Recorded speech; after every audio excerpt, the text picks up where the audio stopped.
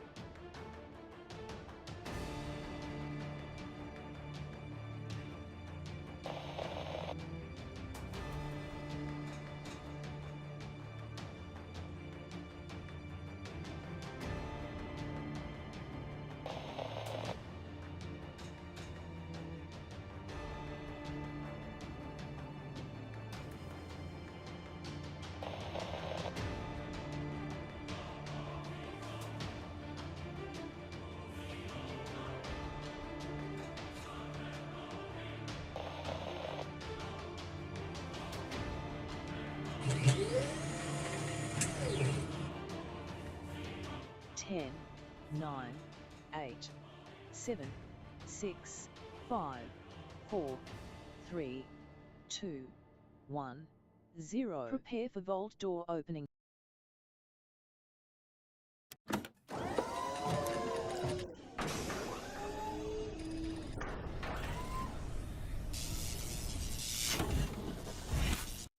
Hello and welcome, everybody. My name is Kismet. I shall be your host for this evening. Put a 1 in the chat if you can see and hear me right over there. We're going to play the awesome game of 7 Days to Die, everybody, which I have at the ready to hit the spawn button and ready to dive right in.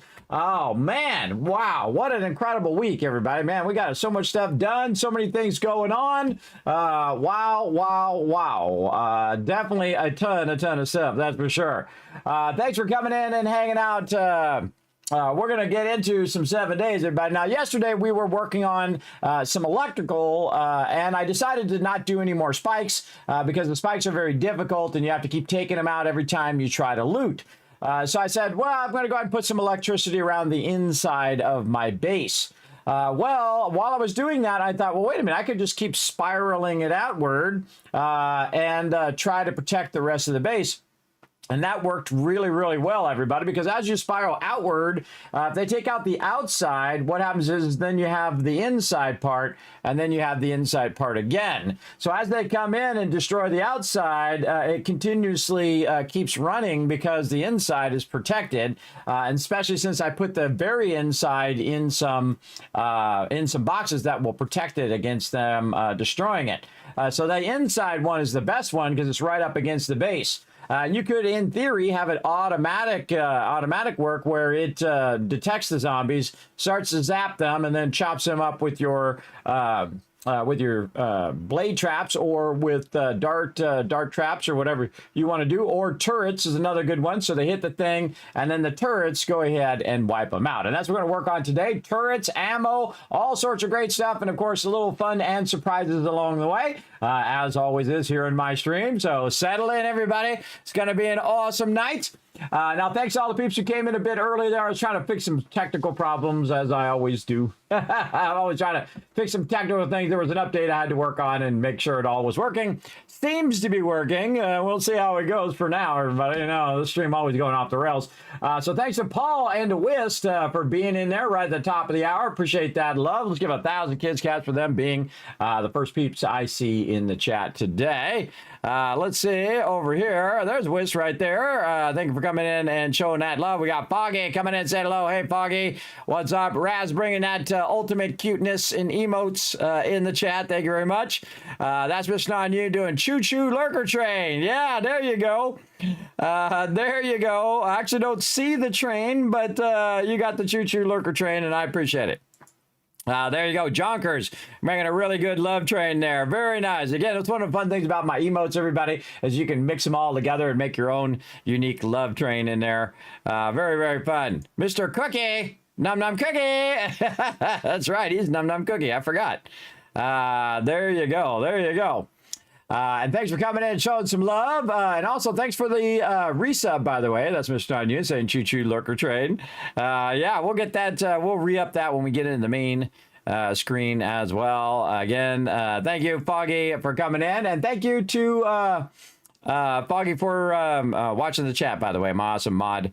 Backing me up in the chat. I appreciate you. Wow, look at all these ones. Here we go. Whis, Foggy. That's Mr. Not You. We got Jay. We got Paul. We got Junkers. That's a 5 times combo right there. So let me go ahead and give you guys lots of love for having my back today. I appreciate it. Hey there, Josh. Hello to you. Thanks for coming in and hanging out. I appreciate you hanging out over there on the YouTubes. Big time. I appreciate you all chilling out in the channel. I'm super excited about it. So we just dive right in, man. That was just so much fun last night. I didn't want to stop, but let's go.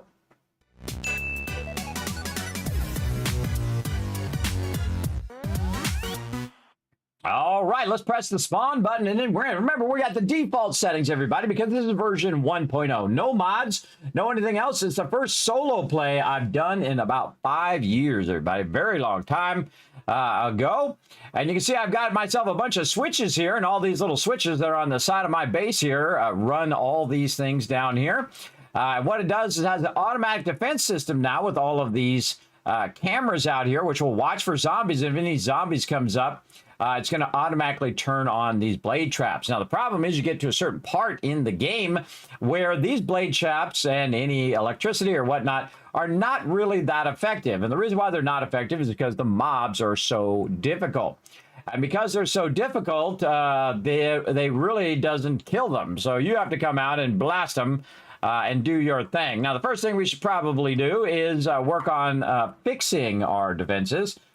So let's go ahead and grab a bunch of this. Already got a bunch of that. Anything that we need to do to repair. Oh, I got some there too. Repair all of our different electrical out here. And we want to work on our electrical and get our electrical to basically defend itself. Now, I left this open. And you can see that this definitely needs some repair in here.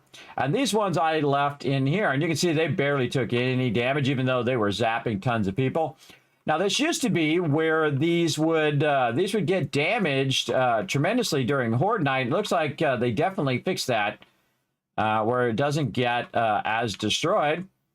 And then what it would do is, like, you'd have 5 or 6 or even 10 zombies come through, and then these electric posts would basically degrade, and you would lose the electric posts. They also used to be way taller, and what I'm doing is just opening it up and then repairing it with right-click. With these materials. You can see that it's taking a little bit. It's 176 of 200. There we go. But those used to get destroyed much quicker. And I can see that they're definitely not anywhere close to getting destroyed as much as they did before. Now, this actually needs to go up out of here. So this is coming across and then going to here and then needs to go up to this. And then that goes along back that way. So we're kind of channeling it back. Oh, wait, no. Huh. Not this one. No, it's this one that needs to go back. Yeah, so again, the hardest thing is remembering what the heck you were doing on another poll.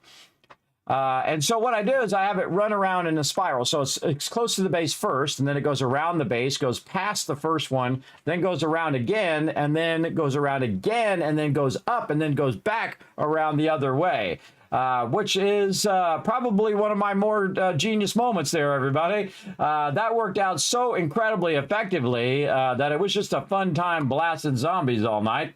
That is for sure. We didn't lose any blade traps or anything like that, which was pretty amazing, I thought. Oh, also, I forgot we got a nice level 6 M60 in there now. Very nice. We'll come back and mess with that here in a bit. We definitely want to make sure our forges are running. Let's run those out right there. Over here, our forges are smelting down. That one's already kind of done. And we definitely need to get a ton of resources going today. That one's melting down nicely. All that stuff, we'll let it run. What we really need is a bunch of these motion detectors. Yeah, there they are. Oh, and I forgot we did a whole bunch of turrets too. Oh man, I forgot. Oh, we're gonna get our turrets going today too. Very nice. All right, so turrets, get our ammo and repair all of our stuff. Now, one of our corners got knocked out by the zombies. Most likely, not necessarily the zombies themselves hit it, but the cops were shot from over there, and they hit this right here. Oh, I need some cobblestone as well. Cobblestone and... this is one of the problems with the underground base, everybody. You always got to run in and out of the base. And that's why I have this kind of quick drop where I can just kind of go forward, boom, and it drops me down to the bottom. Because you're going to get halfway up the thing or get out there and be like, ah, God, I need this. Oh, wait, and now I need that. Oh, okay, hold on. Now I need this thing and that thing. And also, underground bases are massively OP. So if you do this design, everybody, you're going to absolutely dominate this game. For sure, for sure. As you can see, I'm doing it right now. And then we're going to go ahead and just create a little backing like that. There we go. A little backing to protect it from getting hit from behind. And then we're going to go ahead and put this electric post and get it to go the way we want it to go. Come on, you. Good enough. Up there. Okay, so this one is going to go from here. Okay. No. Down there. There you go. To right there. Then this one. Back to here again. There we go. So that one goes to that one. This one then goes to this one. This one goes to that one. This one. There, there. And then back here. And then I think I had one more right here, which got destroyed. Okay. Right here. Now, I expected these to get destroyed. Actually, I expected way more of them to get destroyed, but actually, they did pretty well. Then this one then goes to this one, and then that one chains it all the way back to here, and then this can't chain because this is underneath the blade traps. And so I have kind of like 1.5 levels of blocking on this outer part, and then of course the upper part. So when they try to jump up, they also get stunned. And then this, by the way, will turn on at any moment. So if any zombie comes walking up here, that's going to get it all turned on. Let me turn my game sounds back on. And we still got to work on our turrets, which is our remote Kismet kill box, which I put here in the corner so it can fire back this way. And again, we're going to go ahead and just protect these corner ones. At least that one, because that's the one that is going to protect not only this one, but also the one behind it. I find that a lot of zombies come from around the trader. Now, of course, if I was further away from the trader, they would just spawn on the sides and not come around the edge of that, because they'll spawn way over there in that field and run in. So this side's going to take a lot more damage. And what I'm going to do is adjust it based on where it gets damaged. So if I lose one here, there, or somewhere else, I will just keep adding it. Now, the problem with adding that is when you're in the kill box over here and you're shooting, you can see that it acts as a barrier. I can't see the mobs behind there, but I can just go ahead and shift left or right, or I can get up on top, and that will work really, really well. And again, normally I'm a huge fan of spikes, but they changed the way the spikes are, and the spikes just become useless after, I'd say, game stage 50 or 60, because you start getting radiated mobs or feral mobs, and those feral and radiate mobs can just wade through your spikes like they're nothing, and that just makes them completely useless. Now, the biggest drawback of blade traps are your demolition and your cops. Your cops can, shoot, but the cops don't do too much damage with that range thing. They really actually do more like infection damage than anything else. There we go. Holy mackerel. I might want to turn that down just a little bit. Turn that up for 76. All right. And so now we want to go to each of these and make sure that we got each one repaired. and ready to go. Their lower one. There we go. And stacking these is pretty awesome. One of my more genius idea. Like, I wonder if I could stack those. And the reason why I can stack them is because I have this piece over here. Also why it's holding the hatch up there. But this piece right here is holding this up, which is great. It kind of looks like it's stacking on top of that. So that block is also holding it up, but this also is acting as a support for that. So they'd have to knock this block out to knock that out, or hit that directly over there. And the real trick to it is where you're standing. Where you're standing as the player makes a huge difference. Now, I don't have this automated right now. We're going to work on that today.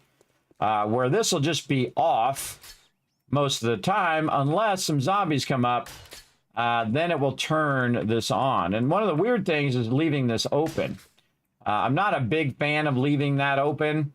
I feel like I'm definitely going to try this also with my mega kill box, with my team, but without the blade traps, and just keep this. And that's something I had already planned to try. But I hadn't got to yet. I tried it a little bit. You probably saw it last weekend where I did a little bit just outside the base. But one of the cool things is it just eliminates your need for spikes. Because it just stuns the heck out of them, which is awesome. And then, of course, I can triple stun them. So, because I have 3 layers, especially when they're up against the side of the base. I don't want them hitting the side of my base if I can avoid it. And then it's also good to go along the edge of your base like you were a zombie. And just see how it does this little repair here. It's using up some of my steel. So I'll just kind of walk along and just rotate up and down and let it repair there. Even if it's just a little bit, you don't want them to get ahead of you. Yeah, there we go. You don't want them to get ahead of you. And you can see that it definitely took some damage when they got close, but nowhere close enough damage to... oh, right there was a bunch. You see that? Yeah, 77% there. Probably the most damage right there in this middle part. I think I was standing there quite often shooting mobs. But nowhere close to breaching that. That's a long way they would have had to go. Because the electricity is stun locking them the whole time. So it's very difficult for them to get to that point. Yeah, that is awesome. That's an incredibly great discovery. Now, the thing that facilitates that and makes that better is the fact that they shortened the size of the electric fence post. Electric fence post used to be twice high like this, and then it used to be tied off about in the center. I think it's actually a little shorter, but it used to be in the center. And so the dogs and all that stuff would just go right under it. Even if I lowered it, then the mobs would just walk right over it. So it was really, no matter if you put it high or low, it would be useless most of the time, because also these things would break really easy. But even with them open and exposed, they didn't get broken all that much. I had a couple over here that got broken, but other than that, not really. Not really. And that's an amazing thing, everybody. So I didn't really have to protect them too much. Definitely this one here in the corner I want to protect. Because again, there's a whole stream of them that just come out of there from that corner. So that just worked out amazingly. Okay, so now what I want to do is I want to have it turned off, the electricity turned off when I'm not using it. But if there's any zombies that come around, I definitely want it to activate the electricity when they're nearby. But I've already kind of put these in for this, so I would probably need one that's watching this way, one that's kind of in the center watching that way, maybe here watching that way. The problem is I'm going to need a whole bunch more of these detectors to detect any zombies nearby, and then activate that automatically. The best thing to do is to try to think about, what is the optimum view, right? So if you have one going this way, looking that way, and one looking this way all the way down the edge, you might do 3. So you have one looking in the corner. And again, my view is going to be the same as the view of the camera. One watching the corner, one watching that way, and one watching this way. which is why people stand in the corner, by the way. Have you ever noticed your corner of your base gets destroyed more than anything else? And that's because people are standing in the corner, you know, shooting stuff so that they can see multiple directions at the same time, which is why they're doing that. So that might be a great way of doing that, but I guess I could put one on here, and then one there, and then one here. Let's give that a shot. See how I like it. Now, the trick is that you have inside and outside blocks. So now this is what's known as an inside block. So it's on the inside, and then I'm putting the sensor on the out like that. And this is an outside block where I put it outwards and then put this attached to the inside of it. And you can see I use insides and outside blocks very, very effectively. It's probably one of the best things to master in the game, is doing that inside and outside block. Now you can see that that one is only going to go there, and it's not going to let me put a block this way. So I've got to use that block as a single block that's going to go around that edge. And one of my favorite pieces to use is this plate corner here. Now, the reason why I'm using plates, everybody, is they still take up the same block, and they'll be just as strong as a square block, but they allow me to walk through there, right where the block would be, right? So you have that extra area to run behind here. Actually, if I really get in trouble, I could dodge behind there and just let that thing take the hit, which I don't want to do because I have my sensors in the front and would take out the sensors. But basically, that's just going to allow me to do that. And then what I'm going to do on the outside here is we'll just do this. We'll upgrade that. Very nice. And then we'll go ahead and put our sensors in, and we'll have it test that out. So we're going to go ahead and put a sensor right here, and then one over here, and one over there. All right. And so we're going to have our electrical here. We're going to need our electrical tool, and it will show us all of our electricity and how it's running. Now, this right here is my electric, and it's running from that one over there. Now, what I would need to do is basically create a kill switch down here in case I want to kill the whole thing for whatever reason. Always a good idea to have a backup kill switch. So we're going to go ahead and put a kill switch right next to it. Then we're going to go ahead, and I can go through and put some signs up and label all of this, but it's just me. It's not like somebody else needs to know what I'm doing. Now, because I'm running this not to that, and I'm going to run it to something else, it will automatically remove that connection to the switch when I tell it, hey, check out this sensor over here instead. So now it will go ahead and it should cut that connection. Oh, it didn't because I offset it. Interesting. Interesting. Oh, wait, that's the wrong one. This is the one. Oh, and I don't have a kill switch down there. Now I do. So what I want to do is left click this and left click this. All right, so that was the wrong one. Now you're making a mistake. Go back and fix it. There we go. Okay, so this one needs to go to this switch, and then this one is going up to this sensor here, and then that should then cut it. Yes, there we go. Now I did it. See how I cut the other line automatically? It goes to the switch, and then I can have a kill switch for that as well. All right, so this is the thing I need over here, which I already have a kill switch. And again, I have two switches. I have an upper switch in case I need to turn it off up here, and then a lower switch as well. All right, let's try this again. And if I go over here, it should automatically remove the connection up to there, which it doesn't do. Interesting. Interesting. So we need to left click to take that out. And probably after I did all the sensors, it would just automatically kick it. But we need sensors on all the sides. And then over there like that. Now, if we roll over it, we can see... Oop, did it not do it? Hold on. And then right-click this one. And right-click that one. There we go. All right. Now, if we roll over it, we can see there's a little gray number there. It says 1 watt. Now, for every link in the chain, it's going to take a certain amount of wattage. If it actually goes to the electricity, it's going to be 10, 15, or the blade traps are 15. But each one of these switches also takes a watt. So if you're chaining in a long distance, it's like 1 watt, 2 watts, 3 watts, 4 watts, 5 watts. It's actually coming out of your actual power. So keep that in mind. Now this switch, I just want to be on all the time.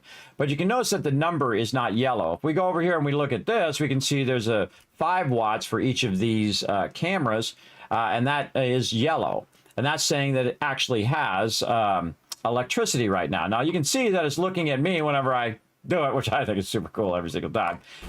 It's looking at me, and I want to actually look this way and be watching for any zombies down here and automatically turn itself on.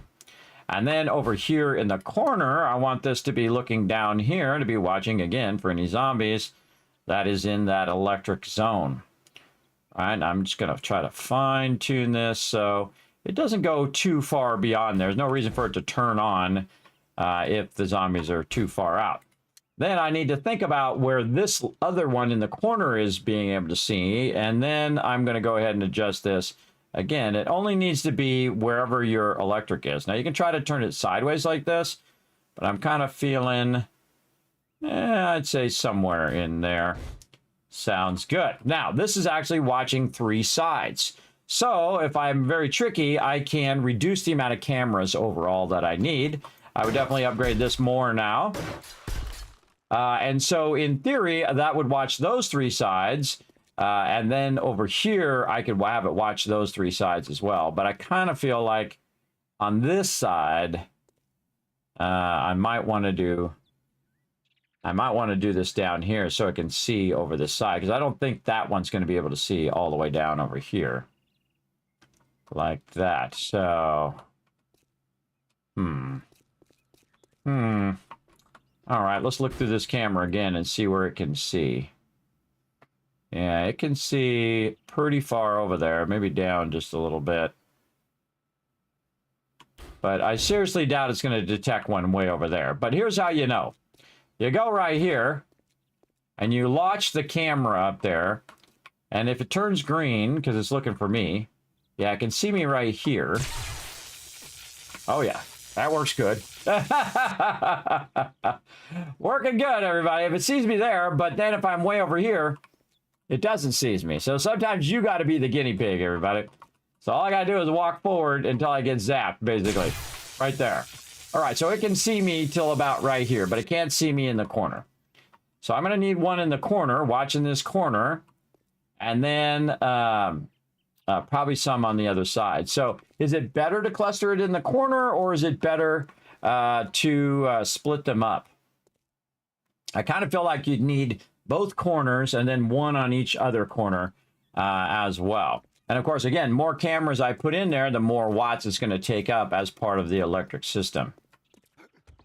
So let's go ahead and do that. Or we could put 2 in the center like this, watching this way. Like say right here, one watching that way. Like this. Maybe in, yes, in the center maybe. And one's on the end. There's 1,000 different ways of doing that, everybody. But again, doing it the most efficient way is the tough part. Especially watching the corners. I kind of feel like it'd be more efficient from the center. Because then you could watch that whole side there. And then you could watch this whole side here. And then 2 more in the center there, watching that way and this way. And then 2 on the end. So this would be 3, 6, 7, 8. And then this would be 2, 4, 5, 6, 7. Okay, so I would reduce the amount of cameras by 1 by doing it in the center. And that's what I'm all about, everybody. Reducing the overall cost, electricity, and whatnot. Now, here's another cool thing I can do is I can just use my little hand, boom, pick that up, and decide to move that elsewhere. Let's try it like that instead. I like this one at the end here, so I'm going to leave that one probably at the end. But I'm going to rework this here, because there's no reason to have all of this if I'm not going to use it as a support. BMX coming in, what's up? I'm good. How's Kismet? I'm doing good. Gigantify an emote. Yes, look at them caps. 2 more posts for recaps. Oh, you got it. You got it done. Let's go. Get you all them caps, everybody. Nice job crushing those emotes. Let me go ahead and also replay before I forget. Replay. Where'd my alerts thing go? My alert thing vanishes. Hold on a second. Where did my doc go? Oh.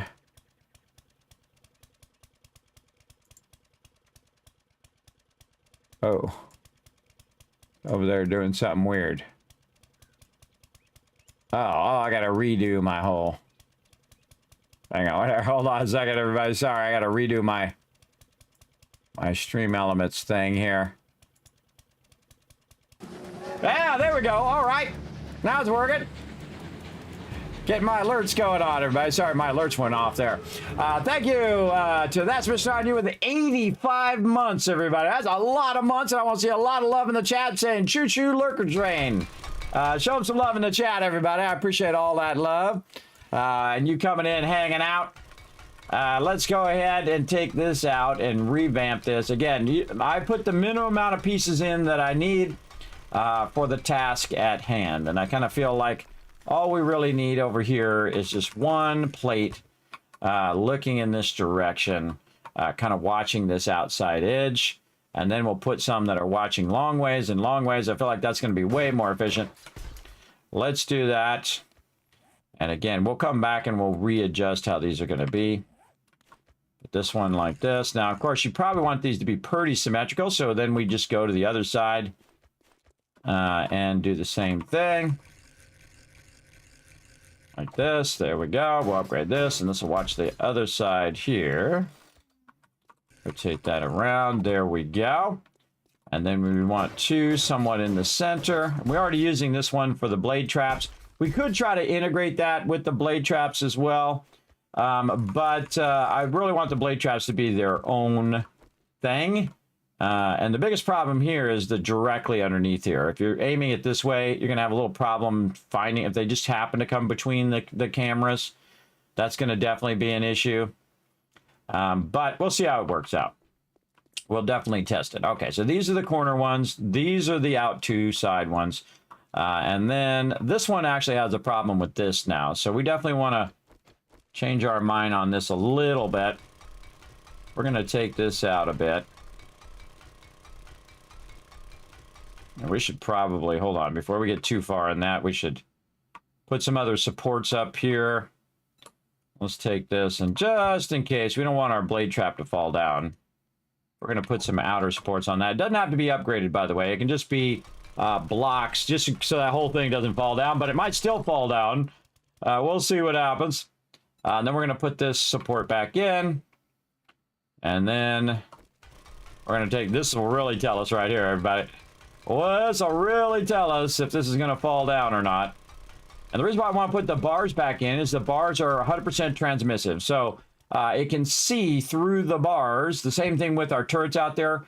Because it's transparent to the sensor will be able to see through the bars and see it down below. And then we take those out. We all good. We all good now. Okay. And then so we'll put another one of these in. And no. That's all wrong. All wrong. Wrong. All right, hold on. That's got to be, the block's got to be flipped the other way. So we can put the sensor on the outside. Otherwise it's blocking where we're putting the sensor. Now, putting the sensor down low like this and just above, oops. Oh, there's already a switch there. Okay, my bad. My bad, so that actually does need to be there. And let's put that back the way it was. And then also repair our light switch, which we also almost broke. So yeah, this one needs to be a double one of these beyond that. So we have a switch, and then we'll put our two sensors there. All right, we do what we got to do. And then, again, now putting this down low so the bars are protecting it And I just don't want to stand up here. That's the trick, everybody. Don't just stand right here and let them attack you and hit your sensors, right? You want to be down below, or you want to be kind of standing where there's no sensors, like over here in the corners, which is why I don't put too much in the corners, everybody. Now, again, if I'm standing here and they're hitting me, they're going to most likely miss this sensor because it does have a bit of the bars blocking it. But the trick is shoot them before they shoot you. That's a real one you want to do. And then have all these sensors doing their thing. Now, I'd really like to be able to color all these sensors because that would make this way, way easier. But what you can do is just use this to know what the heck you're doing. That's the hard part. All right, so we'll go ahead and hit our switch here. And we're going to go to our first sensor over here in the corner. There we go. And then we're going to go ahead and connect this one to these two sensors here. Very nice. Let's say we go to the corner one first here. And then from this one way over here to these two new ones. There's a long way around. You definitely... Only I would know how this is wired now, everybody. And then this is going to go to the actual switch there. Okay, now we're getting somewhere. Now, these should all have power and allow me to go ahead and maneuver this. Again, you definitely want to put this in such a way that you're getting the maximum edge view. There we go. Let's say that. And then over here, this one again. Now, see, it's not going to be able to see straight down. So we want it to kind of look this way, kind of in the way right now, but it should be able to detect anybody coming along that way. We'll test it. This one as well, but this one's going to go down. We only need it to activate if it's actually in the electricity, or activate it a little bit before it gets to the electricity. Again, adjusting the angle also helps. Like you rotate the camera a little bit out further so it can see more in the closer area. Again, finding that perfect angle is the key to these cameras. Just like that. And I'm really automating. Normally, I do not use this many cameras, but definitely want to, again, watch this whole side. Angle it in such a way that it's getting a good coverage of anybody down there. Let's go with that. And then same thing, try to get myself out of the way. And then, yes, yes, yes, yes. Okay, and again, kind of nose that down, maybe angle it out just a little bit more. So it's getting more of the closer coverage, which is right here. Again, that's the trickiest part, is going to be right here in the center where they're both coming together. You definitely want to be able to see as much as you can when they come into that zone. And it only will take one of them, by the way. If one of them sees the mobs, then it will be fine. Okay, so here we go. Let's go give it a try. So I'm a zombie, and I'm coming up. Oh, yeah, I can see that it did activate. Oh, it's got a tingle. Oh, it makes my toes tingle. And I can see that camera, boom, it sees me, right? And then now it went back down.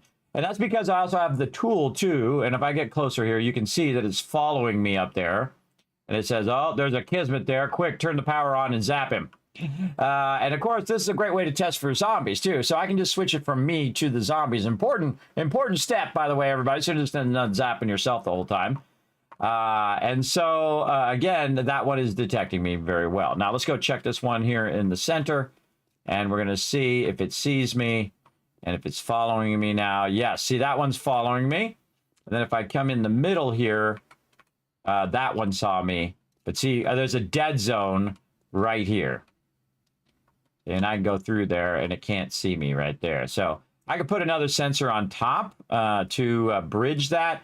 But I don't think it's going to be that big of a difference, because what's going to happen is some other zombie's going to be there, and then this zombie's going to be here, and it's going to go ahead and activate the whole system if any of those ones get detected. So that little bit of dead zone is going to be tough, but I seriously doubt they're going to be perfectly lined up the whole entire time. But the way we'll know is we'll try it on Horde Night and see how it goes. Now, this guy's not seeing me out there. Oh, no, there he is. He's seeing me. Yeah, he sees me right here before I even get to the thing. And again, that camera is following me nicely. Very nice. And then if I go here, yes, that camera, I can see. See, I can see the yellow part of it. It might be hard to see on stream, but there's like a cone. That yellow cone coming out of there is basically telling you what it detects. And as I move forward, you can see that that yellow moves up. And that's what I want to see. I want to see it say, oh, there's a Kismet over there. I better turn this electricity on and zap the heck out of him. There we go. So that is working. And then again, this one's going to have a little bit of a dead zone in the center as well, right here. But if I do walk up in here, I have a feeling it's going to see me if I get close enough. No, actually. So right there is like an empty spot that they can get through. But then again, it's my job to kill them as well. But if I get over here, that other one now sees me. And then if I'm way over here, let's see if it sees me if I get close. Not really seeing me.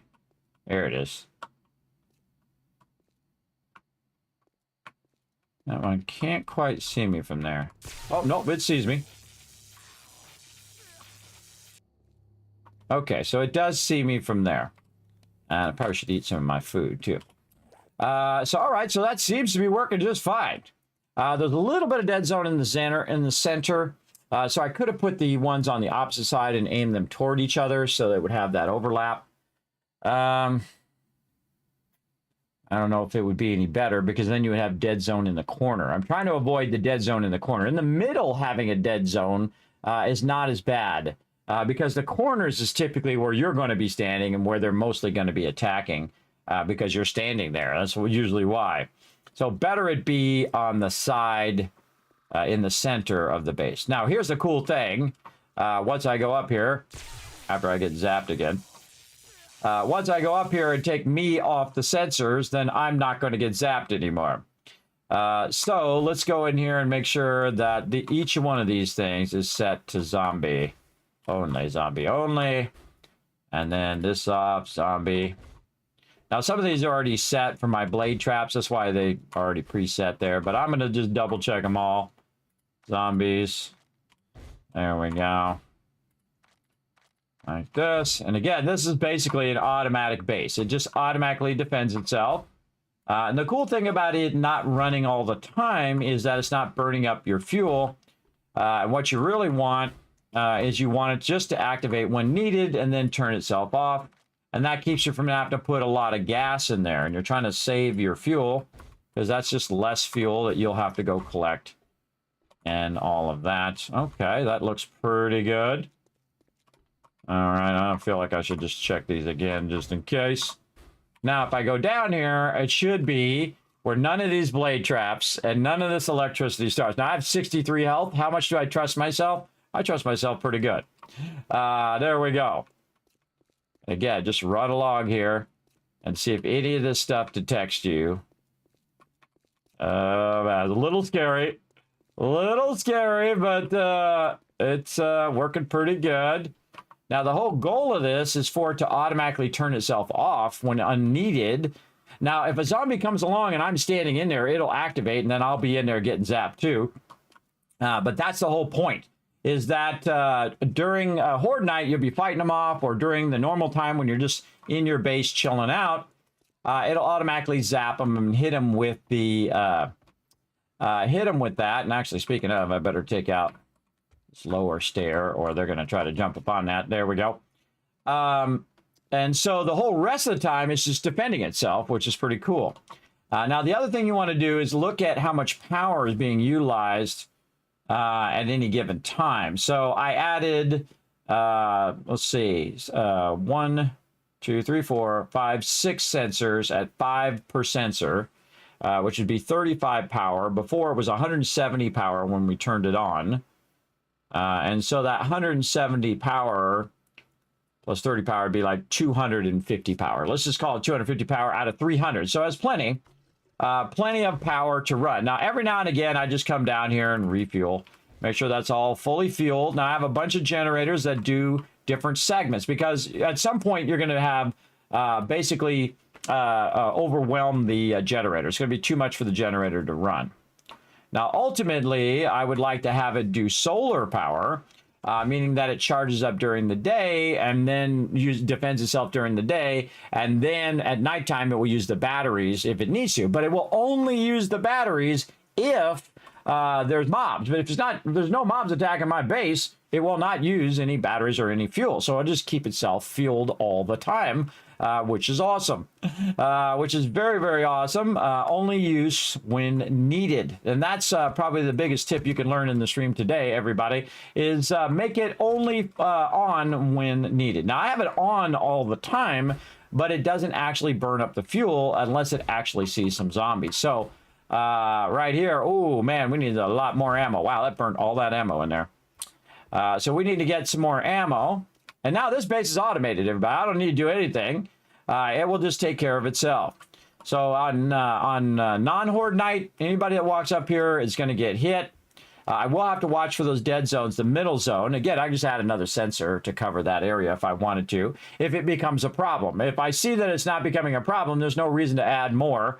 And again, the best thing to do is just to let it run and test it, see if it works. And if it does work, well, hey, great. There's nothing else I need to do. But if it does have a problem, then I definitely want to fix that later. Let's put all that stuff away. We don't need any of that right now. Let's see. We came down here for some reason. Ammo was the reason why we came down here. And again, I have my Kismet kill box here in the corner. And now we're going to add more turrets to it. And then we're going to build out our other corners. So we not only have our internal protection of our base here, which is up close to the base, we also just have the ability just to wipe them out with some turrets up here.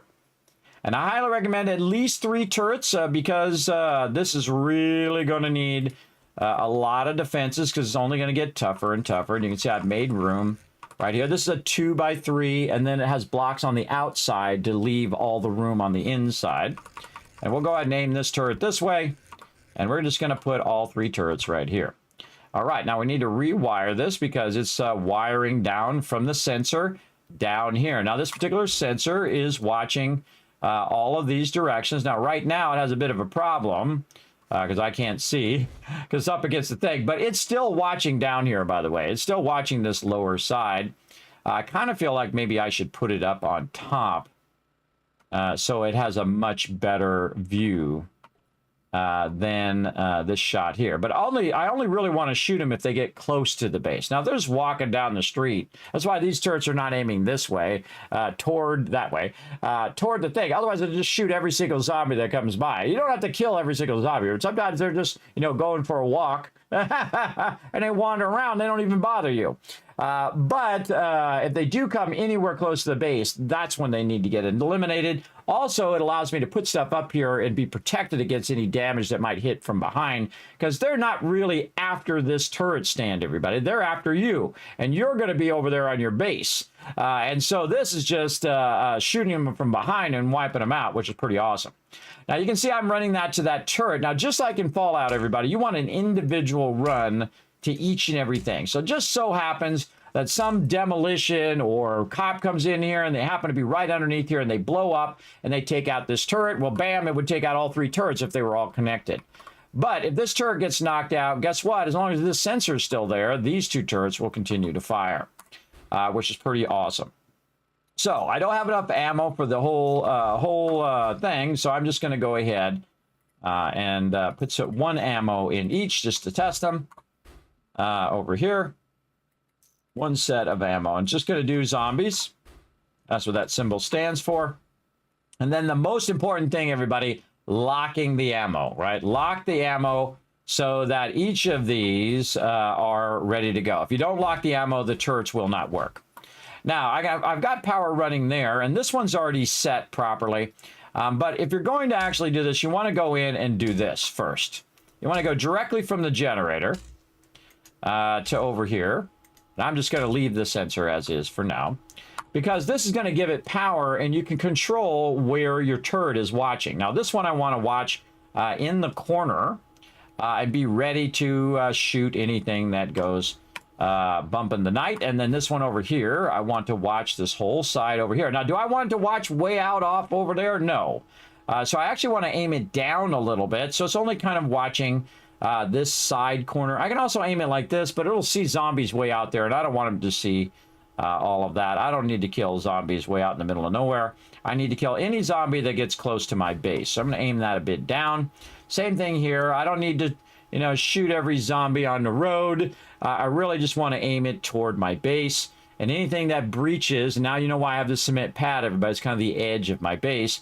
Anything that breaches this kind of zone of my pad on this side, that one's going to start shooting at it. Now what we need is we need some friends to come over and help us do this.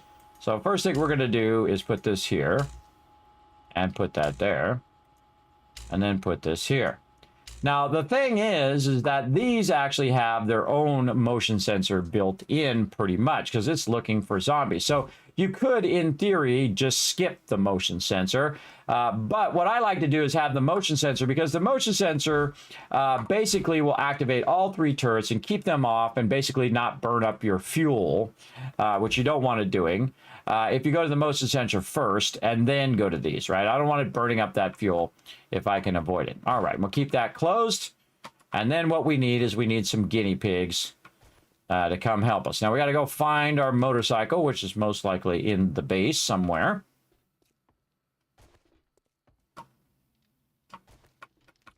And we'll grab our motorcycle here and we'll get it going on.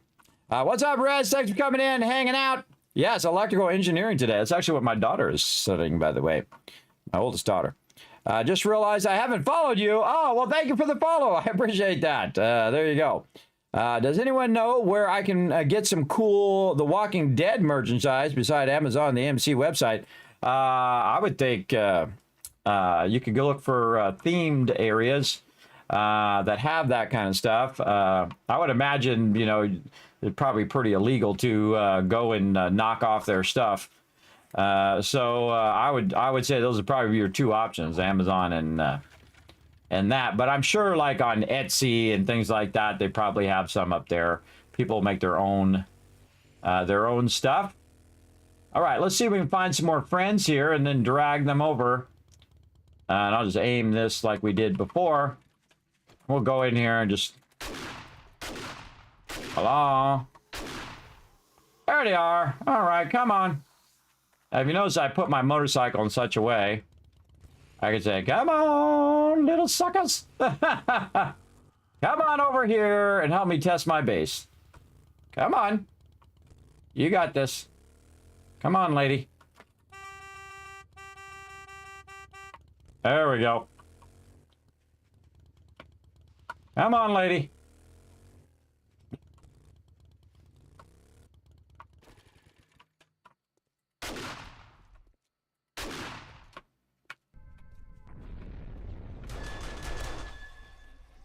Oh, she got annihilated, everybody.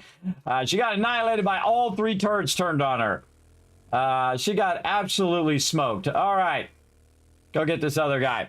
Thank you for the love, Colonel Frosty. Love the name. Thanks for coming in and hanging out. We're annoying some zombies right now. And I'm showing you the automated Solo Wanderer automated kill box over here. Kismet kill box. Let's go, bro. Come on, guy.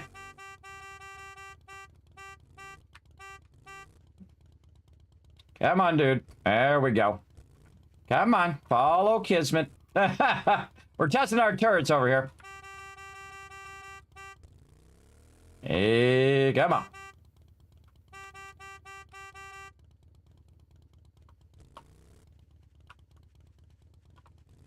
Get him out on the road. Let's get him on the road. And then also we can watch all of our other stuff turn on as well.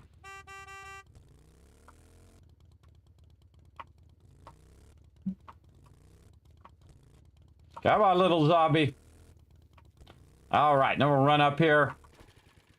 Shoot off the shotgun, grab his attention. Watch him get annihilated. Again, watch it sense up there.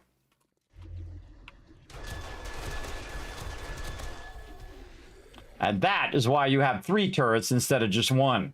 And if you notice, it was actually more efficient for me to split that ammo up than to put it into one turret. And that's because all 3 turrets turned and fired on the guy. Also, if you notice that my base automatically started up because it detected those zombies. It started up all the blade traps that were on this side, not all of them all the way around, but in this particular zone that I set up. I've got it set up on one side, the other side, and then the 2 middles are connected. So anything that comes around this side will go here. But if I go into it, it doesn't trigger. Right?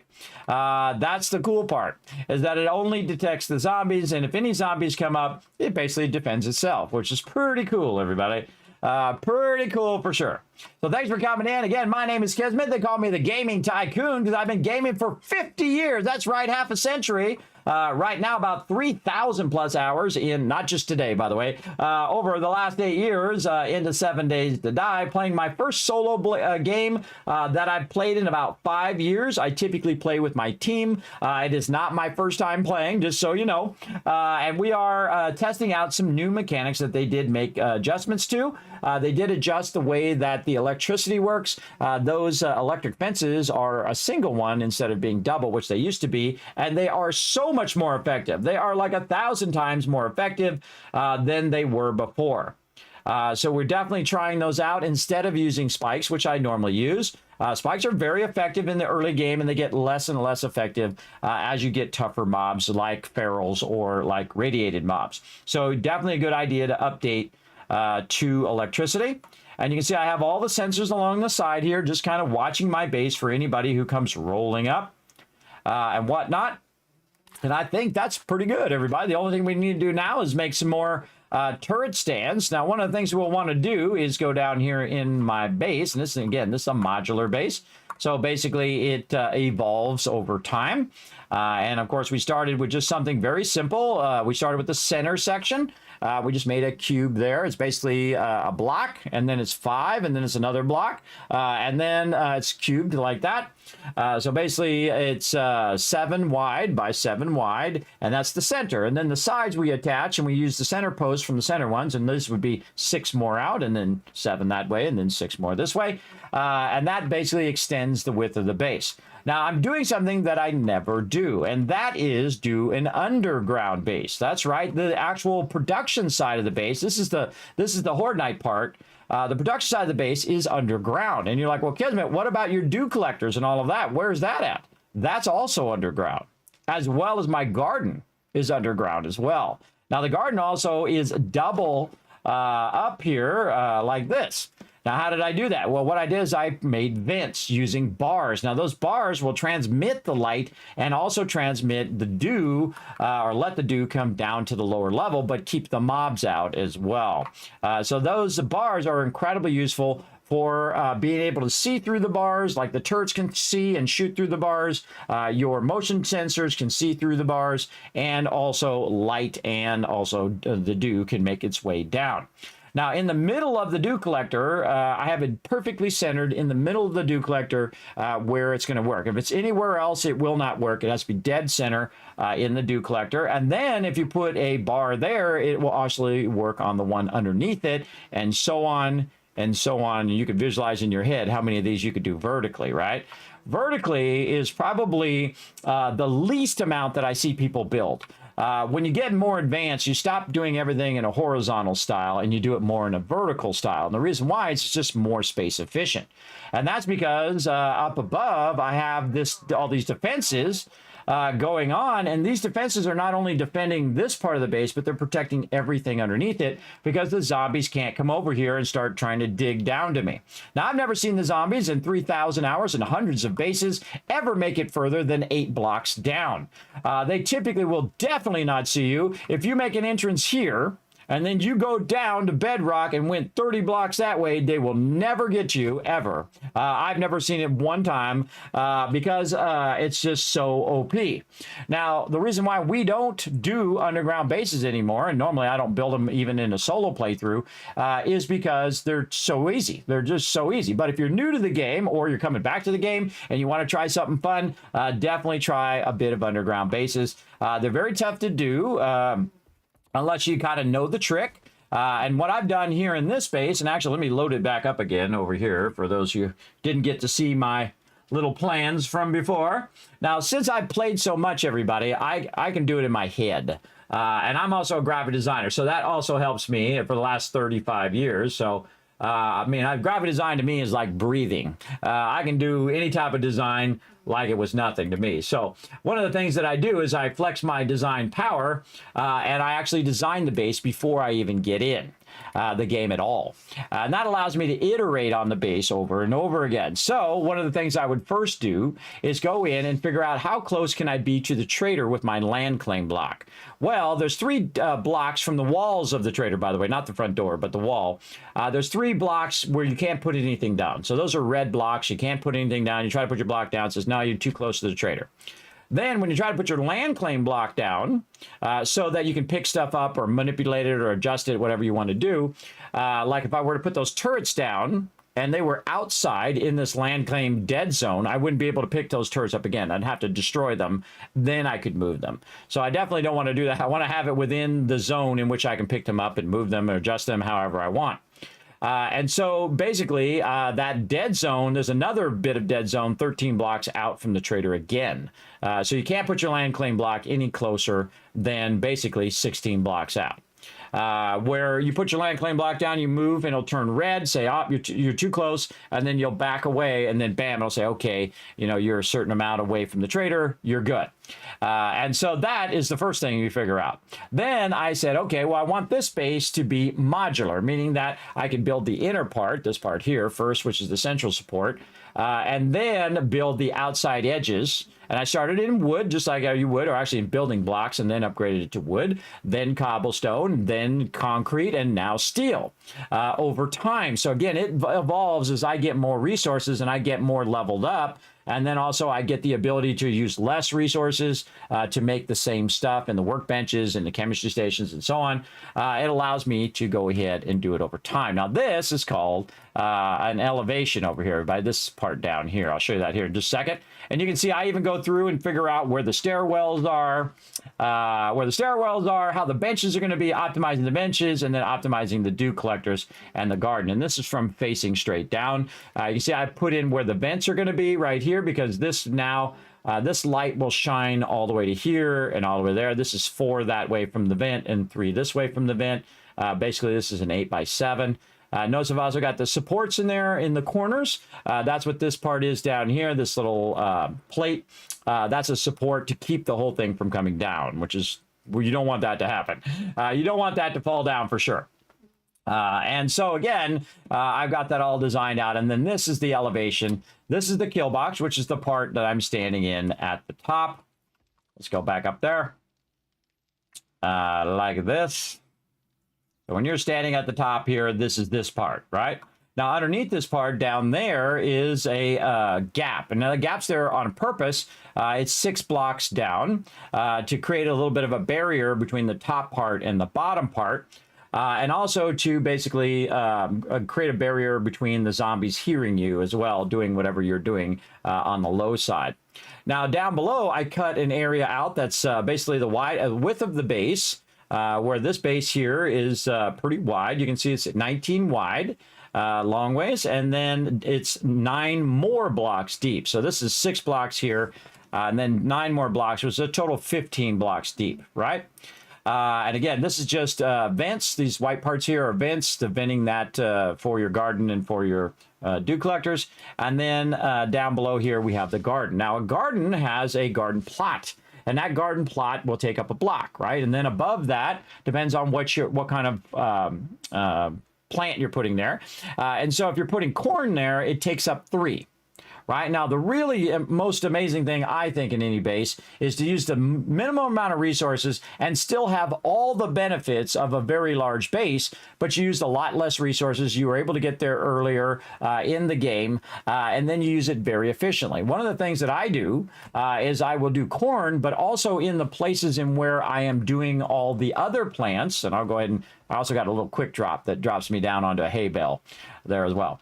Wherever I'm doing the lower ones, like the blueberry plants here, which are only 1, and then some of them are 2 high, I also put the mushrooms up above. So instead of that 3 block being wasted, I'm using the 2 bottom blocks and then 1 block at the top for the mushrooms, and then plants at the bottom. So very, very efficient way of doing it. Same thing with our yucca plants here. Our yucca plants are too high. And then that third block is where I put my mushrooms. So very, very efficient space-wise and also time-wise of your time overall. Now, to cut all this out in the early game is quite an undertaking. But here's what you do. Instead of cutting out every single block, what I did is I went around and I cut the edges first. So I went and cut the top part off. I went around, cut the edges all the way around, and then I undercut it. Now, what happens when you undercut it is all the other blocks just come tumbling down. Now, you don't want to cut the bottom first, because if you cut the bottom first, it'll start to cascade, and it will pull down blocks. Even though they have support, it'll pull them blocks down too. You don't want to do that. I have done that by mistake before, especially in the desert where you have a bunch of sand. It'll just start, or if you see me do open pit mining, you'll see that a lot of that stuff falls down. Watch out for that. You don't want to pull your whole base down. So definitely cut off the top first, go around the outside, or cut around the outside and then cut off the top. Doesn't matter.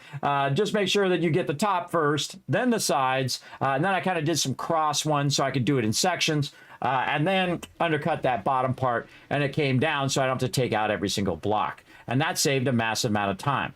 Then I built an upper area and a lower area. And then put in all of my stuff, as you can see. And these dew collectors do work, as you can see, right up here. That's collecting that because I have the gatherer and the tarps.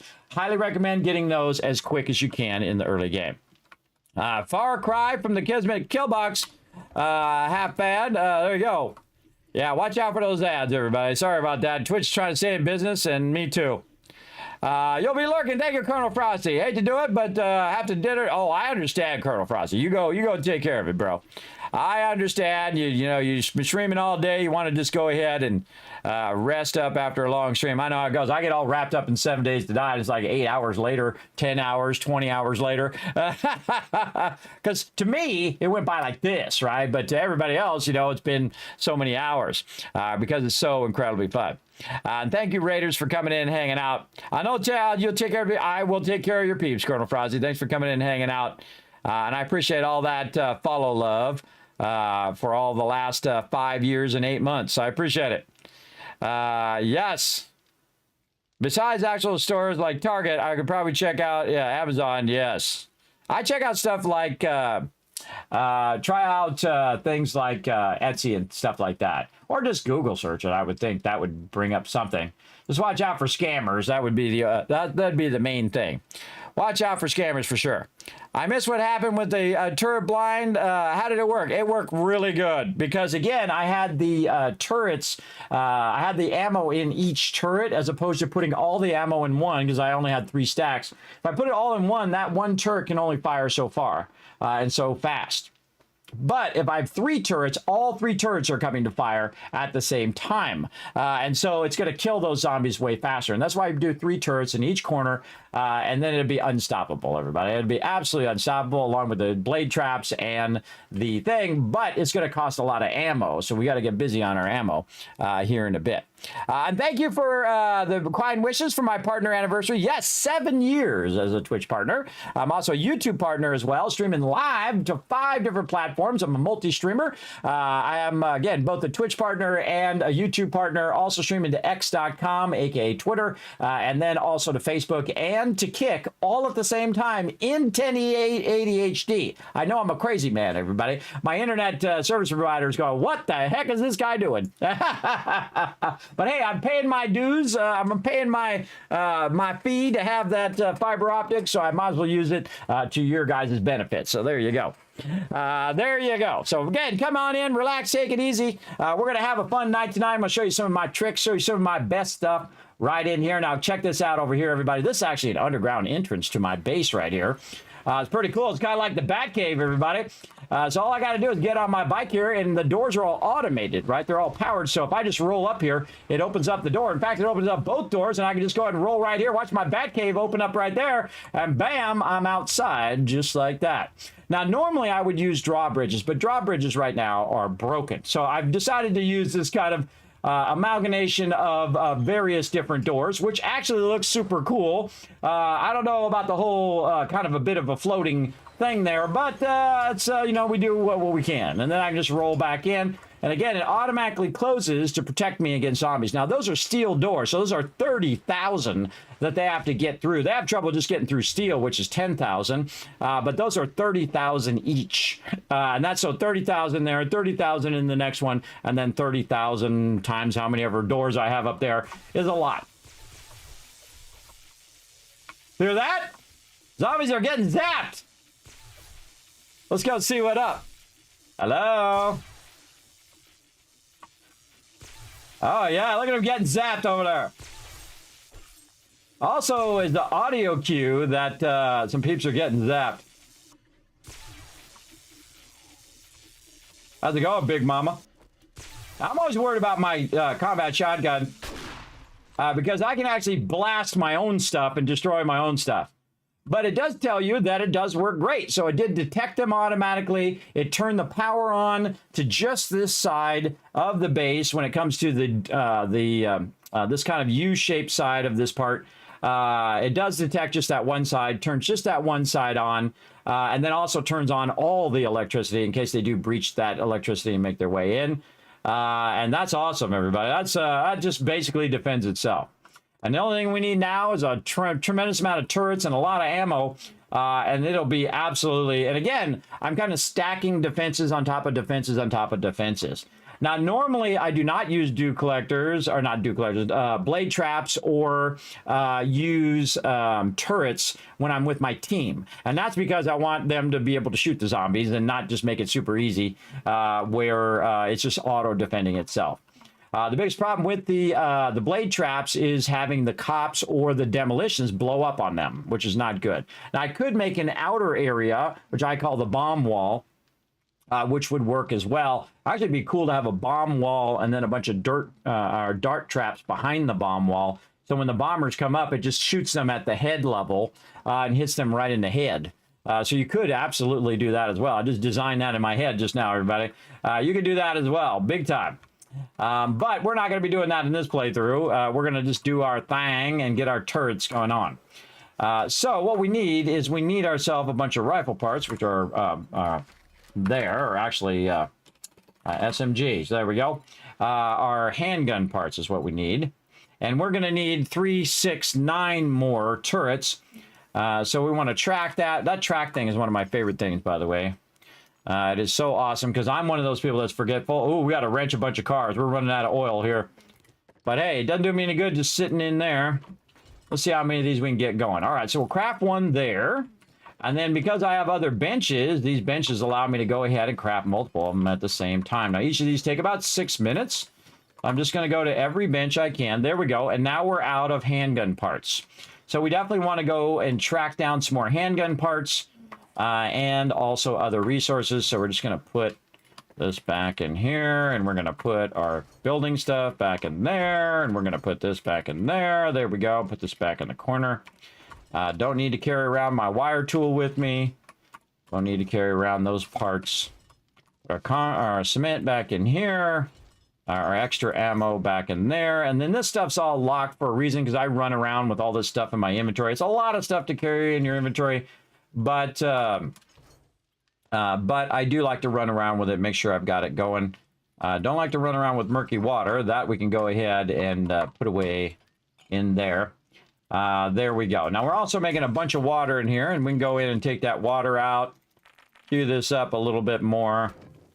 And you can see I have 1,000 water, everybody. And that's because I've been picking it up and putting it in here little by little, and when it gets low, I then take it and convert it into water. But I could take all of these and put these 5 across and let them all convert water, but the problem is I'm going to run out of space because it's going to burn up all my space in here.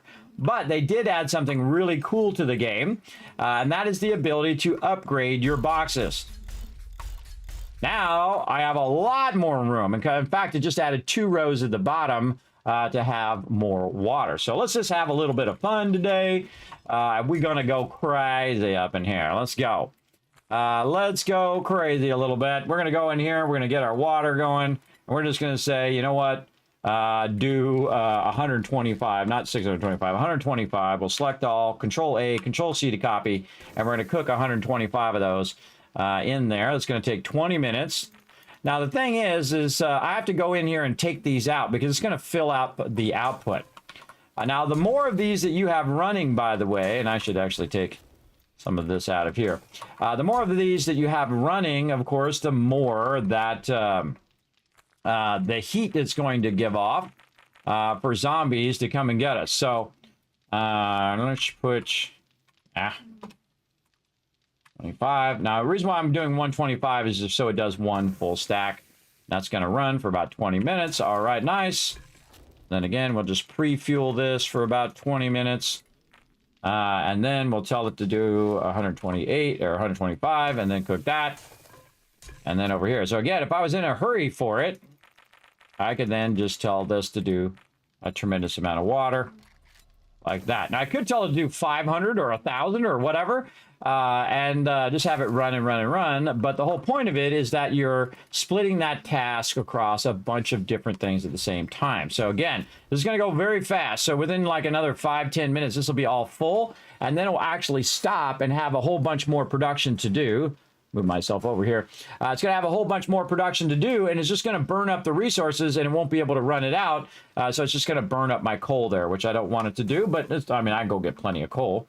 And there we go. So now we have that efficiently running, and we had backlogged a lot of water because we just keep coming in and grabbing all the water out of these two collectors, and then we go up here and we grab all the water out of these, which actually I grab some more of those. Otherwise, those stop running. Those will stop running, and they're not collecting any more water in there. And there we go. And again, we just keep backlogging that until we need it. Then we make a bunch of water. We put a bunch of water in the thing. And then if we need to make stuff from that water, like in the case, we need to make some yucca juice or yucca smoothies, we'll be good to go. But that's the whole thing. When I saw that you can upgrade the boxes, everybody just gave me a brilliant idea for our larger base, our mega kill box that I do with my team. You definitely want to come back on Saturday to see that. Saturday at 10 p.m. Eastern Standard Time. We're going to be getting crazy over there. Okay, now another thing I want to do is look at my boxes over here and see what the heck they're doing. These are my forges. See what the heck they're doing. They're not doing diddly squat right now. Let's go ahead and run this forge just a little bit so we can run a little bit of our brass casings out and a little bit of our bullet tips here. We need something like lead and stuff like that to throw in there. We could also use some clay for right now while it's running that out. We could also smelt some clay in there. Over here, this is almost finished, so we're going to go ahead and run that out for about 40 minutes. We're going to make sure that that can just keep running and running and running. You'll see that my stone forge very diligently runs and runs and runs and pretty much never stops running. And over time, that really adds up, as you can see by my concrete box. And that's all that concrete, by the way, is made and converted by that one forge. Again, time plus effort equals a lot of stuff, for sure, both in life and in game, everybody. So we're going to go ahead and take this concrete that we have now, or really it's raw cement or just cement if you think about it, because cement is then mixed with other materials like sand and stone. And so we're going to grab all the sand out of here and a whole lot of stone. And we're going to go over here to our mixers, and then we're going to say, how much can we mix? We can mix 10,000 if we wanted to mix, but the most you ever need to mix in a concrete mixer is 6,000. So we're going to say 6,000. Right here, it's going to run for 176 minutes, everybody. That's like 2-3 hours. That's going to run right over there. And then the same thing here, 6,000. Run that again. And by the way, I copied and pasted the number. And then this one's about 1363. It's not quite 6,000, but that's okay. We'll let it run. And all of this is going to be done in like 2 or 3 hours. And then I'm literally going to have, 12,000, 13,000, 15,000. I can do the math, but I don't feel like it. 15,000 or so concrete, just by setting it and forgetting it, as I like to call it. You just set it up, let it run, do its thing. GG's, you're all good.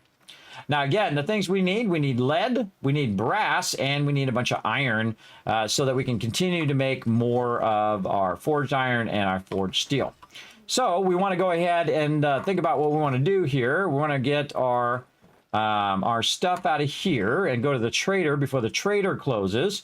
Now, the trader's supposed to reset. Let's go see what he's going to reset. Day 91 is when he resets. So we need to look at when he's going to reset again.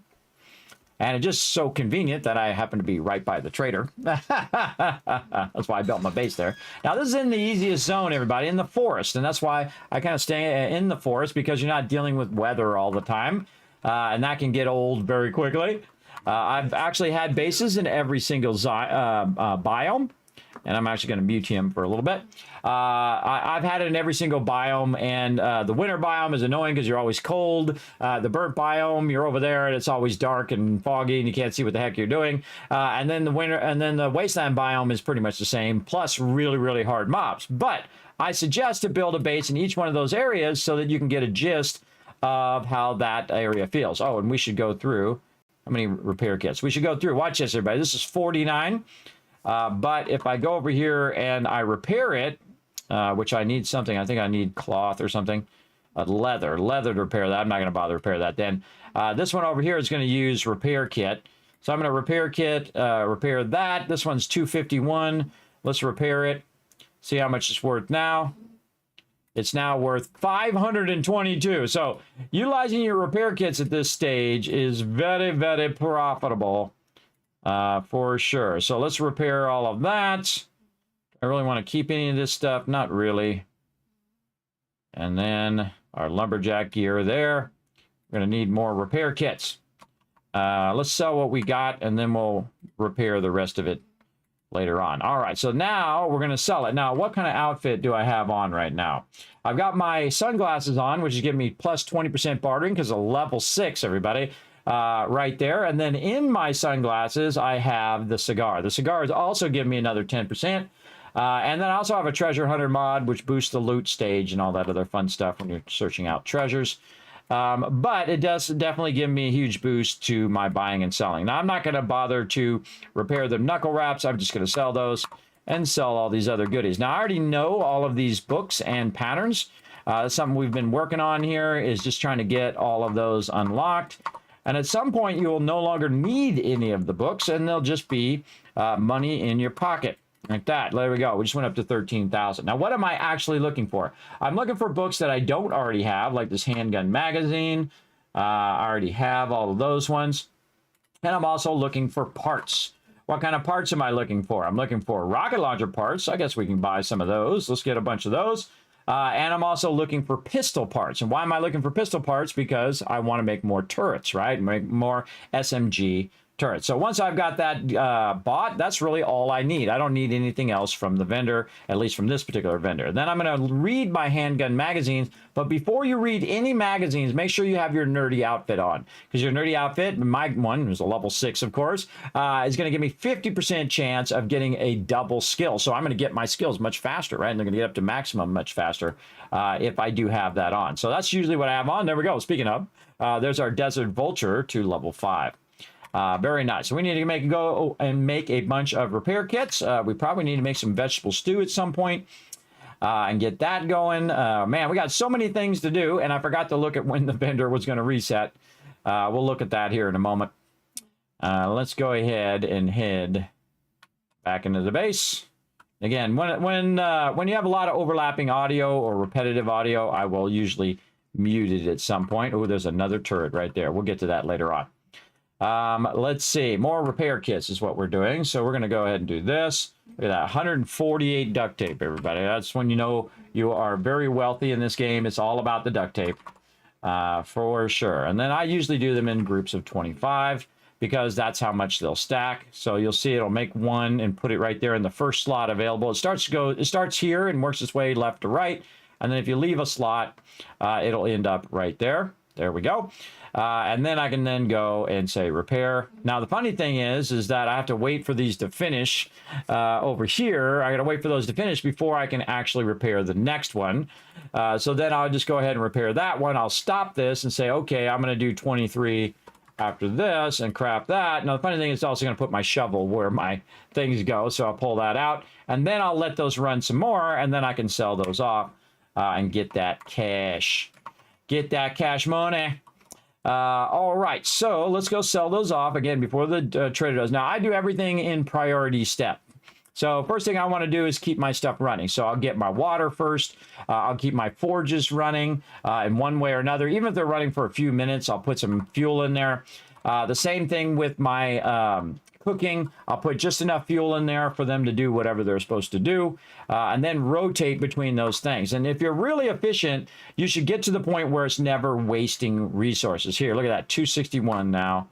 Oh, and he's not interested. All right, how about steel pickaxe and shovel? All right, he's interested in those. Now, if he's not interested in it, I can go ahead and sell it to another vendor later on. And that's good. Now, at this point of the game, what you're doing is you're running from vendor to vendor, and you're selling your stuff and buying stuff. Now, just so you know, you don't need a base at all. You don't have to make a base at all in this game. You can totally play like a nomad playthrough where you're running around. And you can also change when the horde nights happen. They could happen every night if you wanted. You can change it. It could be random. All of that kind of settings. You can turn the XP up or down, make it harder or easier. You have all of that power, both in a solo game or a local game. And then also if you get an awesome server. Now, of course, my server host is G-Portal. They are the best. I'm going to give them a shout out right here and save you guys 10% off your mega server like ours. So there you go. Thank you, D-Bor, and thanks for the love. And again, thanks everybody for coming in, hitting that love.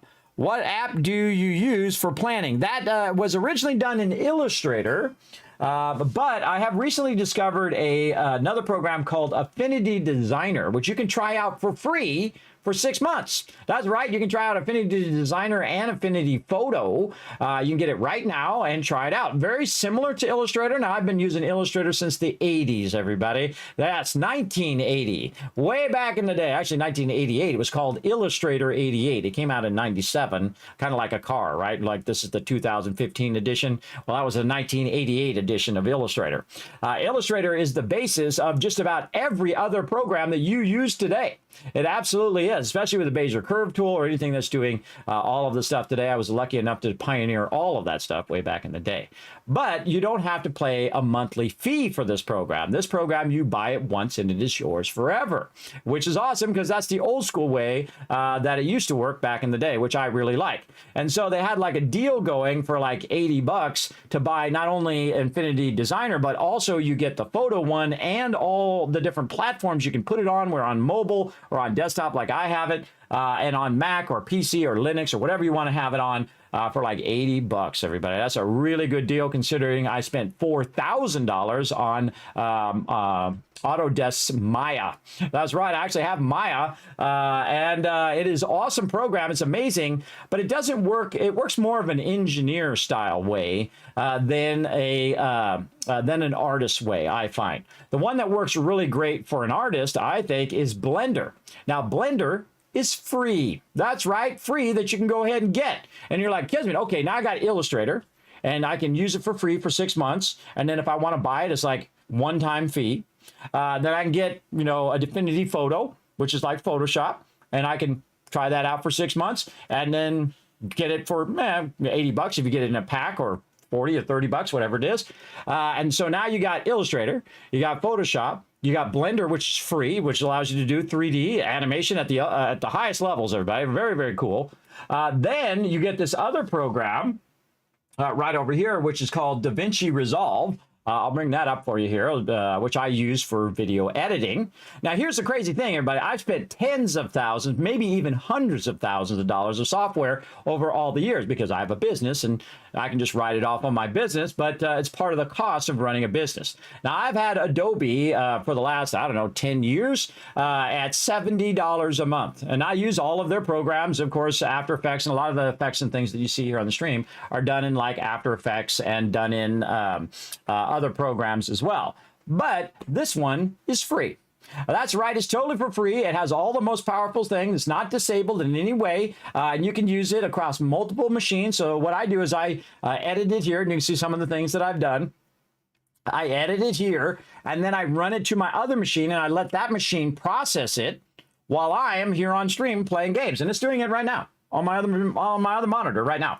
It's also backing up some of my streams over there as well.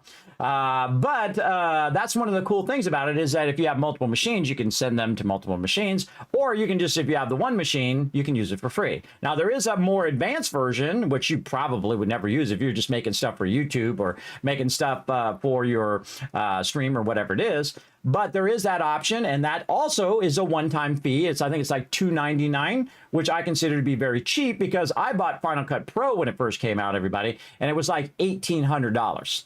And I still have Final Cut Pro, and I can still use it if I want to. But why not use a program that's free and that I can use across multiple platforms without having to buy multiple copies of it, which is much smarter to utilize that program. And it does everything that I want it to do, even at my level, everybody. I think my level is much higher than the average person of what I'm doing in the advanced effects that I'm doing that you would do in After Effects. Now, After Effects is one of the greatest programs of all time. I give them lots of credit for that. But they've been doing some shady stuff on their subscription stuff, which I never knew about because I've been paying mine, all of these things. But I actually, for the first time in 30 years, I actually canceled my Adobe subscription because I can just use these programs, and they open Adobe Illustrator files, they open up JPEGs and all of that, and they use it just like you would buying all those other programs. So now it's like a renaissance for people, everybody. As a graphic designer and as an editor and a 3D animator and someone who studied a lot of architecture and stuff and so on,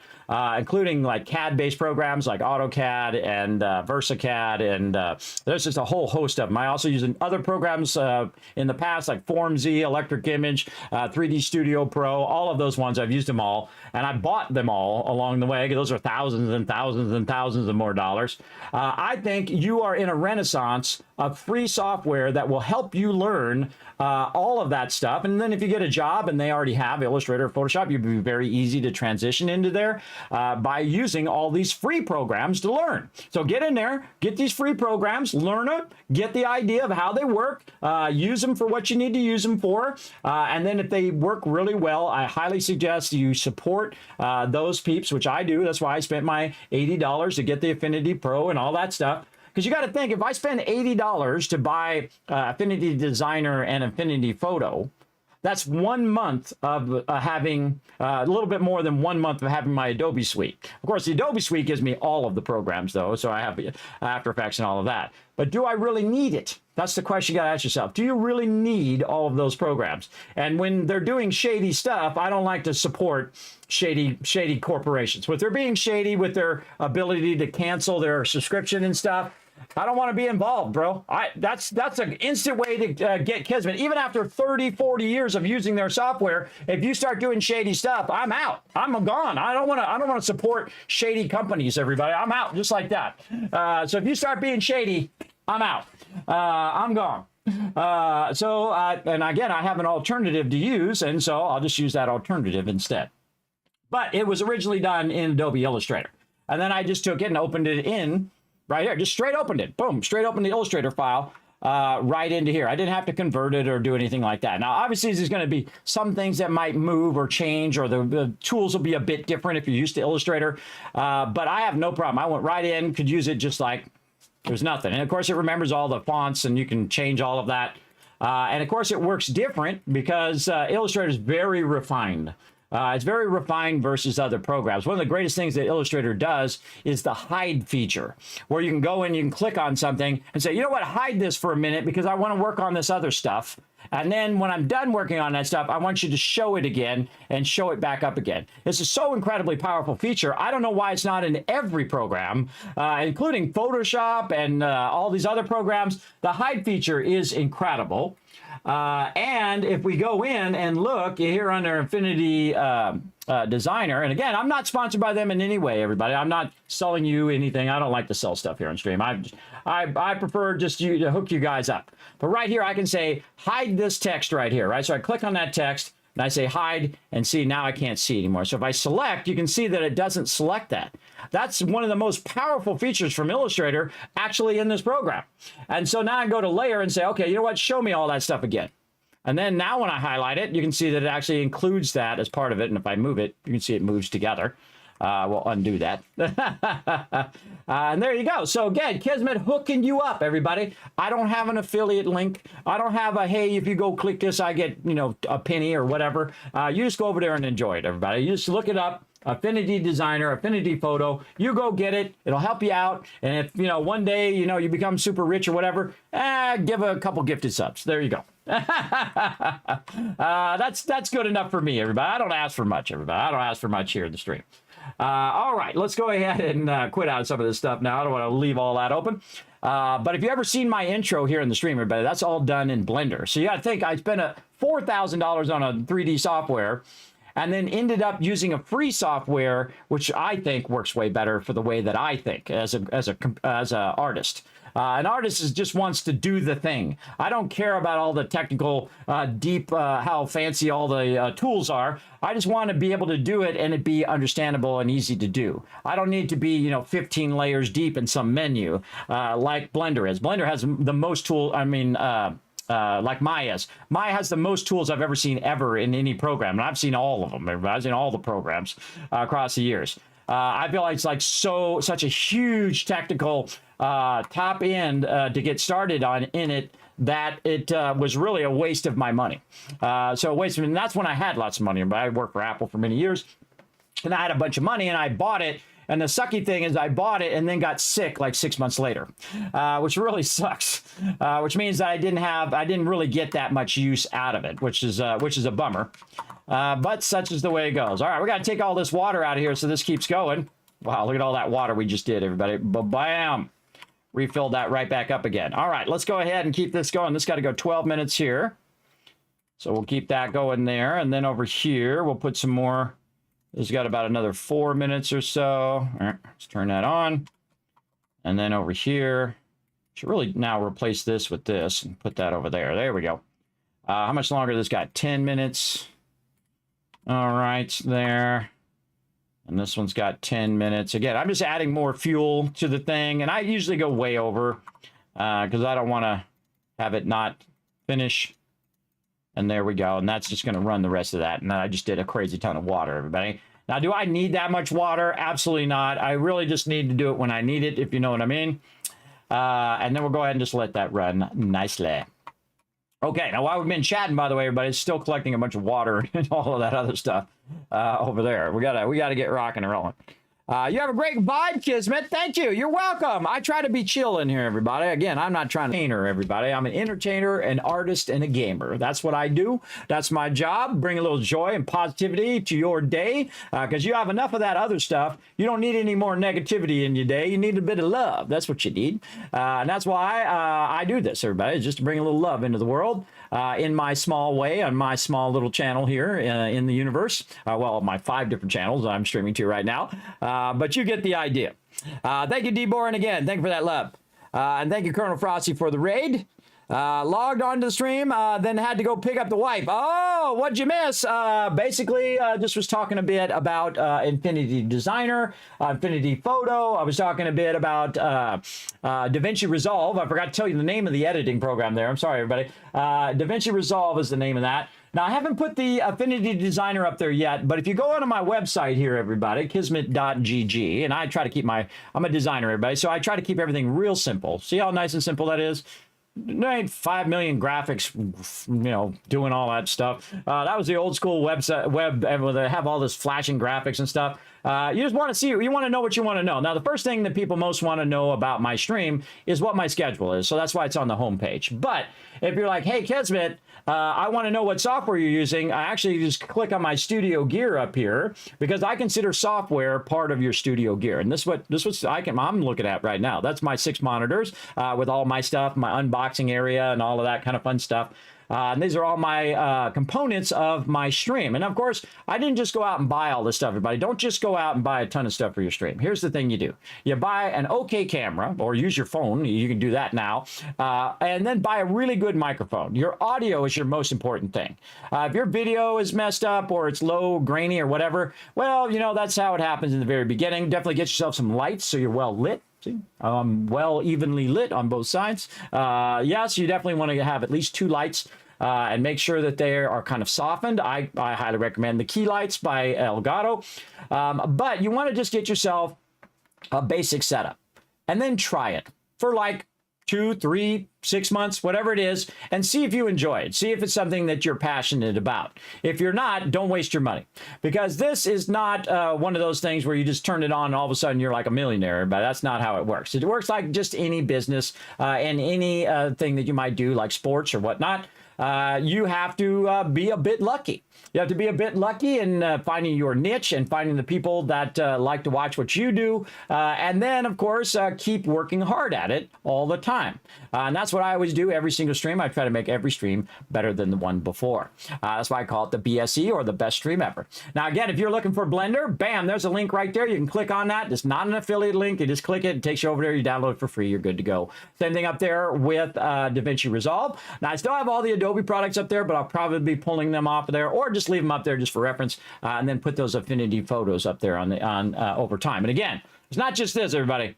It's all of the stuff in my studio. And you can see that over time, now this is over 10 years, everybody. You can see also I got Maya in there, Final Cut, all the other stuff here. Motion is one of the ones that I use for, our Apple compressor is one of the ones I use for compressing, or at least I used to, but I don't need to anymore. Now I use DaVinci Resolve for all of that. And then, of course, a whole bunch of regular software that I use, like Notepad and Google Sheets and all that other fun stuff. FileZilla, incredibly great FTP program, and even stuff in my office that I use that I think are amazing, everybody. These are amazing things that that really help each day. Like, you ever have a can of air? Well, those can of airs are super expensive, and you should be cleaning out your computer every 3 to 6 months, depending on how much dust you're getting in your computer. And so that can of air is replaced by a thing that's reusable and rechargeable, and that sucker puts out so much air, everybody. I mean, you're like, whoa! It's like it's like a wind machine. It'll blast you way back. It's almost like a jet engine. It sounds like when you start it up, and it's really great for cleaning out your computer. So instead of using can of airs, go use that. You buy it one time and then you charge it. I've had it for years and years now. And then what I do is I go in and first use the vacuum and vacuum up all the dust. And then anywhere I can't vacuum, I use the thing and blast all that dust out of there.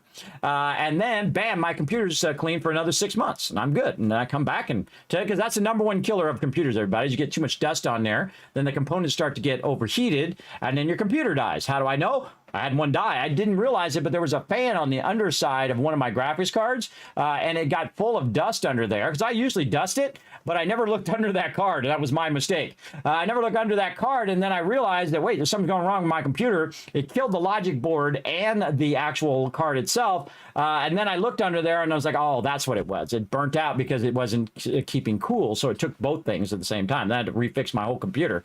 That was my bad, everybody. My bad, but learned my lesson on that one for sure. And again, a whole bunch of other cool things you guys can check out that I have in my office along the way. And of course, fun, things that I do, like my little space helmet and things like that I wear from time to time. All sorts of fun stuff. Not just computer stuff. I'm not trying to sell you stuff, everybody. There is some affiliate links in there. I forget which ones they are, like Amazon links or whatever. But you got to think, everybody, that's like, it's not really worth my time to do it unless it's a benefit for you, right? Because that's like 0.01 of a penny. So I would have to sell like 10,000 of them to make $1. Which is ridiculous because my stream is way too small for that, and I'm not going to really make that much money on it. So it really putting hundreds of hours into making this website and doing all the links or whatnot is not worth it unless it helps you. And that's always my goal. And again, say 100 people go and buy it and I make like 50 cents. Well, I'll take that 50 cents and put it toward a giveaway. That's simply what I do. But that's not my primary job, is to sell you stuff, everybody. That's not what I do. My job is to entertain you and bring a little love into your day. So again, a lot of that stuff, you just click on it. It'll take you over there. I don't worry about it. Oh, I gotta eat some food. Look, it's flashing red over there. That means I'm taking some damage. All right, speaking of things we need to do, we need to work on our food. Let's get back to that. That's what I was talking about. So there you go. What's up, Gundam? Thanks for coming in, hanging out in the chat as well. I like your commentary on the game. It's cool to hear a thought process. What are you? Were you happy with the 1.0? Absolutely, Bryce. I think they nailed it. I think they knocked it out of the park for sure. And that's my style, everybody. And I have some people come in and say, Kismet, just play the game. Don't talk. I'm like, you know how incredibly boring that would be to watch that?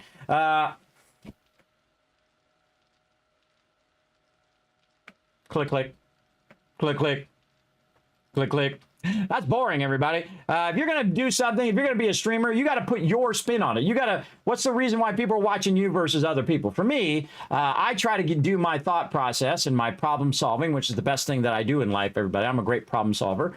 and then how I'm thinking about the game, and then finding a resolution to the thing that I'm trying to find, or try the next level, or try to iterate on what I'm doing. And it not only helps you in game, but it'll help you in life too. So if you have a problem, you'll say, you know what? I remember Kismet was doing this thing and he solved it like this. And maybe if I do this with this other thing, then that will solve that problem. Because most of the time, that's called momentum, everybody, where you build momentum and you learn this knowledge. And then that knowledge helps you fix this other problem that you didn't even think about, that you thought was unconnected, but now, boom, you can fix that other problem, right? So again, those things are skills that you acquire, just like in game, right? You're upgrading your skills. In real life, same thing. You might get problem solving. You'll learn about networking. You learn about how computers work. You learn about how phones work and how to fix your phone and fix your thing. And then you learn how to fix your phone. You know what? You might have to learn how to fix your washer and dryer when it doesn't work. And you know how you fix it? You turn it off. Wait 10 seconds or so, 15 seconds, turn it back on. 99% of your problems are fixed. Not 100%, but 99 problems are fixed right there. Just that easy on anything that has that problem.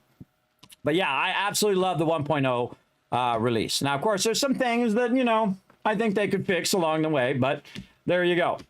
You love the Create Suite back in the days. Now Adobe wants your money monthly. Yes. They absolutely do, and they were doing some shady stuff where people couldn't cancel it, and so when they did cancel it, it was kind of not clear in the fact that when they cancel it, it would still charge them for the rest of the year, which is shady, bro. That's shady stuff. You don't do it the way that was worded. Now, of course, I saw it, and of course, I've been subscribed for a decade, and even before that, I'd bought software and whatnot. You got to think it's $70 a month for a decade, everybody. That's $7,000. That's a lot of money because you got to think 10 months times 10 years. Yeah, and I didn't even count the other 2 months, everybody. So it's really more like $8,000 or $9,000 over that much time. And would I get just as much value out of Affinity Photo and whatnot for $80 for one fee? Absolutely. Absolutely. Do I really need any of the new features of Photoshop or Illustrator? Not really. I'm using mostly all the basic features that are in both programs. So I'm not really pushing the edge of design anymore, everybody. That's typically why you would want the newest and latest tools, because you're pushing the edge of design, which I did in my youth, but not anymore because I don't design stuff for other people, just for myself now. And if it does have a feature I need, then I'll just go get it again, right? There you go. There you go. It's very easy to re-sign back up again if you need to. Thank you, Gorks, for coming in and showing some love. And hi there, Gundam. I appreciate you coming in. And then Triplewood coming in saying Gladys, the partnership. And I know what that says. It says happy partner anniversary.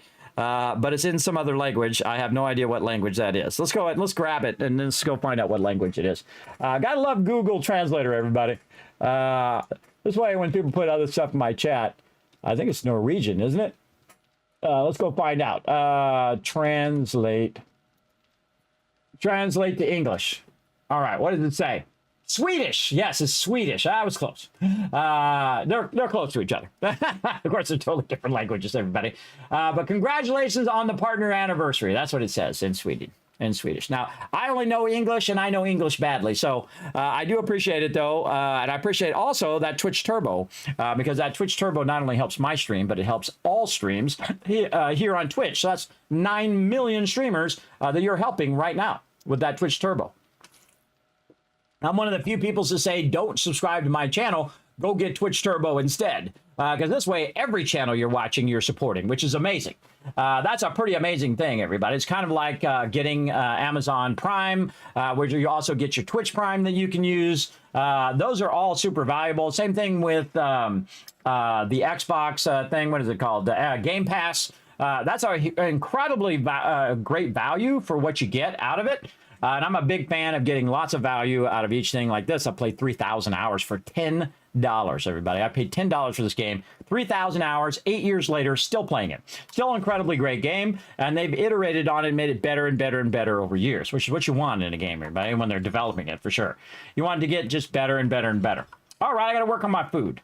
That's what we're doing. Working on food. Let's focus. All right, I'm going to go ahead and wear my farmer boots and my farmer outfit here. We'll upgrade all of those later. Then I'm going to get my knife out. I got to make me a machete today, too. That's what we got to do. We need to get some of these yuccas over here. Let's get them. And so I use the knife just because, one, it's fun to stab at the plants, but also it goes a bit faster and uses less stamina.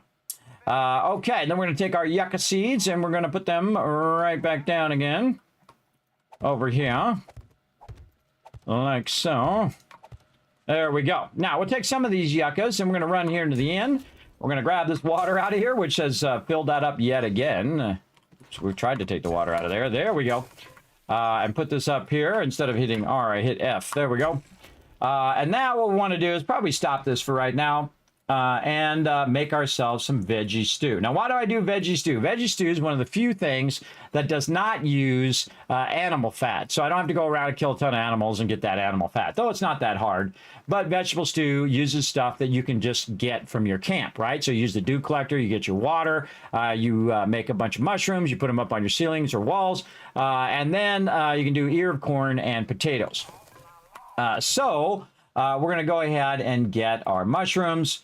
We're going to get our corn here, and then whatever the other thing was, which I totally forgot, which I think is just water.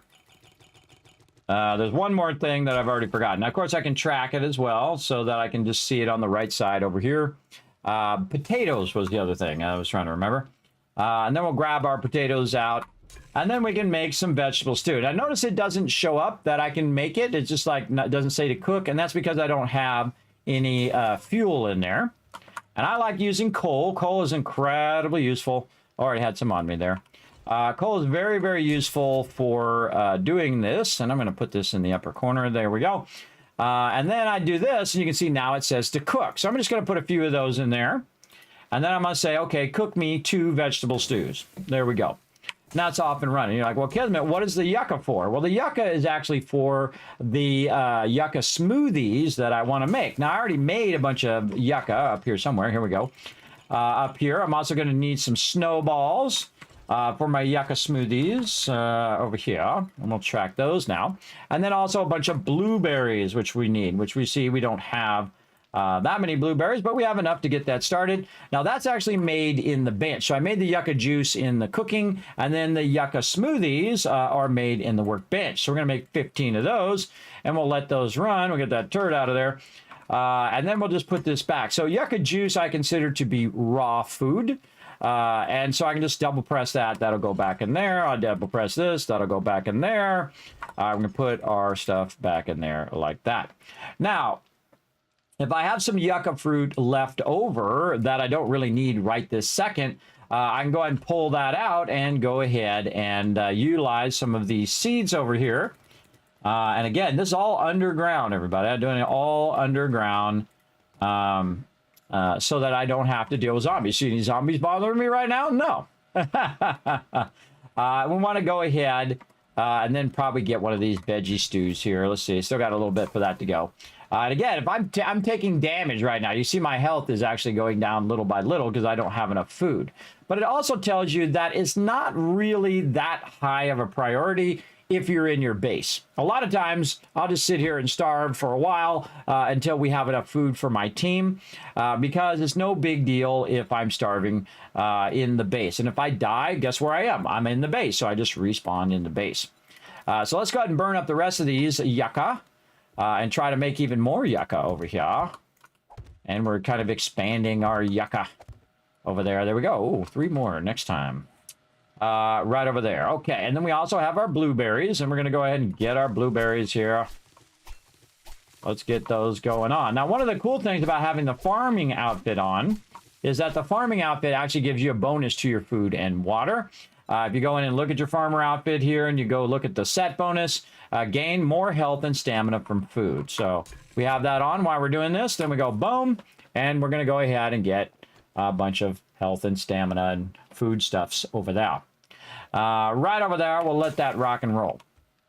And then we'll go ahead and do some more blueberries, and we're going to go ahead and do some more blueberry seeds here, and we're going to do them all right there. And again, my goal is to get multiple layers of all of this going. So I think I had the 3rd layer is yucca. Yeah, we still got to get all the way to here and then all the way there. Now I can go just collect it, by the way. But this should keep going more and more and more. And as I get further and further up on my skills that go along with my stuff here, I should be able to get, oh, almost to the end there. should get to that point. Now, right now, I have 4 points to spend because I'm a slacker. And I also have a spreadsheet. That's right, I'm that hardcore, everybody, that I actually have a spreadsheet that is tracking, and I'll move over here, that is tracking all of my skills for this particular playthrough. I do the same thing in Fallout and other games. And so what I need to do is I need to get to Fortitude 5. So right now, let's go in and get back to 7 days to die, if I can click it properly. There we go. I'm just alt-tabbing, by the way, through all the different stuff I have open. So we'll go in and we'll look and see if our Fortitude is level 5. Yes, it is. So that means that we can go ahead and do our next level of Machine Gunner.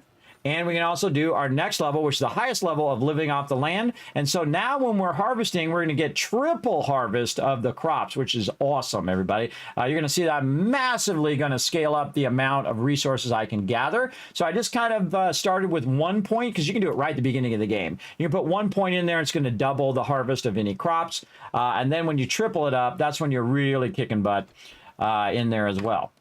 So let's go ahead and mark that off. And you can see I've already pre-thought that out. And then we got to figure out what we want to do in the rest of this. We'll figure that out here in a bit. But let's go ahead and get all of our stuff going here first. Now we should be getting a lot more corn. And I also have my farming outfit on. And that farming outfit is having a chance to getting more seeds and also gathering more resources. So that's a good thing. Now, eventually we want to have it where we get all the seeds we need and we can put those back down without having to use up all of our corn and all of our stuff each time. So let's see how many we get this time. I think we got 12. And then get those in there.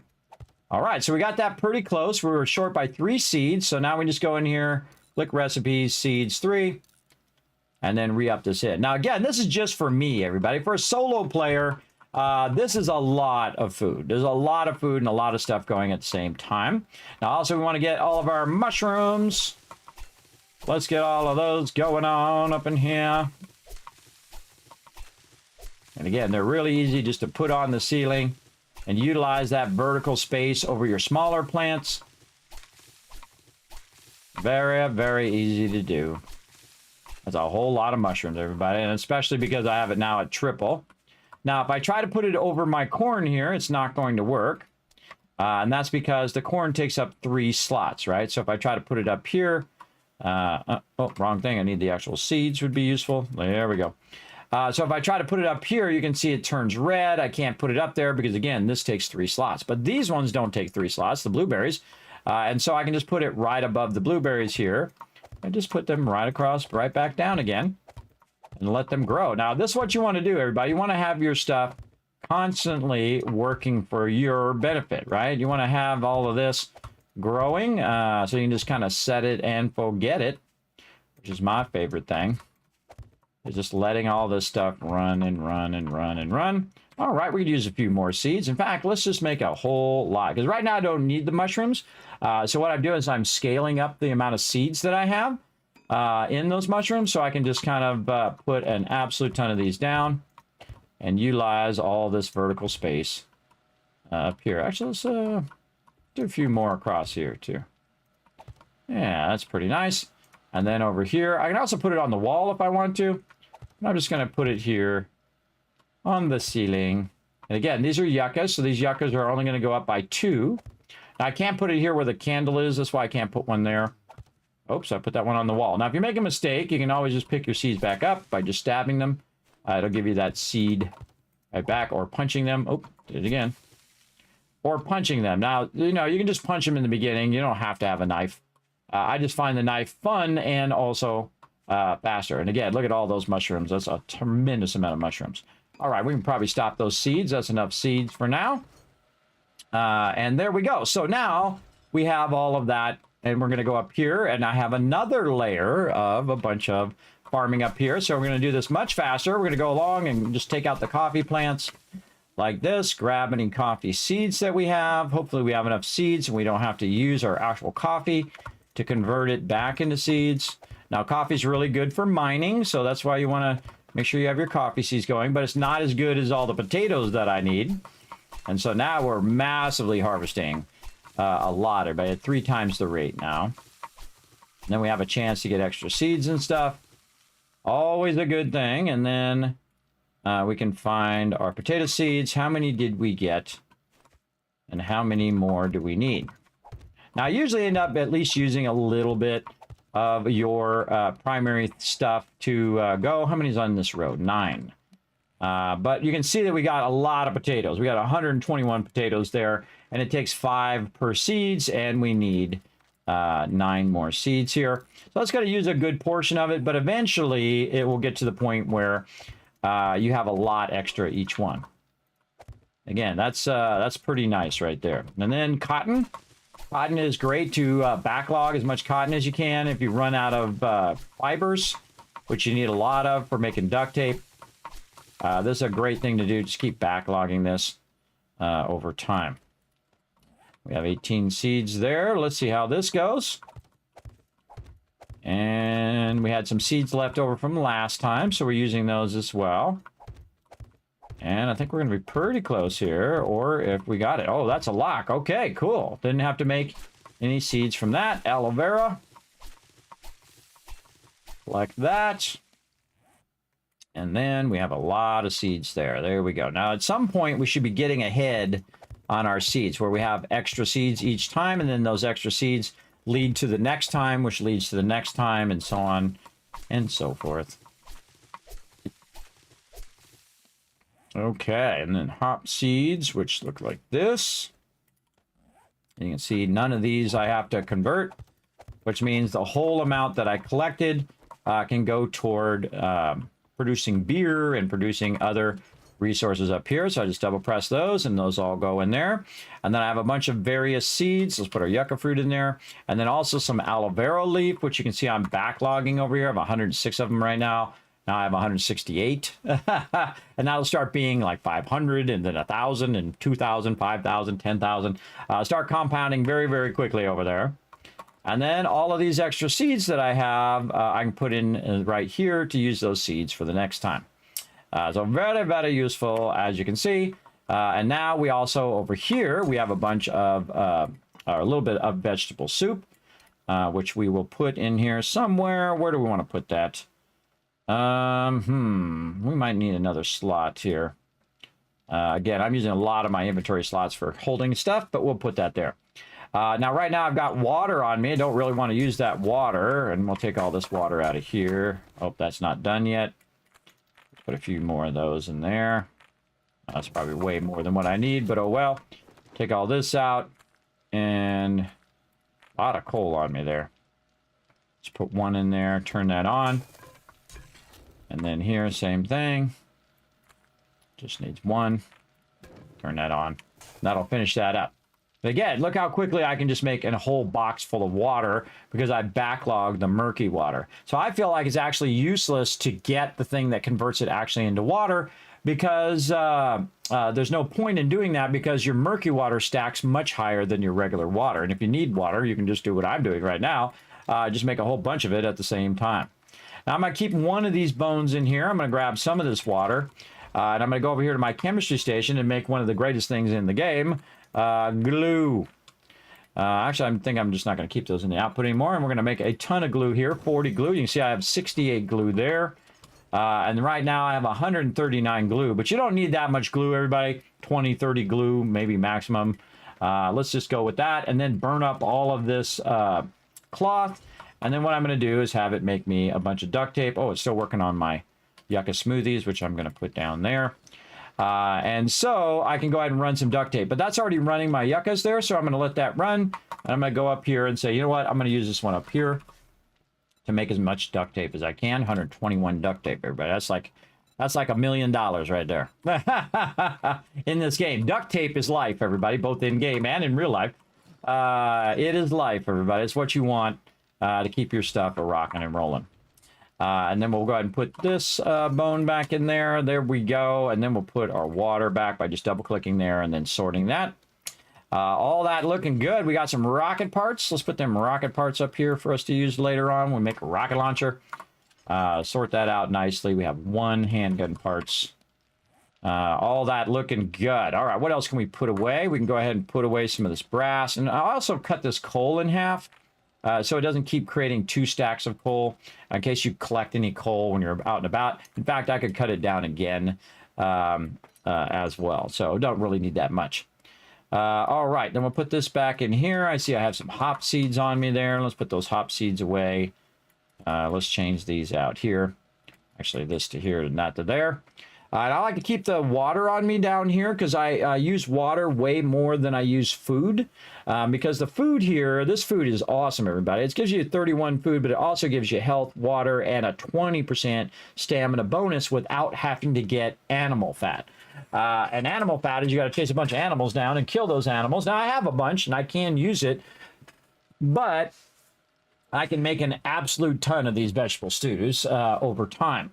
As I collect more and more resources, I can definitely do that. Like right now, had I have way more blueberries and way more yucca fruit, I can do that. But in the next cycle, you'll see that I'll end up with a lot more yucca fruit and a lot more blueberries because I can now collect the triple amount as opposed to the double amount. And that'll start stacking and stacking and stacking to the point in which I have just basically an infinite amount of food and an infinite amount of water, which is awesome. Which I already have because I have all the dew collectors. Look, they already filled already. They filled while we were busy doing those things. All of those filled by to the count of 6 of these dew collectors, everybody, all of them. And that's like, I forget how long that is, but again, that gave me 36 in that amount of time. So now I just stack them up there as murky water, and whenever I need regular water, I'll just convert it and then use it all up, and then I'll convert it again and then use it all up. Just more efficient for me to do. Okay, now we should check our other stuff here. Again, we're day 94. Let's check that horde day. Horde day is going to be on day 98. So we have about 4 days left, and we got to get some ammo going. How are we doing over here? This is done. We can turn that off. We should get some iron first. You'll let our iron run. We got that already done. We can actually take those out of there. Let's go up here and take this out too. Take this out too. Put that back in the box. Over here in the corner, how are we doing? This is also full. We take all this out and all that out. Over here, and we're going to go ahead and put all this right back up in there, and our bullet tips back in here. All right. Ooh, look at all that gunpowder. Very nice. Our stone should never stop running. Always be crafting. ABC, everybody. Always be crafting, for sure. Do you get a better yield if you plant mushrooms in a farm plot? No. It makes no difference. You can put them anywhere. You put them on the walls, the floors, the ceilings, doesn't matter. It's better if you have them right up here. I've never seen any difference if you had them on the seed or if you had them on the farm plot. But who knows, everybody? I mean, you don't really know unless you tested both of them, right? That's what I suggest you do in your game. You put one up here and you put one down here in the farm plot, and then take that one out when it's fully done, take that one out and see how much it is over there. And again, uh-oh, I need something to eat. Well, luckily, I've got more veggie stew. Right over there. And then also watch this yucca smoothie, everybody. 78 water plus stamina regen, cold resist, and health and food, by the way. So this also... Somebody knocking on the door. Hello? Who's there? Well, hi there. Goodbye there. Thanks for dropping by. Look at them all. They all got killed, everybody. This is the automatic, automated auto defense mega modular Kismet kill box. That's a big name, isn't it? But it does a lot of stuff, and it does defend itself where I don't have to do it anymore. Oh, Trader Rex open. He's got a hangover. He drinks a lot. All right, did we go look and see what day reset was? I don't think we remembered to do what day reset was. Let's go check that out. Let's go check it out right over here. Now, again, I can just have a bunch of yucca smoothies, and that also would help my food. Right now, you can see my food is over there. I can see me slide around based on what I'm doing, everybody. If I'm out fighting or trading or doing that stuff, you'll see me do this. If I'm in the base and I'm crafting stuff, you'll see me move over there. Or if I'm doing other stuff, I'll move over to that side. I'm one of the few streamers that does that, so I'm not blocking the interface usually for whatever I'm doing. Okay, let's sell this iron pickaxe, see if he wants it now. Nope, the day reset is 97. Kind of feel like he might have just reset. Let's just see. Let's just see, and the way we'll know is if he has any books, because we bought all the books earlier. Oh, yeah. So he already reset earlier while we were busy doing other things because he has new magazines. So let's buy all of those right over here. And you can see all the magazines we sold him are now gone. And then we'll look for parts and see if he has any robotic parts. We'll take those. And we're looking also for pistol parts as well. Double check that we are in. Oh, we're not. We're not in our nerdy outfit, so we don't want to learn these yet until we're in our nerdy outfit. But we're able to sell that stuff, get that cleared out. Also in the beginning, everybody, if you're still establishing your food and water, you can just go buy it from the vendor in there.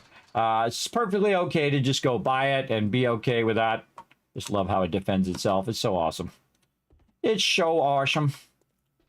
I really like the new electricity that they did, and they made that shorter into 1 block instead of 2, and it's really, really powerful. Powerful way of defending your base without any spikes. Okay, now we need to switch out of our farming outfit because we don't need that right now. So we'll go ahead and wear our various outfits here. Nerd outfit. We got scavenger gloves, which helps my scavenging. And then, of course, my bartering, which I should have got before I went to the vendor because it would have saved me a bunch of dukes and I could have made more dukes, but that's okay.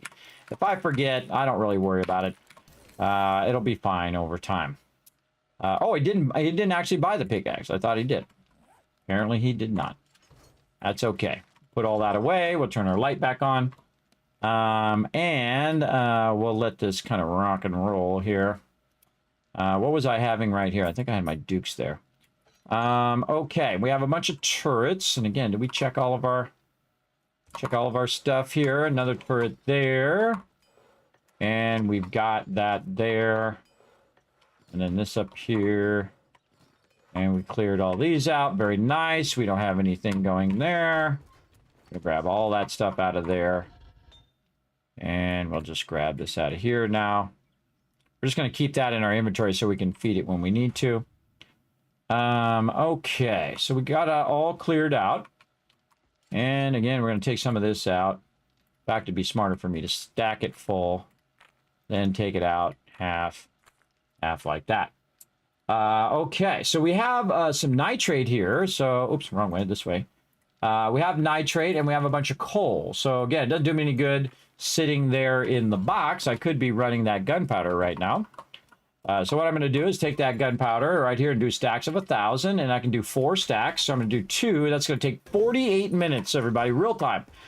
48 minutes for 2 stacks, but that's going to be 2,000 gunpowder, and then I'm going to do the other one, another 2,000, so it's 4,000 gunpowder in about 24 minutes instead of it being 48 minutes, right? Because I've split it up against 2, so it's going to be faster. And that faster is what you want. You want the faster for sure. Now I'm going to make this 750 and turn that on. And then over here is 750 and turn that on. Now to run for quite a long time. Now is it going to run for exactly 47 minutes? No. And I could fine tune it, by the way. There's something up above blocking me. I could fine tune it, by the way. I could just say, you know what? Hold on. We want this to be exactly 47 minutes, which is always a good idea. This way you can kind of set it and forget it, and then it won't burn up all your extra fuel. Same thing over here. We'll just turn that off and do 47 minutes. And roughly a little bit extra. And then turn that on. And then that'll be matched across there, and it will use just the amount of fuel that it needs, plus a little extra. Again, I try to make it a little bit of extra beyond. And then back in here, and then we can, because we left 1 coal in there, if we double click, it'll put the coal back in there, along with the nitrate powder, which I don't know why it does that. It's kind of a weird diminishing thing that's going on in the game right now, because I have the ability to reduce the cost. But in this particular case, it also has to do with the stacking, right? You have to have 800 nitrate powder to do the stacks of gunpowder. Over here. So you got to have 800 each one. So I don't have enough nitrate powder, and that's why it leaves that a bit over. And I can just do this, and it will do it, but I would rather do the stacks. So you definitely want to save that until you go get more nitrate, which we will do.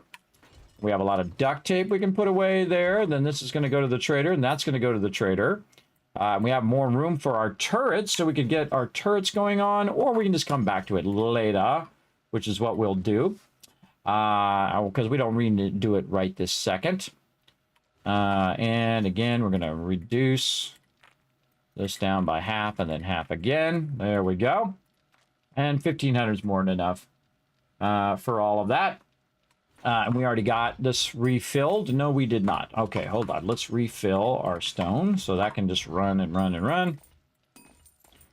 Like that. Pull that out of there. Stop this. Requeue this for whatever it's got. And then that's going to run for about 25 minutes, which is nice. Put that stone back in there. Put the stuff in here. I don't need to keep that stone. I need... what else do I need in here? Our food is what we need. All right. Now, I don't have enough food for that, but I do have the ability to make other food, which we'll go ahead and see what kind of really nice food we can make here. Spaghetti is really good if you just want your food to go way, way up. So we're going to track that one, and we're going to go ahead and make ourselves some of that. So what do we need? We need some chicken ration. That we need? No, we need the other one, which is it lamb? No. I love how I picked the wrong ones. There it is. It is large beef ration. That's what that is. And then some can of pasta. We're not hurting on mushrooms, that's for sure. And we're also not hurting on water. That is also for sure. Now we're just going to go ahead and make a bunch of spaghetti. But again, we're just going to click this over here a few times. We're going to do this. It's going to be about 7 minutes. And we're going to have 7 different, 7 spaghettis. Now, spaghettis, again, are going to give us like 80 food. Those are super powerful. So if you can make those, that's awesome. Now, what did we run out of to make more spaghetti? So if we say spaghetti, what did we run out of? We run out of large beef ration. Now, you can go and buy this stuff from the vendor as well. Everybody start buying beef ration and pasta and all of that. You'll see me maybe do that later. We'll see.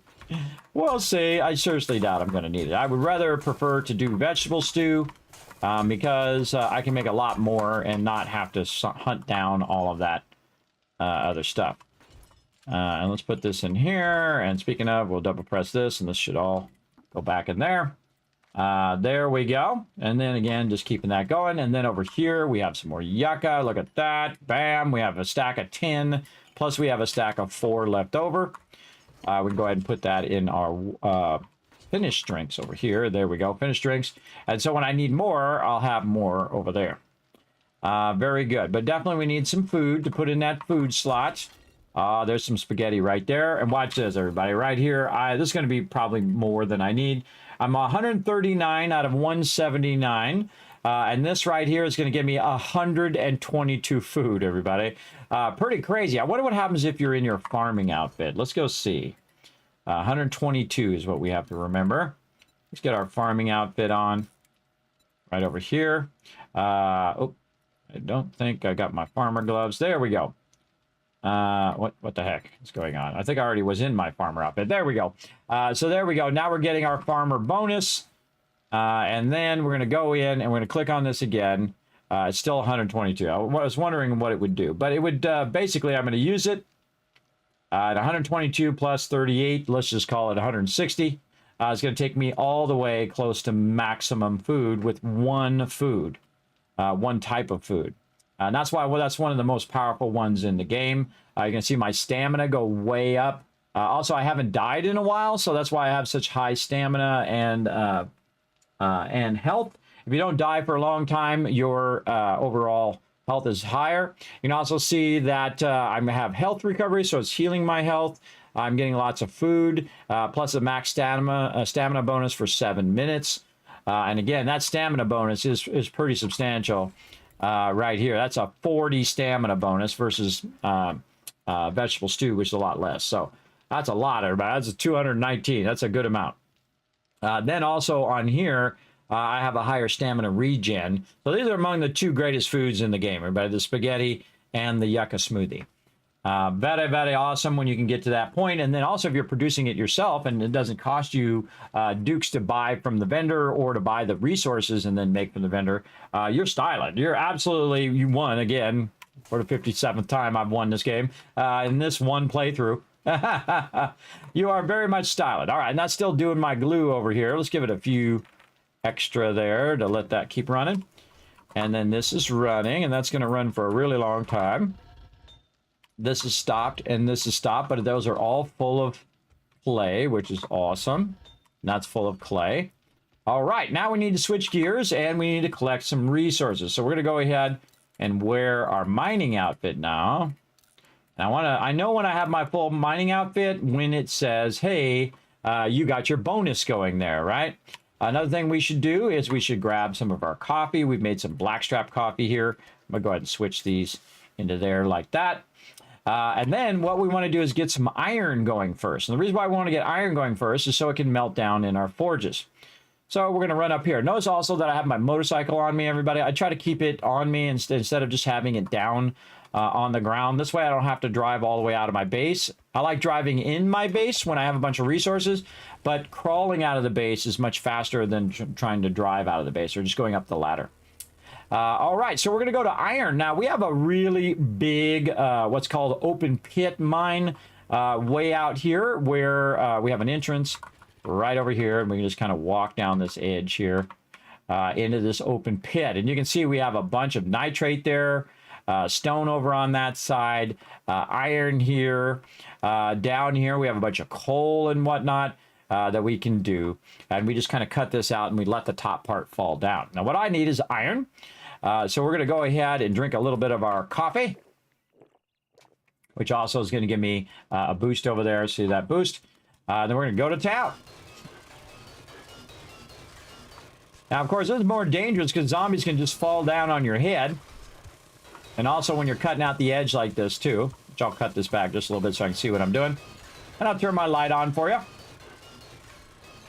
And what I do first is I cut out this level of the iron until I cut it back far enough where I run out of iron. I just go, it'll just all of a sudden just be stone. And then I'll do all of this first. And then once I have it kind of cut out where I can then just go straight down, which I can do right here on this edge, then I would just go down. I'll go all the way down to bedrock. So this one serves as like a triple mine, right? Because you made it so big that you have a bunch of various resources. See there, speaking of stone, there's some stone there. And so, again, I'll get all of this first. Now, this will fall down, so watch out. And that's what I wanted to do, so I don't have to take out all the blocks up above. I wanted to do that for me. And I just want to get the resources that I want. Now, right now, what we want to do is look over there on the right-hand side and look at those numbers. What do we got? We got 10,000 iron already. Remember, I had no iron on me. Now I have 10,000. And each stack stacks to 6,000. So what we want to do is basically get enough to fill up our forges. Now I have 2 iron forges or steel forges, depending on how you look at it. And each of those can hold a stack of 6,000 if I have clay also in there. But in my case, I like to max the clay whenever I'm not doing iron.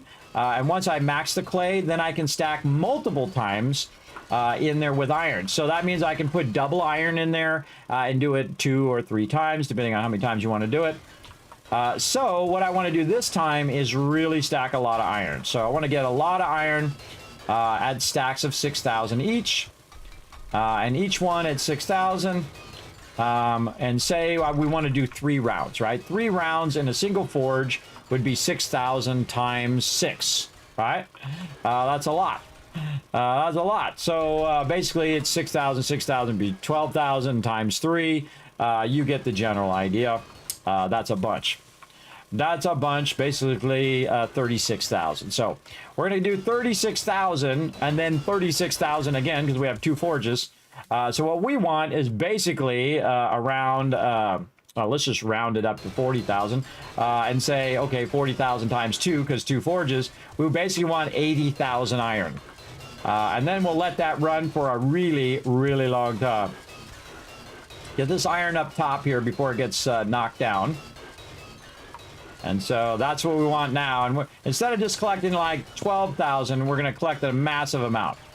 Now, because I have a level 6 auger, we're using our coffee right now. As a matter of fact, I could probably double whammy that coffee right there. Let's double whammy it. And again, you'll see it now. It's up to 10 minutes over here. Again, it does stack up to 3 of them. Just like in Fallout, by the way. You can stack 3 different foods and 3 different waters. As you see, it's not really using my stamina over here because I have the auger. I feel like this is one of the, if you're doing a base, the auger should be the first thing you upgrade, even more than your weapon.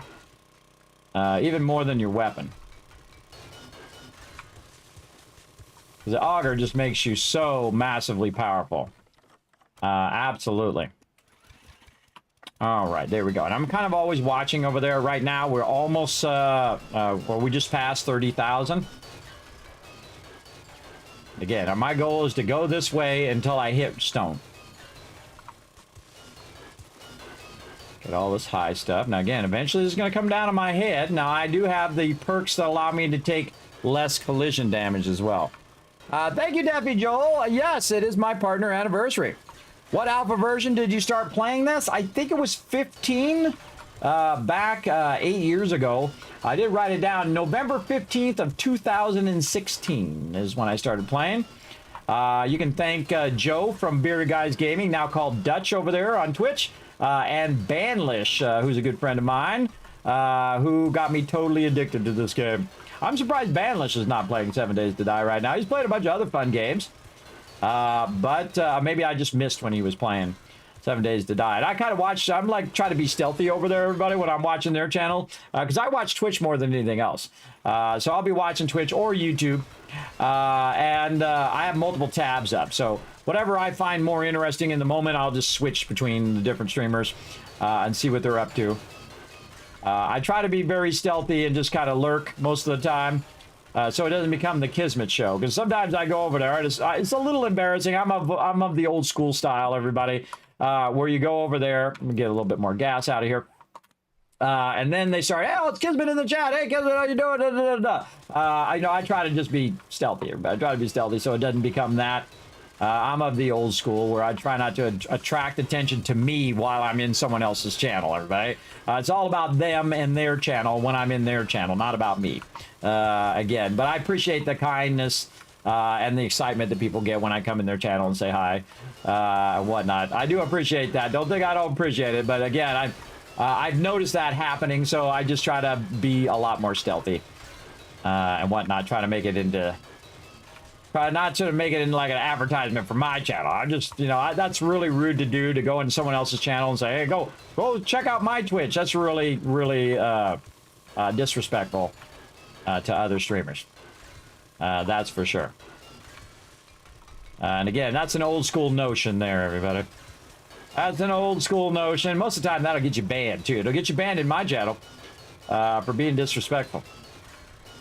So don't do it. You think you started playing A15 too? Game quite a bit. Oh, yes, it has massively changed since then. In a great way, by the way. I love the fact, again, this is something I talk about all the time when it comes to game development, is you put the fun in first and then worry about all the fancy graphics and stuff later on. And that's exactly what they did in this game, and that's why it's such a huge, huge hit, everybody. And it's incredibly fun.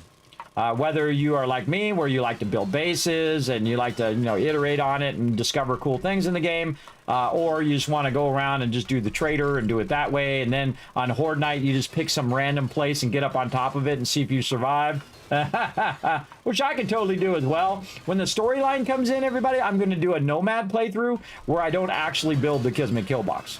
We'll have to have some place to store all of our stuff, though.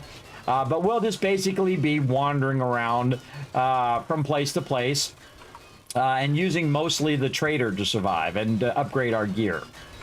Probably be a lot less crafting as well. It never hurts to have a good workbench here and there. Look how far in I am, everybody. I'm surprised that hasn't come down yet. I'm so surprised that has not fallen down. There's more over here. Let's get some of this. Again, iron is a lot sturdier and stone's a lot sturdier for holding up the edge.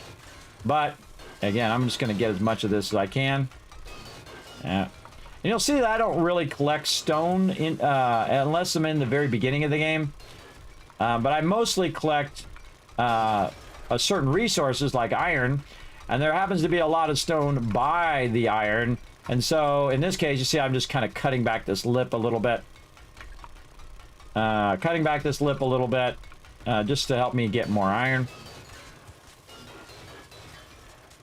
Again, I'm just trying to get all the iron from the upper area Again, if I do this enough, this is definitely going to come down. And I'll make a break for it. And I want it to come down. I want all this to come down so I don't have to take out every one of these blocks. It does not look like it's coming down on its own. All right, let's see if we can just kind of destabilize it here in the back. Because we're getting down a bunch of blocks down now. It'll start to hold itself up. But if you destabilize the back of this, this will start cascading down. That's what you want. Just make it super easy. It should all be dirt up here. It's cutting along the edges. Definitely want to know how to get out of here if this starts coming down on your head, by the way. Be ready to run. Wow, okay. Does not want to come down. All right, fine, over here. Let's destabilize over here. Now, all you got to do is get it started. And again, this is what you don't want to do near your base. You don't want that cascading down near your base. That is for sure. Again, trying to take out a lot of these supports. That's currently got it attached to the stone. We're just cutting that back. Believe me, I'm going to hit one of these blocks and the whole thing's going to start. There it goes. Like that. And that is a cascade failure. You definitely don't want your base to be up above that, everybody. That's why I'm doing this way away from my base. I took out the tree, too. Nice.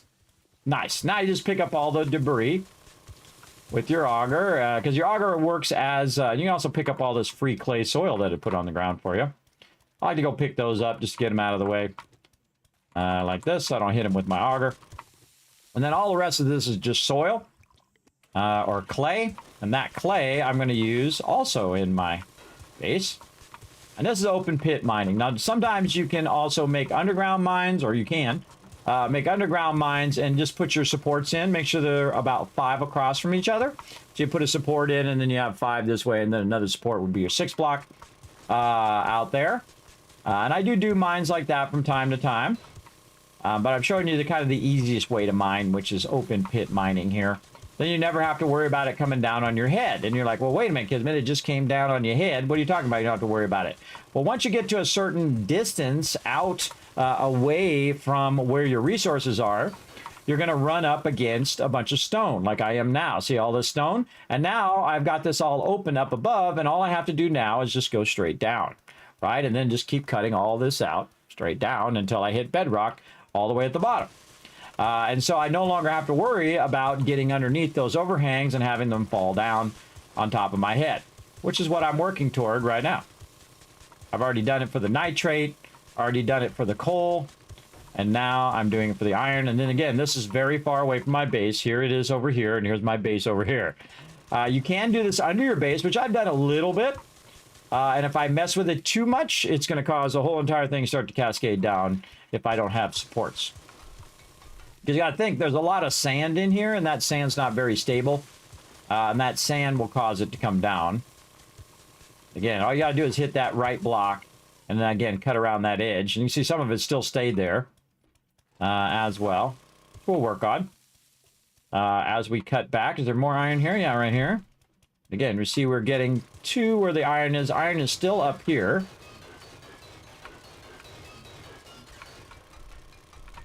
So some iron there. Let's cut this back a bit. Now I can always use stone as well. That's more concrete for me. So I had to cut this back. That's fine. Yes, yes. This is getting real good. All right, so this is the edge right here of that iron. Yeah, there's some iron there. You can hear the difference.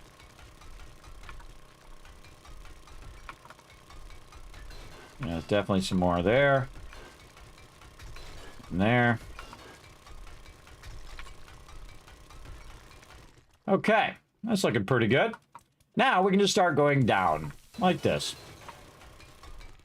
And I like to go 2 blocks down and then just clear all the rest of it. 2 blocks down, then stand in the hole if I can get my character to go in there. Get in there, you little. There we go. And then now, easy mode, everybody. Again, nitrate there. Iron over here. Nothing up above, so it's not going to fall on our head. And then we'll just take it out layer by layer, including all of the other stuff that's in our way. It went a little too far down on that one. All the sand and stone and all that might be in our way. And this makes this super easy, because you're now at level with the resources.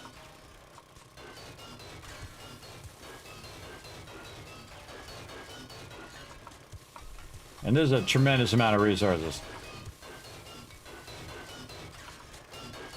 Yeah, how easy mode that is, everybody, once you get the whole top cut out. So easy. Showing you all my best tricks here, everybody. Easy mode mining right here. And no zombies have bothered me right now, but they're definitely out there. They're thinking about it. They're having like a group meeting right now. They're having like a zombie meeting and saying, okay, how can we go down there and jump on Kismet's head while he's down there grabbing all that iron?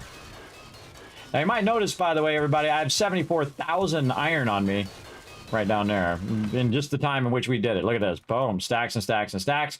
So what I need is I need 3 stacks per forge. So 1, 2. Again, we count these together. So that's 1, 2, 3. 1, 2. And this is almost 3 over there. Well, let's keep going. And what I like to do is I like to get it ready. And then run over there and do it. So I'll do about 80,000. That should be enough. And you know, if you have a little extra, that's okay. And so I'm always kind of watching at what level it is. Open, and we're not getting our bonus from our coffee. Let's use our coffee, go even faster. Because it's going to collect more resources when you're using your coffee if you have that particular book. I have all the Art of Mining stuff going as well, by the way. All of the books for Art of Mining, plus the bonus. And you see, this is just so incredibly easy now. All right, 80,000 is good enough. Let's go over here toward our motorcycle, which should have our entrance and exit right here. Let's take out this lip right here. There we go. And now we want to take this and we want to run this into our base. Now, if you're like me and you got the Kiz Cave, kind of like the Bat Cave, you can run over here and bring this directly down into your underground base like me. Watch this. How cool is this? Ba-boom. And then down here automatically opens. And then down here... Oh, got there a little too early. Automatically opens. I have a wall here so I don't accidentally crash into my dew collectors. And then it automatically closes that for me behind me, which is pretty cool. Now, I don't have anything in my actual motorcycle. I'll just go ahead and pick it up. It allowed me just to come straight in here. And now we can just super feed our forges here. Let's go. Let's go ahead and turn those on. That's going to run for a tremendously long time. And then we'll go up here as well and get this one fed up here. And then we want to go ahead and pull half of this out, turn that on. Looks good. That's going to run for a very long time, melt all that down, and then I will wait until it fills up, and then I will run that out of there. You see, I got a bunch more stone and a lot of forged iron. So now my forged iron is good. Got a little bit of silver nuggets, some diamonds, a little bit of gold there. Looks good. Now, what is the next thing I need? I have a bunch of coal, but I need a bunch of nitrate. As well. Now, another thing I need to think about is my fuel. And you can see I have stacks of gas, which I have on me. We're probably going to need some over here in the bike box. Nope, we don't need no gas. We've still got a tremendous amount from all that shell we did before. But eventually we'll need more gas and we'll go get shell for that. But now we need nitrate. And so again, I just go right here on the top. In fact, I can put my motorcycle up here, by the way, and just get on my motorcycle and right off the top.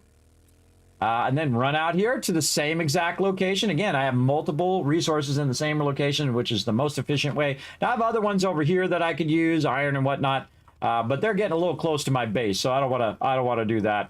Also, I park my vehicle right by the exit in case I get like 50 zombies in there and I got to run out of there. I do that as well. Notice I didn't put any blocks or anything like that. You just use your auger. You'll be fine. Okay, so this is where we were cutting out that iron, but it just so happens, and do we have any repair kits? We have a bunch of them. Nice. It just so happens that I have a bunch of nitrate in the same spot, and so now we're just going to aim toward the nitrate. Take out a little bit of this iron here. And so now we're going to follow wherever the nitrate goes. And basically do the same thing and use up some of our coffee, maybe another coffee here just to kind of double stack that. Now, how much nitrate do I need? I need all of it. That's when my team says, hey, Kismet, how much of this do we need? I just say all of it. So we're going to go ahead and try to take a lot of nitrate out here, and this is going to allow us to make a lot of gunpowder, and then we'll make a lot of gunpowder while we're out looking for more brass. We're going to need a lot of brass today. We're going to definitely work a ton on that, and of course we got Horde Night coming up, so we want to just keep working. Always be crafting. There we go. What up, Kismet? Howdy, chat. Just saying, hey, hope everyone's day is going good. It is going good. Look at me in here, just easy moding this pit mining I'm doing over here. Again, and if there's stone in the way, everybody, I'll get the stone too. Just so that it's easier for me to progress. And then also go down. Again, I try to avoid the resource that I don't need. Like the iron there. You see, I'm just kind of working around the edges of it. And then again, just take out this lower side. Now, eventually this nitrate will stop, by the way, vertically. And you can keep going down because you never know that you might find another vein of it lower down. And most of the resources are vertically from wherever you found them. But you can see I have no shortage of nitrate here. I definitely have a lot.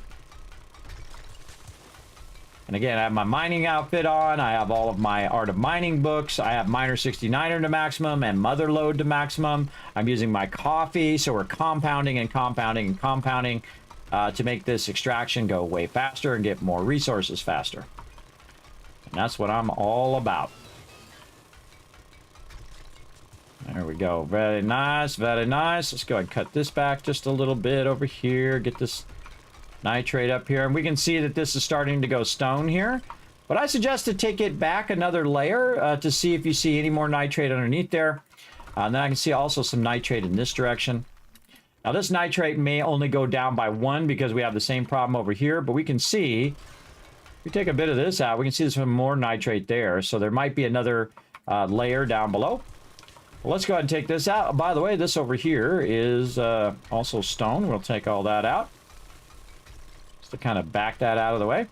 And then while we're taking out the nitrate, we'll look and see below the nitrate and see if there's any more nitrate underneath, which we can see there's not.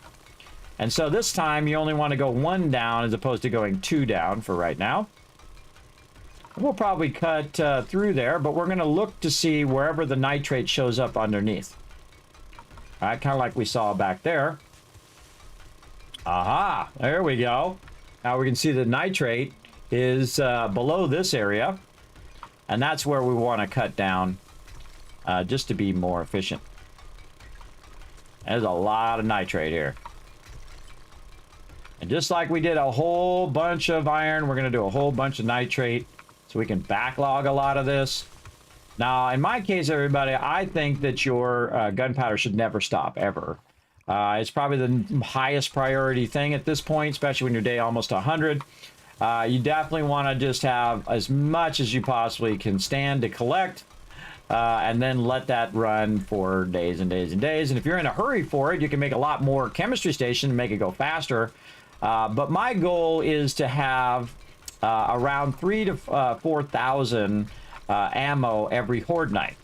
So if I have enough gunpowder to do that, then I'm good. But if I don't, then I'm in trouble, right? And right now, my biggest problem, even more than gunpowder, is brass. And again, I'll show you how to get a crazy ton of brass here pretty easily, along with just thousands and thousands of other resources. And I kind of integrated in with my trader run. My trader's going to reset on day 97. And it's already reset once, so that means all my traders have reset since I've been to them. And that's pretty awesome. Right now, just crossed over 15,000 nitrate. Again, the auger is awesome. It's very, very awesome. I love the auger. It's like my favorite thing in the game. If you're a builder like me, it should be your favorite thing because it is super powerful. Now, if I was super lucky, everybody, you know what else I would find over here? How about a whole bunch of lead? That's right, there's a whole bunch of iron on this side, along with a bunch of lead over here as well. So if I needed lead, which I do, I can go ahead and cut into that as well. But right now, we're just going to work our nitrate. I like to try to work on one thing at a time. And this way I make a lot of that thing. And then the thing I need with it is coal, which will go to the other side, which has coal. And then just keep drilling away. Now, of course, if I get so many blocks down, by the way, the further blocks I get down, the less that the zombies have a tendency to bother me because they're really far away from me. And where they're going to spawn is on the dirt blocks. If you notice, I'm not even getting bothered by any zombies now. Once you get down to a certain level, you get bothered a lot less. Now, I wouldn't, you know, stop watching for zombies or listening for zombies, but you'll see that they bother me a lot less. Because I'm getting away from the dirt blocks, which is typically where they spawn. They're not going to spawn down here. They're going to spawn up there. And then they're going to jump down here. That's how zombies work. Some lead there. Again, the deeper this pit gets, the less zombies are going to bother me.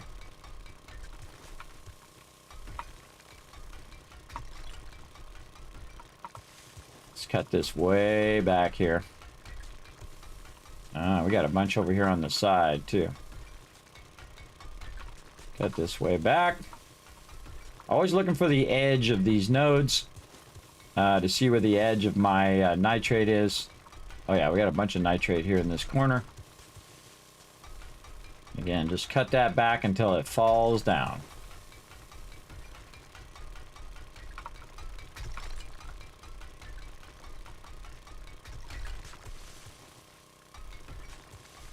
And we're kind of cut it in layers, so we don't want to get down too far and not be able to cut out this top part. I go up here and get a bit of this. You can see it goes all the way through. That's why you cut out like a profile like this, so you can see where all your resources are. Oh, this definitely goes way back further here. Cut this back a bit. Just use this as kind of a ramp. Again, I don't really need the dirt. What I need is I need the nitrate. But if this is going to cut back some more, then I'm all about it.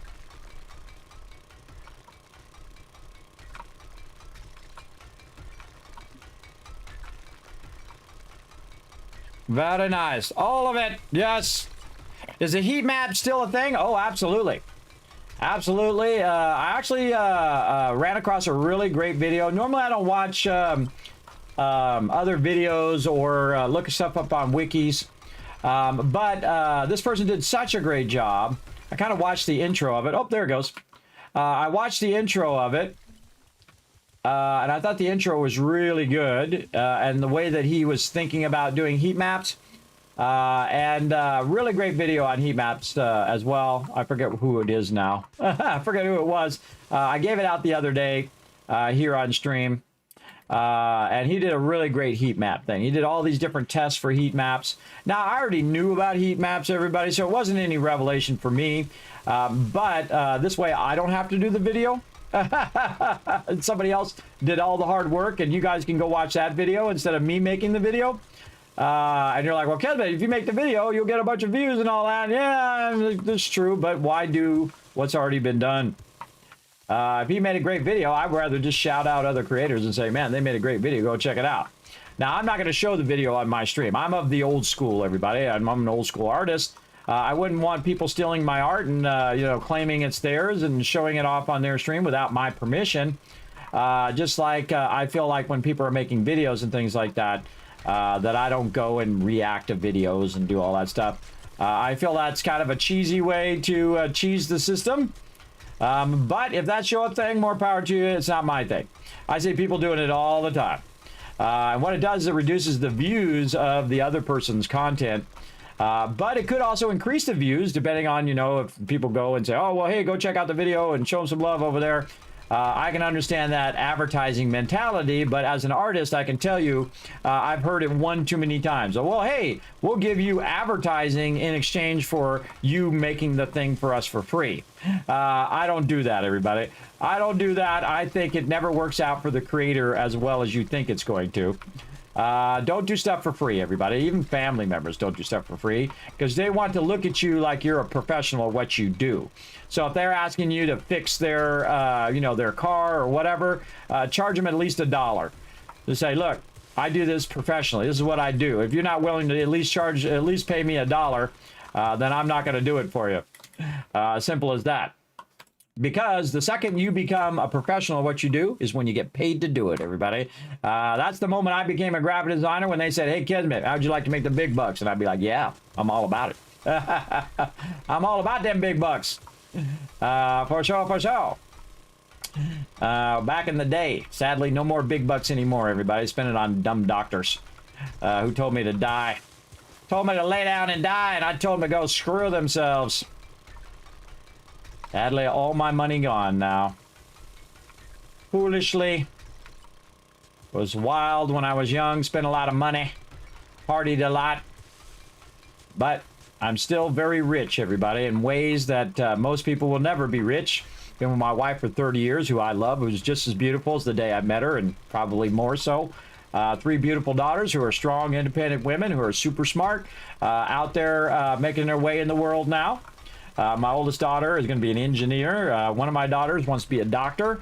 Not that I'm going to be able to afford that college. But again, they have high aspirations. And my other daughter is an amazing artist, everybody, a better artist than I'll ever be. My wife is also an artist as well, who is way better than me. But to see the thing that I did as an artist is, watch out for my motorcycle up there.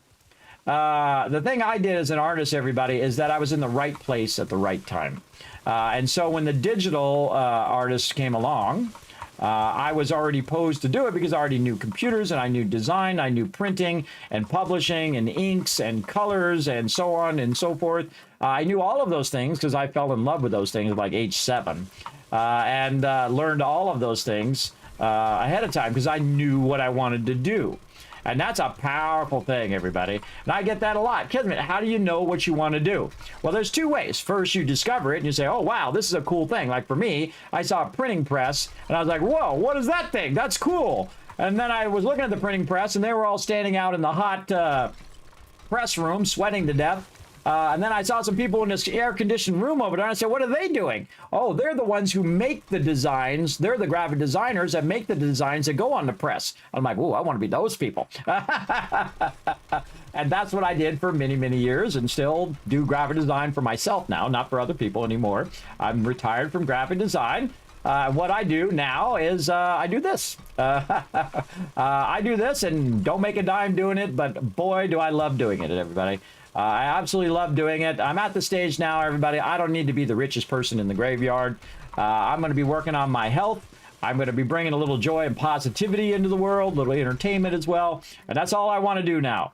That's it. That's all I want to do is do that and get high score in life. Again, I don't need fancy things anymore, everybody. I have clothes that are older than some of you now. My dad had clothes that he had for 40 years. Oh, there they are. What up, girl? Come on over here. Let me introduce you to my auto shotgun. All right, where's the rest of you? Come on. See, when she screams like that, you know she's going to show up. A whole bunch of them are going to show up here in a minute. Come on. There you are. Come on, everybody down. Get that guy first. Get this guy. They actually take damage from falling, but not much. They actually take very little damage from falling. There's a guy over there. Hey, come on. Get down here. Don't make me use the AK on you. Get down here. I get his attention. Come on. I ain't got all day. Fine, to make me use the AK. Hurry up. I got things to do here. Anybody else? Oh, here's somebody. Auto shotgun to the face. There you go. Auto shotgun for the win, everybody. Auto shotgun is epic. All right, look what I did, everybody. I made a big hole. And now I got to dig my way back out of here again. Just take your auger. Go at an angle. And just dig your way up. Dig out the top part above you. Like this. Dig your way out. Like that, somewhat. And then you can put a ramp in there and do all of that. You'll see me very rarely ever do that. Best thing to do is take off the edges. So you're not, when you're jumping, you're not bumping into that edge. Again, all you gotta do is be able to jump up, jump, jump, jump, jump, jump, and you're out. All right, here's the trick to this, everybody. Do not try to get on that. Just pick it up and move it further out where your exit is, over here. And then aim it for a quick getaway in case things go horribly, horribly wrong. Like that. My vehicle didn't take any damage. It was fine. Hello? I hear you. Again, this is why shotgun ammo is so incredibly powerful. It's loud, and you're going to get a ton of zombies on you, but you're using 1 bullet per zombie, which I think is pretty amazing. Let's just repair my auger because I feel like it. All right, back to it. Right now at about 40,000 nitrate. Again, we're not messing around now, everybody. We're getting a lot of nitrate. Again, I don't want to go down too far where I can't get all this out of here. I'm just going to keep cutting this back. And of course, I could undercut my vehicle again. We'll see. But this is so easy to collect, though. See, it's so easy to collect. Plus, I'm getting tons and tons of sand at the same time. You see, I just kind of cut it at this level to see what's behind it. Over here. And then back to collecting the nitrate. Cut that back a little bit. Man, there's a bunch of coal right there, too. More lead. Oh, man. This mine is, gives and keeps on giving. Love it. Oh, and there it goes. All right. Again, I take a lot less damage from cave-ins because of my books that I have. Again, I do this all day long, everybody. All day long, but I do set a limit on how much I'm going to collect. So again, this takes a lot longer than iron, as you can see. Especially since it's mixed in with a lot of dirt and sand. Again, let's get this higher level area before it caves in.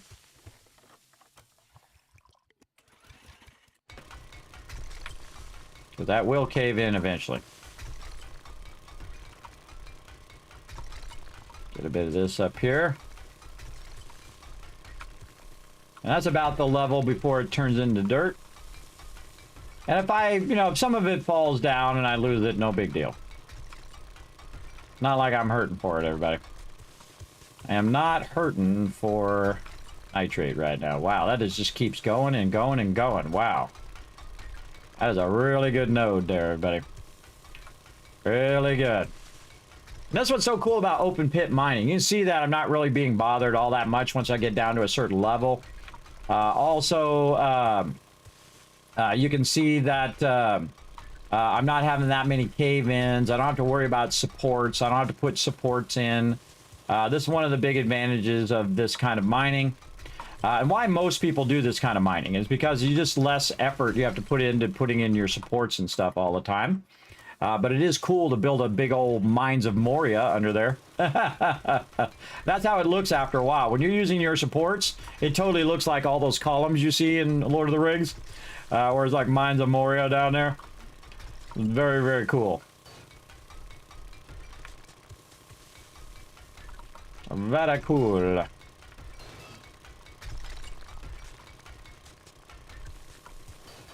Look at that, more iron. Again, iron and nitrate and lead, all these things are mixed together. Wow. See, you just need this one mine, everybody. You don't need 15 different mines. Because you just keep expanding it wider and wider and wider, and you just find more and more resources as you go. And whatnot. Again, I can just keep cutting that back on iron. I don't really need to cut that back right now. I'm just going to cut this nitrate back. And then the iron I already have where I can go down with the iron now. But if I need more iron and that runs out of iron over there, I can come over here and get this. All right, we're at 55,000 nitrate.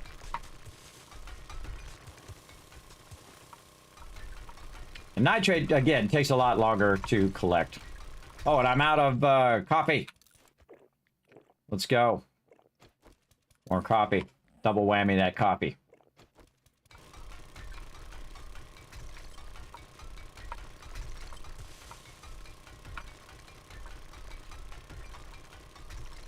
And just for funsies, we can actually do nitrate like this. Stacks of nitrate powder. I can just say make all of those. And so it'll reduce the amount of inventory slots it's using. So you can just keep going and going and going. As long as you have gas and you have repair kits. And food and water is also a good idea. you're good. You can do this all day. Oh, look at all that lead. It's all lead in here. Holy moly. Look at that. Coal and lead. Right in there. Very nice. Okay, and let's cut some more of this out. Take out this debris. Here. Like so. Yeah, look at all this nitrate along this edge here, too. Cut that back a little bit. More lead there. Yeah, this is just a small little part of the world, everybody. This is a tiny little part of the world. This is just this much of the world. Look at the map, everybody. Look at that map, everybody. Look at that. Now, remember, I just do this little tiny part. Imagine how much resources are in the whole world. So that's why I don't worry about it, everybody. I don't worry about if I'm going to have enough resources. That's a given. You're definitely going to have enough. You'll have a lot of resources. I kind of feel like we need to cut this out too, get this to fall down. Let's go ahead and try to get this to fall down here. And let's take out some of these. Get that to cascade down. Well, hello there. All right.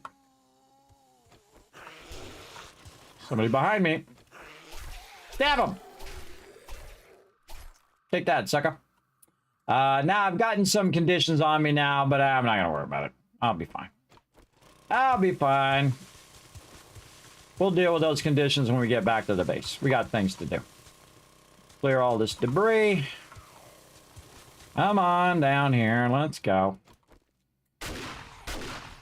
Sometimes I just shoot them twice. I don't know if that was a feral or not. So if they're feral, you want to shoot them twice. If they're not feral, you shoot them once. But I shoot them twice anyway. Just to get them out of my face. Okay, more nitrate. Now look how much nitrate is here, everybody. Look, this whole entire floor is nitrate. That's crazy. That's a crazy amount of nitrate there. Now again, is it 2 down or 1 down? Kind of feels like 1 down. Well, let's go see. We're going to cut this out a little bit more. Oh, I think it might be 2 down in this direction. And back at it we go. Now we'll want to take care of that before it hits 5%, so we can just use our honey. So we'll keep going here. And since I stacked that, I can't see how much nitrate I have total. So this is a stack of 6,000. This is, hey, sorry, what's 6,000 times 5? 30,000. So that's 30,000. Let's just call that 30,000 there, because I can make another stack here. So that's 60,000 I'm at right now. Let's keep going. Roughly.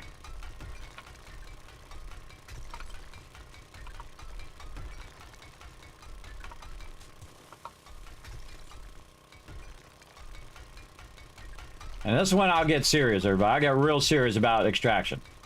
You really want to get heavy extraction at this point.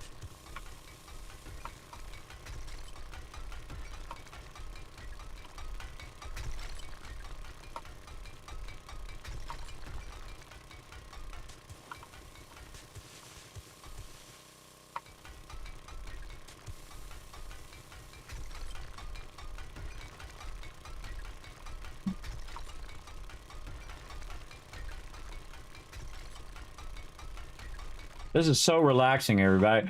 I don't know what it is. You think this would be scary because, you know, you have zombies coming at you all the time. I find it massively relaxing. Just chilling out.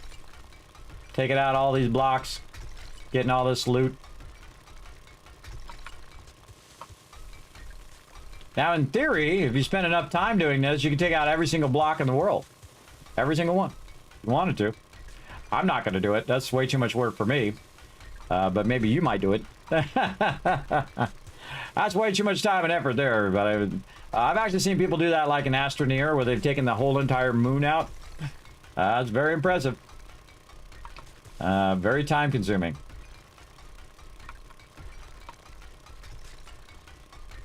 We're almost 10,000. And you can see we've got plenty more. Layer by layer. What's our coffee doing? Coffee still running?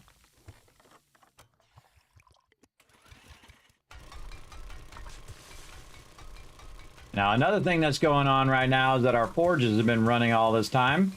We do want to get back and get our forges going. Then also put all this nitrate away.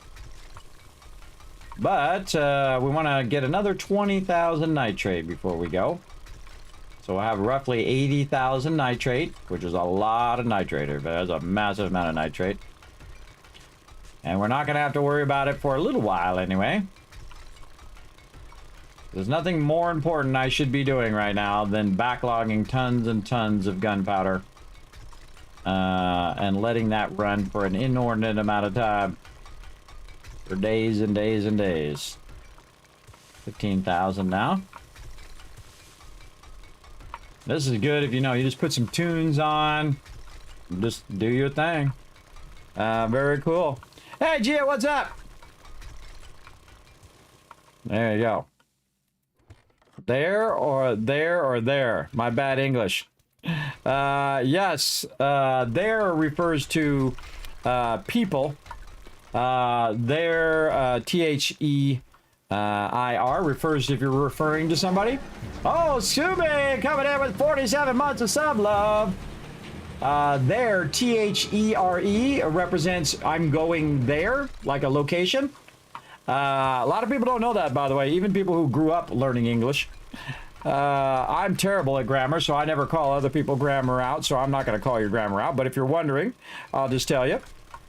The other there, they are is what that is. It's a contraction, so they are there, T-H-E-Y apostrophe R-E. I always feel like you might as well, instead of using a contraction, you might as well just use the letter, the other letter that's missing. It only takes one letter out, they are. So there, so it also adds an apostrophe. So instead of the A, you have an apostrophe, and the only thing you're saving is a space. So you're saving one block, you're saving a space, but you might as well just say they are instead of there. They are is a group of people, right? They are. My team is doing a whole bunch of things, right? These 5 people, they are running over here and collecting resources, right? So that's what those all 3 do, and that's what they're for. So if you're not, if English is not your first language, or if it is your first language and you didn't know that, there you go. Now, am I like a grammar expert? Absolutely not. I have terrible grammar, and I can barely make sentences anymore with my medical conditions. So I never call out people's grammar, but if you're interested in knowing, there you go. Free English lesson. I do know some things. I don't know all the things, but I know some things. There you go. How we doing? Oh, 23,000. All right, that's more than enough. All right, we got to make ourselves another exit. We keep taking our exit out. Put it right over here in the corner. This is already kind of angled. We'll go ahead and just angle this out here. Nicely. Yeah, somewhat nicely. All right. Whoa, look at that. I almost lost my thing down in the hole again. All right, back to base. It's dark and foggy. I can't see squat. Hopefully I don't run into this hole that's over here somewhere. And then to the bat cave. Or in this case, the kids' cave. Open sesame. There we go. And then down here. And we'll park it right here. And in fact, I'm not even using it. I'm just using it for transport, not for holding my loot. All right, how we doing here? Wow, that is still melting down. That's got a lot of time over there. How we doing over here? This is still melting down. All that's good. See how my forge is running?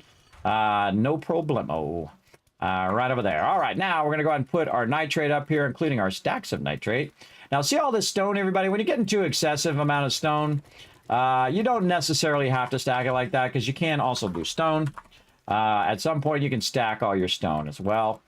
So that's going to go ahead and make 20 of those. And massively reduce the amount of stone in there. Again, stacks are great when your box gets full. A great example is in my other my other playthrough with my team that we have multiple boxes for stone. And when those fill up, then I will start to stack them. But I have overflow boxes, so I don't have to stack them and unstack them. That's the real thing, is I don't want to unstack them. I would prefer that they stay in the base form, so I can just grab it out as a base form. But if it starts to fill up, then you can go ahead and stack them up a bit. And that's okay, because you can always unstack them afterwards, like I did with the nitrate. Okay, so now we have a ton of nitrate and we have a bunch of coal. Now, again, I don't need to save this coal for a rainy day. I'm going to go ahead and keep this coal here and this nitrate and see how much of this coal gets burnt up when we try to run this over here. So it's going to be 10,000 coal. And we're going to run 10,000. Oh, wow. Okay, 10,000 there. Let's not do that. Let's do the stacks of gunpowder. That's what we want. There we go. 20 stacks. And that's going to use 16,000 coal, which is how much I have. So that's going to be pretty good. So it's going to be 20 stacks. But we want to just run 10 stacks for 240 minutes. So we're going to go ahead and track that. Oops, I didn't mean to track it. For 480 minutes. So, not that. We can go ahead and do this for 480 minutes. So what's happening is actually using my my coal, though. So now I'm going to have less. But here's what you want to do. Just right mouse click this down to more reasons. You don't have to do that a bazillion times, but just cut that in half. Cut this in half. Cut that in half again. Cut in half again. There we go. Now we're almost 400. Let's do 26, 425. You know what? Let's just throw some more coal in there. Now we got. Now we're going to tell it to do basically 10 of these in this one. So we know this one's about 306. And then we're going to go to the other one. And we can say, okay, well, this one's going to be 306. So we'll put 375, close enough, and do the rest of those and let that run for 216 minutes, even though that's 600 in there. So that's going to run for a very, very long time and do an insanely massive amount of gunpowder. Now, the problem is I don't have enough coal to really go to town on that, everybody. Look at how much nitrate I have here. Stacks and stacks and stacks of nitrate. And if we really want to see how much nitrate, we go ahead and unstack it now. Like this, and we have a massive, massive amount of nitrate in there. So now the nitrate doesn't do me any good sitting in that box. That nitrate should be converting for days and days and days into the stuff. I get my brain to work with me today. Into gunpowder. Again, it doesn't help me if it's in that raw form. And then we also want to put all of these stacks of stone away. There we go. We got a little bit of gunpowder on us as well. Stacks of, well, we don't have a little, we have a lot. Stacks of gunpowder. That does not belong in there. Belongs in the raw ammo box. There we go. Look at all the gunpowder I have in here. Pretty awesome. Okay, so now what we need to do is kind of switch gears. I'm going to put this in here. I don't know why it's not putting that other stack. There we go. We got all of this, and we got some other conditions we want to do. If you notice, I drank a little bit of honey there to get rid of that. And then I think this one is fatigue. Sometimes I forget what they are. Yeah, fatigue. So you just got to use some vitamins. And again, I haven't made any meds at all. I haven't made any bandages or any of these at all because you get a ton of them as drops. So it's best just to use up all of these. And then if you do run out, like antibiotics would be a good one right now. If we want to make that, we can just go antibiotics. And you'll watch, the second I make it, by the way, is the second that it will drop. Look at all these sandwiches I have in here.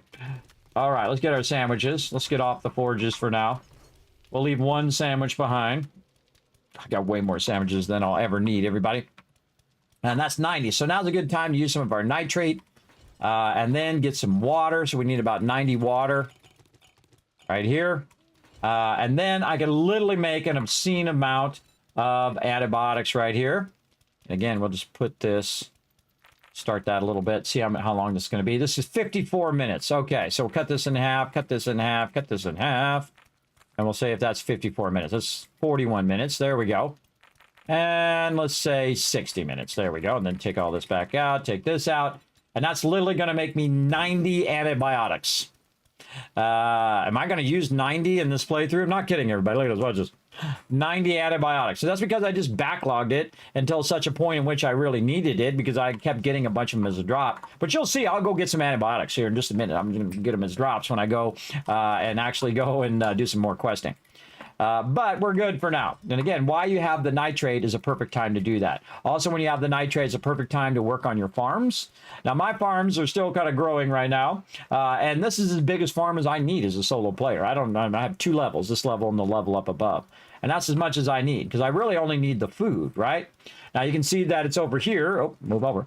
That I'm hungry, right? But my hunger right now is...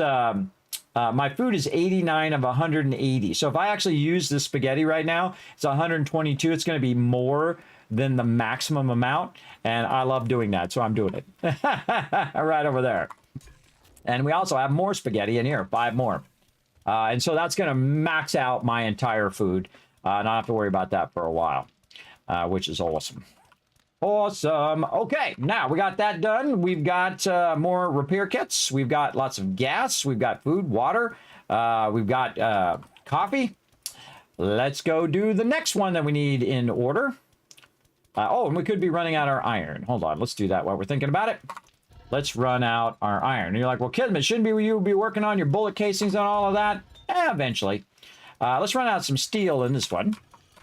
And then over here, we shall run out some forged iron over there. And then the smart thing to do before I leave the base is to grab more of this, like this, and max this back out again. Like that. And that's going to run for a really, really long time. And then over here, same thing. Max these out again. There we go. And that's going to melt all that back down. And then while I'm away, I can also have it collecting my water for me. So we can collect all of that. Right over here. See, my cement things are still running there. Put all this water in there. I've got some more iron I want to put away. Here. And there we go. So now it's going to be running my iron in both of those forges. It's going to be running the stone for a very long time. Stone takes a really long time to max out. Then we're also running a bunch of antibiotics for an hour. I don't think we're doing anything else in there. Plus in the chemistry stations up above for a very, very long time. This is going to be 234 minutes, everybody, over here. That's 4 or 5 hours. I don't know. Hey, Siri, what's 234 divided by 60? That's 4 hours. So 4 hours in this one, and then 4 hours in the other one. That's a lot of hours, everybody. That's a lot of hours and a lot of things. So I want to make sure that this is higher than this. And that's higher than that. Yes. Now, again, I could make it perfect, so I can just cut it down in half like that and then turn that on. Then over here, I can do the same thing, cut that in half to 309. I could probably cut that in half again and then cut that in half, 232. Good enough. And then that saves me on that coal, and I can use that coal to make more gunpowder. I know, it's crazy, everybody. It really compounds very, very quickly. But I want to keep some of the coal on me for, fueling my stuff there. Now, I do see some lead in here, which we can go ahead and take some of that lead out of there and use that here in this one. And let that go. And then we'll put, not too much in there. We'll put a little bit in there. And then turn that on, let that run. All right, so now we have all that going. Now, of course, the more things you have going, the more heat signature that you're doing. And not only does it affect the block you're in, it affects the blocks that are around you. So that's why you're going to get those screamers and all that stuff, the more stuff you have going. And I also have my plants growing. I've been collecting water. And also my whole entire base is automated now, where I don't even have to worry about it. And so here we go. Gonna go do our thing. We should double check what Horde Day was. I should be writing that down along with Reset Day. Reset Day is 97. So let's see. Horde Day is 98. Okay, so 97. Reset Day. Drop my headphone thing on the ground. I'll get it here in a second. Reset Day equals 97. And then Horde Day equals, so I don't keep coming back here to the sign all the time. I put in my little notepad thing, 98. So it's going to reset right before Horde Day. Okay, now we can have that up there in the corner. Now I'm going to pick up my thing. Get over here. My little wireless headphone case. Knocked it off. Put it up over there. Okie dokie. How are we doing on time? Oh my goodness. Holy mackerel. 3.5 hours. Boom, like that. All right. I'm just going to get up. So I do my circulation here, everybody. I'm going to pause the game for a second. And I'm not even going to bother with words on stream because I'm just going to get up for a minute, walk around, come back, and we'll get back to it. How do you make the garage doors? That's awesome. Are you using Rockbuster when you're mining, Kismet? I am not using Rockbuster right now, but that is a good idea. Actually, I'm being a huge slacker on it right now. I'm sorry. Over here. Where did I put my Rockbuster? I'm sure there's some in here somewhere, everybody. Where did I put it? Maybe I used it up. Did I actually use up my Rockbuster? I think I did. Oh, wow. Look at me go. Look at me go. For once, I actually used my Rockbuster. And I can make it, by the way, and collect it from the vendor. Right over here. Where is it? Where is it? Oh, actually, no. You have to get it from over here. Right here. Where is it? Oh, those are fort bites. No, you have to buy it. You have to buy it from the vendor. Again, I don't bother. I don't bother because I already have boosted from my my outfit, my miner's outfit. Plus, I have level 6, so it's doing 50% more ore block damage and 30% more harvest. Plus, I have my perks. But you can totally use that, and I know that that Alan does when he's doing it. Again, I have mother load at level 5, everybody. So again, I'm getting 100% more ore. I have a level 6 auger. Again, going through the effort of getting that rock biters and using all the rock biters, I feel like it's not worth it for me, but if it's your jam, more power to you, you know? But I'm also the same way when I'm playing Fallout, but I typically don't use buffs or food or water or any of those things because it comes at a cost of my time. But I'm gonna go show you what it is. That's a good point. We'll go take a look over here. Let's see if the vendor has any in here. Now, the first thing I would check, by the way, is these vending machines off to the side here. You've got a whole bunch of various things here. Now, a lot of this stuff you can make yourself.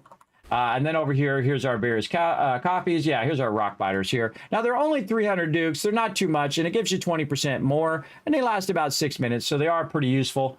Usually, I save them and give them to my team. That's why I never use them. Plus, I don't like to use my dukes to get them because I use my dukes to get all my other stuff. And I'm not collecting a lot of dukes right now because I only collect as much as I need in the moment, and thus it takes less time. I can spend a lot of time getting thousands and hundreds of thousands of dukes, but it's going to be way easier toward the end of the game to get massive amount of dukes. And what do I really need to buy from the vendor?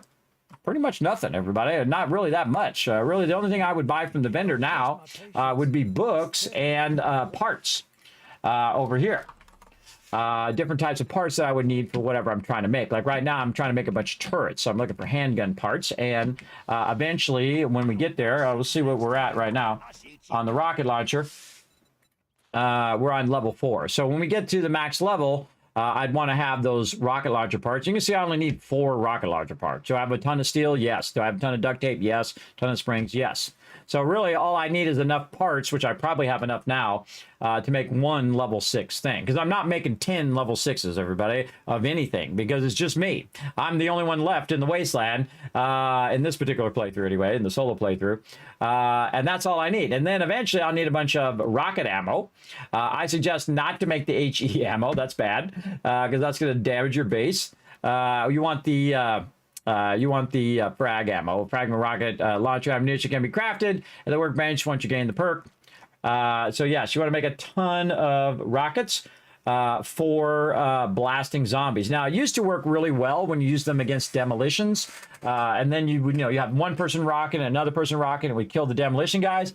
But now I find, and my team has found, that when you shoot them with a rocket, they trigger the explosion.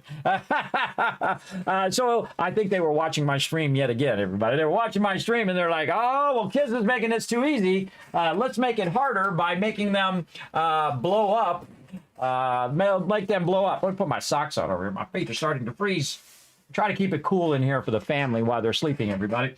But I have the drawback of it freezing my feet out over here. So I do usually sit here barefooted because why wear shoes if you don't have to? So there you go. But I'm putting my fuzzy socks on to keep my feet warm. Okay, so we got that done. We were going to take a break anyway. That's what we're going to do. So, great questions, by the way. Great questions. That's why I don't use it as well. Sad day when there's only one piece of cheesecake left. Not sad if you're the one who gets the last piece. It's sad for everybody else, right? Right? You know what I'm talking about. You know what I'm talking about. All right, let me fix my camera. I don't want my camera's down, but there we go. All right, so taking a break. I'll be right back in just a minute. Just going to get up, walk around just a little bit. Be right back.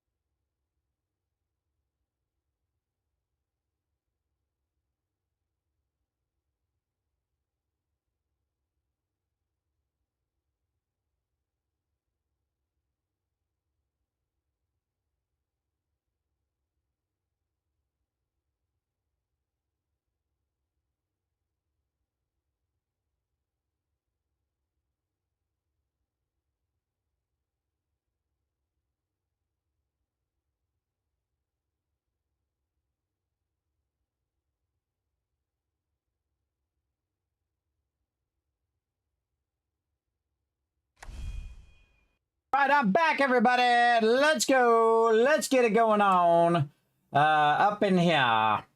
All right, back to it. So we're going to run out here. Now, put a 1 in the chat if you can see and hear me. And why do I not hear anything? Yeah, there we go. There's nothing to hear. All right, what do I do with my motorcycle? Did I leave my motorcycle up on top of the base? I sure did. Let's go. I love it every time I do that. It's pretty fun.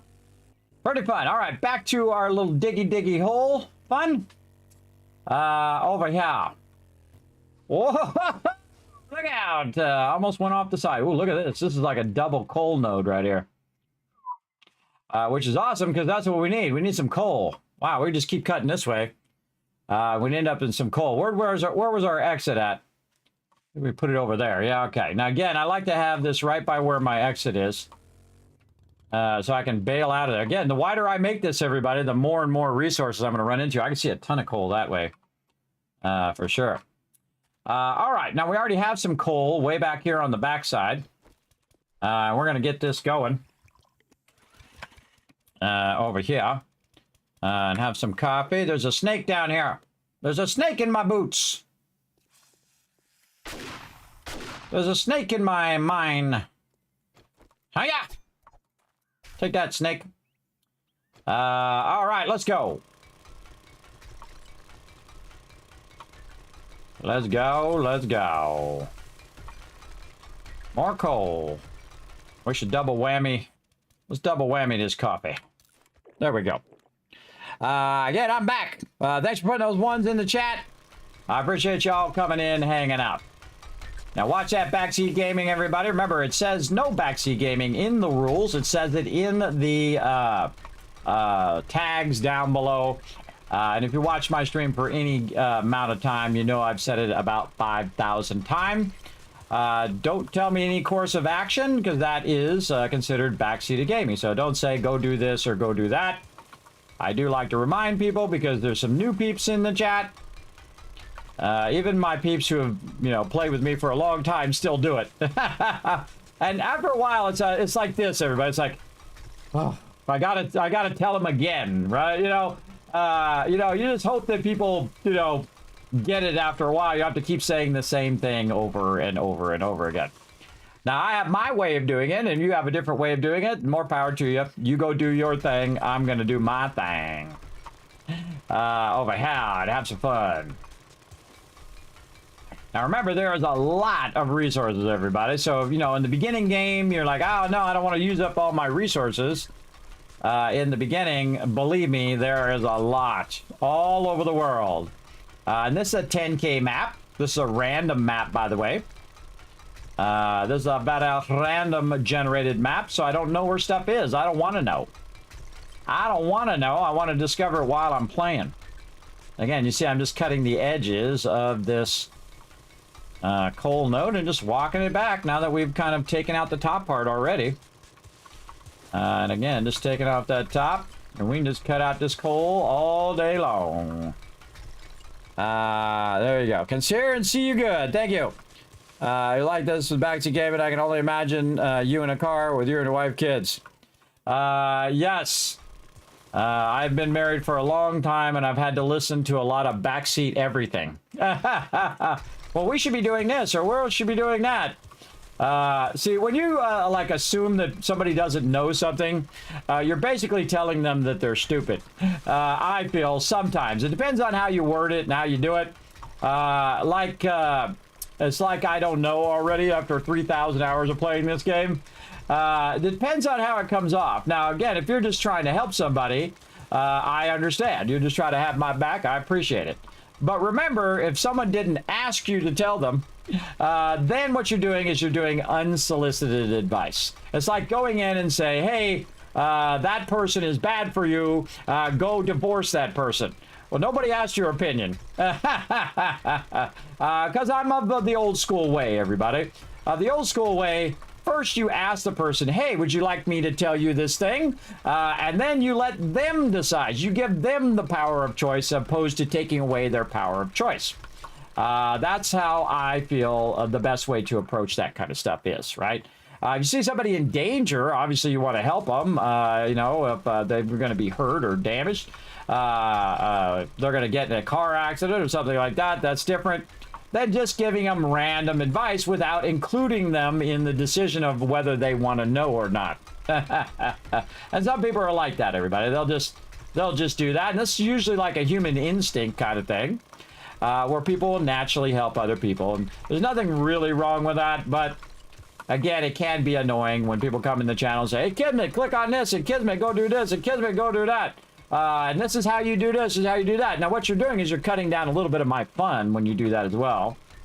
So what happens if I go in and I make a mistake, or I say, I wonder how I do this, right? Well, between the point in which I say, I wonder how I do this, and the point in which I figure it out, there's a whole bunch of things that are going to happen in between. Now, if I just go look it up on the internet, you know what happens? Or if you guys tell me in the chat, all that journey that was been about this long is now like this. And so all that stuff, you missed out on that stuff in between, which is the real spice, everybody. The real spice of everything you do is the journey in between. So if you cut down that journey, you just missed out on a whole bunch of cool stuff you could have done. And that's why I ask people not to backseat game. And some people also take it too far. They're like, hey, Kismet, well, I'm in the character creator. They're like, Kismet, click the thing, do the thing, click the stuff, do the other thing. Now, there is sometimes that you can backseat game all you want here in the channel, and that's when I'm doing what I call a learn to play. So when I'm doing learn to play, I'll say, all right, chat, go for it. Backseat game all you want. Just to get it out of your system, and so you can feel like you contributed to the stream or to the gameplay. And again, those are usually ones I play for like an hour or so. And since there's a lot of pros out there, whatever game I'm trying to show off here in the stream, then I enlist your help. But if I don't say, chat, tell me the thing, then you want to watch out. Because my mods will permaban you. We'll give you the first one for free. And then after that, my mods will permaban you forever. I don't mess around. If you're disrespectful, permaban. I don't mess around. I ain't your papa. If you don't know how to be respectful, if you don't know the difference between backseat gaming, you're also welcome to ask me, and I'll just tell you what I just told you. And some people think of backseat gaming one way, and some people think of backseat gaming another way. It's kind of like pay to win, everybody, in the way that people think about it. Some people think pay to win is this, and some people think pay to win is this, right? Like some people is pay to win is anything that affects your ability to do stuff in game, like XP boosters and things of that nature. I'm of that camp, everybody. Anything that is not cosmetic in the game is pay to win. That's just the truth of that. And somebody's been playing games for 50 years. That is very true. If you pay money and it gives you an advantage over a player who doesn't have that money and can't afford to spend that money, then you're paying to basically progress faster or get better items or get more XP or whatever it is. That's definitely pay to win. But some people will say, well, no, Kismet, that's not pay to win. Pay to win is when you can buy weapons and buy armor and stuff like that. That's pay to win. And then some people say there's no such thing as pay to win. Hey, you can have your opinion, I can have my opinion, and those opinions can differ, and we can still hang out and have fun. It's okay. It's okay to have difference of opinion, everybody. Don't have to be so hardcore that if somebody disagrees with you, well, then they totally are wrong. I don't mind if you have a difference of opinion, but if you're in my channel and you start backseat gaming, I'm going to let you know. And then, if you keep doing it, I'm going to permaban you. Really, my mods will permaban you. So watch that backseat gaming, everybody. Again, we give you the first one for free. And I mention it all the time in stream, and people still do it to this day, everybody. They still do it. I mean, I must have said it. Just imagine how many times over the last decade I've said, hey, don't backseat game. Oh, there's some coal over here. I can just sense it. I can just sense some coal over here somewhere. Where are you, coal? I can sense it. Here in the back. Keep getting that going on. There we go. You have tell me nothing on the screen and people would still do it. Yes, Landrew, I have done that in Starfield. That's where that started. I put a big sign that said, tell me nothing in the bottom right corner. So some people, they think they're funny because they're like the 53rd person that done that, is come in the chat and say nothing. So, because they told me nothing, right? And then some people will still come in and backseat game. Oh, Kismet, you click the thing and you do the stuff and you do the other thing. Now, again, my style is sometimes confusing for people. My style is to commentate what I'm doing, right? Why I'm doing it. I think that's the most interesting thing to watch somebody else do, is to figure out the why. Doesn't matter the how. The how you can just watch and figure out the how. That's easy. But why am I doing this right now? Well, I'm doing this so I can make some nitrate. That's why I'm doing it. And then why am I cutting it at the top now instead of cutting it at the bottom? That's because there's a little bit of loot up here, and I don't want to go and have it fall down without me getting it. That's why. We're going to try to get some of it right here. Oh, yeah. There's some coal up there for sure. Now, there's coal in the other direction, too. But I'm the type of person that tries to squeeze out every bit of resource there. Here's a great little trick here, too. Just cut this back. Make yourself a little stompy, steppy step.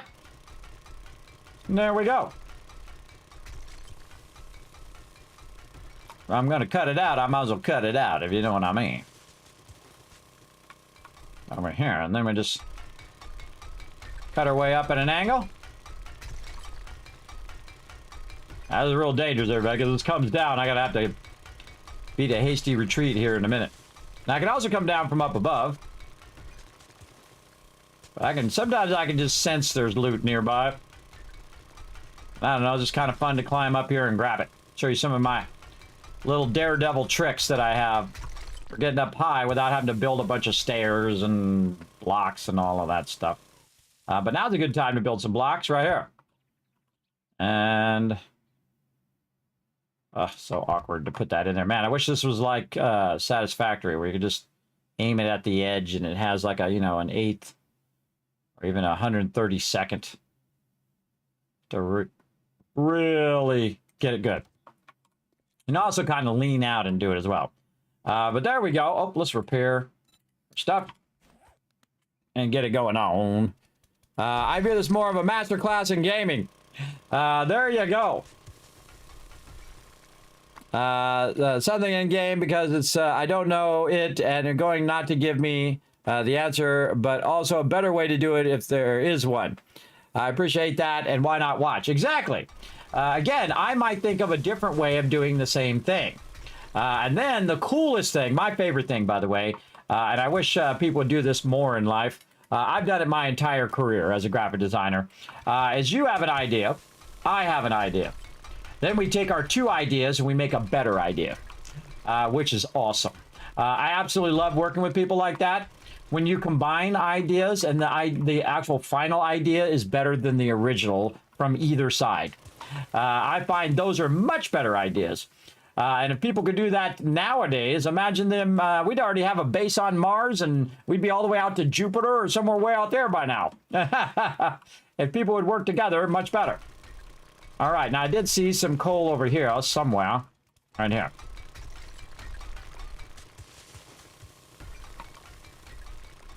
This is not coal. This is all stone. Sometimes stone looks like coal. Where the heck was that coal? It was toward my bicycle. It was this way. See if we can cut our way toward this coal. There was 2 coal nodes over here. Let's go see where those coal nodes are at. I saw 2 coal nodes up here. Oh, they're this way. Yeah, look at this. There's a lot of coal here. There's a great little trick as well. You just cut downwards. And you're like, well, how's that a trick, Kismet? Well, first I'm going to cut downwards. And then I'm going to cut in the direction in which I'm actually have the pit.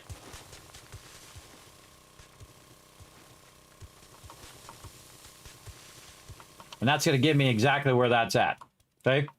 And that's also some lead in that way. Yeah, here it is right here. Some of this lead while we're at it. So now we can cut through this lead and get coal with that too. We just know exactly what direction that's in. Take a bit of this top side out, see what we got behind here. Oh yeah, much more lead. Let's see, how much coal do we have right now? Let's get some of this coal over here. Around 30,000. All right, we need to stay focused on coal. Let's stay focused on that. We'll come back to our lead later on.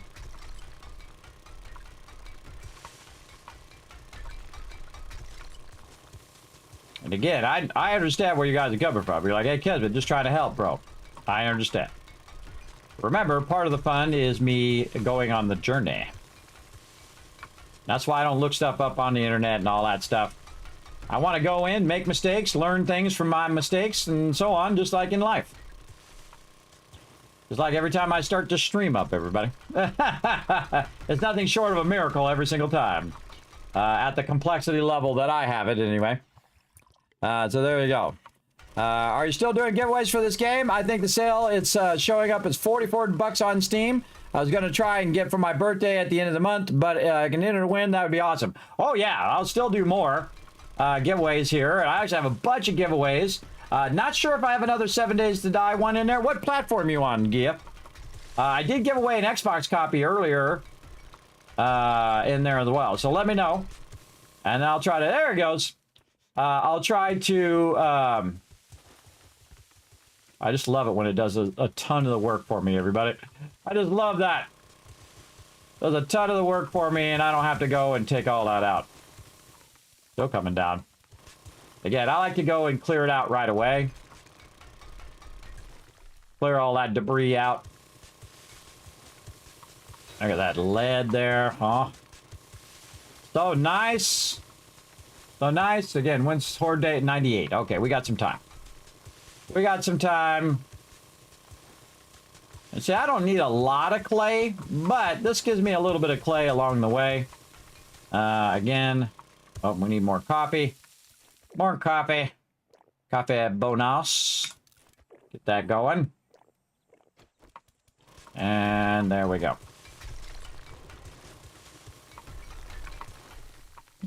Again, I find this very relaxing. I love just sitting here and just collecting loot. I can do it all day. But I always set a limit on it because, you know, you got other things to do in game. What's over here? This is more clay. More clay. And again, you see how that before I dig down, I'm going to try to get all this side stuff going first. Cut that stone back just a little bit.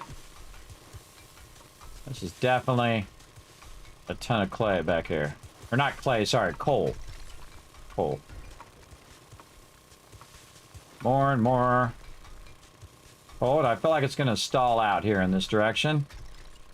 Yeah, see, it stalled out a bit there. No, this is still good here. Now, this is all stone. That's stalling out. That's clay there. Now, we got a ton of clay over on this side, so let's go ahead and work that a bit. And again, this is where we cut out on this side, and we're trying to go in this direction now to replenish some of our clay at this level. Now, we just keep digging down, by the way. There's tons of clay downward. Hello. All right, let's party at the disco. Come on, where you at?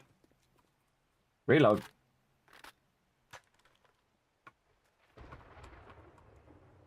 Come on down here. Let's go. Love to hear them thud, by the way. They'll thud when they come down. There with a triple shot. Anybody else? Slow walking zombies. There they are. Come on down here. Let's go. Totally missed him. Missed him twice. Third time, did not miss. All right, back to it. Now, there'll be some more zombies, but they're going to take a minute to get here, so we'll get back to work. We're at 36,000. There they are. Where are you?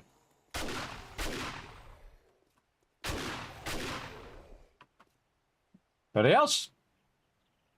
That it? Nobody? See how incredibly OP I am with the auto shotgun.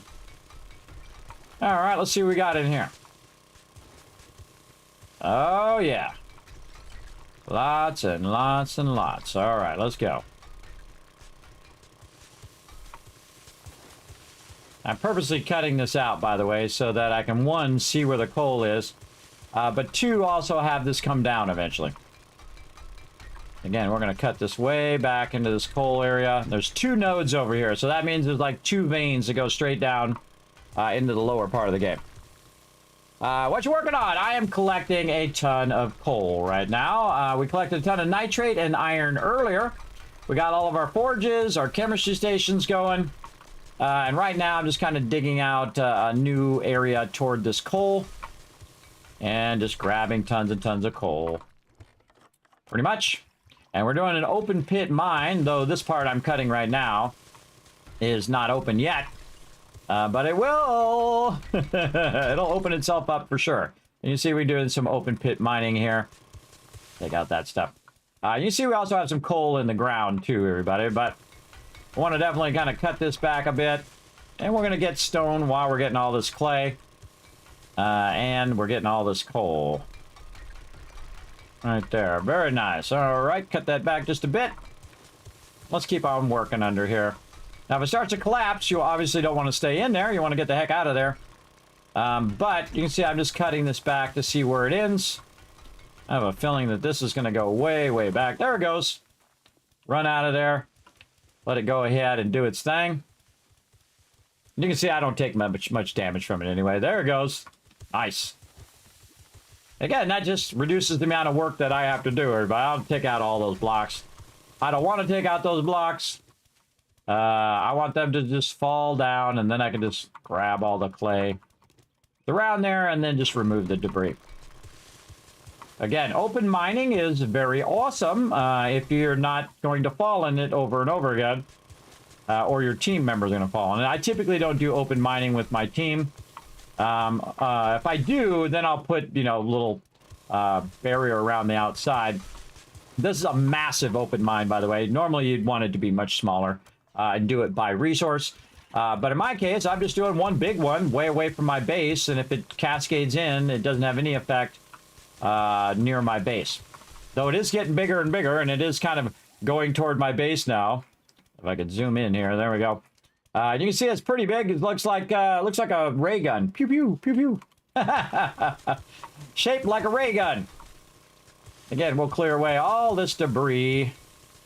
Now we have some nice open areas. We can just cut this back a bit. Look up in here and see if we have more clay this way.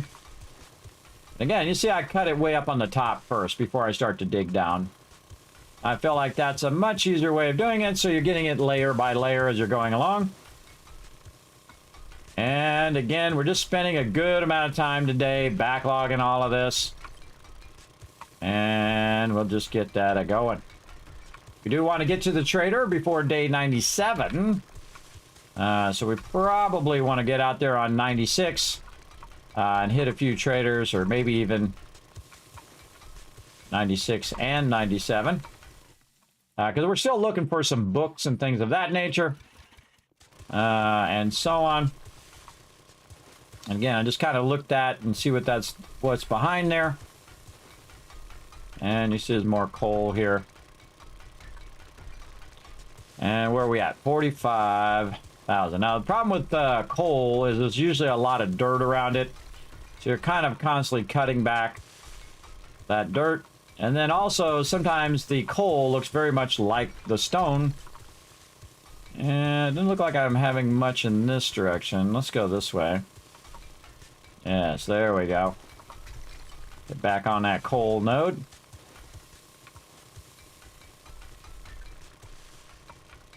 Coal that way. I'm getting more sand than coal at this point.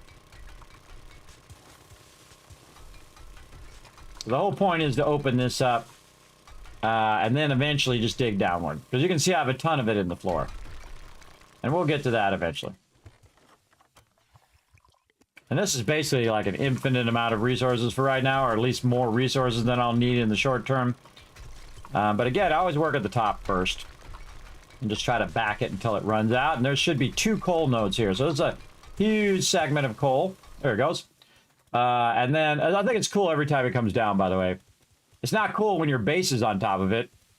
But it's cool when it does that, though. I think that's cool every time. We used to do it all the time where we take out buildings just to watch them fall in-game. Very, very fun. And again, we got this whole layer of debris we have to clear. Again, just cutting it back nicely. So we don't have to do any supports or any of that stuff. Just keep cutting it back. And we can go all the way to bedrock without doing any supports in an open pit. There we go. What do we got back here? A bit more coal there. Definitely more coal here. My armor is weak. That's totally weak.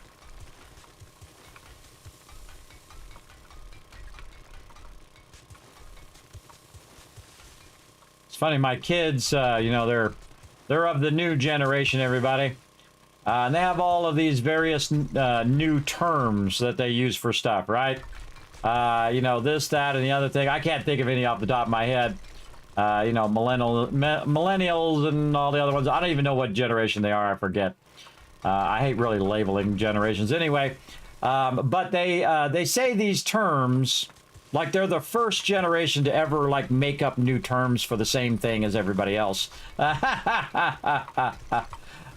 really funny. to watch them think that they came up with an original idea of taking a word, making it mean something else than it originally means, or taking a word that doesn't mean anything and then applying it to something else, right? They're like the first person to ever think of that. And the funny thing is, you know, the previous generation thought the same thing, and that previous generation, and so on and so forth and so on.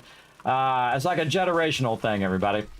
They have like new words for the same thing as, you know, as they've had words for forever. But, you know, hey, let them do their thing. Basically, slang terms for things like love or what we used to call like mojo, right? Like you have charisma, that kind of thing. And I forget what the terms are because I don't care. But, you know, they come up with these new terms and they're like, oh, well, that's what this means and that's what this means. And I'm like, why don't you just say the original thing? Just like my generation came up with new words for things. I'm like, why didn't they just say the original thing? Why change it to something else? I don't get it. I don't get it, but then again, that's me.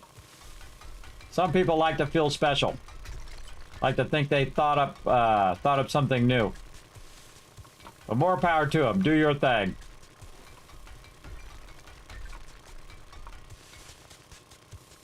It's a generational thing, everybody. I can't think of any words, too. So they'll say certain words, and I'll be like, what does that mean? And they'll, oh, it means this thing. And I'm like, oh, okay, yeah, this is the word that we used to use in my generation for that thing. And then it actually means this other thing that is the actual word for the thing. Slang terms, everybody. And then they say it like they're the first person to ever think of taking a word and making it mean something else. Again, very, very funny. That's like generations and generations of that.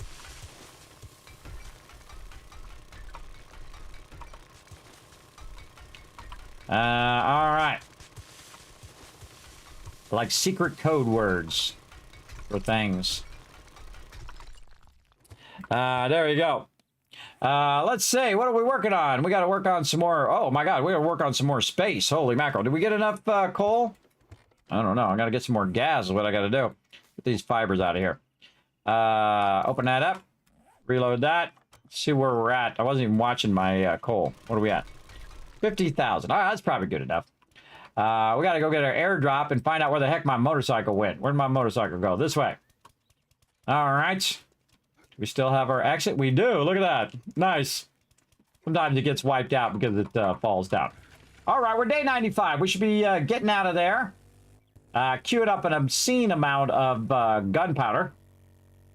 And then collecting some brass while we go to the various things. Now, again, if you want to see how this base was built, everybody, I do have a playlist for this playthrough and my team playthrough as well. So I'll go and put that in the chat for you. Over here. So again, there is the playthrough that I'm currently playing as a solo wanderer, the solo playthrough. And then this is the team playthrough.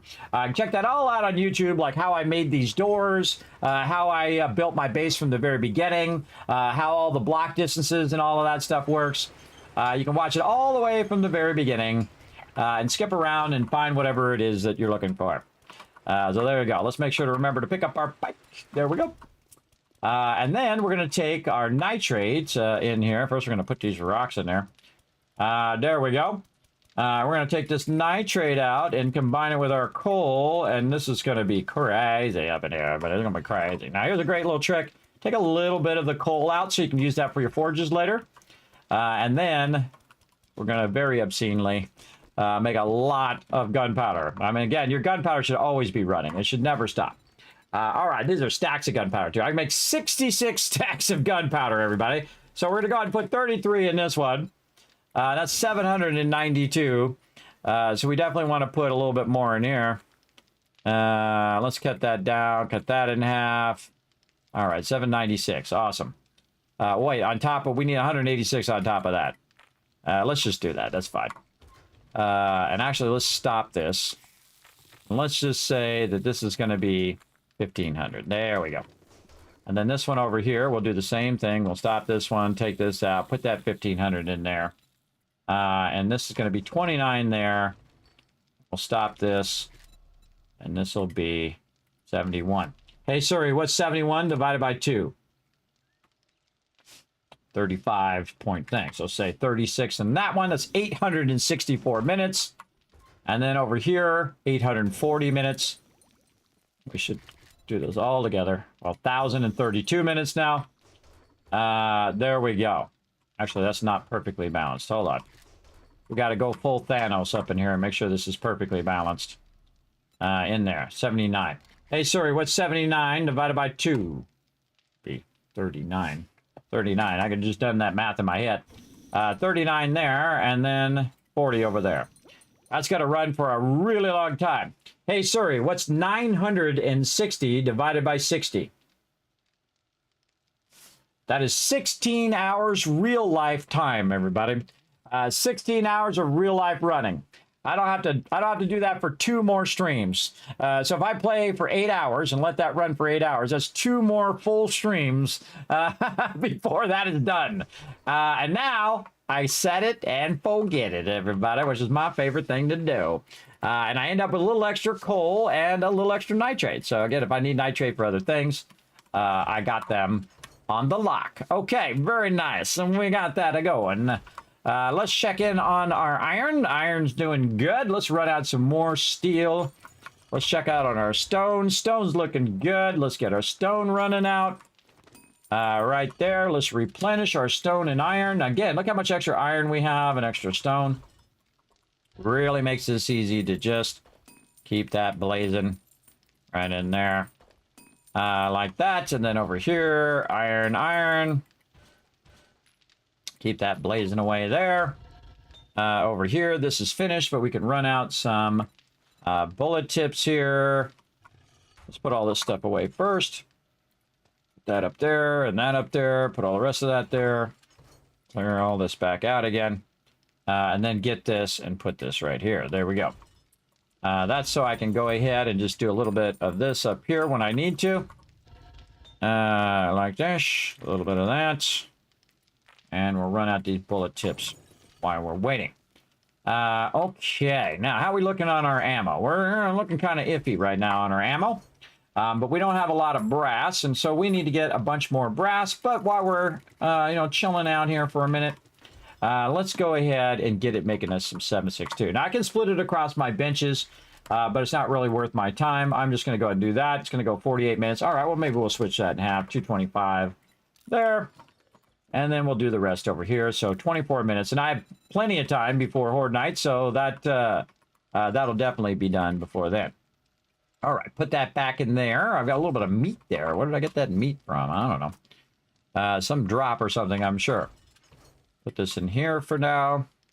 What else we got? Something in here that should be right there. There we go. Got all of our stuff. Very nice. More bullet tips in here. We've got a little bit of a leather. We got from, I think, from that snake. Let's see. And then we can put our stuff back in there. How are we doing? We're looking good. Maybe a little bit more shotgun ammo. Just a refresher over there. Actually, we could probably put that in half. And if we get some shotgun ammo, let's do that. Well, I'm not going to get any AP ammo, I don't think. Just kind of put that in half so that if I do get more shotgun ammo, it'll end up in there. We got our level 6 here.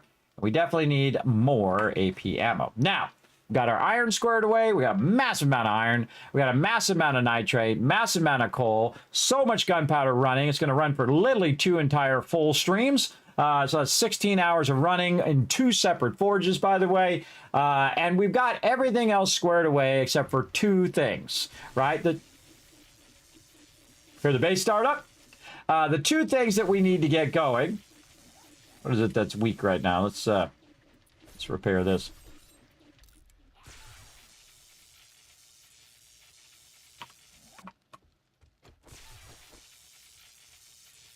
I just love that I could hear him getting zapped.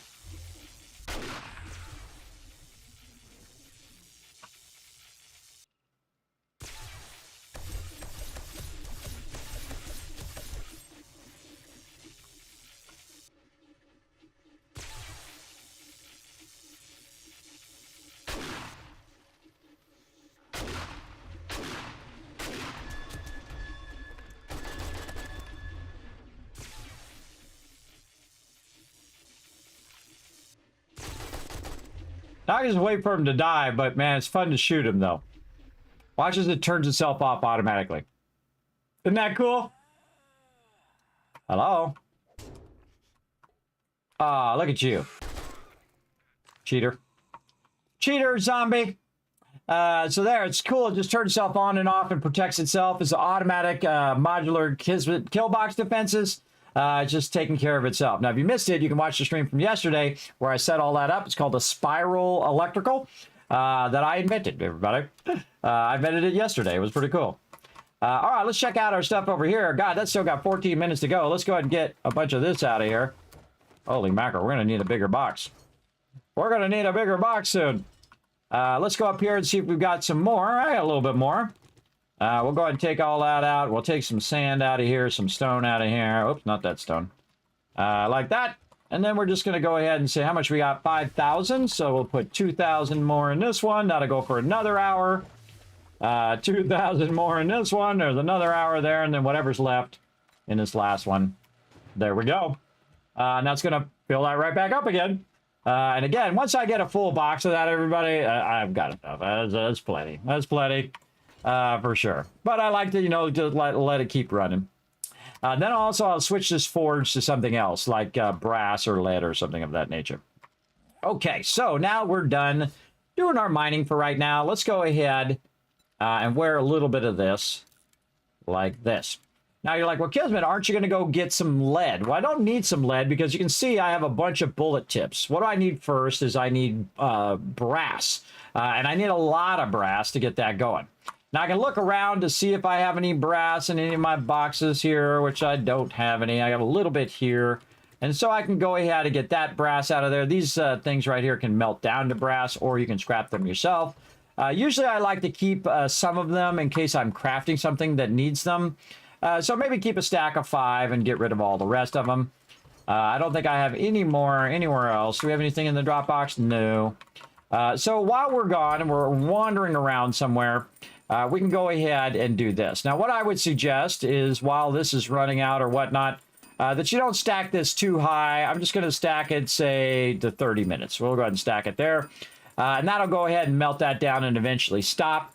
And then it won't burn up all of my fuel while I'm away. Now, we also need to go ahead and say, what do we need? We're going to need our impact driver. Now, before I leave the base, I kind of like to, you know, burn up some of my repair kits just because. And then repair all of that stuff like this. And then go in here and make myself some more repair kits. I'm at 16 right now. Repair.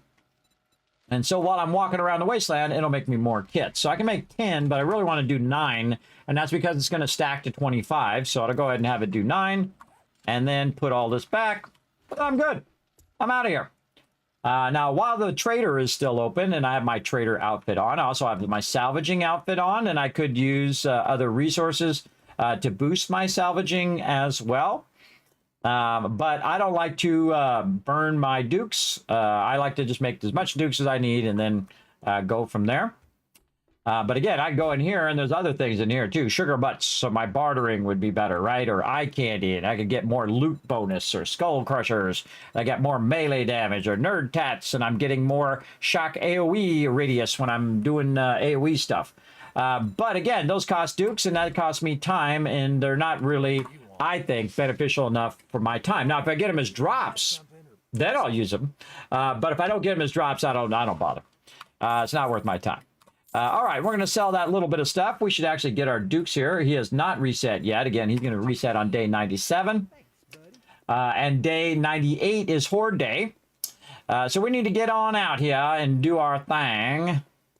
For sure. So let's go in here. We're going to need certain types of vehicle to help us do this a little bit faster. We go all the way down here.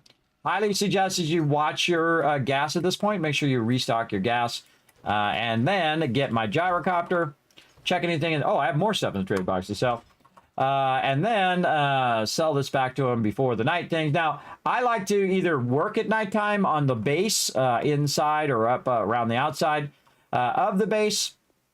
Or I like to travel at nighttime, because the traveling at nighttime is very efficient because you can't really talk to the trader at nighttime. because they'll kick you out of the trader, and you will then end up in the middle of the boonies, way over there, usually. What the hell do you want this time? I wanted to buy all my sweet, sweet extra junk that I have. You think you're not going to buy that. But now I got about 14,000 dukes. Gawking at goods and that's all you buy? Yep. Because you ain't got nothing I need. All right, I'll just leave the door open as well. Kismet Killbox doing his job. We got our 3 turrets in there. We're going to try to get the rest of our turrets in. We're going to see if we have enough time. Time goes by very fast. Now you're going to see I'm going to put my gyrocopter right in there like this. And I'm going to put my motorcycle right back in there in case things go horribly wrong. And I get out my gyrocopter, a bunch of things that hit me. I put my motorcycle down, get on out of there if things go horribly wrong. Now, before I leave, I'm going to go ahead and gas this all the way up. It already is. I'm going to repair it all the way up. Already is. And then I can show you the mods that I currently have in there, where I have the fuel saver mod. Move over here. Fuel saver mod, the reserve fuel tank, so I have extra fuel, the supercharger mod, and the headlight, which I think is hilarious, everybody, that you can turn your headlight on in there. Now, I can also put the armor in there, but I feel like both the headlight and the armor are completely useless, but it's fun to put it in there anyway. Okay, so there's Trader Rec right there. I feel like we'll go do all the Trader Recs first. So what we're going to do is we're going to leave here, and we're going to go find our Trader Rec. There's another one down here, too. But we'll go ahead and hit up Trader Rec here. Again, we should zoom out as much as we can. I should really put these traders in order. And say, okay, this is number 1, this is number 2, then this is number 3, and so on and so forth. But I'm being a huge slacker. All right, let's just go to this Trader Rec first. Off we go. Stay in there. The first thing I do is I take off. Just hold down the space bar. It's going to hit you up. C, like cat, is going to allow you to go back down. Watch out for the trees. Whee, we made it. And then I turn toward the little arrow. Now, typically, I stay pretty low. The reason why I stay low, one, is just in case you run out of gas. You're going to fall a lot less. And also, it's more cinematic to stay pretty low. So I'm not just way up in the clouds, which you can get way up there. But you get so far up there, you can barely see the terrain as well. Now, am I going to get there before night closes up? Probably not. But I can sure give it a try. And of course, we can also look straight down and look at all the trees and whatnot as we're going across it. And then, of course, also if we go across an area where we haven't been, it'll discover that as well. But we already been across here. And we're ready to get it going on. Hey, Sammy, what's up? Thanks for coming in and hanging out. So, yes, we finally got all that stuff queued up and got that running. Now, what I do is I do my trader run, and I combine that with brass collection. So while I'm at the trader, or while I'm traveling to the trader, or while I'm waiting for the trader to open, I'll go around and collect me a bunch of resources that I can either sell to the trader or that I can use back at my base. You'll also see me basically scrap the brass radiators, and that's so that I can carry more of them back with me, back to the base as well. Oh, yeah, we're not going to make it in time. Oh, no, we're not going to make it. But we're going to get over here, and then we'll just scout this area out and see what we can find. And then we'll come back and hit them during the daytime. And so I kind of use that as like the center and then work my way outward from there.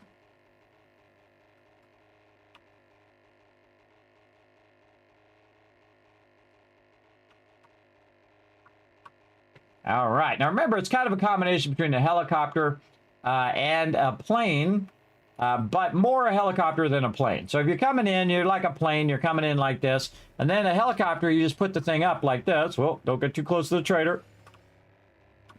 Oh, that was scary. You don't want to be too close to the trader because it can kick you off of your helicopter. That's not good. So what you want to do is come in and hold down the space bar to try to slow yourself down like that. And then maybe a little forward. And then there you go. I took no damage. And there we go. So now we got that going. Now we got to wait for the trader to open. So what we do is just stay busy by looking for some cars. Let's go. So we're going to kind of tool over to town here. Or at least wherever the town is. Where the heck is the town? Oh, town's down to the right. Okay. This way. And now, I've already probably wrenched all those cars along that road. What's up, guy? Boom! I booped him, everybody. I gave him the boop. All right, what do we got over here? Now, first thing you want to do before you get too crazy, make sure your guns are loaded. I mean, all of them. All right, guns are loaded. I actually should move my guns up. I get this one and this one. There we go. Turn my light on. Time for some wrench. And when you go to wrench, hello, make sure you're up high. Now, if I shoot that shotgun, it's the loudest thing in the game, everybody. And so it's going to drag everybody over here and their mama. And that's okay. So that's a lot of XP for me. Anybody else want to bring me some XP? That lady. Anybody else? No? Okay, we good. I just reload my weapon. There we go. And then it's time to go ahead and wrench this baby. Now, what we're looking for is brass radiators. But we're also going to get a ton of other loot that we can sell to the vendor or utilize as well. All right, very nice. I like to have my vehicle nearby in case like 15 cops show up and try to attack me. I've seen it happen. It's crazy. The shed. By the way, notice that doesn't have any skull. That means that this is a location that you can... a location that you can just take over, and it's not a quest location. So very, very useful, I find. One of these days, we'll take one over. Hello? Oh, hi there. Now you did. A little bit of lead there. Ooh, a little bit of some goodies. Now right there is a brass radiator, everybody. Now is it going to give it to me? I don't think it did. Sometimes it does, sometimes it doesn't. Hello? Now, if you notice, I'm not as afraid at nighttime as I was before, right? And the reason why I'm not afraid is because I have the auto shotgun, and the auto shotgun is awesome. I also have better armor, better gear. I have my motorcycle in case I need to run away. I also have a bunch of med kits down there. Now, the one thing I don't have is a bunch of medical items that I can use, right? Now, watch as I scrap these brass radiators in my inventory and then put the engines back here. That sledgehammer I'm just going to scrap. Anything below 100 now, I'm just going to scrap. Now, that I don't need to keep on me. Do I need to keep my helicopter on me? No. This I don't need to keep on. That's a single stack item. All the rest of these items will stack, and so I'm going to keep those in my inventory. So as I'm collecting more resources, they'll just automatically stack in my inventory, like so. Hello? What up? Oh, well, thank you for that free loot. And again, now I just stay busy while I'm running around. Now, nighttime, you're going to have tougher mobs. They're all going to be running by default. Meaning that they're kind of like feral. Now, I also love to run over mobs with my car. Bam! Didn't quite get him. Didn't quite hit him, but it was pretty close. He's also a feral as well. You can see him by his eyes glowing. Of course, I'm making this look easy, everybody, because I have the level 6 items. I have level 6 shotgun and the vehicle and all of that. But really, it's all about what you're comfortable with, right? In the beginning, it's scary because you don't have that good of weapons, and you can't just one-shot mobs like this. And if you get 5 of them on you, you're probably going to die. Even 2 of them will kill you in the beginning, especially if you're making lots of noise like I'm doing, right? So I'm making lots of noise right now. That's going to cause the zombies to come after me, including, by the way, screamers. I think you can get up on that side. How can we get up there? Maybe up here. That's a little far. That's a little far, but we'll give it a shot. Oh, and how about it just not jump? How about that? Nope. I tried. Now, if you want to get up there, everybody, here's what you do. Block. Block.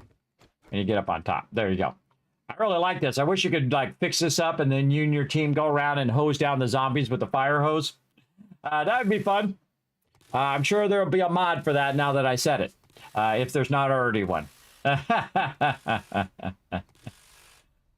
Usually if you can think of something, everybody, usually the modders are already on top of it. And big love to them. All right, and you always want to be scrapping these things. So the second I hit 5, you can see over here off to the side, everybody, that I'm scrapping a ton of stuff. In fact, I'm going to stop these so these other ones will go ahead, and then I'll scrap those ones behind. Those are like 10 seconds, and those ones will be done. But I do scrap the brass radiators, and this allows me to stay out longer and scrap more than to go back. Now, I can also use the truck to hold more. But I feel like the first thing you want to do is be more efficient at what you're doing. And if you're more efficient at what you're doing, you don't need as much space. That's what's really nice. And we already got the car over there. Now, I don't remember every single one of these locations, everybody. I just kind of go along. I look. I see if I see a car. Okay, there's a car there. I'm going to go ahead and grab it. See what happens.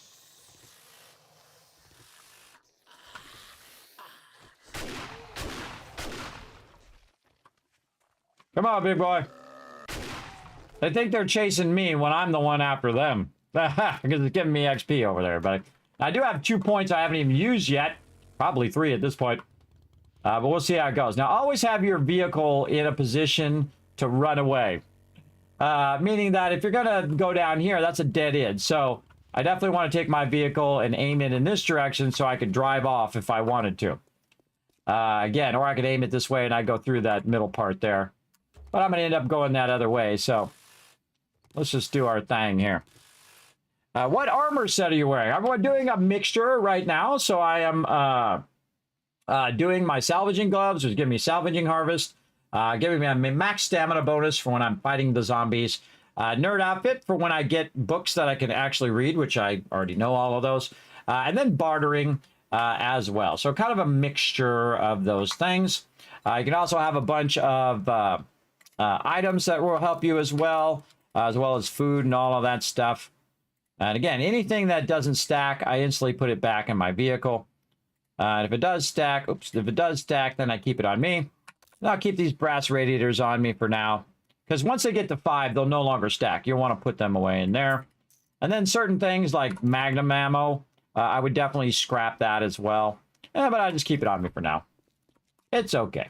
And eventually my character's going to get overburdened. I would make some choices. But what do I really need right now? I don't need anything, everybody. I don't need nothing at all except for brass. So brass is my primary thing. Come on, big boy. Hey, just like your friend, you got no head. There you go. Just like the one I just shot earlier. He's toast. Now, again, when I'm running around shooting stuff, I'll show you my stats and all that stuff over there. But when I'm at the base and I'm crafting stuff, you'll see me move around here for all that kind of cool stuff. All right, and again, I'm just going in a random direction, kind of feeling the vibe of where I want to go, using my instincts. Oh, look at this cool power station over here. That's cool. They got a lot of really cool stuff in here, buddy. 750 locations. And you can go to every single one. Every single one, and interact with every single location. Now, again, I could go inside and get all the loot in there as well, which is pretty awesome. You get a lot of brass and all of that out of there. But most of the time, I just like wrenching cars. Oh, there I go, dropping stuff. More brass radiators on the ground there. Now, brass radiators take a long time to scrap. And sometimes I'll just say, okay, we got some engines, we got brass radiators, let's get all that out of there. Again, keeping all the stuff that you think are going to stack. Now, it's going to stack to a certain maximum, and when it stacks to that maximum, then you definitely want to get it out of there. Am I going to get a bunch more shamway sandwiches? Probably not. Am I going to get some more mushroom stores? No. Probably not too many lockpicks. Maybe not too many nails. Now, see these right here? I'll actually throw these away. If I run out of room, I'll throw those away. And let's scrap these bullets as well. And again, if we can scrap some more of these, then we'll just scrap them as we can. But if we can't scrap them, oh well. But we definitely want to pick up some more. And again, looking around for just random vehicles. Those vehicles will not respawn, by the way, unless I do a quest that brings them over here to respawn them.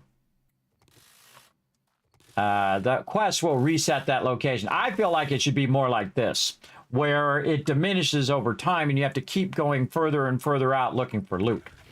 And I've done that before. Before they had quests, everybody, I had the loot respawn set to 5,000 days. That's right, 5,000 days. Now, we've only crossed 5,000 days once in our playthroughs. Open, there we go. We can open up that book, and maybe we'll get a double because we have our nerdy outfit on. Always kind of fun. I'm always listening for zombies, too. Sometimes they make no noise, and they just show up, and they're right in your business. I don't bother crouching as well. I see I got another battery and another engine. We'll put that in there, and then we got one of these. Now, if it's less than 100 now, I'm just going to scrap it. Hold up.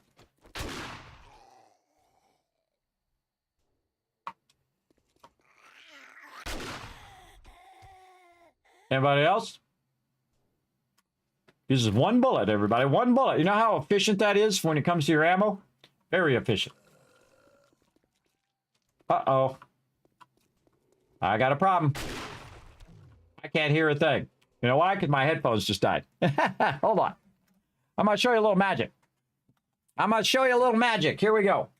I'm going to take these headphones off, my little wireless headphones, and put those in my little case. Let them charge.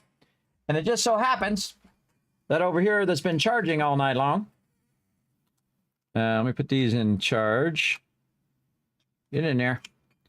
It's awkward. It's upside down. No, wait. I mean, it's not really upside down, but it doesn't lay down good. And now I've got another set of them. I just bought these recently, everybody. And they are actually really good. They last for 4 hours. Wireless headphones. I actually forget who the manufacturer is, but I'm going to try them out for a month. And they're actually working really, really well. The only problem is when my audio dies, I have to go and switch my audio from one headphone to another. That's not too hard. I just go into OBS here and tell it to switch it to output to these headphones, and then I'll test it by making some sound. Now you can hear it, and I can hear it, and then it works. All right, there we go. And then we go another 4 hours before we need to do it again. And then, of course, by the time these are done running out, the other ones have charged up, and I put those in, and I can do that continuously forever, which is my big dream, everybody. Now, I do have some Apple ones that I've used, and they last about 2 hours, and then they diminish over time to where they get to be like 45 minutes. And again, these ones are much better. And I don't have to think about them for 4 hours at a time, which is great. That gives me lots of time to do other things. Again, shotgun, very, very efficient killing device. All right. Let's see what we got in here.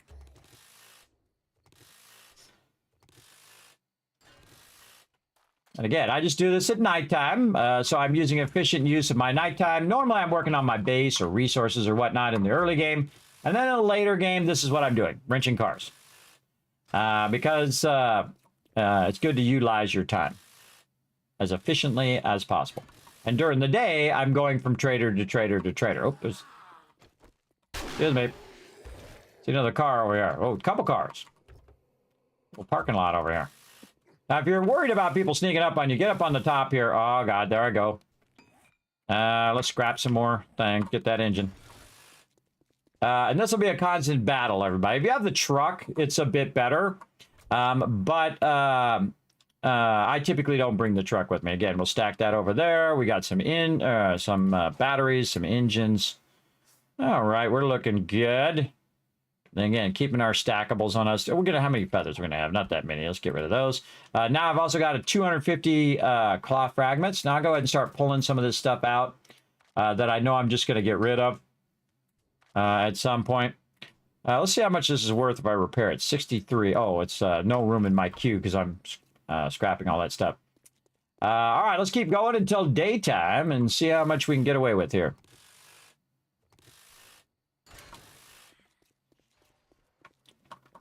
Hello? There's somebody over there. So if I go into loot like this, everybody, I can just put stuff in. I don't think too many people think about putting stuff actually into the thing. So I just start getting rid of stuff that I don't need. Like gunpowder, like, ah, kid me, you need that gunpowder. Not really. I'm making a mass amount of gunpowder. Do I need to carry it around with me the whole entire time? Absolutely not. Just like lead and even iron, I could just get rid of. But I kind of let that stuff backlog because I'm going to get a ton of it over time. Same thing with lamb rations. Do I really need to keep it? I could buy it from the vendor at this point. But again, if it stacks and I have room, I'll do it. Now, the other problem here is I have headlights. I have 50 headlights. I'm going to put that away. And brass radiator, going to put that away. And you can see that my brass is starting to build up in here now. And that's from me scrapping those brass radiators. Look how many engines and things I got just from the few cars that we've done. I haven't done that many cars. And that's because my salvaging is also way up. I've also got a bunch of my perks that help me with my salvaging. And so on. And so I'll just grab random loot until I get to a point where I don't want to deal with it. And then I'll just throw that loot down. Oh, it's some fun time right here, everybody. Now, here's what you want to do. You want to have a runaway location right over here. We're going to go ahead and build our way down on top of this thing here. And we're going to have some fun. Oh, there's a thing on top of that. All right, we're going to have to build it this way. Kind of awkward, but we'll go with it. All right, here we go. Watch this.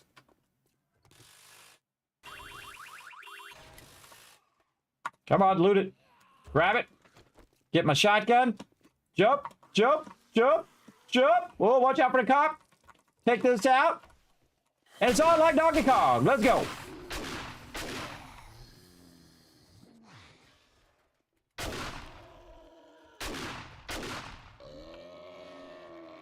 I'm going to climb up to the top here. Don't slide off. Let's go to this side. Ah, we need the AK. Shoot him in the knees. Oh, my earphone's coming out.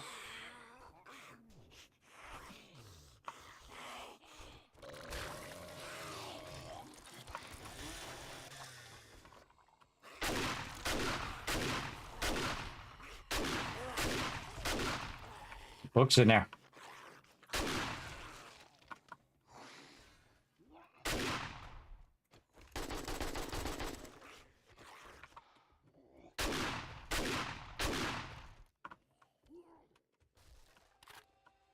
That's a little technique I like to use, everybody. You cut a hole in there and they can't get through, but you can get them. See, they're trying to get to you. So I'm at this level. So they'll work their way up here and they'll path their way to me and try to hit their way through the wall. I'm kind of using that pathing to my benefit. The one I really wanted to take out was the cop, because that's the scariest one. Now, another thing you can do, look at the bell tower up there, pretty cool. Another thing that you can do is get on your vehicle and drive away a little bit and then turn around and just blast them all. I've done that many times as well. I love the cool bell tower thing up here. I love it. All right, we're good. All right, give me my blocks back. Where's the rest of you? Come on. Anybody else? Nope. All right, come on. I got to get going.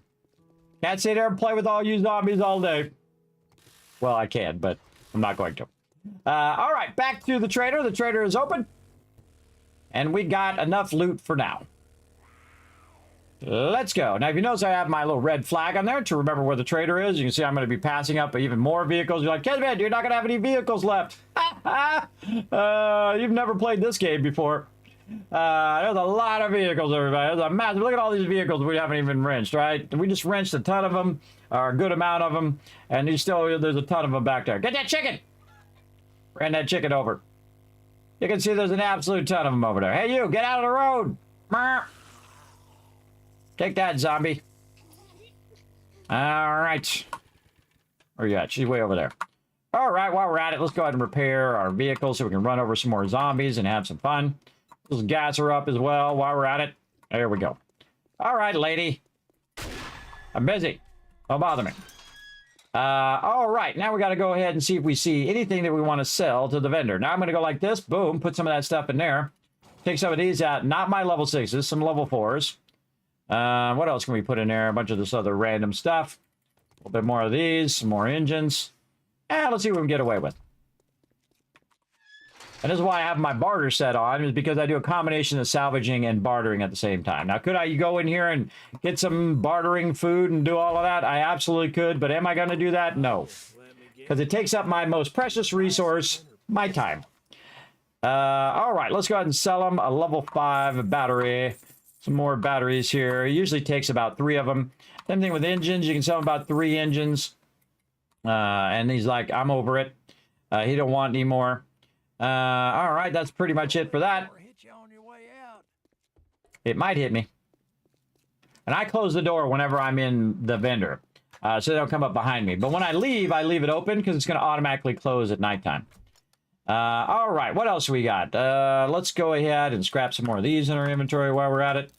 There we go. Just put all the rest of that back in there. We'll save that for the next vendor over there as well. Anything else? Sell this, sell that. Sell all these books that we don't need. There's a triple pocket mod in there, which is actually really nice. But I don't need it right now. And let's put all those in there and whatever else we feel like putting in. Actually, brass, we can keep that. This is junk. All right, that's good enough. Good enough for now. Just drink that water. Just drink the water and put those electrical parts in there. I don't know. It doesn't matter. Eventually, I'll pull those back out anyway. Just making room to grab this loot and sell it. There we go. So yeah, so kind of a combination of those things. Now, they're not level 6 yet, by the way, of my armor. I have a couple things that are level 6. As you can see, I have level 6 sunglasses for that bartering and level 6 nerdy outfit. But the salvaging, I haven't got around to it yet because I don't think it really does that much more. I mean, 50 stamina is pretty sweet and 25 salvage is pretty sweet. And I didn't have to use my legendary things. But this is the one I typically have on whenever I'm going to the vendor. And whatnot. And you can totally optimize it even more and make even more money if you want. Again, it's all about time and effort. For me, it's not worth my time and effort to keep worrying about all that food and stuff. But if it's worth your time and effort, you go right ahead and you do it. Ranger Guide. There we go. We don't have that one. And then we're going to look for parts. Now we're going to speed up a bit, everybody. Machine gun parts. Don't need any more of those. Don't need rifle parts. Maybe some armor parts. We'll go ahead and get a few of those because we're getting a lot of dukes there. Oh, you want to guarantee, huh? Better try Shamway. Maybe you should try Shamway. Has anybody seen my cat? That's from Free Guy, by the way, everybody. NPC is saying the same thing over and over and over again. All right, let's have some spaghetti while we're at it. Now, where's the next trader? Let's go ahead and find the next trader. Let's go to Trader Bob. Right over here. Now, what we're going to need is we're going to need a flying machine. Oh, I got a vehicle book on me. Hold on. I don't need to carry that with me. I'm about to leave here anyway. Does this got any loot on this, or did this... Oh, that all reset. Oh, cool. That's cool. Let's check these forges. Cool. Free loot. How about over here? That's not one we can loot. All right. Now, I'll leave the door open for now because I'm just going to run out of here. Let's go ahead and sell them this. Sell them that one. Sell them this one. I really need steel parts. Probably not. Don't need those steel parts anymore, but we'll keep them for now. I'm not a big fan of selling your parts until you really don't need them, everybody. Until you have all your stuff at level 6. Like, I'm getting pretty close to that. Also, pretty close to having all my books done as well.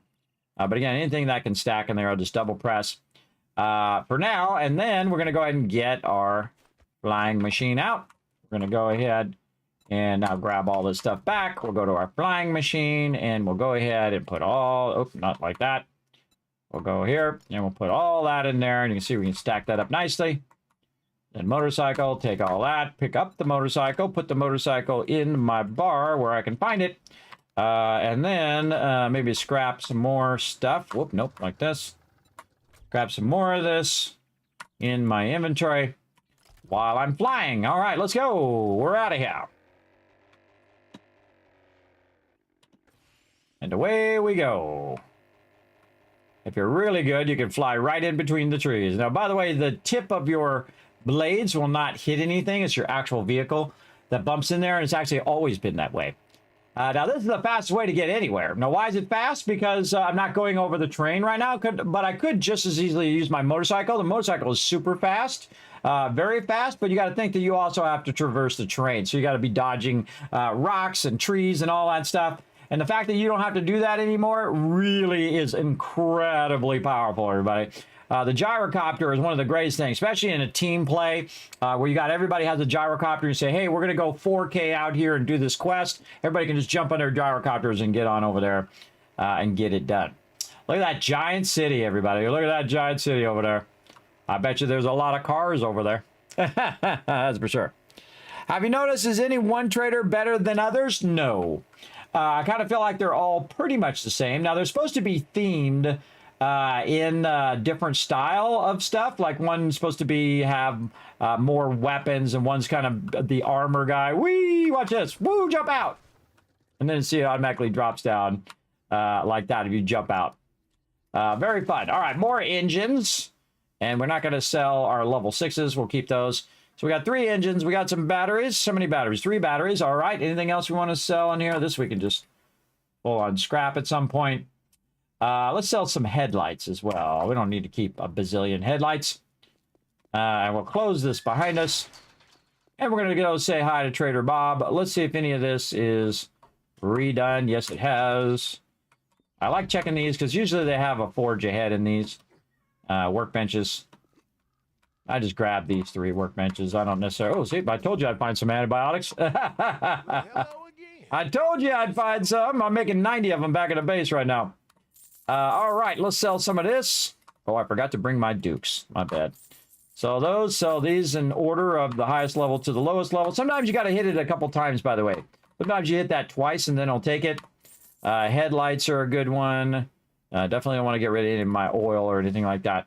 I forgot my dukes, but we'll see if he has anything I want. Some handgun magazines, some bow hunters. Then we're going to check his parts. If I spell it right. Handgun parts. There we go. That's what we're looking for.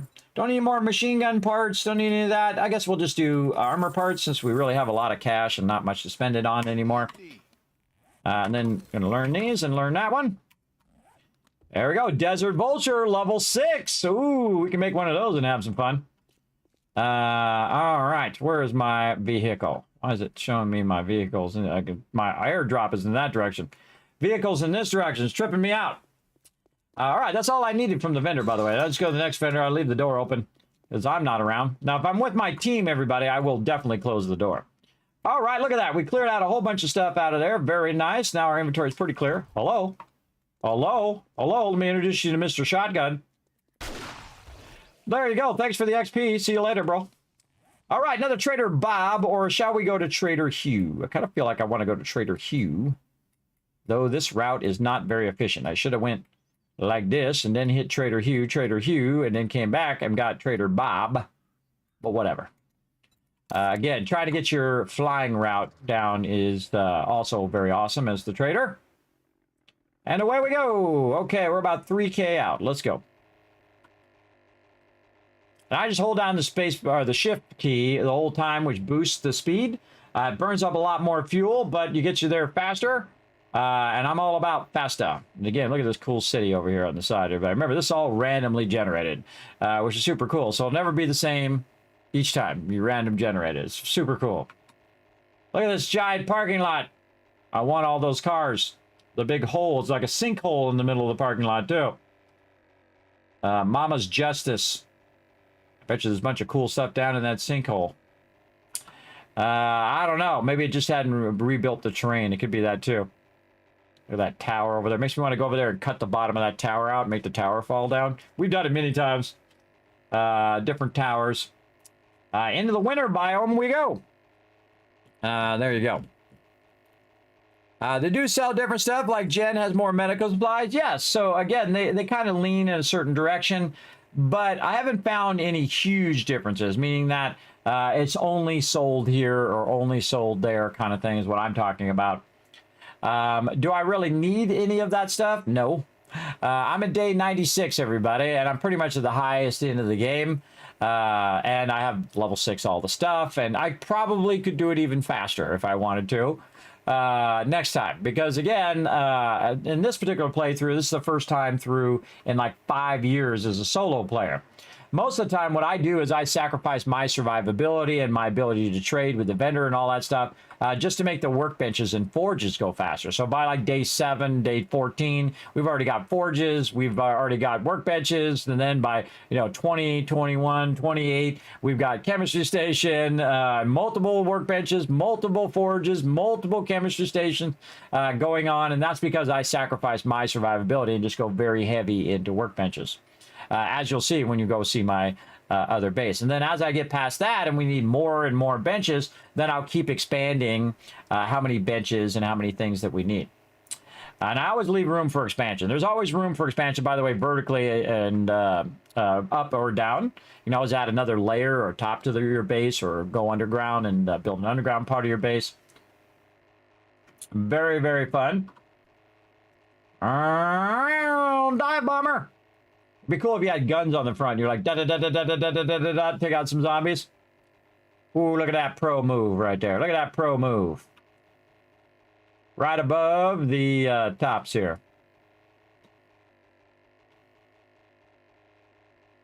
See if I can fly right in between here. Practice my in-between pole flying.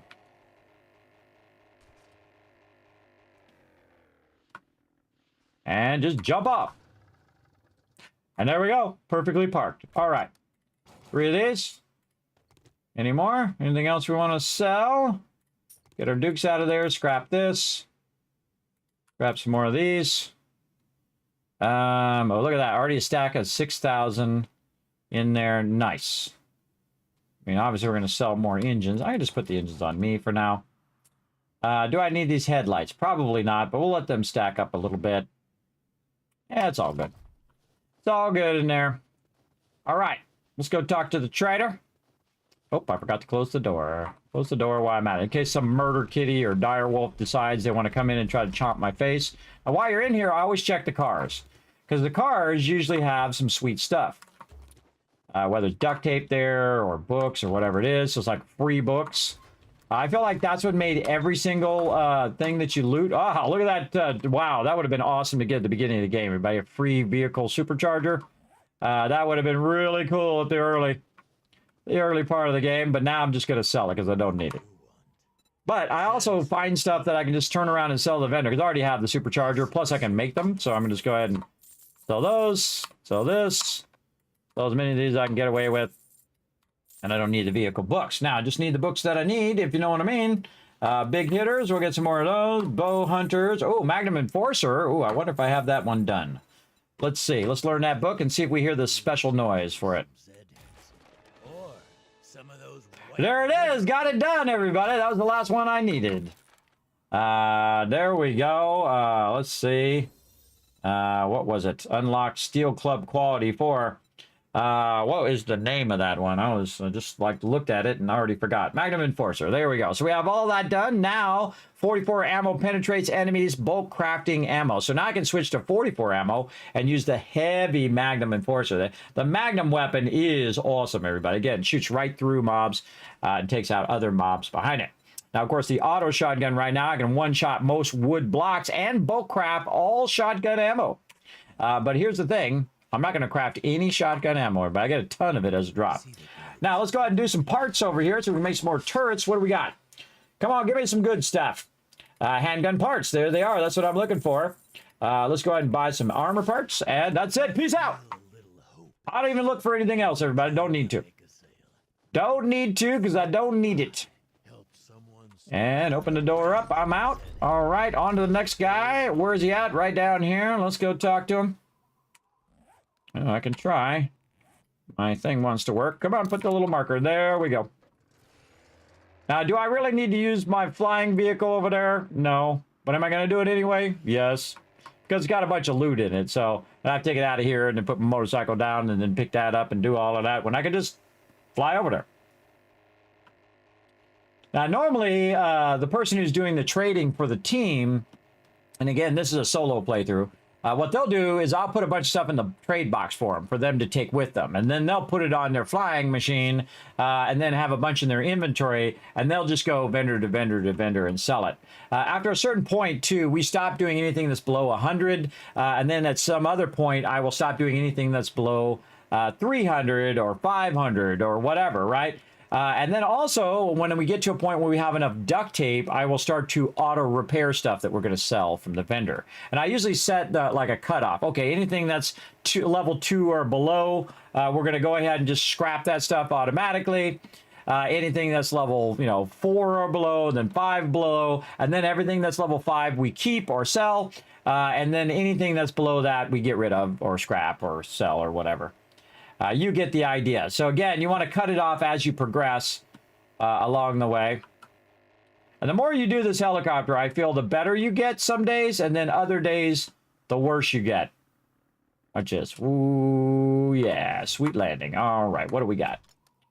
I already got all the stuff out of there. Actually, what I can do is put some of that stuff back in there. There we go. Ooh, little blueberry seeds. All right, put some of that back in there. Let's go to it. And I gotta wait for it to open. And then I gotta close it.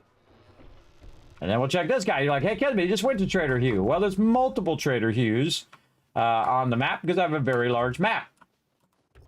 And you can have multiple of each and every vendor. And again, just real quick, swing through here. Might get something good that you might can sell to the vendor. Like that. Easy. And because I have my salvaging up so high, I open that stuff up super fast. All right, so this sell. Got me a hammer. We're stocked on those right now. Maybe try another trader. Try another trader. That's not a bad advice. Ooh, look at that tire. Enough of those. He got enough of those. All right, awesome. Sharp sticks, bow hunter, rifle worlds. Nothing else I got there. Parts, PAR is all you need to do. Handgun parts. Ooh, he's got a bunch of them. I'll take those. Robotic parts. Do I need those? Let's get the ammo parts, and then we'll get a bit of robotic parts there too. I already have my machine gun. I don't use rifles, and I already have my max level shotgun. So there we go. And this is why I have the nerdy outfit, so I can then just utilize these straight away. And what I'm trying to do is get to the point in which I no longer need them. That's no sell price. We're just going to scrap that as well. And all of that looking good. And then that's it. Next vendor. Now, when you get really good at this, by the way, everybody, you'll have it down where you just put 1 or 2 or 3 letters in there. When you put 3 letters in there, it'll automatically show you the thing that you're looking for. Like if you're looking for tarps, you just hit TA, and then bam, you'd have all your tarps. Or if you're looking for engines, you go EN, and it would just do that. I used to have that down to a science, everybody, a long time ago when I used to be the trader as well. But I do like to let my team go ahead and do their thing. Do we want to go to Trader Joel? Probably not. We already went to this Trader Bob. Kind of feel like we want to backtrack. Do Trader Bob's and then do that. And again, Trader Joel is the highest in vendor in the game, meaning that it's in the highest end area. But does he have a lot better stuff than all the other vendors?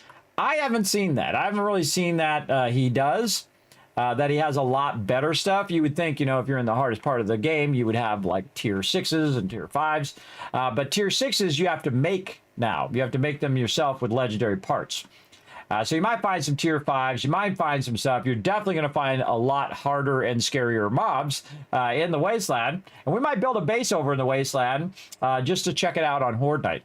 Maybe we'll build a duplicate of the Kismet kill box and do that electricity and all that fun stuff. We'll see how it works out. We'll see how it works out over time. Recommendation on a beginner, what should I prioritize? Food and water in the very beginning, and a little bit of shelter. Make a little bit of shelter. You can build it yourself or take over a location. Do not take over a large location. Take over a small location. Maybe one with a nice fence around it. Maybe it's already stone or concrete. Get that fence and close off the area that's open. Kind of repair the fence, and then you've got some defense. Build a little rampart on the top there. That's a little flat platform where you can get up on the platform and shoot down across the fences.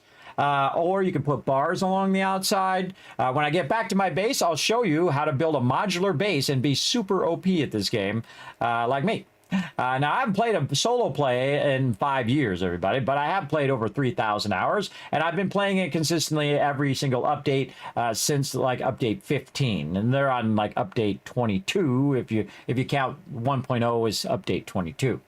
But I very rarely ever play solo because I've been kind of waiting for the game to kind of finalize a bit first before I play it solo and just go all in like I am right now, where I make spreadsheets and I'm making modular bases and I'm designing it even when I'm not in game. I go into Illustrator and design my bases. Because, you know, everything has a mathematical equivalent, right? So, you like great thing is like the workbenches. The workbenches are too wide and too tall. So that tells you exactly how many blocks you need. You need, you know, 4 total blocks to put that somewhere. And so that'll tell you, do I want it to be up? Do I want it to be down? Or do I want to be this way? Do I want to turn it that way? It gives you can try a bunch of different options without having to keep picking it up in game. That's what's so great about programs like Illustrator, or if you're drawing it by hand, you can erase it and turn it the other way. Whatever you want to do, whatever floats your boat. But for me, I like to do it in Illustrator, and I'll actually show you the plans to the base that I made before I actually got in the game. That's right, I did it in here, everybody.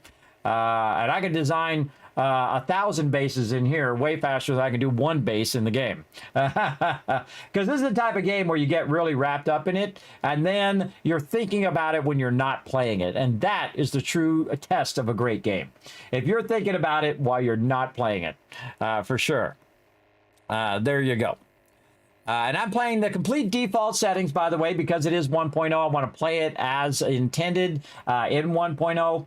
And the only thing I changed is I don't like to know the map, so I changed it to a random map and then made the map bigger. It's 10,000 instead of around 6,000. So that's the only thing I changed. So very cool. Let's see. Recommended and bigger. Yes, so that's food, water, and I can show you how to do a bunch of food and water and really get a fantastic start in the game. Right now I'm kind of running around to the trader using my gyrocopter, but I'll let you know. It's the same test for drugs? What are you talking about? I don't know what I said now. See, the problem is, my bad memory, because I have real bad insomnia and sleep apnea. So I get what feels like 30 minutes of sleep a night for the past decade. For 10 years, everybody. Imagine only getting 30 minutes of sleep a night, or at least you feel like you only get 30 minutes for a decade. It is very tough. It's very tough to remember anything, make sentences. I'm surprised I'm still alive at this point. But I can sleep for an hour, 10 hours, 20 hours, and it still feels like 30 minutes every single time. And it's rough. It's a pretty rough thing, and some of you know what I'm talking about. You know what I'm talking about. You got the same thing or something similar. And you got rough times when you can't sleep like a normal person.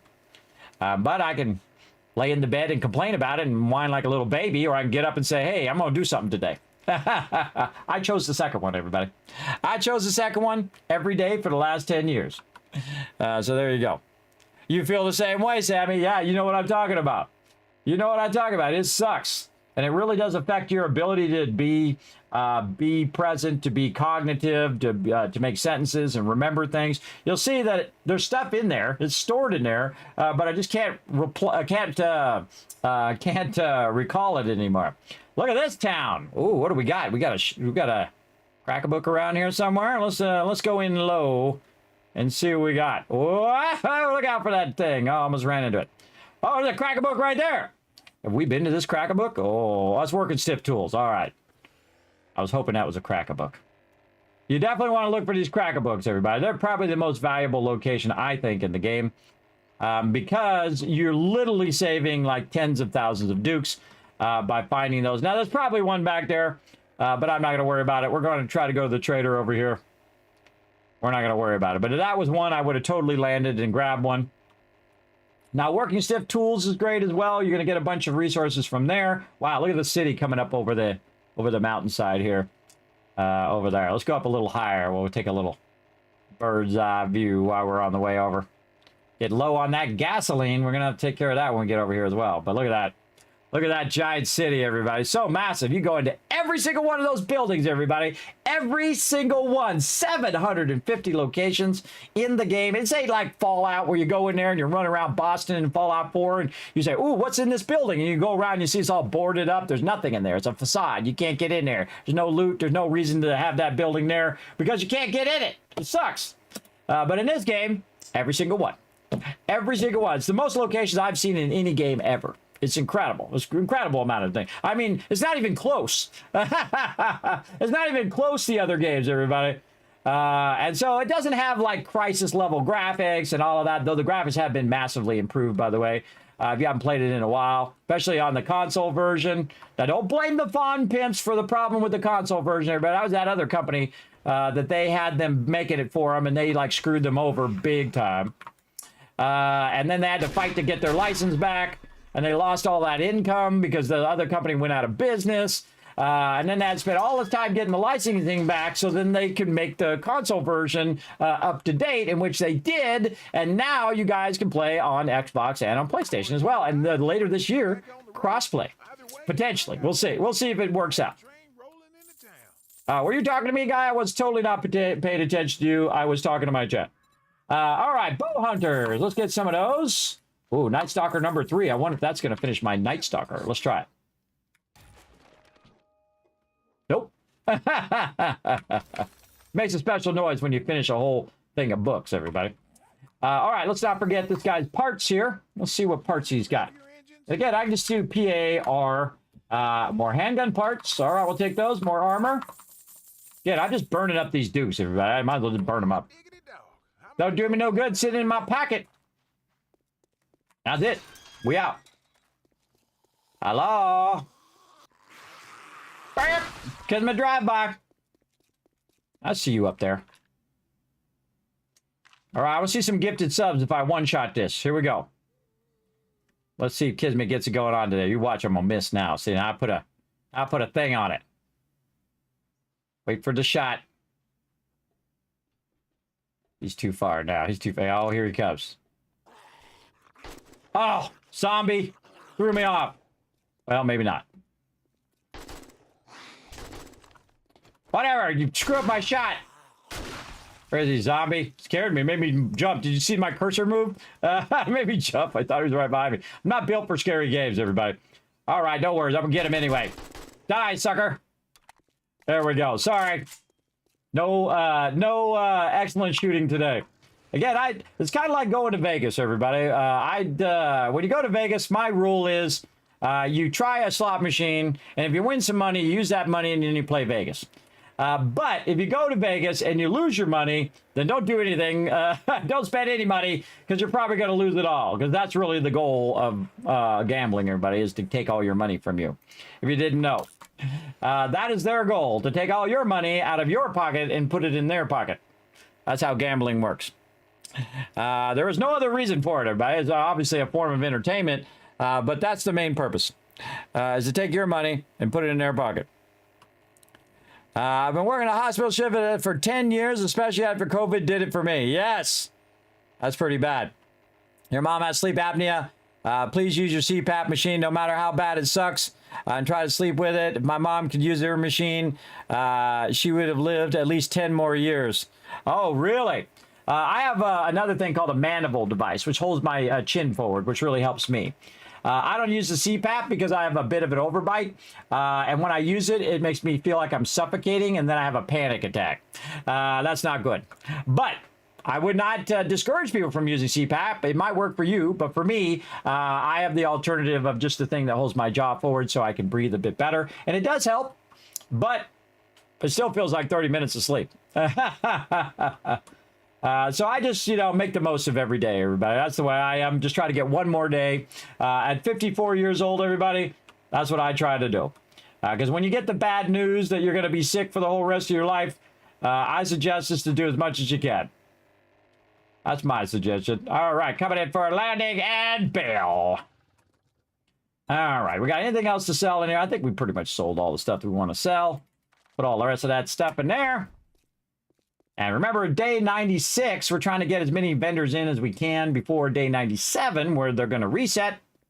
And we might get to a point where we don't even need any more books. We're getting close. Now, do I really need this bow hunter? Oh, I forgot to bring my dukes. Do I really need this bow hunters? No. Am I going to build a high-level bow? No. But am I going to get it anyway? You absolutely know it. Absolutely. Let's put this wood back in here. We're going to put our dukes in there so we don't have to keep pulling it out of there every time we drop everything in our thing there. And again, you'd think this guy would have more vehicles, and sometimes he does. But it doesn't matter because I'm not looking for a vehicle, so that doesn't help me. Oh, Ranger's Guide to Archery. All right, Rifle World. We'll take some of those. Parts. What do we got? Some armor parts. Maybe some robotic parts. I don't know. I probably have enough robotic parts at this point. But we got some more books. And again, we could just go to a crack-a-book. Oh, there we go. Compound crossbow at level 6. That means I'm done with crossbows now. Whenever it reaches level 6 or it reaches the highest level item, then you know you're done with that. All right, Trader Jen next. Now, again, you can see I get a lot of traders in a day, especially if you're super efficient with your trading. Now, my team are way better than me at it, everybody, because I'm super rusty at it. It's been a long time since I was the trader.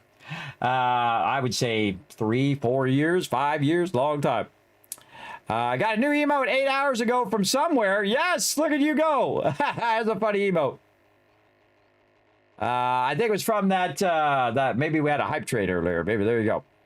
You had the same problem with panic and asthma attacks and his CPAP machine. His doctor had him use the lowest setting and slowly move up. Oh, that is a good idea. And that's actually what I did too. I did the lowest setting.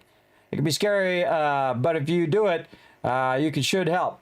You know what helps you the most? And doctors won't tell you this because doctors want to sell you stuff. Don't be so overweight. That's it.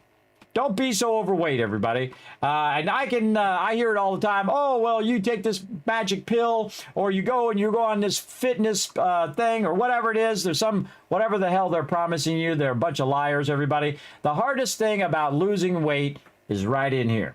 Is your mental ability to stay at it. I've lost 50 pounds, everybody, and it was damn hard. It was very hard. It wasn't easy because I really just wanted to keep eating the way I was eating. And so what I did is I did it slowly. Instead of getting a 44-ounce Dr. Pepper, I got a large, and then I got a medium, and then I got a small, and then I stopped drinking it because you got to kind of wean yourself off it because it's so incredibly addictive. At least for me, sugar is massively addictive. And then I never say that I can't have it again. If I want it, we got a problem. Hold on, Kismet wasn't paying attention. All right, nosedive. Kismet wasn't paying attention. We're out of gas. By the way, you can actually run out of gas in a helicopter and still survive. And that's you manually rotate the things. That's what I'm doing right now, manually rotating it. And look at that, no problem. That means I'm still going forward. All right, we got plenty of gas. No reason for us to run out of gas. There we go. Maybe a little repair action too. Let's get out of here before somebody tries to eat our face. All right, back to work here. I was talking to the chat. Almost died. There we go. Ah, cactus. Cactus in the way. All right, back to work.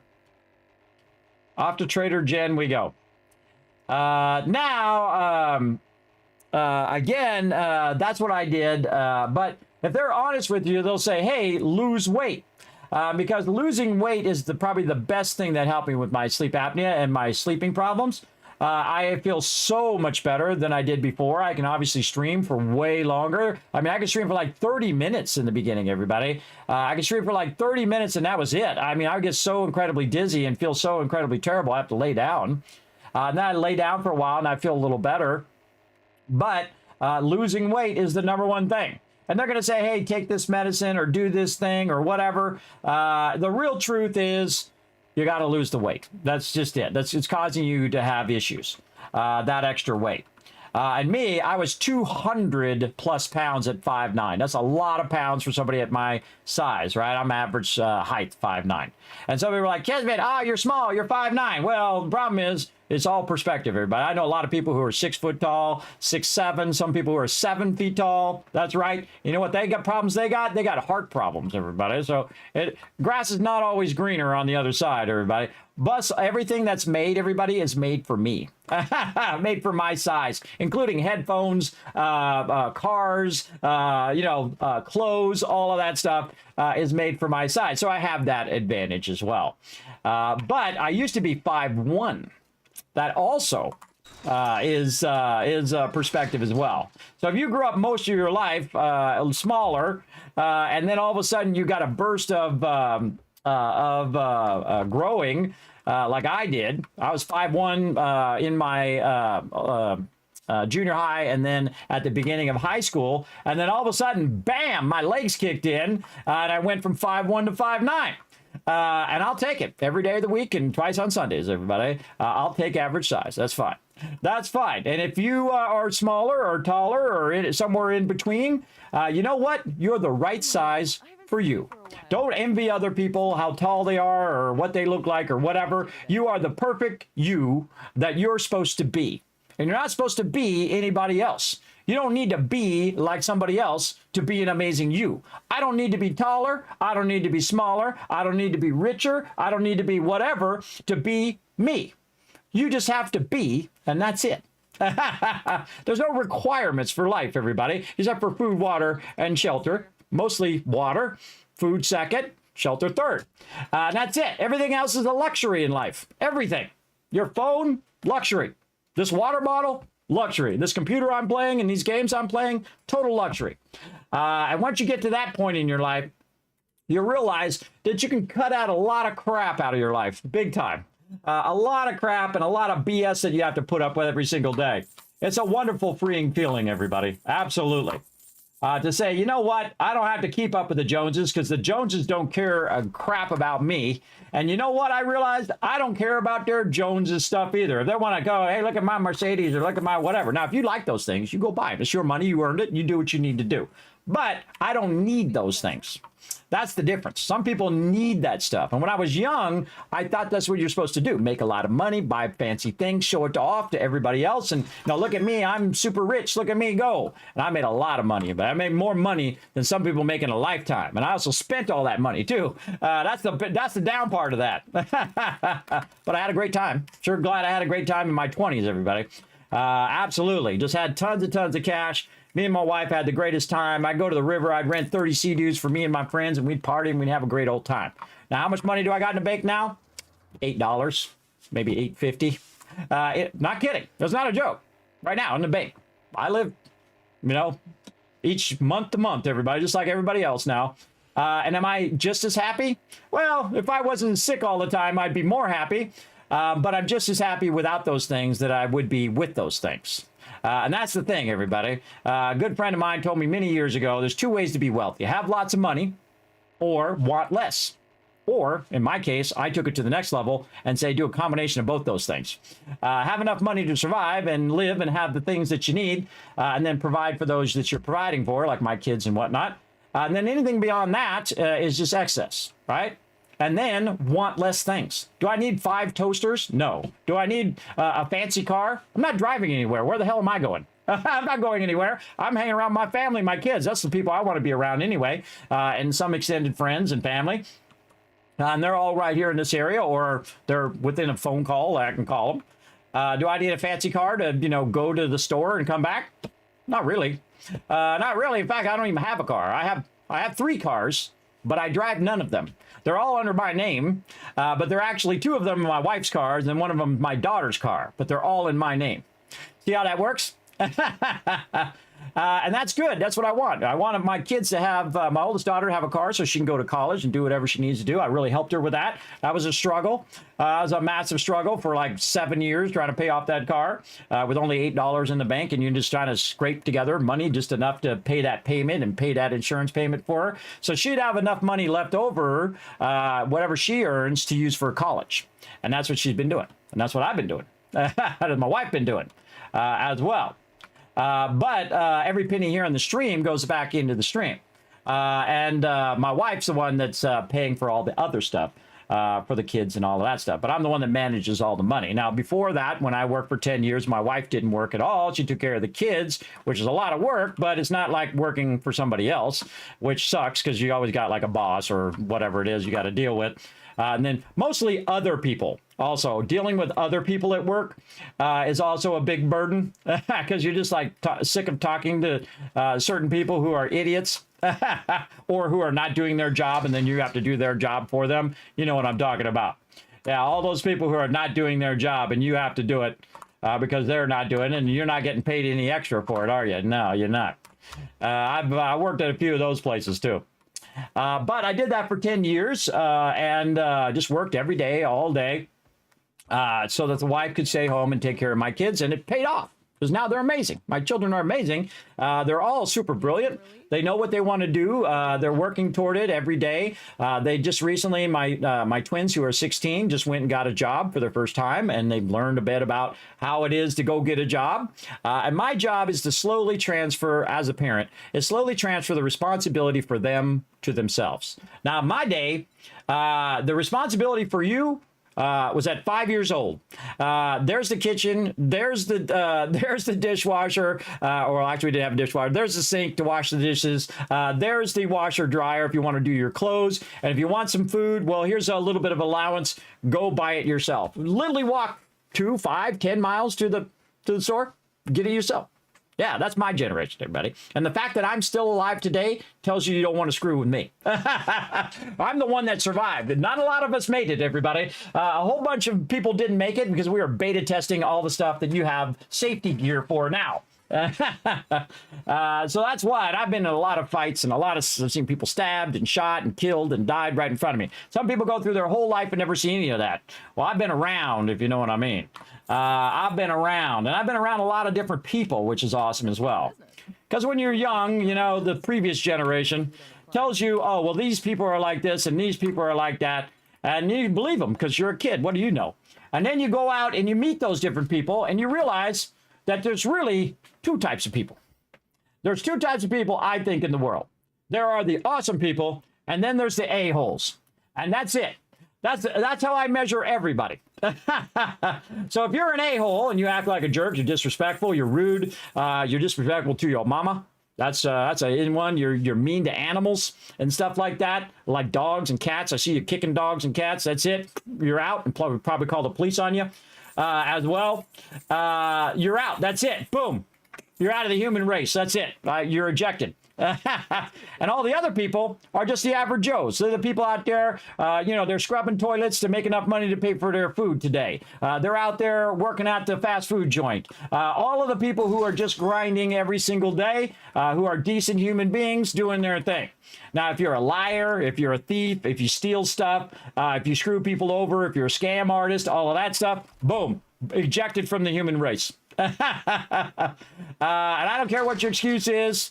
If a whole bunch of other people can survive without doing that, then so can you. If you want it, and if you need help, everybody, that's the most important thing. Don't have that ego where you're like, well, I have to do this myself. Go out there and seek that help, everybody. Absolutely do it. If you're struggling for any reason, I forgot to look and see if there was any other parts here. Parts. No, shotgun parts. If you're struggling, there's so many people out there who are struggling just like you. They absolutely are.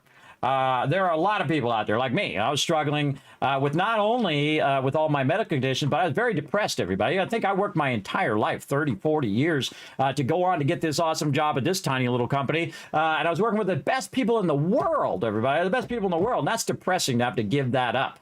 And that's super depressing, everybody, massively. And then have to live with medical conditions that are just like torture, everybody. It's like, suffering every single day. But you have to make a choice. You have to make a choice whether you want to complain and whine and bitch about it every single day, which does nothing. It does zero effect. It has zero sum outcome. So if you complain about something and whatnot, make it feel a little better, and it's okay. If you need to vent a little bit, that's okay. There's nothing wrong with that. But don't dwell on it too long, because it'll just make you sink deeper and deeper into that hole. I call it the well. You fall in the well, and then you start digging. No, you want to climb out of the well. That's what you want to do. And then, like me, I just said, okay, my doctor, who is awesome, my main doctor, who's an awesome doctor, because he came to me and said, Kismet, this is something you're going to have to live with for the rest of your life. This is just the way it's going to be. And now, instead of now going on another year on top of the year that I already spent, going to 11 different doctors and all these different people, I can say, okay, now I can move on. And the way I moved on, go to physical therapy, learn how to deal with these medical conditions and live with them every day. And that's what I did. And then every single day after that, lose weight, take care of my health, do something I love to do every single day. And that gets me out of the bed every day. And here I am, 10 years later. Still alive, still going, 50 pounds down. I hope I get more going. And of course, I'll gain 5 pounds back and lose 5 pounds, and gain 10 back and lose 10. All that kind of stuff. Because I'm older, everybody. I can't just go run 5 miles, or I might have a heart attack and die. So it's just like I gained the weight over like a couple decades. I need to go a little slower to lose it as well. Especially when you're older, you have less energy. You have less. You're diminishing as you get older. And then everybody has the same destination, which is death. And you think about death a lot more. You think about, what do I want to spend my time doing? Maybe inspiring others here on the stream. to go do what you love to do. And again, there's nothing wrong with being sad. There's nothing wrong with having a bunch of emotions, and you get, you know, like that emotional rush that happens. That happens to everybody. It happens more when you're younger. It doesn't happen as much to me anymore, everybody, because I'm older and I've been through all of that before. But I just try to get one more day at this point, right? One more day, play some games, bring a little joy, positivity, entertainment here as I'm probably going to crash into something, or I ran out of gas just a minute ago along the way. And just have a bit of fun, you know, in life. You only have so much time, everybody. Only so much time to have that, those experiences along the way. Let's see, where's my base? Right over here. Whoa, look out. See, I'm dropping. Oh, God, gonna take some damage. I was in the map too long. You want to probably plot your your direction before you get in the helicopter. All right, here we go. Turn the sound back on. Off we go. There we go. And I try to learn new stuff every day, everybody. It keeps my brain going. You look good at your current weight. From what I can see on stream, congratulations on losing your weight. Thank you, thank you. Yeah, so it's over 200 pounds, and I went down to 175, and I kind of hover between 180 and 185, 175, right about there. Now, would I like to be 130 again like I was when I was young? And of course, when I was young, I was in incredible shape, everybody. I was like, I didn't have a six-pack, but I had a four-pack, if you know what I mean. I used to work out with a friend of mine who was like 300, 400 pounds, everybody. He was huge, massively overweight. And then I didn't see him for like a summer, and he would go in the gym for like 6 hours. He got totally into wrestling and going into the gym and whatnot. And then I didn't see him for like a summer, and then I saw him, and he had slimmed down. And then eventually, over several years, dude became like Arnold Schwarzenegger big. I mean, huge, man. But I don't go in the gym for 6 hours, everybody. I don't need to be huge. I just don't want to be sick all the time. That's what I do. So I'll go on walks, 7 minutes there, 7 minutes back, couple 15-minute walks a day. That helps a lot. Again, you're thinking about all the things. Great to like organize your day, what you're going to do. Okay, on stream, we're going to go in, we're going to work on electricity, we're going to do this. Oh, what about this idea? Walking is really great for thinking about ideas and thinking through your day. And don't think of all the depressing things, everybody. Think about all the things that you're going to do in the day, fun things you're going to do, and all of that. You can, you know, worry about all the things in your life as well. I try to make walking a positive experience. So when you're walking, try to keep it positive, and then it'll make you want to walk more. See how you kind of reverse psychology yourself? It does work. It actually does work well. Oh God, I can't see a thing. It's nighttime, and it's foggy. I can't see squat. All right. Oh, I see some treetops. I see. I'm going over some mountain or something. All right. Flying back to my base, everybody. We got a whole bunch of stuff done there. That worked out pretty well. Got a lot of books. We're day 96. So day 97 is going to be reset day. So our vendor over here is going to reset by the time we get back to him here. And daytime comes up. And then Horde Day is day 98. Oh, here we go. We just got out of the burnt forest and now into the forest. Look at the cool lighting. Got some really cool lighting in this game, everybody. Look at the trees, how they're causing all the shadows over there. Again, I love these kind of moments in game where you just have this kind of cool lighting effect. So neato. So neato. And I go across the treetops just to give you a little cinematic feel to it. I could be way up in the sky and just go across. But I think it's more cool to fly low. Again, there's something in that cave over there, everybody. There's something in that mountain. I bet you there's a vault in there. I'll bet you there's a vault. Now, again, I'm going to show you my base over here if you guys haven't seen it as well. Better yourself unless you can be Batman. Then be Batman. I like the way you think. I'm going to go full on Batman over here in a second. Watch this. I'm going to go kids. I'm going to go into the kids cave right over here. In fact, we can just go ahead and land right over here. Try not to end up in that hole there. And pop out. And then your vehicle will automatically stop and drop down, by the way, when you jump out. Okay, where's my motorcycle? Let me show you a little cool Kismet fun here. All right, take this out, put it on my motorcycle. Take all this out, pick this up. To the kids' cave. Here we go.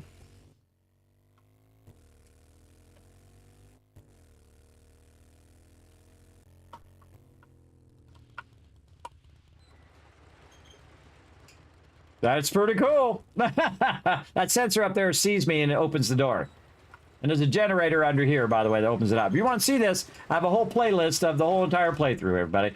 Check it out on my YouTube channel, youtube.com/Kismet, B like Bravo, P like Papa. Kismet BP, named after my longtime gaming guild for over 20 years together.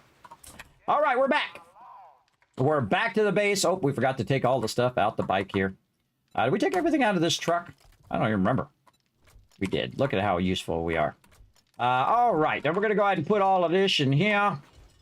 And then we're going to grab the rest of that. And we're going to go immediately over here to our forges and see how they're doing. Okay, that's still running. Let's run some more forged steel out of there. Let's get our brass going. That's our AO #1 thing that we want to get going here. Let's get our brass going there. And let's put a nice big stack in there. There we go. Go do the thing. Run out some bullet casings there. We already got some bullet tips going now. We need a lot of brass and a lot of bullet tips. So we're going to let that run. Now, we're also finding some loot as well, some ammo. But we need to get that ammo popping off. Put a little bit of this way. I got a bunch of other random stuff.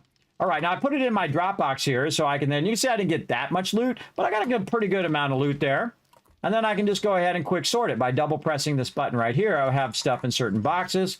And I can just look down here and say, okay, well, I want to keep these engines up here with my other level 6 engines. And I want to keep these wheels, which should be in there, but I'm out, so I'm going to put that in there. Put my gyrocopter in there. We've got some parts over here. We'll put all those parts away. How many handgun parts do we have now? 20. Wow, okay. And then I can grab the rest of the stuff out of this drop box. Miscellaneous crafting is my primary box. And you can see it has a mixture of things I use for crafting. And then I knew I was going to get a bunch of, I was going to get some antibiotics. That's always how it goes. And then drinks and meds here. We've got the garden box. We can put some stuff in there, including the blueberries. A bunch of gunpowder in the raw ammo box.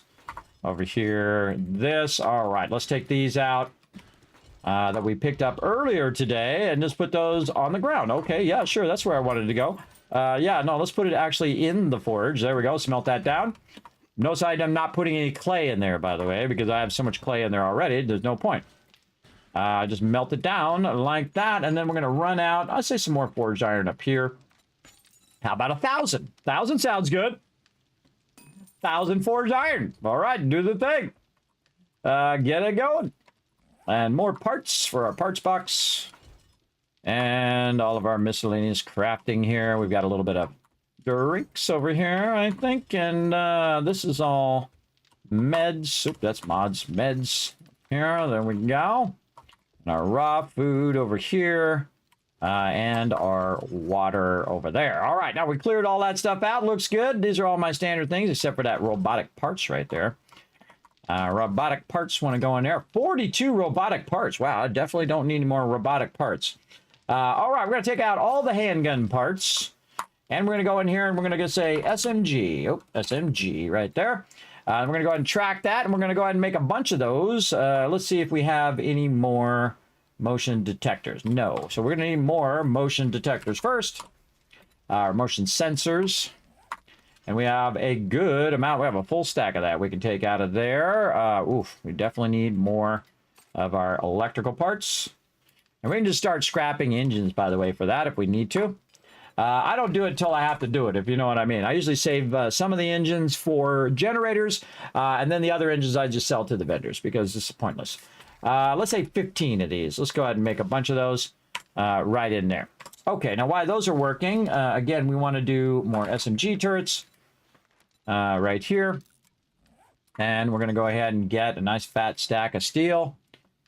Go steel, and then all this, we'll grab that. And a big stack of that. There we go. Now all we need is motion sensors. And then we can start some turrets going. So let's go up here to our various different benches. And then we're going to go SMG. And we're going to say craft one over there. And it's going to take about 6 minutes per turret. So I did basically just kind of go back and forth and wait for my motion sensors and just kind of queue them up. There we go. And queue them up in the different benches.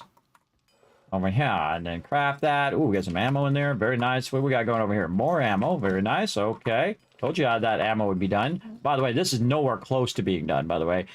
This right here, 849 minutes of making gunpowder. Times 2. Yeah, that's going to make a lot of gunpowder. Again, get that stuff queued and just let her run. Set her and forget her. Right over there. Okay, what should we have down here in the corner? What am I missing down there? I'm missing something. I don't know. Let's put some more bullets down there. What the heck? What do we care? Put some more bullets down there and put that in there. I'll remember what it is here in a minute. Or like what is supposed to be in there. Okay. And again, you have shotgun bullets and 7.62 bullets. Okay. Waiting for some more of these. And we got one going here. Oh. We're up there getting fried, everybody. Getting fried. Let's go up and have some fun. Shoot him in the face. Reload on the way up. Hello? Who's there? Who's there? I say get him with the AK.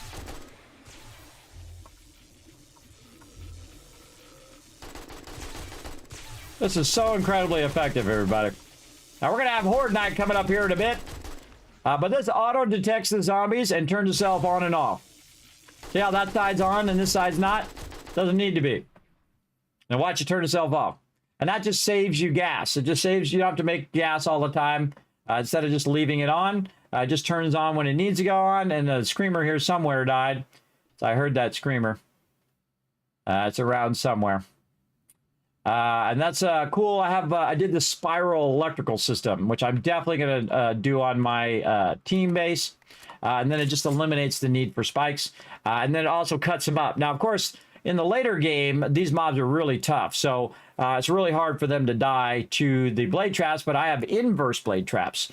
Those inverse blade traps, first it stuns them. And then just keeps smacking them in the face over and over again. Because if you hit them in the head, they take more damage. And so just smacking them in the head the whole time. Again, so I can run through here and pick up all the loot if there's any loot there. It's not going to trigger on me. And, of course, any zombies run up while I'm in there. It's going to trigger on them. But it automatically defends itself. And then up here, you can see that we have our turrets up there. And eventually, we should make some ammo for all of that. But right now, we're making a bunch of turrets. And, again, that's the Kismet kill box on top. And this is the production part of the base down here. Very cool. It's an automated kill box, by the way, that it automatically defends itself. All right, did we put one here and one over there? There we go. All right, we got all of our workbenches working.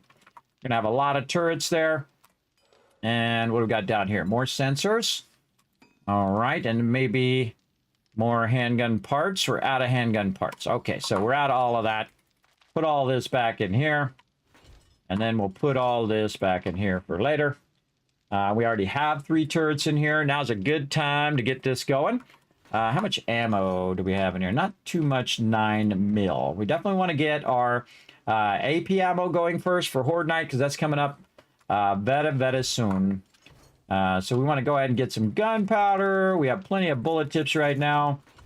We can make a lot of ammo. But what we need is bullet casings. Get those going on. And then what we're going to do behind here is just get our 7.62 going. And what I do is I just queue it all up for right now. And then I'll come back and split it among my stuff later on if I need to. But for right now, we'll just put it all back in there. Then this back in the building box. All right, time to go build ourselves another remote Kismet kill box. Let's go.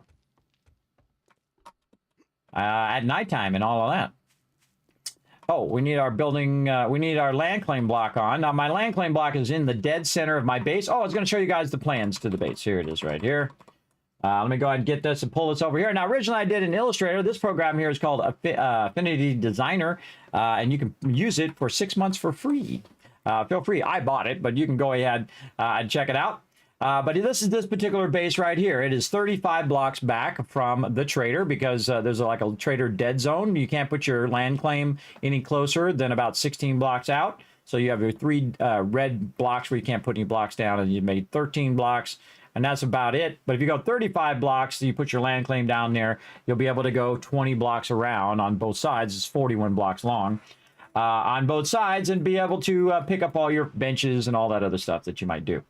Now, this is the top of the base, and then this is the elevation of the base as well. And I did this all offline. Now, if you're one of my patrons, you actually get that floor plan that you can use in your base and make it even better. But that's where I'm at right now. You can see the kill box here. And then, of course, I added even more stuff where I added the inverse blade traps and all the electrical, the spiral electrical that I have going. That's actually on 2 levels. It's the lower level, and then it goes up to the 2nd level, and then goes around as well. Very, very effective, by the way. Now, we want to make sure that we repair all of that before Horde Night. What we want to do is add another, what I call remote Kismet kill box. So this is the main kill box here, which is basically a defense against the zombies, right? So they come in to attack you every 7 days. That's why they call it 7 days to die for those who are new. And then out here, usually I have these as backup when I'm playing with my team, but in a solo game, they're very useful. You can see I have some SMG turrets here. Now, it only powers these SMG turrets when a zombie walks into the zone. And you can see I have it aiming toward the base and not away from the base. And the reason why I have it toward the base is I don't care about zombies that are just walking down the road or they're wandering around out there. I don't care about those zombies. I only care about the zombies that are close to my base. And each of these can hold 900 ammo, each and every one. Now you can see I've got the ammo split between these 3, and these are watching these 2 sides of the base. Now, I could put one over there or put one over there, but the smart thing to do is on the second one is to put it in the catty corner on the other side, so then that side is going to be watched on that side, right? So we're going to watch the other 2 corners of the base, so it'll be this side over here and that side over there. And so we're going to go work on that. Now, again, one of the things we need to do is use our land claim block here to make sure we know where the edge of it is. Now, I have it where you can just go down, pull this block out, you hit E, and I have it underground so it doesn't get destroyed as easily like that. And we can see that little green light going up there. That's the edge of our land claim. Now, I can make more land claims, everybody, but you can only be so close to the trader, right? You can only be the 3 blocks and the 13 blocks out before you can put stuff down. Now, reason why I want to be further out, and you can see I've even inset this a little bit from that edge, is so if I want to pick those up or move them around or pull out my generator and put another generator, maybe I want to use solar power or whatever, I can manipulate those and pick those up without having to just destroy them. And that just burns a lot of your resources, everybody, if you have to destroy that stuff. So we'll go do the same thing on the other side over here, and I'll show you how I built that one. Now, this side over here is already set back a little bit further because I didn't bring this out as far as I brought that one out over there. But we can see that this is the edge here, and we're going to go 1, 2, and then 3, say right here. So 3 in this way and really far in there. That's about 5, I think. 1, 2, 3, 4, 5 in. So that's more than enough. Again, it doesn't have to be too far away. Just aiming this way, and then the zombies will go past it, and we'll shoot them from behind. Now, one of the things I noticed, even though it should work, it doesn't matter if it should work. It only matters if it does work. And the first thing I've been using is these pillars. And I've been using a 0.25 centimeter like this, right? And those are kind of cool, but I kind of feel like they look a little chintzy and like they're not really going to hold it up. It doesn't matter. All the blocks have the same strength. That doesn't matter. Let's try a 0.5 here. And so we're going to do this, and then we're going to go and do this. So we're going to have a double support. Pull this top one off so I can jump up on top. And we're going to go 3 up here and 3 up there. I think I went 3 up on this other one. Let's go figure out, because this one's perfect over here. I think I went 3 up. 1, 2, 4 up. 4 up. Oh, now I'm glad I looked. All right, 4 up on those. And we're just going to thicken it so it looks more industrial strength, like it's actually holding it up. Doesn't matter. You can do it either way, everybody. Either way. So 4 up, we're going to go. 2, 3, and... Come on. All right. Gotta get it. Gotta get it to line up. And you got a nerd pole jump up at the same time. Really awkward to do with these skinny ones. There we go. I can do that one over there. And then we're going to go ahead and put a square block down. So we're going to switch to square blocks over here. And we're just going to go ahead and fill those in. I'm going to jump over here like this. Oh, that does not look right. Oh, did I not fill that one enough? I didn't fill enough. So this is 1, 2, 3, 4. Yep. I didn't put that one up high enough. Here's a great little trick, by the way. Watch this. You do this. Then you switch this. And then you aim at the bottom of that. And then boom, you can put that one in there. Great building trick there for you. Okay, now I need to get off of my impact driver and get to my upgrader. I need some resources to upgrade all of this. Let's get that going on. See, my entrance now is also behind the electricity, which is great. Which is great for stopping them zombies from jumping in my base. Okay, and so we're going to need some of our cobblestone over here. We can go ahead and get some cement. Now, I can just use the building blocks, which I already have up here, cobblestone or concrete or whatever. You can even make steel blocks. Sometimes I'll get steel blocks as a quest reward, and then I'll just use those steel blocks up. Because they're not very valuable to hold on to. You definitely want to use them. Get more value out of them if you use them. So we just want to build basically the same thing. I forgot the wood. I knew I'd forget something. We want to build just the same thing we built over there, but on the back side. And then put some ammo in it. Let it do its job. And I'll show you how I built it. Oh, I forgot sensors. I forgot all that stuff. Let's get all that going too. We need our sensors right here, our motion sensor. We don't need any of this. We need a generator. We need to get that going. Actually, we need to make a bunch of generators. Let's go ahead and track that. Let's make a bunch of generators here. Oh, let's take the full stack. And full stack. You see, I just grab in full stacks now. I don't mess around. Then half that stack.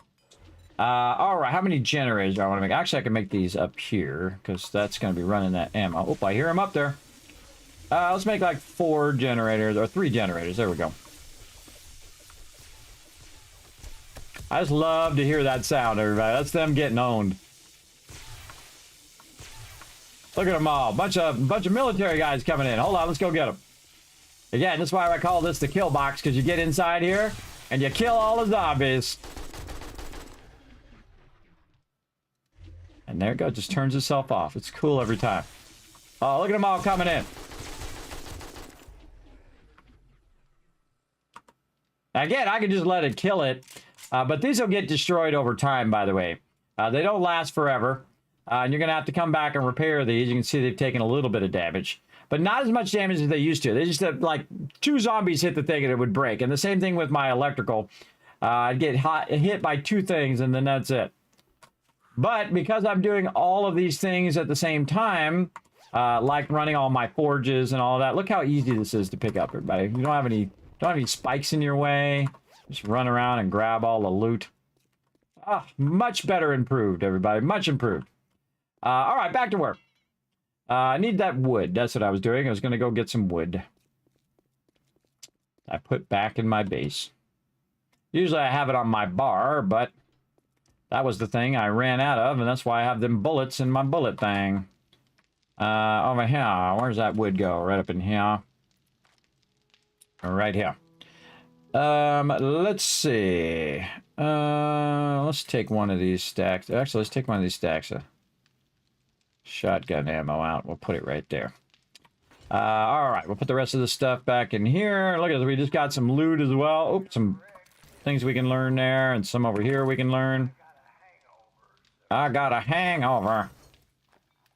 Thanks for letting us know. Apparently, nobody asked, bro. Nobody asked. All right, let's put this steel away, too, because we don't want to have steel on us. Otherwise, it'll upgrade. Put those away in there. This.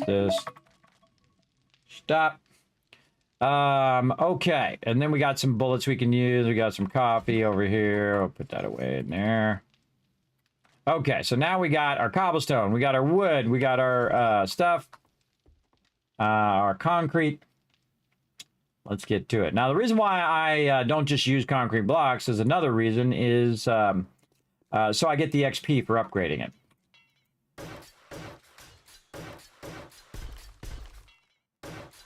Takes more resources, but gives me XP, and I'm all about that.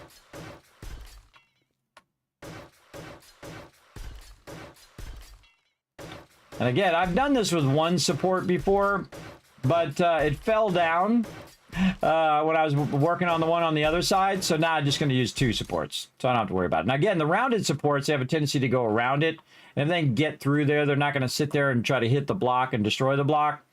But you never really know what they're going to do, because they're crazy. They're crazy zombies. And that's what crazy zombies do crazy things.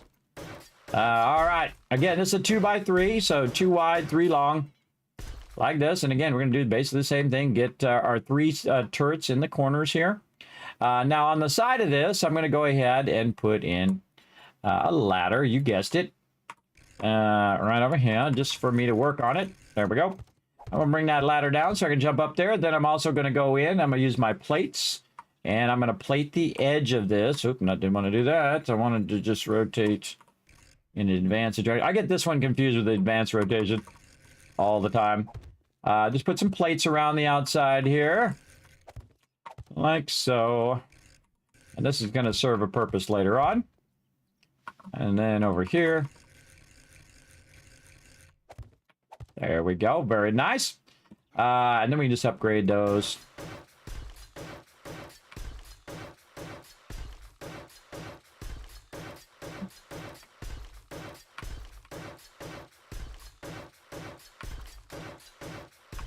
Okay, so put those plates on the outside. Now we're ready to build our little turret cage. Now the backside here, if you're standing up there, the mobs are going to shoot this way and destroy your turrets. So what you want to do is go ahead and put some more boxes in here. We're going to make this 2 tall right here.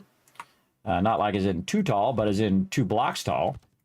And then we're going to do this along the backside right here. Easy, easy. Then upgrade all of these. And these are to protect your turrets from getting shot from behind. And you can see I have the turrets facing toward my base, not out that way, because there's no point in killing every single zombie. Unless you want the XP, then you can do it. But it costs a lot of resources, and so I'm not for that. Now, sometimes some crazy zombie or whatever might shoot up here, and I don't want them to hit my bars. So what? I'm going to hit my my turret. So I'm going to go ahead and put some bars down right here to protect those turrets. Now, bars are 100% transmissive. So that means if you put the turrets in here, the turrets will be able to see through the bars and shoot through the bars at the same time. I know, pretty cool. And then over here, same thing. We're going to go ahead and rotate that around and more bars to protect our turrets.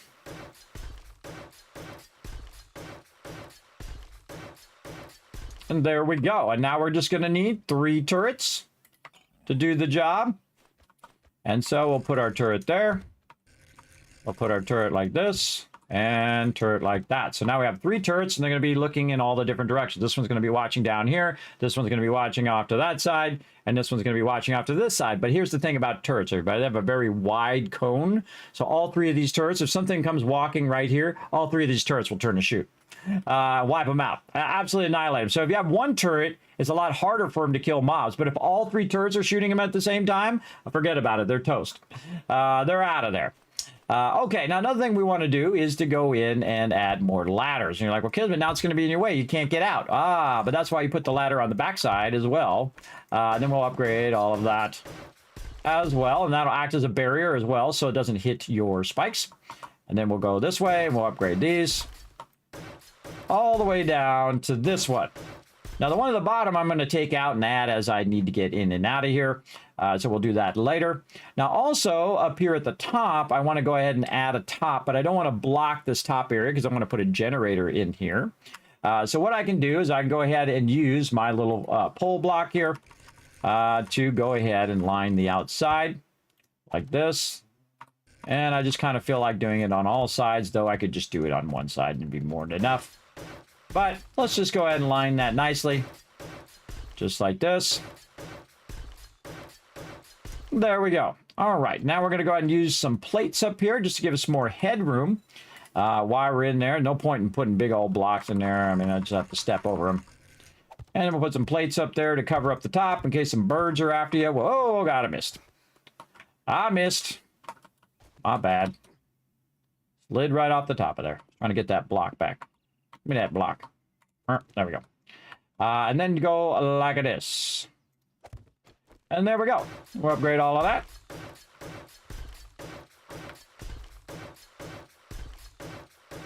And now we're going to need a hatch. Now we want to put the hatch in such a way that it benefits us, whether it turns forward or backwards or wherever. What you want to do is have the hatch, the back part of the hatch, be in this direction right here, so you can bump into it and then go down in there to help you go down into the thing. So I put the arrow toward the location of the stairwell. You can see it opens up back like that. So if I'm coming up the ladder, I'll bump into the back of it, boom, and then it helps me go down in here. Pretty cool, right? Pretty cool. Now, we need a couple more things to make this happen. First thing, we're going to need a nice sensor right there. We'll work on that in a second. We'll come back and work on the turrets as well. But now we need some engines and a generator. Let's go do that. Right in here. And while we've been busy doing that, it's been making turrets and generators. Now, do I need another 2 of those in the other corners? Probably not. But am I going to do it anyway? Yes. For the fun of it, everybody. For the fun of it. That's how I like to do stuff. Oh, more turrets in here. Very nice. There's all our generators. More turrets, more turrets. Awesome. We just don't have enough ammo. We need a lot of ammo going on, that's for sure. All right, we got our things. We need our engines. That's the other thing we're thinking of. Engines up here. No engines. We got rid of all of our engines. We got some engine work to do. But here's a great little trick. If you run out of engines, now how much power are you going to need? Well, I can tell you you don't need all 6 engines for these remote Kismet kill boxes because you can figure out exactly how much power you need. So we're going to go look at the one I currently have right over here. And this one currently is using the SMG. Now the SMG, and again, if I have my, I don't have it on me. Each SMG uses 15. So this is 15, 15, and 15 to be 45 power plus the sensor. And that would be nowhere close to 300 watts, everybody. You can do the math yourself, but you get the general idea. So I can just take these engines out, and let's say 150 watts is more than enough. And there we go. Easy peasy. There's a chicken. Why'd the chicken cross the road? So Kismet could shoot it and have lunch. That's why. And survive in 7 days to die. That's why. Now you know. All right, all the way back down here again. Oh, wait, no, we're going to the other one. That's what we were doing. We're going to go put this generator. Oh, we need our wire tool. That's why I was going down there. Duh. Get my wire tool out of here. I knew there was a reason. Wire tool. Going to be super useful. And get these engines into this generator. And we're going to put the generator again. These are all self-contained, so they're not in part of one central power. So again, I left the inside part of this block like this, so I can just come in and interact with the generator. And then put this in here. I can refuel that, turn that on, and I never have to mess with that again. That's good.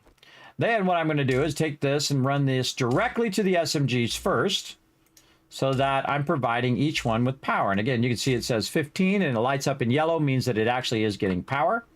And then we're going to go ahead and set up where the turrets are going to be watching. Now, I don't need it watching off over there or watching that roadway in the background. I just need it to watch over here on this side and shoot anything that gets close to my base. Right over there. Right here, same thing, just like aim right at the corner of the base. Anything that's over here by the base, or actually up on top too, like birds and stuff like that, it'll watch that top side. And then over here, we're going to go ahead and aim this at the edge of the base and down just a little bit, because again, I don't want to shoot every zombie, just the zombies that need to be shot, like so. Now, you're like, hey, Kismet, I did that, but it doesn't work. Every time I set it up, it has power. I see the yellow. I did all the thing. I went in. I split up my ammo into 3 separate sections, kind of like this. Oh, God. The math. We got to do 100. So like this, and then we can just take these and stack those up to 100. Roughly.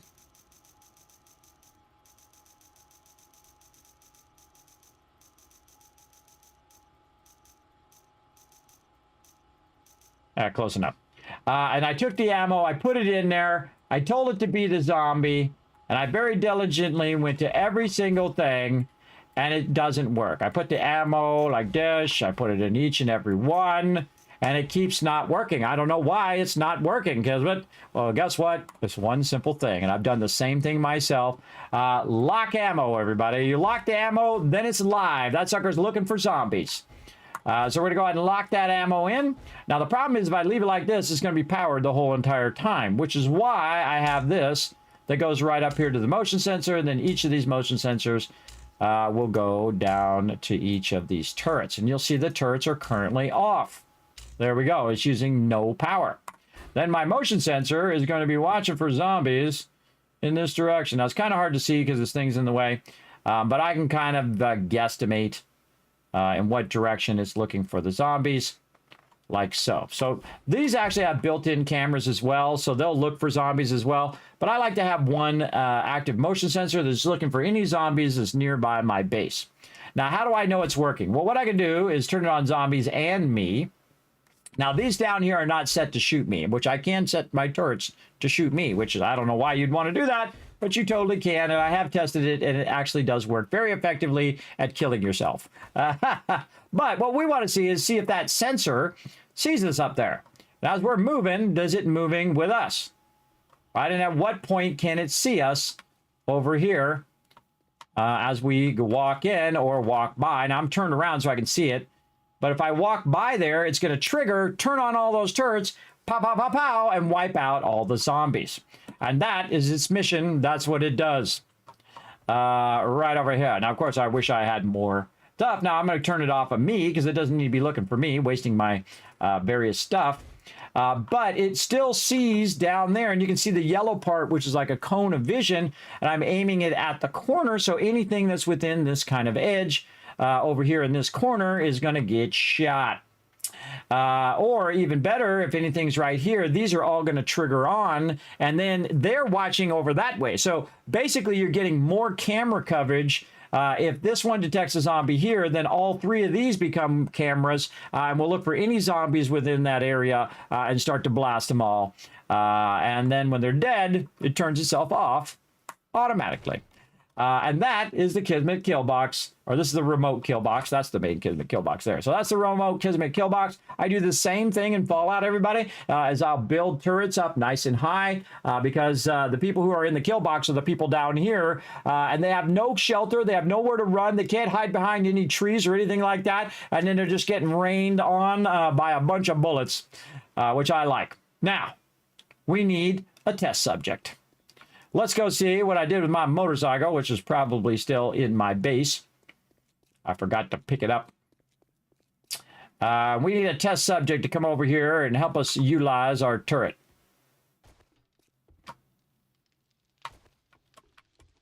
Alrighty.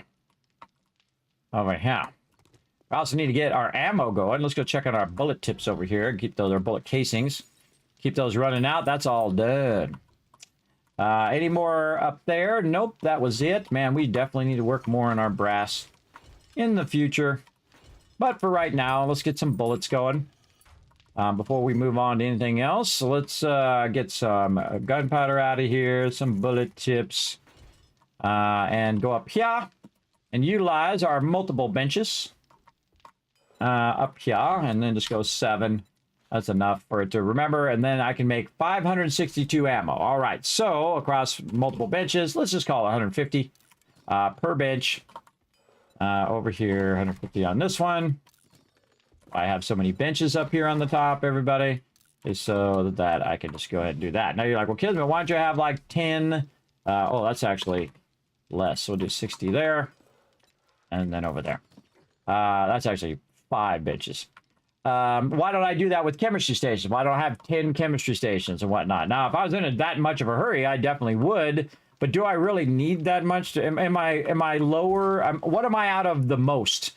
Like right now, look at this chem station, everybody. It's running for 820 minutes real time. That's real time. That's like 9, 10, 15, 20 hours. You can let that sucker run. You can run it for 1,000 hours if you have enough resources. And so I just let it run because I'm going to be busy doing other things, and it's going to make plenty of gunpowder. What I need brass, and brass is the thing that you're always kind of hurting on most of the time in the game until you get to a certain stage where you're just going to have a ton of dukes, and you'll see I'll get to that point, and I'll literally take the dukes and put them in the machine. But right now, we're not trying to skip ahead too fast, everybody. We're taking you on the journey first, where we build up the base and we do all the fun things that we're doing. Hi, Abs, what's up? Hey, Kermit, it's going good. Thanks for coming in and hanging out. He said there were more of a news than anything else. What is? The spikes. Yes, I removed my spiked rows because now they are not very effective defense. Because once you get to ferals and once you get to radiateds, they wade through it like they're going through water. They're like, oh, okay, got some spikes here? No big deal. All right, I'm going to go all the way through the 15 layers of Kiz's spikes all the way to the base and start to hit the base. So I made 15 layers of spikes, everybody. Not kidding. If you want to see it, you can check it back on the previous bots. So 15 layers of spikes, and they go through it like it's nothing. And then if they're 9 layers in and they die, guess what? Their bag drops there. And then you have to take out all your spikes, or you can build some boxes and then take out that spike and then jump down and get it. It sucks. It really sucks. They should have to break the spikes to get there and not be able to wade through them like they're nothing, like they're going through water. That's my opinion, everybody. I think they should definitely fix that. But if they don't fix it, I'll just roll with it. I just roll with whatever mechanics they go with, everybody. That's just the way I am. I'll just do my thing up in here. Now, man, we are 1 turret short. That's a bummer. That's a bummer. But we do what we got to do, don't we? We get it going on. Right over here. So let's go ahead and build out those other ones. I feel like I need more boxes, really. It's always a weird thing when I run out of boxes. Oh, okay. I make a lot of those, everybody. I don't know how I run out of those, but it's possible. I build a lot of stuff. Let's make 350 of them right here. Boom. I don't like to be low on boxes, everybody. If I'm below 250, I'm low. But when I'm building. If I'm just traveling around, then about 20 blocks is good enough. Maybe 30. All right, so that one's working. That's it. That thing's done. That's GG's, everybody. I was ready to go. Over here, same thing. Let's go. Now this one, of course, I'd want to make right across from where I made my other one, potentially. So right over here in the corner, we're going to go ahead. Oh, we should have favorited that block. Now here's a great little trick too. You can run over here, and we're going to make multiple blocks while we're at it. Let's just pull all this stuff out of here, make multiple blocks. Make this way easier. So the first one's going to be a plate. The next one here, we're going to go ahead and we'll get it to work here. There we go. Pull up our pole there. Now I also did the orientation of the pole. And then this one right here is going to be a nice solid block like that. Okay, so now we just run over here. Line where we have that one over there, and if we want to, or we can make it wherever we want. Doesn't have to be symmetrical, everybody. And then we remember this is 4 up, so that's 2, 3, and that's 4. And then we try to hit this one, 2, 3, 4. There we go. Now we're doing it a little better. And then here, and then stand up. Oh. And totally miss that jump. Totally miss it. Let's try that again. There we go. Get it and make that block. There we go. All right. And then this again, 2 by 3. And we can just go down now. Like this. And again, just very similar to that. Very symmetrical at this point. I don't typically do completely symmetrical bases, everybody.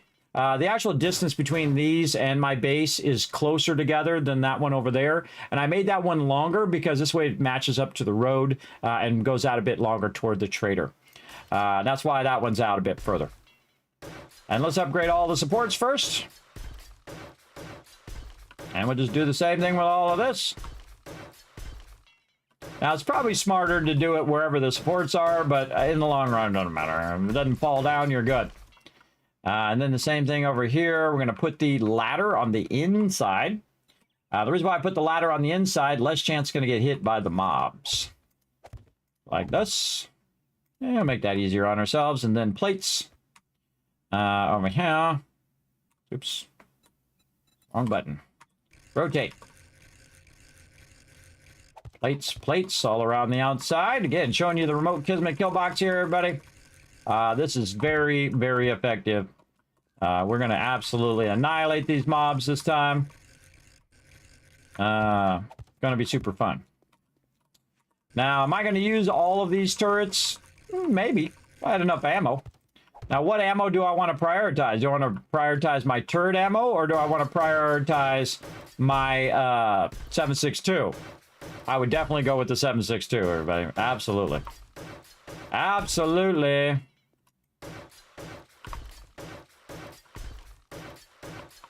And if we had to, we go fully melee, everybody. We had to. Big time. All right, there we go. And again, this is the inside where we want to see the turrets be here on the edges and be able to see down in this direction. And the backside here is for their protection like this. And again, 2 up. And I hope you don't mind, but I'm going to speed up. I think you get the gist of this now. Here we go. I actually play this game and other games at like 10 times the speed you see me play on stream. Why do I do that? Because I'm playing offline. I typically play way faster. Or if I get to a point like this where you got the gist of it, you just saw me build another one, you know exactly what I'm going to do on this one. I speed up. That's the way I roll. All right. And then we're going to do our bars right over here. And over there. And this is so we can have our spikes up here, but hopefully... Oh, come on. All right. Simple rotation. There we go. And then have right up here and have some sort of protection for our turrets. Now, do we have to have these bars here? Not really. You don't have to have them there. But I've seen them do a stray shot at my turrets before. Like I'll be standing over here and they'll shoot past me, or some birds will shoot at me and then it'll hit my turrets over here. So it's more for like prevention than anything else.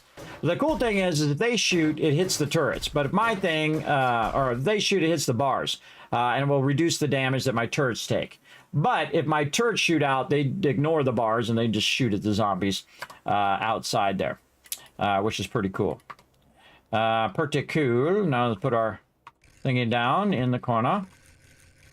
And this way. And I like to aim them in the direction in which they're going to end up because that's fun. And then more stairs and then reverse stairs. Simple rotation, please. Move me out of the way. Like this. Upgrade, upgrade. And it's just going to be the same thing over and over. You get the idea. Because why not just know that it works and use what works, right? If it works, it works. There you go. Take that around. Pull that side in. And we have plenty of supports on both sides to support the ceiling and the hatch especially. Then we need some plates right here. And we're going to go simple. Like this, 'cause it's going to default rotate like that.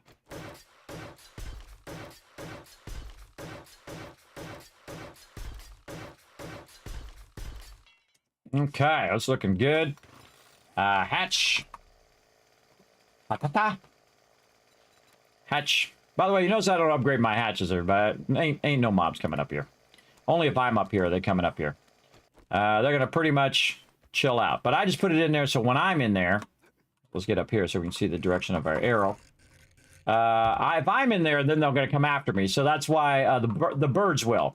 That's why I have the hatch. In case there's like 5 birds on me, I can just do this and then get my gun out and zap all the birds. Probably would do the AK in case I accidentally hit my turrets.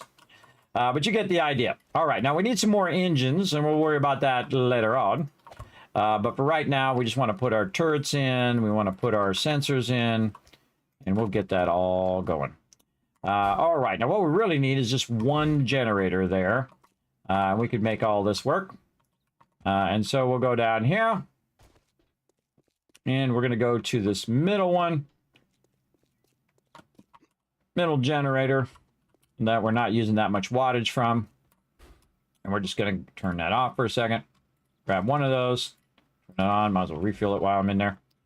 Just use one generator to get these set up. And then I'll go get enough generators to fill every single one of those up. Even though it's way beyond the amount of power that it needs. Hey, you never know. I want to add some more power later. Right? But hey, you can wrench cars all day long. You're going to get so many engines. It's going to be crazy, everybody. You're going to be like, dang, what do I do with all these darn engines? I got too many. You're going to definitely do that at some point. All right, that's good enough. And then where is my tool? Over here. We shall run this direct first. So we can set these up. More easier to do it direct because you'd have to have you or a zombie triggering the motion sensor. Where it's easier just to go direct to start. All right, again, aiming down here to get into the zombies. Just zombies. And then over here. Oop, come on. There we go. And aiming downward toward the base. I don't want to shoot every zombie in the zone. Maybe even closer to the base on this particular one. Like that. And then over here, again, only watching the base. That's all I need you to do. Say over here and further down. Even something like that would be great. Zombie. Zombie. Zombie. I don't have any ammo to give it right now, but it's all good. Okay, now we need to reroute this. Power over to here instead. And then this one, we're going to aim it in the direction to the corner of the base. Kind of looking at where the corner is at. And we'll just estimate like that. And then we'll look at where it's looking at. Good enough. And then we'll run this from the sensor. Each of these. If anything gets too close to that edge of the base, these will automatically activate, and then it will look in all three directions for any zombies and eliminate those zombies. All right, and we got that one done. Easy. There you go. And my goal, and I can make that fancier, but I can make a big old tower and sniper with gas and glass across there and bulletproof glass and all sorts of fancy stuff. But you know what I like to do? Use the minimum amount of resources for the biggest return on your time investment. And that's what the most valuable thing is to me. All right, let's go and do this again like this, and then we'll pick up our plates on the side here, and then we'll split these again, and then we'll pick up our blocks. Easy. Okay, and then again, way over there, and again, you can see I've got this lining on the edge, which also helps me line that up. And so we'll go ahead and do that. We'll say here and here. And number 2, number 3, number 4. Oh, so hard to do with these poles. All right, there we go. 1, 2, 3, and 4. This one actually I think is down by 1. Yep, this one's down by 1. One more. There we go. And we jump over here. Okay, now take this out. Seems like 3. 1. Best to double check. 2, 3, 4. Nope, I was right the first time. All right, it was 4. Just wanted to psych me out. Always best to double check than to get it wrong. I'm a big fan of double checking. And this, and then back down I go. And upgrade time. Let's go.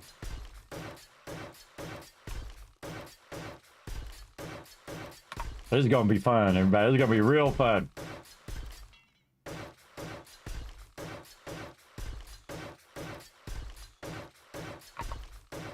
Can't wait to use my new level 6 M60 on Horde Night. That's gonna be crazy. Gotta be crazy. All right, inside Lata. Let's start with that one first. Into simple rotation. There we go. Oops, the daisy. Let's not have that cause that to cascade down again. Oh, and then I redid the one that I actually wanted to be as plates, but oh well, plates are easy. That's easy to get.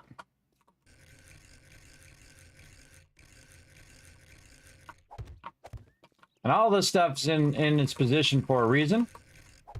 To be at the optimum location in which they're not going to get damaged. So I have the ladder on the inside here and not on the outside out here.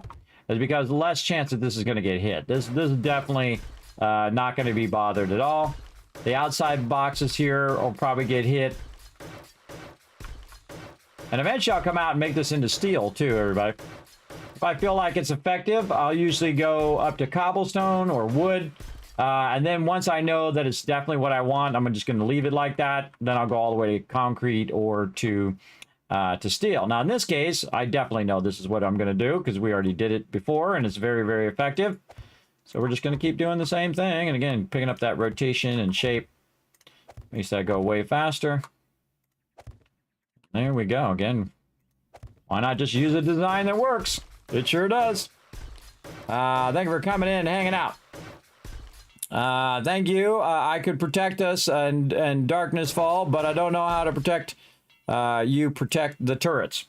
Yes, in most games, I don't bother to put protection like this because they don't range attack. If you have a range attack, then you definitely want to protect your turrets. That's why I have my sensors down lower. So when they're shooting, they're going to hit the bars and not hit the sensors behind. But they can still hit those sensors and knock those sensors out. Because I have these uncovered, they can definitely knock out these electric poles. But I'm counting on that as part of the design, that some of that will get knocked out, but not cause all of it to go out, because I have it going from the middle outwards. And so if they take out the outer part, it's not going to affect the middle part, because I didn't run it out to the outside first. That's a bad way of doing it. This way, if they take out the outside one, the whole entire inside power would go out. That's not good. So it actually, the inside power goes here, and then it goes around, and then it goes around again, and then it goes around again, then it goes up, and then it goes back and back around again that way. Yeah. So it goes all the way around a couple times in a spiral and then back the other way in a spiral. So very, very cool and super effective, by the way. And again, that's a new design that I've tried because they changed the way that those electric things work. And they work really well. I highly recommend giving those a shot, everybody. Those are awesome. Probably one of my favorite new pieces that they've adjusted. Now, it's been in the game for a long time, but they adjusted so it's only 1 block high now instead of 2 blocks. And so you can stack them on top of each other and create multiple lines. You can overlap the lines like this. There's all sorts of cool things you can do with all the electrical, for sure. And again, this design works really well. Now, this is just as big as it needs to be.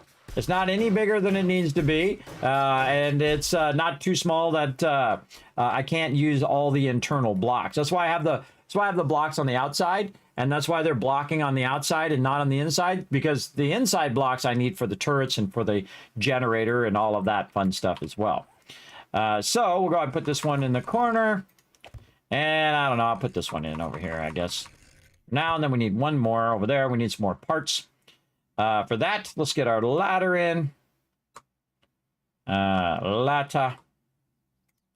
Right here. Also, this protects you against zombies who are crawling up your ladder, by the way. So they'll crawl up your ladder, and then you can shoot through the ladder and kill them before they get up to the hatch and hit you, because you can always back up and shoot them through the ladder, which is very, very effective. And then, of course, when you have the ladder back to back like that, it's also very effective space-wise. So like that. That's why I back them up. So inside, I can use the ladder, or outside, I can use the ladder. Very, very useful. All right, one more little piece that we need here is our pole here. Now, this is what I consider to be what's known as an offset pole, meaning that it's not in the center. You can just rotate it, but we need advanced rotation here. There we go. Get that in there, and then over here. Now, this is to hold the roof and the hatch, like that. So we just put a block on top of there. And again, we could put a plate. We could put a big old square block. But I try to minimize the overall use of blocks if I can. Let's go simple. Now, simple always has a certain type of rotation. If you understand what all the base rotations of everything is, when it's at its default spot, that simple actually does help. There we go, and then another hatch. Just jump over this way so we can see our hatch rotation. Again, you want the arrow toward the... it already did it. The arrow toward the ladder so that the backing comes up, and then when you come up, boom, you bump into the backing, down in. See, I do that also in all of my Kismet kill boxes over here as well. You see all the hatches. When I hit those hatches, it uses the backdrop, and then I can down in there. Much easier than going, I can't get into the ladder, because that happens all the time. Also, you don't want it when you're coming out the ladder for this backing to be in the way, and then you got to go side. I see that way too many times, everybody. You come up, you hit that back thing, and then you have to go sideways. That sucks. You want to come up and go right into a landing, or in this case, you want to come up and go the way you want to go, right? You want to come up out of there and then end up on the ladder on the outside, see? Very, very useful for sure. All right, let's put the rest of our stuff in. We have just enough stuff, just enough generators to make this happen. Again, same thing down here. There we go. Open. We forgot to bring that engine from that other one. Which one is it? The one way in the back corner. Actually, we can just probably scalp an engine from this one. We'll go get more engines. Now, day 98 is Horde Night, so that's coming up here in just a bit, everybody. So settle in. Whoa! Didn't have our hatch open and went right through it. Look out. Luckily, I got some parkour there, everybody, so I don't fall and take as much damage. All right, let's turn this off, pull one of these out of here. We're definitely going to need more power in some of those. And again, I could optimize it to where it's, you know, just perfectly have the right amount of engines. But I get so many engines, but I feel like there's no real point in doing that. You might as well just have them all filled with engines in case you decide later on that you want to add more power or whatever. I find that's way more effective. That's just my personal preference. All right, turn that on. Run into each of your turrets here so you can line them up with their targets. Now, I need one more turret. We'll get some more rifle parts here at some point. And again, we're just going to aim this. Oh, that one's in a real good position. You can see that whole front side very nicely. This one over here. I'll aim that in just a little bit. Again, I don't want to kill every zombie that's walking by the side of my base. Only if they're actually toward my base. Now, these shoot really far as well, just like turrets in Fallout 4. They will shoot very, very far. All right, let's run that to there. Then watch, see how it automatically changes the direction of the wire? It's actually smart in that way. I give it huge credit for that. For actually being a smart thingy. All right, I gotta see which direction is my base. This way. I just kind of have to guess in the general direction of my base. All right, good enough. And then turn this on to zombies and not me. Now, this is not going to do anything because it doesn't have any ammo. But it is kind of set up and ready to rock. Okay, now we need some engines and we need a lot of bullets. Okay, where's our motorcycle? Look at them airdrops. I got like 3 airdrops. Oh boy. All right, that might be some fun to do. Where's my motorcycles? In my inventory. Now, do I need to carry all this stuff with me? Absolutely not. Let's go drop this stuff off. Back into here. We'll drop that in there. And I always like to keep my boxes with me. Let's reconsolidate all my boxes back together and make them a nice square block. There we go. And again, all of this stuff we can... Oop, not that. All this we can recombine. Extra ammo in there. Let's see. Concrete mix. We don't need to carry that with us. Oops. I think I felt like I'd keep my wire tool on me. Oh, the other thing was my water in there. That's what that was. And these back in here. And I just keep my wire tool so I don't forget. In fact, I might just want to lock it. There we go. Screw it. Keep it on my character. All right, now before I leave the base, let's check and see how it's going over here. All right, more forged steel. Right over here, there's almost 1,000 right there. Now watch this, everybody, as my stuff starts to scale up and scale up and scale up. That's where I'm at now in the game, trying to scale up. Let's turn that off. More bullet tips. More bullet casings. And now we're going to just undo a bunch of this. And just get all the bullet tips. Save one. Like that. Leave a little bit of that in there. That's more than... Those bullets are definitely not that many. All right, 982. So let's do 150 here. And then over here, we'll do 150. Here, we'll do 150. Now, it seems like we don't have a lot of ammo, and we really don't, but you'll see that this adds up pretty quickly. And again, you always got to be diligent about this. Now, if I have any more, I can do 232. All right, I kind of miscalculated that. But we'll put another 100 in here. And I'll put 100 in this one. Doesn't matter. I'm going to be away from the base here for a little bit anyway. That'll all finish at some point. Let's just do all of that, 132. And let that go. Didn't do that math very well, but oh well. We got it done. And again, you can see I have lots of lead, everybody. Lead is not a problem. I don't even have to collect any lead until I get low on those bullet tips. If I get low on those bullet tips, then it's time to collect lead. But right now, it's time to get bullet casings and convert those as much as possible. Over here, this is not doing anything, but as a backup, you can always just get your clay while you're waiting to do more lead or brass, and just turn that on. Let that melt down. This right here is ready to roll out some more, and can definitely use some more stone. Any stone left over, I'm just going to put down there in the corner. There we go. That'll run that out. How are we doing on 12 minutes? I can fix that. I have it on me right now. Let's cut that in half, cut that in half. Now it's 1,100 minutes. Definitely going to run for a while. Over here, that's got plenty of iron. And then when that's done, how much iron do we have? Well, we got a bunch of iron in here. All right, let's use the rest of this iron up. Right over here, let's refresh all of that iron. Look at that, all the way back up again. Same thing with the other one. Again, before I leave the base, this is always what I do. I try to, oops, drop stuff on the ground, apparently. Try to maximize the production of everything that's in the base. And there we go. It's going to run all that out, melt that all down, keep going. How are we doing on fuel? That's got lots of fuel. Down here, how's our fuel? Good. Feel good. Feel good. All right, that's all good. All right, now more water. And we should really be working on our food at some point. But we'll get back to that. Let's put that in there. Oh, I should have done the top ones too. The top water. Right up here, we got all of our ammo running. We got all of our dew collectors running now. All of our forges. We're just going to keep stacking that. And all of that. We can put our cement in here for now. Reconsolidate that down. Good. Okay, so what we need is engines.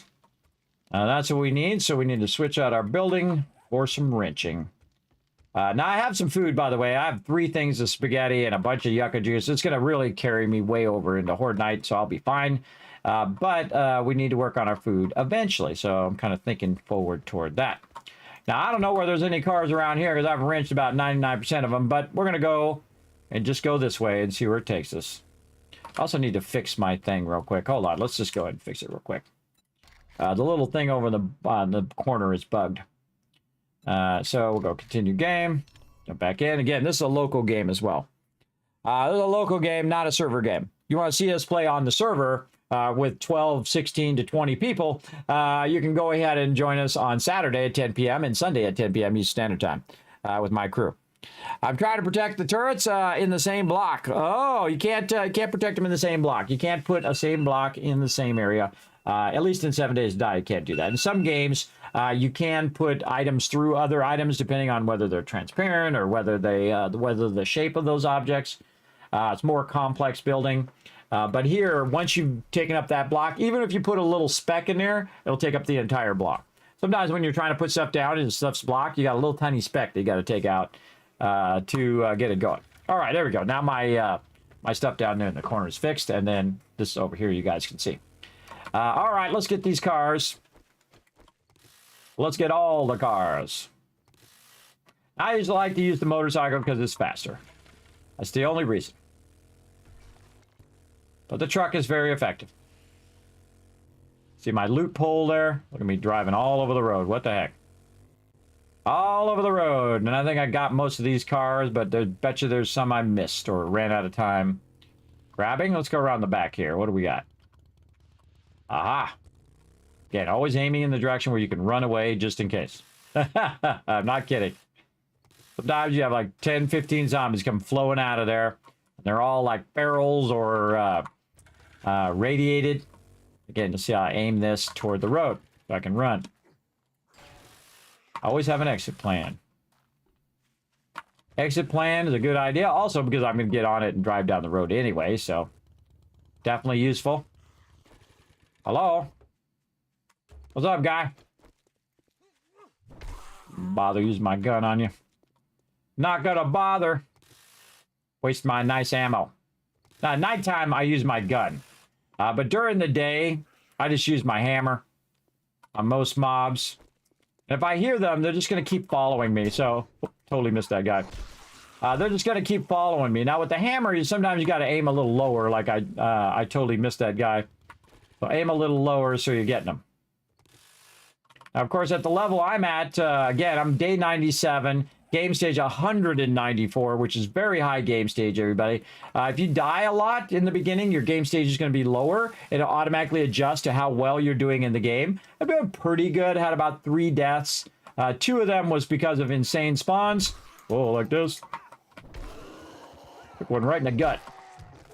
Insane spawns where I had a whole bunch of zombies coming after me. From screamers. So I had several green screamers or radiated screamers come at me, and then they started spawning more and more mobs until I had like 30 mobs on me, which is pretty crazy. Pretty crazy. What up? I hear you. This guy's a feral. See, his eyes are all lit up. Now he's a dead feral. Anybody else? Nope. All right, fine. Come on. I don't know. Take your time. I'm going to wrench this while I'm waiting for you. He'll make it over here eventually.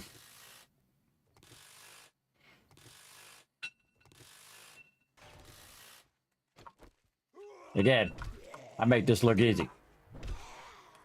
Level up again. I have 5 skill points I'm not using right now. You're like, Kismet, what are you doing, bro? What you doing? Apparently not doing my skill points. That's what I'm doing. Failing to utilize my skill points properly. And I do it all the time, everybody. Do I need those skill points right now? Not really. Would they be nice? Sure. Will I put them in there eventually? Yeah. What doink? This guy's pretty tough, though. Sometimes you got to give him a double whammy. I just give him a double whammy anyway because I feel like it. All right, so we ran in here. Now we got really far away from our vehicle there, but you can, you know, stray a little bit further during the daytime, everybody. You'll be fine. As long as you are being very attentive to where the zombies are coming from, which is mostly behind you. I find they love to spawn and get behind me and get rowdy. And again, I've looted this whole entire area again and again and again, everybody. But again, like I say, there's a lot of vehicles around. A massive amount. So don't stress about, oh God, I'm taking the vehicle out and now I don't have the vehicle. You're going to have plenty. Well, got some engines too. Very nice. And we're just going to go ahead and stack a bunch of these single items. These brass radiators, I'm just going to stack those two for right now. All the single items that are not going to stack, just put those away in there. See, these are stacked to 5. They're not going to stack. That 4 one will stack. All the rest of that stuff will stack. So we'll keep that on us. And again, just car to car to car. Now, again, I'm making it look easy because, oops, I forgot to loot that. I'm making this look easy because I have an impact driver. And I also have my salvage operations way up high. Because I'm getting into the later game. Really, I consider this more of the middle game.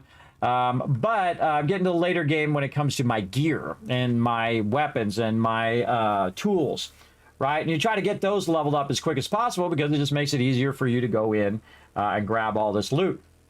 And so that's what we're going to do. Oh, let's go over here and have some fun. This is going to be crazy up in here. This is a five skull. Hey! Yoo-hoo! Who's in there? You? Anybody? Nobody? That's why I shot to see if anybody was in there. This would make a great base, everybody. I think we took over something similar to this, but I don't think we've taken this one over. They definitely revamped this. And it's super cool looking. All right. There he is. Yoo-hoo! Come on. Let's go. It's like point blank range. Come on out of there. Oh, there's a feral. Deal with the feral first. I see they're walking slow. Look at this. Yeah, line up. See how my shotgun shoots right through the middle of all of them? I love it when they line up like that. There's another feral there. Shoot that feral a couple times. Is that like a killing machine now, everybody? Auto shotgun. Deadly. Very deadly. Now, there's a ton of loot in here, but am I going to go in and get all that loot? No. Am I going to go in here and get all this loot? I'm going to kill that guy. But am I going to get that loot? No. Over here, this loot. Knock, knock, suckers. I don't even need an auger anymore. I got an auto shotgun. God, yes, line up like that. Thank you. I appreciate it. But behind me, now see what I'm shooting over here. I could aggro a whole bunch more. There's a ton of loot in there. Ton of loot in there. Let's go out here and see what's up. Come on, let's go. All of you, right? One time. Let's go. Come on, everybody run out here. Let's go. Let's go. Way to die. Another feral. Yeah, when they're running during the daytime, they're feral. Shoot them first. This one. Then that one. Behind me. Nobody. Always check behind you when you got a moment. I hear some more. Back here in the back. Oh, that's a feral. Swipe. Whoa! Didn't mean to do that, but it was definitely effective.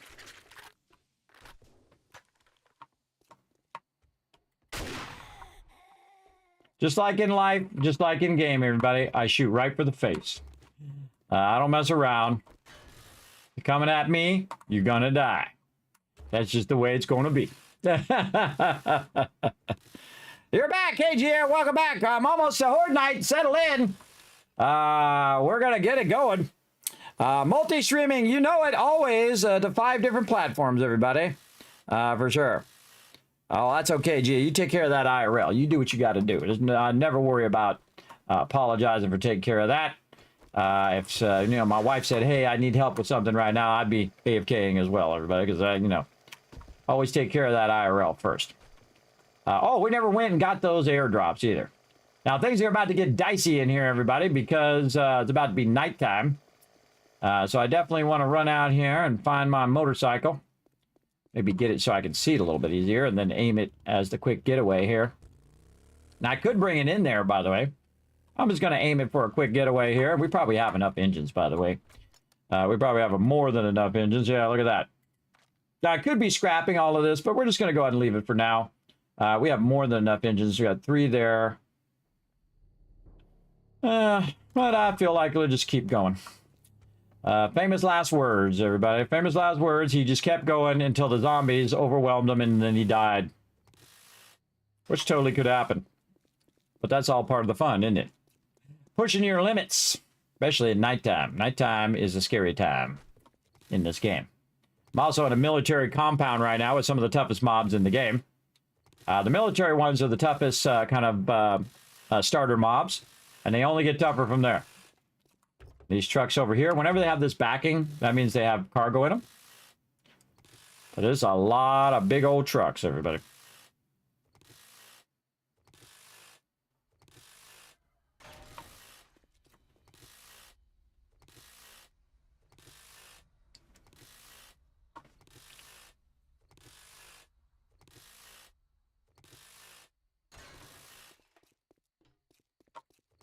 Oh, yeah.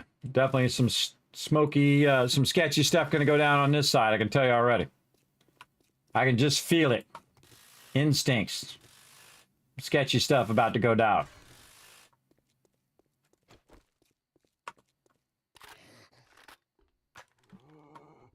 Oh, yeah.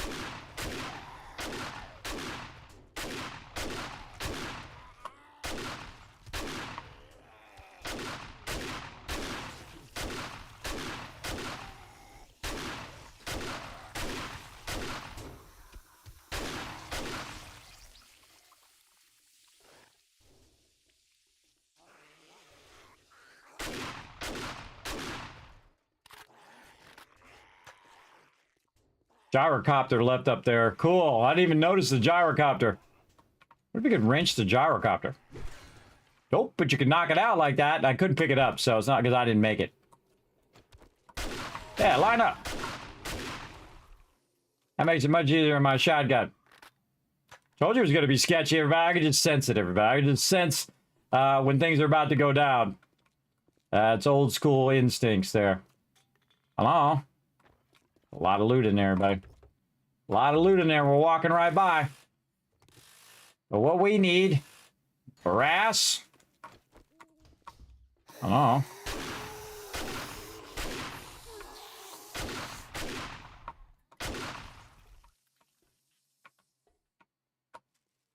Leather there too.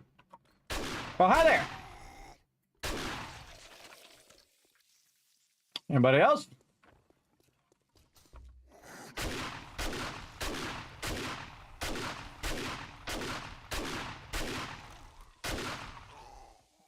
I get in here just in case someone's coming from behind me because they're going to hear my shotgun. And they're going to try to come in from behind, and there's only the one entrance that I can watch while I'm reloading.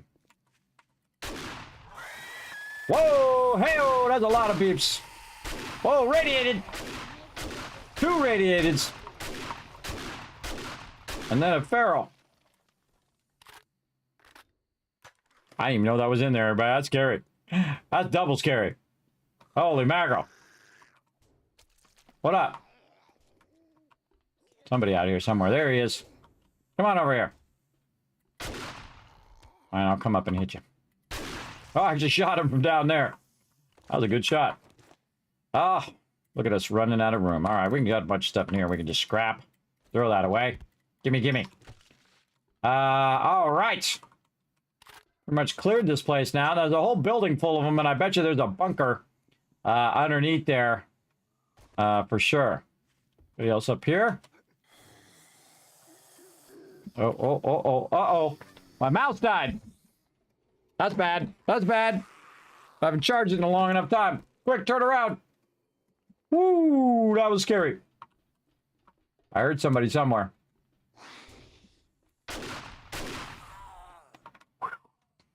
That's why you're supposed to charge your mouse, everybody. I've been charging my headphones and not my mouse all week long. Now, you got to think that lasted like 7 days, everybody. It just dawned on me. Last like 7 days before my wireless mouse died. You got to think I've been playing like 8 hours a day, too. That's pretty awesome. It's a big love to Corsair for that. Somebody, oh, dog.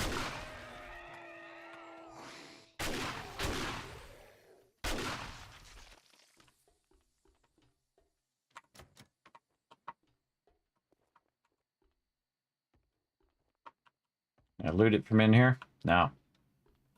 Bet you there's a key somewhere that opens these doors. Button. Yep. Button or keys? I can scrap. Let's just use these vitamins. I'll keep us from getting infected. Could have used that earlier. What do we got? Oh, more of that. This is the good stuff in here. What do we got? Oh, we want them parts. Get them parts. What else? Put the rotting flesh back. Take this. Sell that to the vendor. All right, should be grabbing all these chairs and stuff too.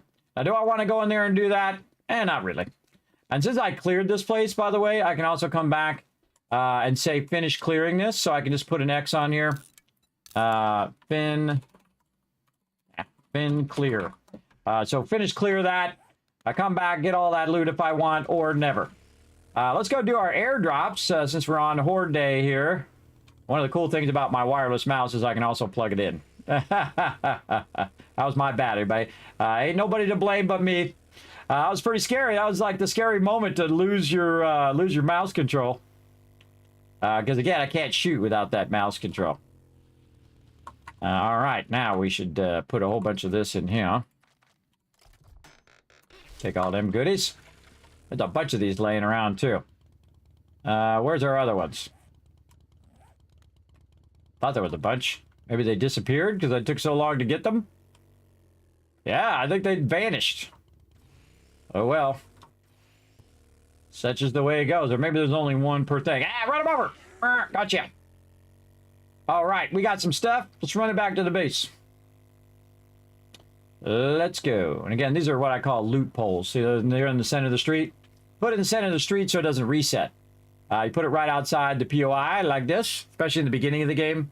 You'll see another one here. You just put the loot in there and then it stacks it before you have inventory room in your inventory. And then later when you get room in your inventory, then you don't need to worry about it. Then you can just use your vehicle or your inventory or a combination of both. And heading by the base, we got to turn our land claim block off. And to the Kiz Cave.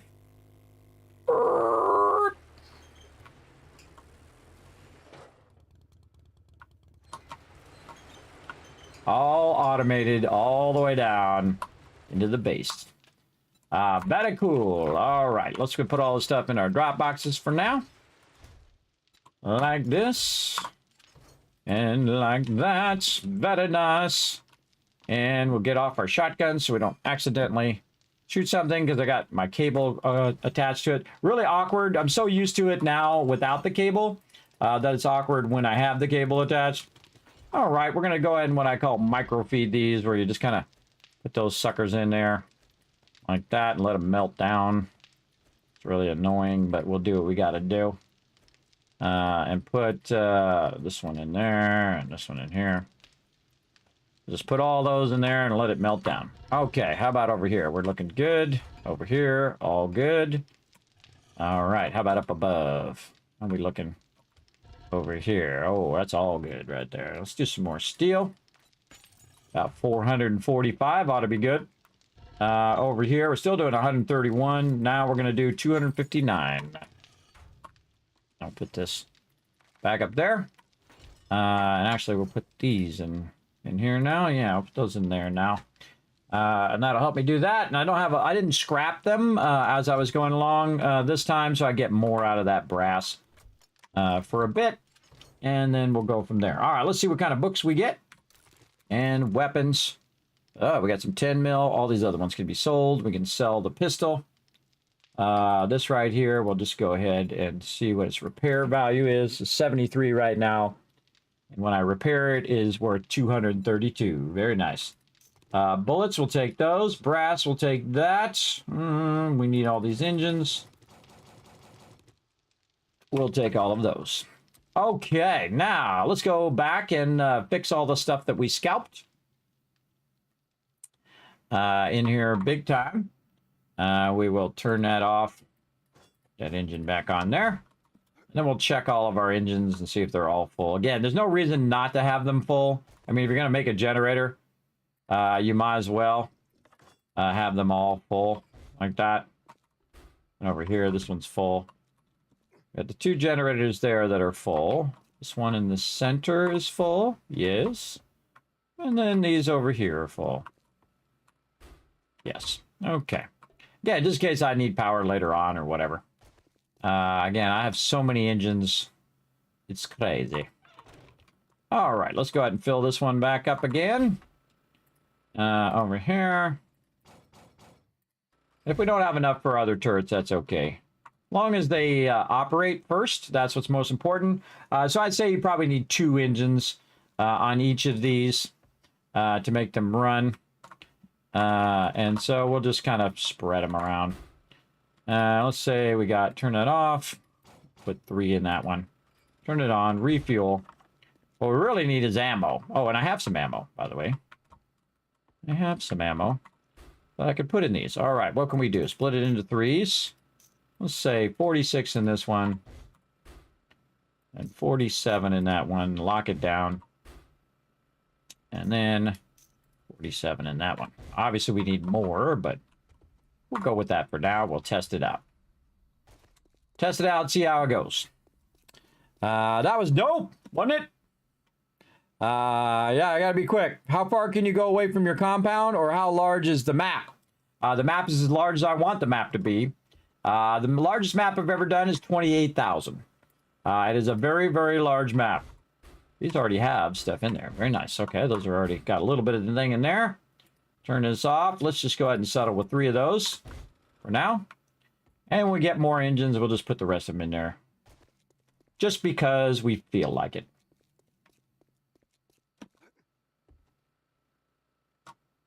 And we got to turn off our land claim block. I keep forgetting.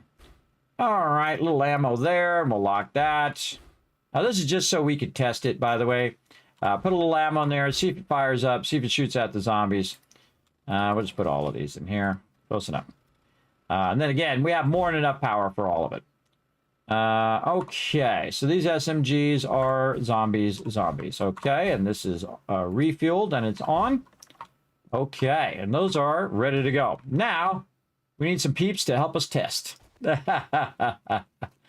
be along in a while, but we can also kind of get them to be rowdy and come after us. Let's take this off. Turn that land claim block off. Put that right back there. I can put a doorway there too, by the way. I could just put a hatch there, which I might do later, or just leave it as is. Okay, now I need my motorcycle, which I once again forgot to pick up. 28,000 miles. Yep, that's a lot. It's actually, if you think about it, wherever you are, if you're at the center, it'd be 10,000 to 10,000. Yeah, or really 14,000 both directions. Right now, this one is 10,000. 10,000. The one I'm doing with my team is 12,000. By default, they have a bunch of different sizes and a bunch of different maps at different sizes, pre-gen maps. Plus, on G-Portal, the highest one they have is 16,000. So you can just choose it. Boom, 16,000 map if you want. It's very, very cool. And then the maps generate really fast. Oh, hello.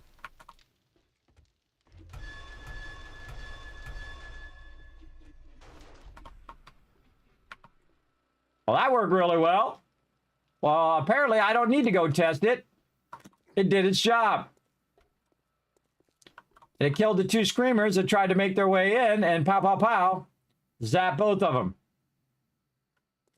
Without them even screaming, by the way, because I'm not around. They won't scream if they're getting shot. They'll scream sometimes when they are getting zapped, I noticed. But if they're just getting shot by the turrets, they both got eliminated before they even got too close to the base. So we know that one's working. That's for sure. Those 2 turrets just annihilated them big time. All right, we got to wait for the trader to open up. And again, this is Horde Day. So we want to make sure that we got our ammo squared away. Let's go check on how our ammo is doing. Oh, that one's done. More ammo here. More over there. How we doing over here? Looking good. Looking good. And if we did this just right, we should have a couple rows. Looking sharp. Ah, there we go. Oh, into the 3rd row. We're doing really good, as a matter of fact. Let's put these up in here, and we'll trade those out later. Got a little bit of brass. We can do this. See, the most annoying things about these is that you have to keep microfeeding them. I'm not a fan of that, but I am a fan of all the extra, because this is like 40 extra brass every time you put these in here. So if you put them in here like brass radios, opposed to scrapping them yourself. But you'll see at some point, everybody, I will just go and wrench every single car I can find and go with that. Now let's take all these engines out of here. What I'm going to do is put 1 engine in. I'm going to put all the engines in and then take out the ones I want to keep and then leave all the rest of them in there. Because it's more effective to do it that way. I'm going to put my 6s in here. And then over here, we'll put those in there. And we'll put this up here. We're going to sell those. We don't want this in our inventory. We're going to want to put that down here. And we got some veggie soup there. That's nice. We'll put that in our food for later. We got another engine. We could have put that engine in one of those things. And we could put all this away here. And then this up here. We got our medical stuff. Again, this is just from the random loot that I got. Food over here. We got a little bit of brass. And that should be in there. What else? Bunch of random mods that I don't need, so we'll sell those. A little bit of parts there, which we need eventually. This is buckshot. This belongs in here. I'm going to make shotgun ammo. Probably eventually. I'll just leave it in there. Oil, that can go in here. And then, what am I missing? I'm always missing something. I'm always like taking something out and then realizing I'm missing something. Every single time. All right, we'll just take it out of there.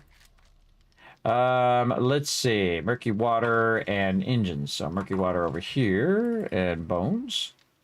And then we're got our engine. I'm not thirsty. Watch this. Boom. Instant thirst. That's 78 thirst, by the way. That's a lot of thirsty. All right, more bullets. I like it. Keep bringing me them bullets. How we doing over here? Oh, this filled up. I forgot to pull that out of there. This is more antibiotics that I'm going to need for the entire rest of the game, everybody. I forgot I had that running. I should have been taking care of that. But that's my bad. I totally forgot. I made like 90 of them, everybody. Like way more than you need. But you don't need to keep them sham sandwiches for anything other than some food that you can do. If you want to know, by the way, you just go sham, like sham chowder, and you can see that you need the actual can of sham. So you need the secret recipe, which is rotting flesh, bone, and animal fat. Yeah, that's not something I would definitely want to eat, that's for sure. All right, so we got our engines, we got our ammo going. What we need is we need our brass casings. Let's get even more of these running. And we're just going to refresh some of that. Take these casings out and keep burning up all of this. As much as we can. It doesn't do me any good sitting in the box. Let's take all of this out of here. No good sitting in the box. We'll put one stack back. And then more 762. How much we make? 124. Might as well just leave it in one box and let it run. Put that back in there. All right. Now, how many more engines we need? Probably a good amount. Did we leave our thing down here? We did. Go down the thing. Okay. We got anything in this? Nope. And we'll just... Nope. We'll just pick that up. And what do we got? Nothing. Okay. Now, I feel like we'll just exit the bat cave. Or the kiss cave. The fun way.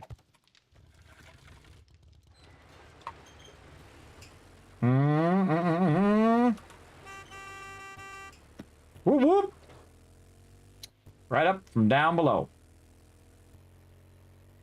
And I say we go back, we find some more of these cars. Let's go. Now again, it's Horde Day. It's actually not nighttime anymore. It's during the day. You see, I keep that one car there just for funsies. Let's go way down here on this side. And we're going to go over here. I cleared this area out so I go straight through like this. We're just going to go find another area over here. Yeah, we're at finish clear. And just start where we left off. Do a little off-road in here.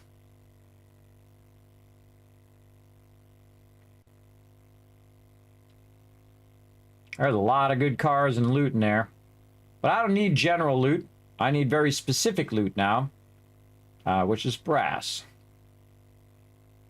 Where the heck is the front of this? This way. Okay. Back this way. I kind of feel like we might have done all of this. Maybe go up and go all the way across the other side of the road. Let's go see. If I see a car, I know I haven't been probably in that area. There's zombies jumping around. Feel like we've done all of that and all of this. Again, it'll be diminishing returns over time, which is how I think it should be. You should definitely get to a point where you're running out of cars and you got to go find more. I think it is. I got a car over here. Go check this one.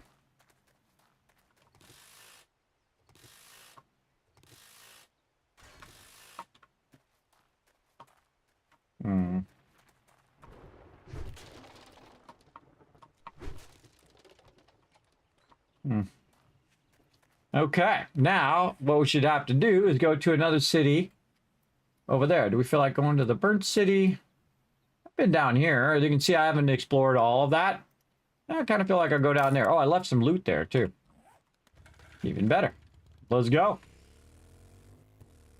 And again, I can take the helicopter, but I'm going to take the motorcycle. And I left my helicopter back at my base. Toulon over here. See, what time is it? Wow, 7 hours in, everybody. 7 hours. I told you I was going to do longer streams, everybody. If I can do longer streams, I'm going to do longer streams. Again, taking a long time to get to this point, that's for sure. Almost a decade. Decade of suffering. But, just get up every day and do the best you can do. That's all you can ask of yourself. Do the best you can do. All right. I bet you there's a bunch of cars over here somewhere. Let's get back on the road here and check this part we're going by right now. What we got? Oh, the motel. Let's go see who's home at the motel.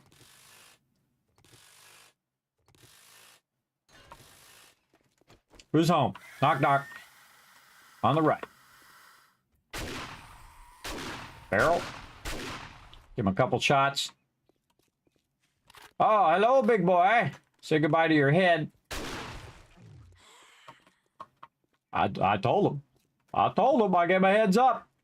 Pun intended. Knock, knock. Excuse me, I'd like to check in.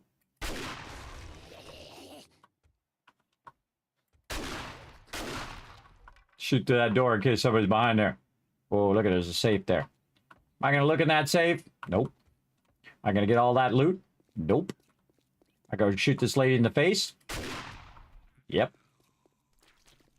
All right. I don't see any cars. That's what I'm looking for. Cars, cars, cars. Again, I go in here and wipe all this out, take out all the doors, get all the brass, do all that stuff. But you know what's faster? Cars. Let's go. We out of here. Ghost ride it. Whee! Look at it go. Get this car. So now I'm just dominating the game, everybody. Now, at this point, I can turn the hardness up. Yeah, absolutely. You can definitely turn the hardness up at least 1, 2, or 10 ways up. Oh, this is where we were before. Remember all these zombies coming after us? Yeah, we had a quest out here, too. And these zombies were flowing out of here like crazy. Now, they killed us as well. This is one of my deaths was right here. I remember this now. And now Kismet's back for some revenge.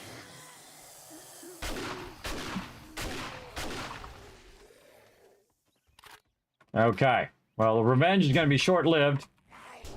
Nice how you just appeared out of behind me. Because I just looked out at my bullets down there and realized I don't have that many bullets. So, oh well. Short-lived. I think I came back and got this loot, by the way. I got most of it. I'll get it out of there. Again, that's another loot poll that I made. Shotgun Messiah, tons and tons of loot in there. We've actually taken one of those over, which is pretty fun. I'm looking for engines. I'm looking for brass. That's what we all about. Make sure I got my AK loaded as well. I do, just in case. Fully loaded. Okay. Looking good. Lucky I put my warm socks on, everybody. I got the AC on in here for my wife and kids, so they'll be cool at nighttime. But man, my feet just freeze like crazy. Just freeze totally, like they're gonna be blocked eyes. I'm gonna find out later, everybody, that I'm gonna have some sort of medical condition because my feet are always frozen all the time from this AC running on them all the time. That's why I'm wearing my fuzzy socks. Sometimes I'm in here wearing my fuzzy socks in like 90-degree heat outside because the AC just runs and runs and runs and runs sometimes. It's very annoying, but you know, you do some sacrifices for other people. That's just sometimes what you do. I thought I saw a zombie over there to the right. Definitely should have got more shotgun ammo before I left the base. Oh, there we go.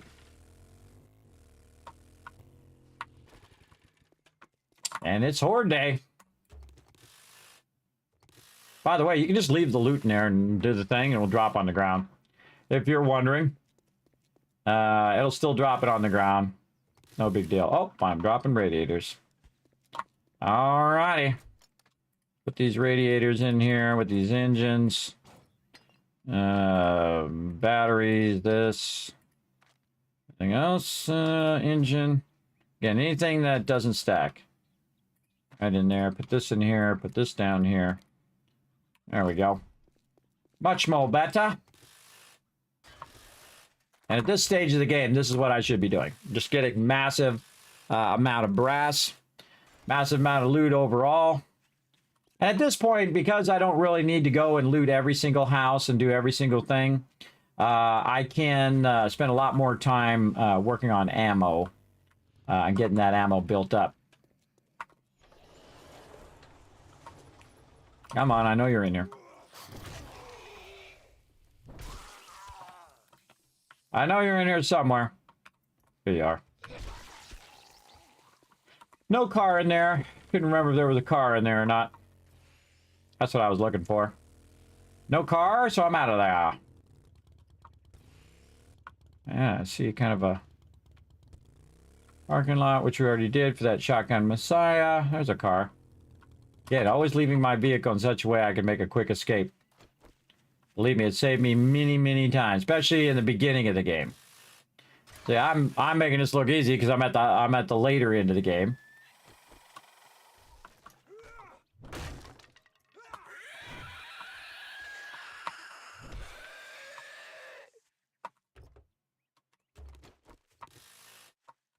Yeah, so I'll move this way just in case one comes behind me. There he is. Just in case. Again, I could loot all of this, everybody. There's so much loot here.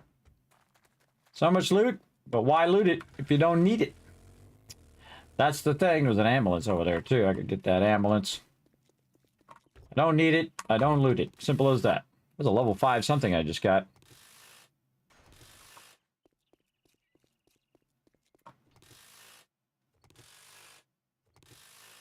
Saw it just for a brief second. Oh, the cop back there.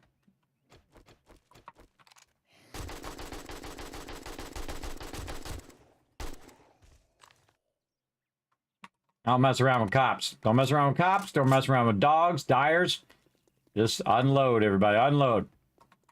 All right. You can see I'm just casually wandering around. Now, also, by the way, I'm looking for ammo.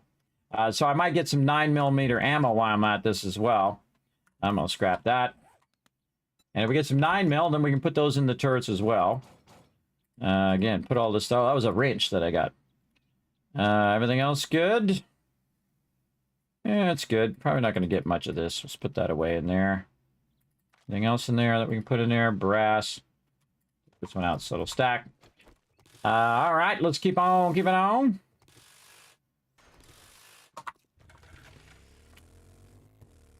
My base is all ready for Horde Night. Oh, fun time. Fun time in the OK Corral. Here we go.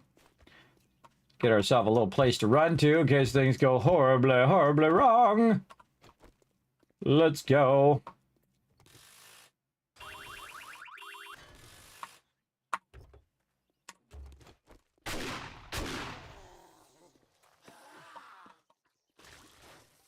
Oh, this is cloth up here.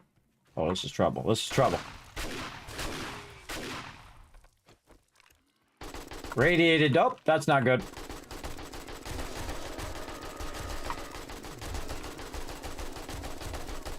Now, see, I'm switching between the two of them. I'm doing that so they don't spit at me. I didn't climb up there. That's AP ammo, by the way. I don't mess around now. Now I'm at getting a higher level. There's a radiated cop and a non-radiated. Pretty scary. By the way, I got all the loot from the police car. I just grabbed it and I could have just bailed. But fun to shoot them. So that's what I decided to do. Stay and shoot them instead. Yeah, I realized that when I got up on top of there that that's cloth. And so that's just going to come down. Not the best idea right there. But oh well. We improvise. That's what's important. What we got down here? Yeah, a little bit of murky water. Oh, look at this. Ah, look at all this stuff over here. Yeah, very nice. Very, very nice. Do I have my salvaging outfit on right now? I do. Okay, good. Just thought I'd check. All right. A lot more stuff. Like I said, we're going to get a lot of engines. Why did I put that in there? I don't want to put that in there. This in there, that in there.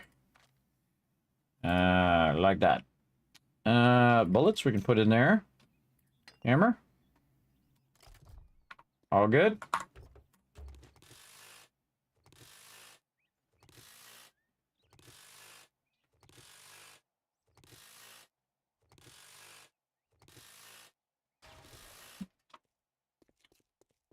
Little bulldozer. Skid steer. That's what they call it in Eco. Really fantastic game, by the way. If I think I hear somebody to the right, I'll rotate. I hear that chicken. Oh yeah, he's around somewhere. I hear a dog. Dog somewhere.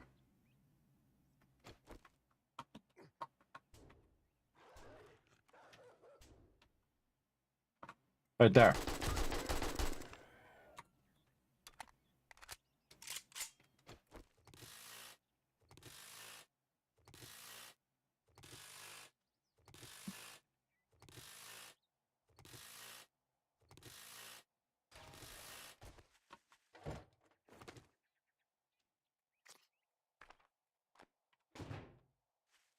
All right. Everything else? Not really.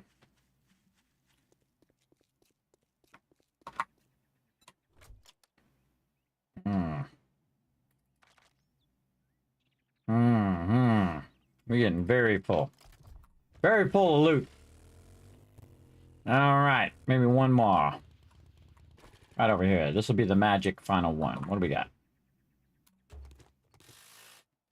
What are we going to get? Man, we get a lot of acid out of this. All right. Good enough. Okay. Now, back to the base. I think we golden. I think we ready.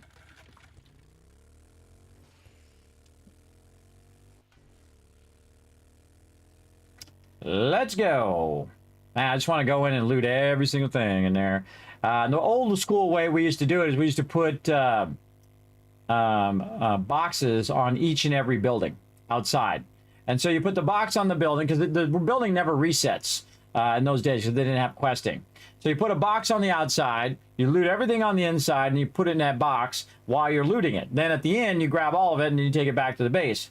Another thing you could do is loot every single building in the row and then take all of that, consolidate all that down, and then take that back to the base, which is a much efficient way of doing that for sure. Oh, we got a airdrop over here. Maybe I'm too far away from my airdrops. Maybe that's why I couldn't see it. Unless it just dropped that. I don't know. Oh man. Okay, I know exactly what to do. Put these in like this. Definitely grab these two. Drink that one. Get this one. Eat this one. I can put feathers in there too. Actually, I should just drop these so this disappears like that. There we go. Otherwise, that airdrop will just stay there. I don't want it to stay there. I want it to disappear. And that loot will eventually disappear too. Dropped on the ground. I will eventually get back to questing. Oh, there we go. Catching some air there, everybody. Having some fun. Move over a little bit so you guys can see these wheelies. Here we go. Yeah, nice. Treat. Catching some wheelies here, everybody. Oh, let's wheelie through the thing. Come on, let's do it. Let's do it. Come on, wheelie through the thing. Oh, wheelie through the thing. Come on, that was pretty good. That was pretty good. What's up, Def? Def Joel, thanks for coming in. Defy Joel. Will we see Horde Night soon? Yes, coming up right now where it's Horde Day 98. So settle in. We got it going on, everybody. Just like Stacy's mom. Let's go. It's a song, by the way, everybody. In case your name is Stacy and you got a mom. Which I would imagine you do because you exist. But there you go. Here we go. Right into the base. All right. We might even use our stuff here. Look at this. Holy moly. That is a lot of sweet loot right there. All right. Notice I can hold a lot more in the boxes than I can in my inventory or even in the motorcycle there. Let's go ahead and repair our motorcycle. Let's gas it up some more. Let's pick it up and stick it in our bar. I got to pick it up. Oh, did I not get everything out? Oh, I didn't get everything out. Now we'll pick it up. There we go. And then we'll do some sorting here. Let's go ahead and get our brass out of here first. And we're just going to microfeed these in here. So we'll get a little bit more out of it. And then bullet casings over there. And put this in here. Take these bullet casings out. More raw ammo. Now we're going to definitely need some lead eventually. Let's see how our brass is running out here. This is... oh, those bullets are done. All right, awesome. Let's say 100 in here. Oops, 100. There we go, craft. And then in this one, pick those out. Let's say another 100 in here. And over here. There we go. Then this one, we got left 186. So 80 in this one. And the rest of them in that one. And that's multitasking for you. Getting that to do its job. All right, let's check in on this. Oh, this is looking good. Let's go ahead and refresh both of that. Very nice. Run out some more cement. Get all this cement out of there. Stack that over there. Stick that in the corner. That's going to be running for a long time. Oh, I love to see it. More steel. We're going to be doing a lot of steel here. Going very, very heavy steel. Sticking that in there. Sticking that in there. Let that do its thing. Maybe put another... Oh, not that. Put this in here. Actually, just max that out. There we go. Now, what we want to do is start to double up on our brass forge so we can melt these down faster, and that will get us more stuff quicker, right? So we're going to go ahead and stop this for a second, just run out all of our forged steel.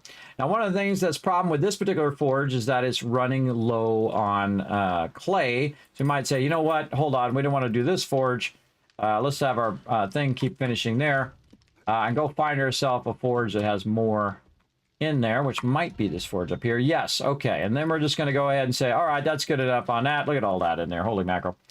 And we're just going to start doubling up on brass so we can use some of that clay, and we'll run all of this out together, and that'll leave us with about 1100. So I can put more clay in there, but why not just use what I got, right? It's already in there. It's taking me less time. Put all that in there. Take those out, actually, and put these up here. These are my extra ones up here with all those resources.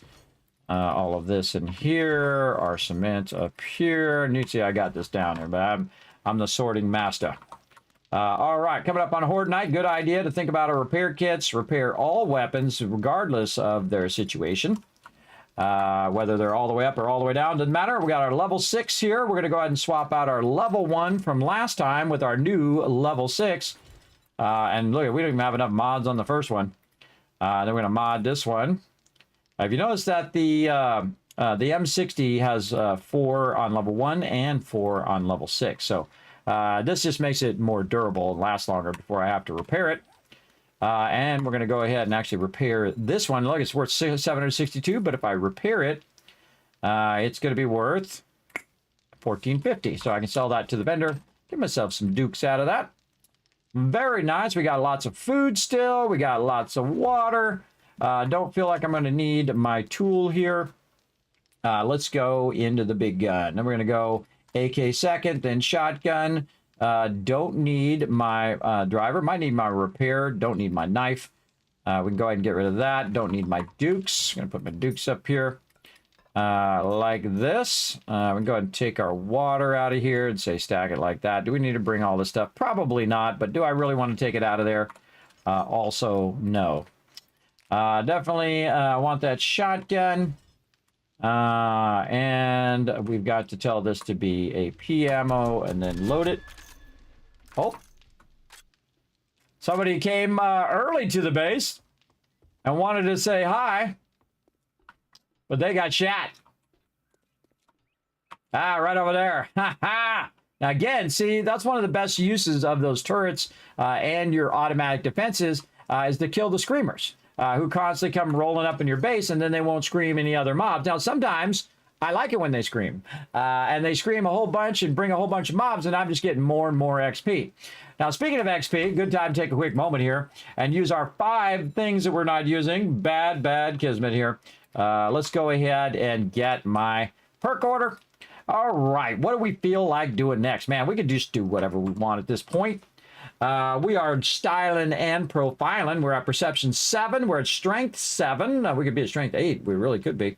Here we could go into fortitude some more, but really, what do I really need in fortitude other than machine gunner? I can try to get the level 7 in there. Let's look at our agility. What do? I'd say the only thing I use in agility is parkour, which is a great function, but I'd have to put some points in there and get it to level 4, so I don't feel like it's really worth it for my particular build, but you might like to do it, so feel free. Okay, what else we got? Physician, which we need level 8. Advanced engineering, which I've just opted out of and haven't even needed, by the way. Grease Monkey might be good because that's going to allow me to do my repair kits are going to be more effective on vehicles. That's definitely good. I feel like we might want to go robotic turrets now too. Maybe a little electric thing. Maybe go better barterer or daring adventurer. This is going to be 7. I'm going to get both of those at 7.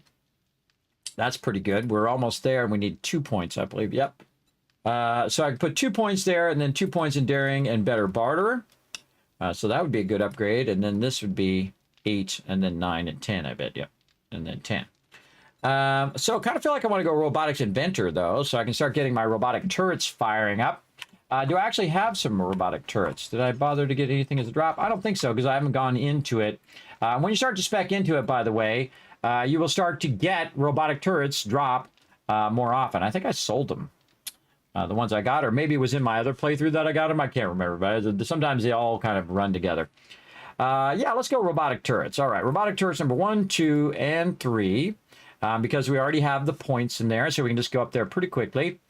Right there, so 90% faster fire rate, reload, 30 rounds, robot active range is 16 meters. and then 30% more damage and faster. Okay, now can we make robotic turrets? Let's go see. Over here, we made some level 2 robotic turrets. Okay, that's not too bad. We got plenty of robotic parts. And now we can have our remote Kismet kill boxes, our robotic turrets, and we can have our electricity and our blade traps all working together to make me a crazy ton of XP, by the way. I'm going to get an absolute ton of XP for that. But I also like to just shoot the mobs, which is also very fun. Okay, so we got that going on. Now, let's see in our drop box here, what do we got? We got a bunch of random loot. Oh, we can open up this, see if we get any books. Nope, we got nothing we can use. A little bit of ammo there. Very nice. All this stuff can just instantly go into the sell box. We got a little bit of ammo, though. Let's see if we got some ammo out in here. No ammo I can use there. Any more ammo here? Yes. Okay, so we can go ahead and use that a little bit for our turrets. At least the turrets that have less ammo. And they're going to burn through on Horde Night up to, I'd say, anywhere between 300, 600, or 900. Usually it burns around 800 ammo on one. So what we're going to do is just go in here and just kind of split this up into segments. Let's say about 40 extra in each of these. We'll just put it in the second one and lock it. And that's going to help me calculate it. It'll just automatically switch, by the way. You have that in there. All right, give that one a bit more. Lock that down. Again, that's an automated turret, so it's just going to automatically go, oh, there's zombies there. Shoot them. We also need to come out here and repair anything that has been getting attacked on non-Horde Night. We need to pull all these ladders. Oops, or jump down from the ladder, whatever you feel like doing, dude. Pull all these ladders as well. We need more parts. Oh, this one's really low. Right there. And again, we'll work on more ammo later. And as we get 9mm, which you're going to start to backlog a ton of 9mm, by the way, over time. Because you're not really using 9mm anymore like me. And then you just put them in your turrets. So great use of that extra 9mm that you're going to have. Did we clear that whole box out? Let's go see. We sure did. All right. Very cool. Again, it's really wild, by the way, to play in normal mode at the normal time rate when you've been playing 20-minute days. It actually takes me physical thought to say, look, you got some time. You got some time. You don't have to rush as much as I have to rush when I am playing with my team. So I'm all good. I kind of feel like I want to go 2 things of shotgun in here. Let's go 2 things of shotgun. Let's put our wood down there. There we go. We're going to go 2 and 2. Up there, let's see. What do we need down here? We can use some more med kits. Maybe some more down here just to see what my ammo status is. Oh, that's a good question. Maybe we have 3 stacks now.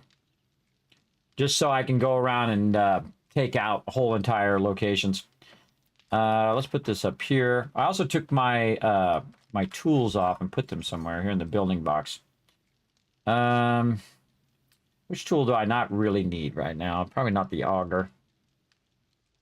But I don't want to mess with my stuff.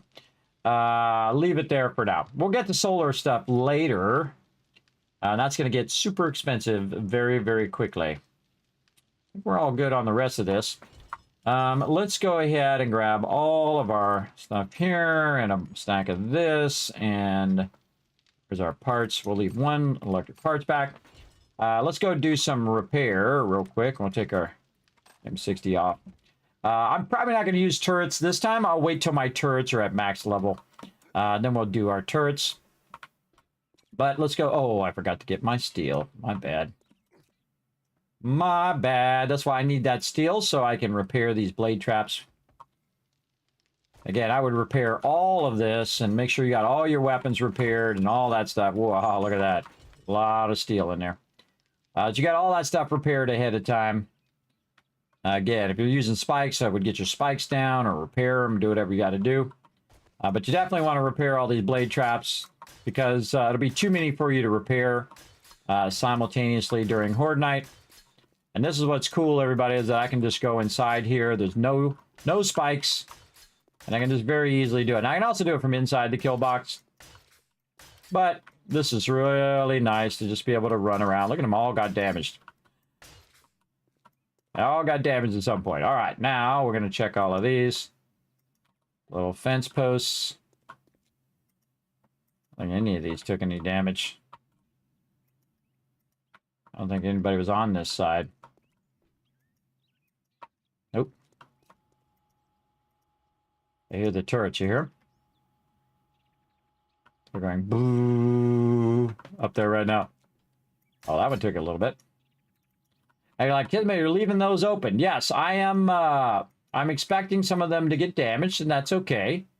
But really, not as many as you think. Not as many as you think. Oh, not as many as you think are going to get damaged. Let's check inside here. A little bit. Over here. That one's fine. This one. All good. Nope, don't pick that up. Tried to pick it up there for a second. All good.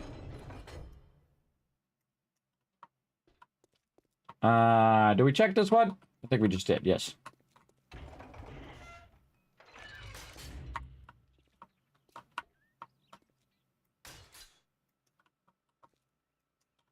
All right, we all good. That's it. Everything's good. Oh, our hatch is down. We're taking out our ladders so they don't get any ideas. Not like I'm going to run out here. I might do some scaffolding, though. That'd be kind of fun to run some scaffolding between all of these and then run it to the primary base where you can run out and reload them if you want to on Horde Night. Another fun thing to do is to make a tunnel in this back part here.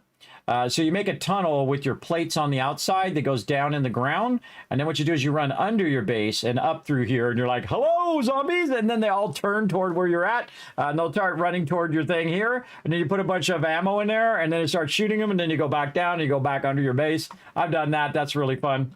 Highly recommend, everybody. Highly recommend that. Very, very fun. Very dangerous, though, if you don't have a cement pad. Because they will start to try to dig down to you. So watch out for that. And then sometimes they'll, if you don't have it all lined down there, if there's dirt down there, they'll spawn in the lower part of your base too. So watch out for that too. Look, there's an evil bunny. See if it shoots the bunny. Apparently the bunnies are not zombies.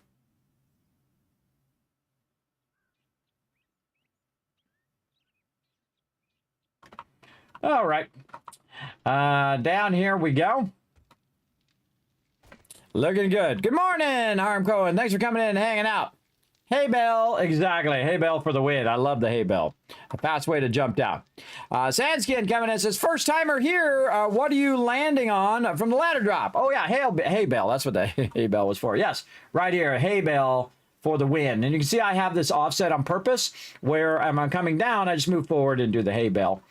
Each time. Makes it really faster when you have underground bases. Now, this is a very unique thing, everybody. I do not build underground bases, and the reason why I don't is because they're crazy OP, as you saw through this whole entire playthrough. And you're like, Kismet, I haven't seen the whole entire playthrough. How can I see the whole entire playthrough? Well, let me hook you up right over here with an entire playlist of this entire playthrough, starting from the very beginning. And then also, if you want to see us working together as a team, there's the team one over there on YouTube. Now, while you're over on YouTube, hit subscribe while you're over there as well, which is basically the follow button over there. It does help the stream tremendously. Appreciate it big time. And you can see all my awesome tricks on how I do underground dew collectors. There's 3 there. And then 3 up here. You can learn how to do all of that. You can learn how to do underground gardens like this. Very nice. And how I cut all this under part down at the very beginning of the game. Look at all these mushrooms. Check it out. Oh, so much sweet loot right there. Now, I'm not going to bother to do that right now. But I am going to keep my bullet tips going over here. Let's keep these rocking and rolling. Like so. And we want to burn up all of our bullet casings. Burn up all these bullet tips. We'll get lead in the future. What do we got here? 416, where we can do another 100 over here, and another 100 well there. Let's keep that running. Over there. Now, by the way, if you notice, I can leave my ladder down, extra far down, out in front, because if the zombies come anywhere close, the turrets will kill them. Oh, 16. That math didn't work out well, but oh well. Let's grab all the rest of this out. Again, what we want to see, 2 or 3 lines of a 7.62. Now, this is the next level 7.62. This is all AP ammo, armor piercing. And you can see now I have 3 rows, everybody. See, now, for a while, it looked like, well, almost 3 rows. Well, I guess if you count these up here. If you, for a while, it looked like I wasn't going to get it done in time. But again, the steady pace is what gets it done, everybody. Just a little bit at a time. Stay focused on the most important things while you're working. I find it always works out in the end. Look at all this raw water. But this is 1,000 water right there with that and all of this. That's for if I get thirsty and I want to make some stuff, or hungry, I can make some stuff. But I'm all good. All right, look at this concrete. Oh, boy. Let's get all of that out of there and stick that in our massive amount of concrete that we have. Remember, everybody, all this concrete and all the concrete that you see in the base was made from this one stone forge right here. And it just never stops running. ABC, everybody. Always be crafting all the time. Never let that stop. That's going to help you a lot. Okay, over here, more forged steel. Let's run it out. Let's grab what we got. Oh, my goodness. So much steel in there. About 10 minutes of running there. We could probably put all that back in there now. We're all good. Okay, man, I can't think of anything else I need to do. Still got some time until Horde Night. I guess I could do my plants while I'm waiting. You know what? I feel like doing it. Let's do it. We could repair that. Didn't mean to do that. Where? There we go. Where? Oh, where? Click on the next thing. Where? And where? Come on. Click on the next thing. Cursor. Cursor. Work them here. Click it twice, just in case. All right, there we go. Now, we should see the word bonus over here on the left, meaning that I am using my gear. Let's go ahead and get my... Let's actually put these over here so they'll be easier for me to find. Let's get my knife over here, and let's do some stabby of some yucca plants.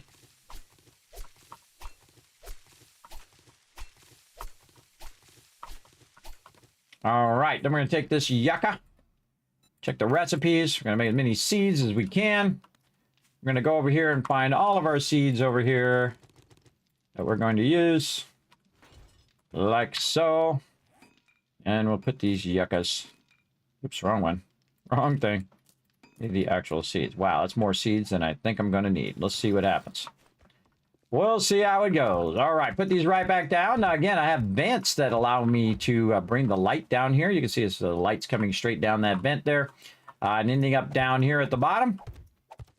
Oh, look at that. We got 2 rows filled in now and almost got this 3rd row filled in. Oh, look at us go. Nice. Very nice. Get all of our blueberries going. There we go. Now, why do I use the knife? I use the knife because it's just easier and faster. It uses less stamina, I find, than punching. But if you're spec'd into punching, then punching would use less stamina. And I'm not spec'd into knives either. I'm not spec'd into either. But that's pretty nice. All right, we need 4 more seeds. So we're going to click this. Recipes, blue seeds, 1, 2, 3, 4. And there we go. Only need what we need, right? Put those down and let those grow. All right, corn. Let's get it. Now, I have my living off the land at level 3 now, so I am getting extra of all of these resources, which is pretty sweet. And then corn here. And we'll get this corn back to running. And we need more corn seeds. How many more are we going to need? We're going to need 8 and then 4. So that's going to be 12 seeds. There we go.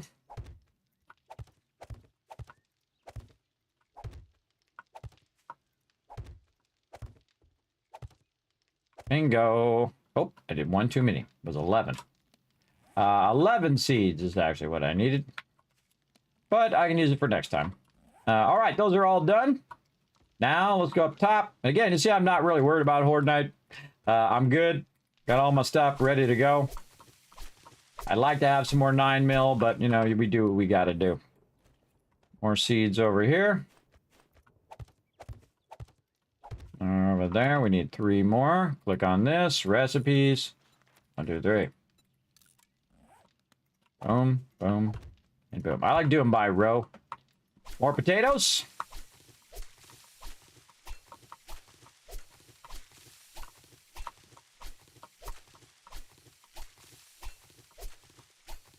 And potato seeds.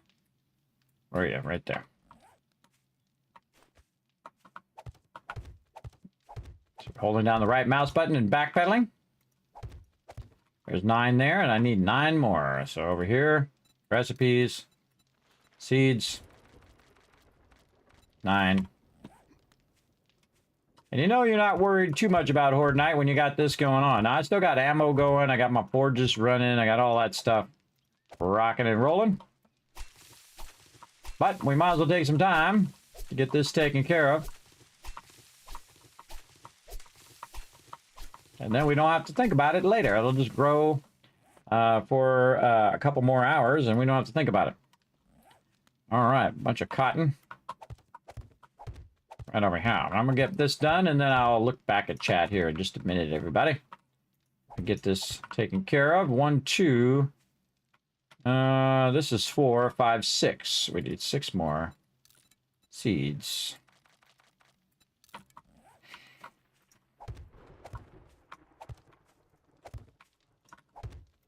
All right. Aloe vera.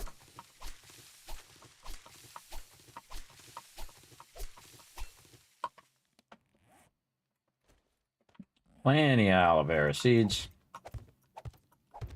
That's very nice. I'll have to convert any of that into seeds. And our hops, which are the green ones. That's for our beer. 1 more. Right here, recipe top seed 1. Oop, that was 2. All right, there we go. Stopped it in time. And there we go. All right, that's going to rock and roll. Then down here, we're going to take all this extra food that we just got and stick it in our raw food there. Wow, look at that. Ooh, mama. Got a full stack of corn now. Getting that going. Lots of mushrooms we still got to collect. Lots of coffee beans. Our yucca fruit, not as high as I'd like it to be, but we're making a little bit of progress on that. And then put our seeds back in here. And then keep stacking this over here for whatever reason. I don't know why. I have 226. We'll stack them over there for now. We'll put this back down here. Okay, we got that done, and let's do some mushrooms.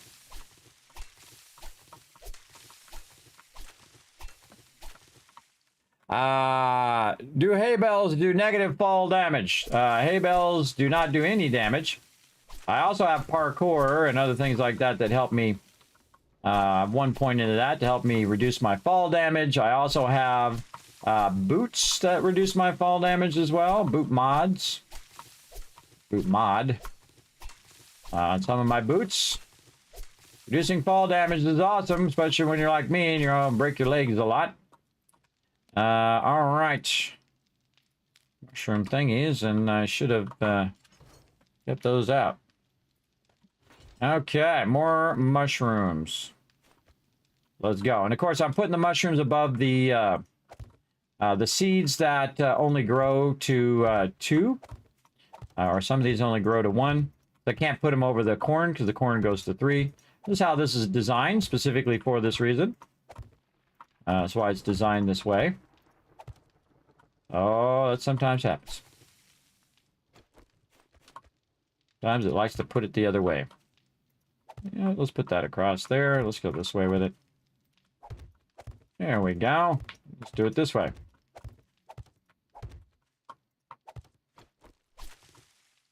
Sometimes it likes to be funny. Ugh. Likes to do it right when I click too, which is really annoying. All right, come on. Get up there. There we go. All right, that's good enough. Look at all them mushrooms. Holy mackerel. Wow. Look at how many mushrooms I have. That's a tremendous amount of mushrooms. All right, I wish it was a tremendous amount of yucca.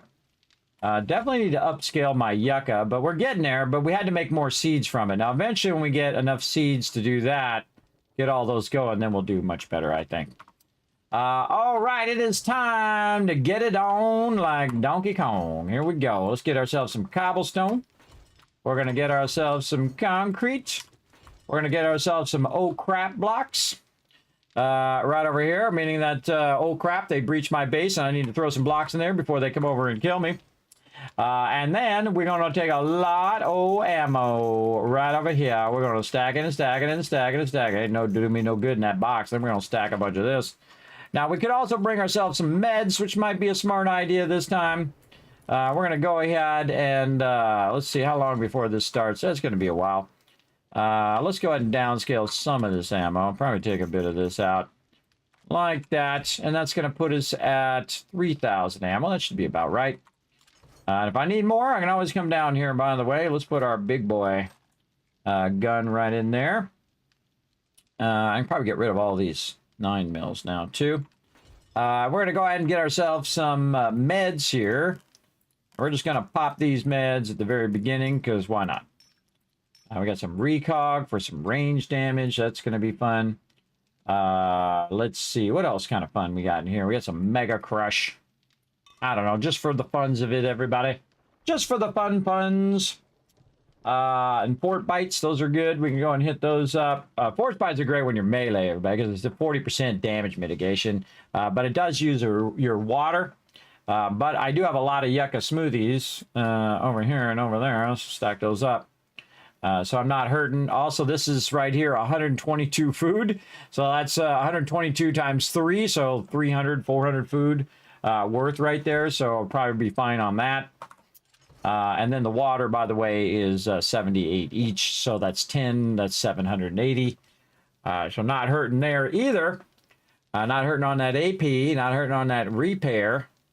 Everything looking good. Looking good, looking good. Don't need as much shotgun ammo as I need AP ammo. AP ammo is going to get shot much quicker.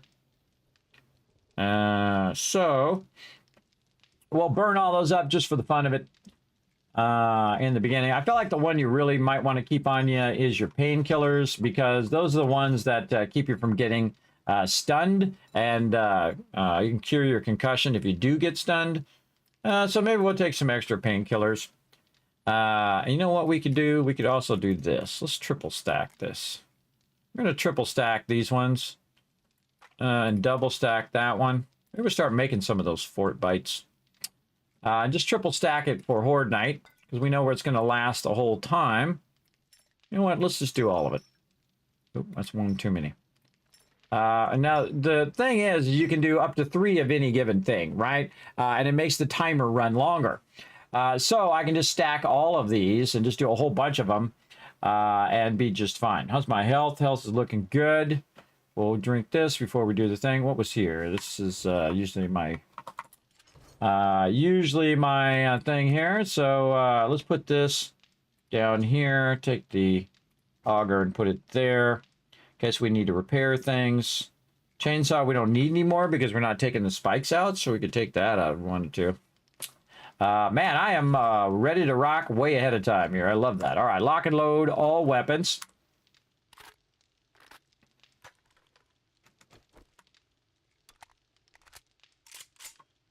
And we ready to rock. That's it. We good. Now, we definitely could have used more 9mm out there for all of our turrets, but it's on here. This is going to be a crazy one, everybody. This is day 98 with a game stage of 196, everybody. It'd be even more if I didn't die. But I don't mind dying. That doesn't bother me at all. It's all part of the fun, I think. You test your limits of what you can do. We need that one more turret over there and a whole lot of 9mm. We'll be good to go. Then we're going to work toward our... Really, the only thing left we have to do is some of our stuff. Oh, we forgot to use our perks, didn't we? What did we tell it to go? We went into? We went into Robotics Inventor. That's what we did. Robotics Inventor. Let's put that on the thing. Robotics Inventor. We did one. Oops. 1, 2, and 3. Right there. And we'll come back and we'll deal with that here in a moment. Pull that off over here. Like that. And do we got 2 other points we want to use? Stamina cost, reducing for power attacks. Oh, we wanted to go into Daring Adventurer. So we can go ahead and put 2 points in there. Oh, and here we go. Here we go. Which way are they coming? They're coming from this way. Watch the Kismet kill box do its job.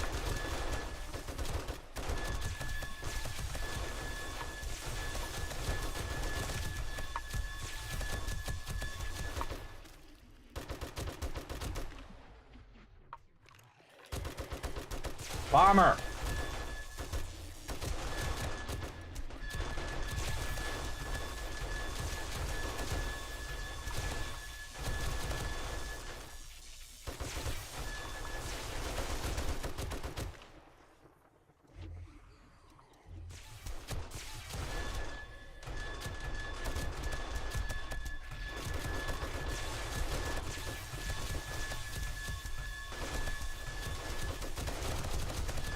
That blew up out there. Cool. All right, now it's really cool to be up here, but you know what's even more cool? Be down in the Kismet kill box. Let's go. Let's lock and load.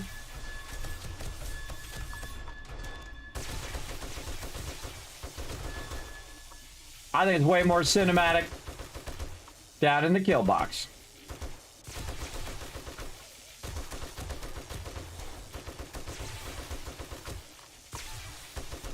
Why are these ones not activating?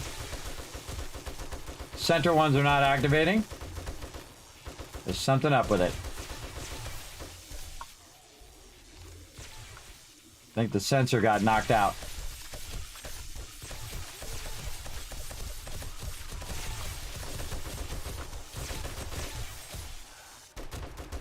Yeah, I think I knocked the sensor out. Do I have it on me? I don't have it on me. Hold on. I can see those ones are not activating, so they must have, yep, the sensor got knocked out. Okay, we got some things we gotta do. We gotta do some overriding. Hold on. They can go ahead and fry out here for a minute. Get those cops, though. Let those guys fry. Let them cook. Down to the bottom. Right over here. Grab our power tool here. We forgot to use our drugs as well. Definitely don't want to be down there. I don't want them to spawn down there at the bottom. I think I hear a bomber. Okay, not only did I kill him, but I also eliminated him, like got rid of him. And so what happened, I was standing up here at the top, and I was standing right here, and this got knocked out by the bomber. So you always got to have a backup plan, everybody. If you don't have a backup plan, you're in trouble. So what it did is it went from here to there. Oh, thinking a backup plan. It went from here to there. So now what I got to do is override that and get my power to run back over there. So where's this going? That's going over to there. This one was going over that way, but it doesn't go there anymore. So I'm just going to take the generator and run it directly to the switch. And now that should turn on all the blade traps. There we go. Now they'll just be on the whole entire Horde Knight. Instead of me going in and trying to repair all that stuff. I'll just leave them on. Oh, there's the bomber. I'm distracted by a bunch of bombers coming in. Go ahead and move over one more. Over to here.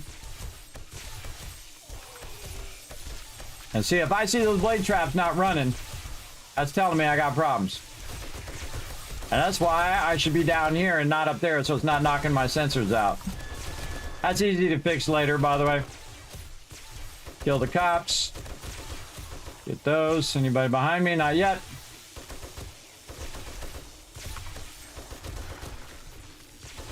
That cop blew up out there.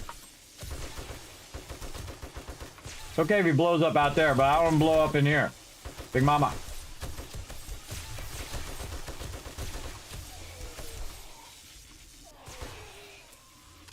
Look at this guy cheating.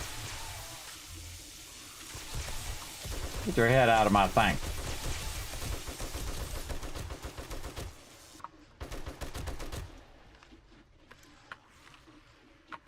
Bomber.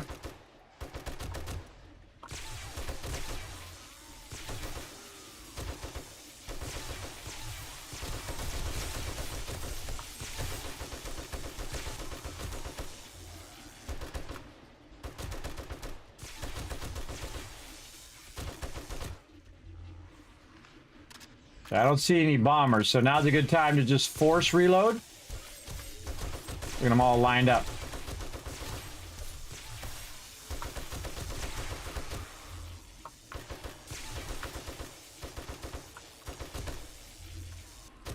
Top shooting my stuff. The top.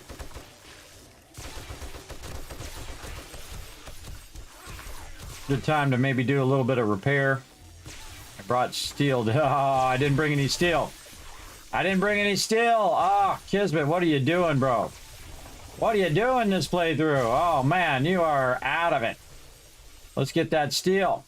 And maybe a little bit of this, too. Oh, go up, go up.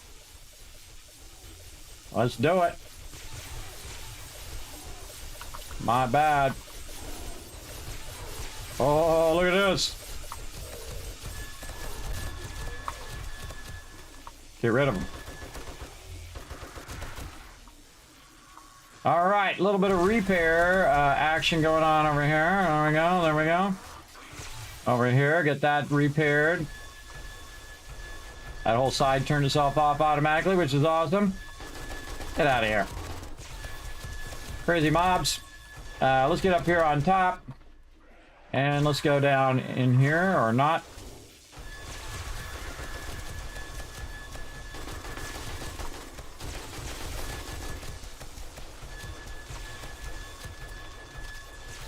Reload.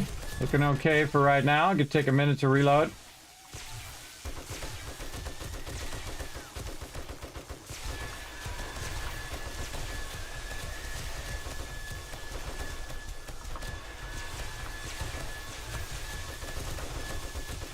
Just don't stand by the edge when they're in there, because they'll stick their head through there and hit you.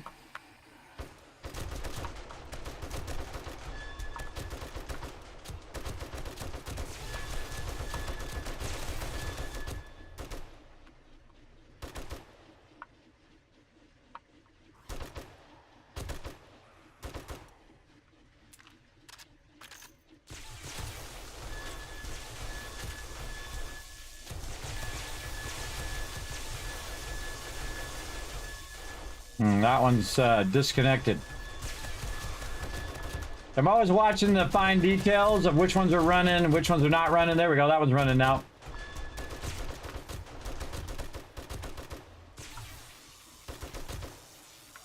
Not disconnected. It just wasn't running.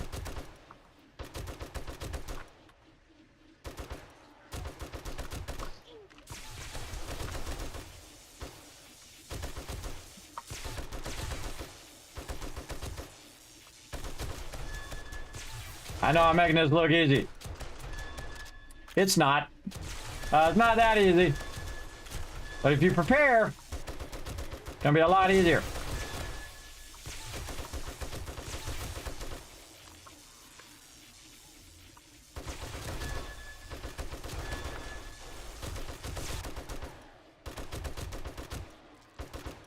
God, this is fun. Fun every single time. You guys hear that? I'm gonna turn it up a little bit more. Now we're really gonna get into it. Let's go.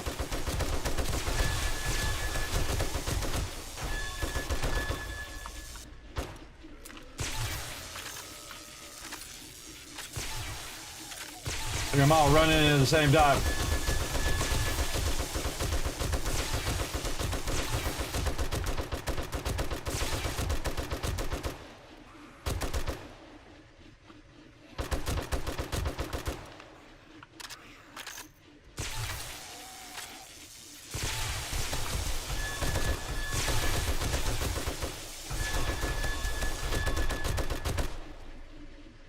God, that's so effective, everybody.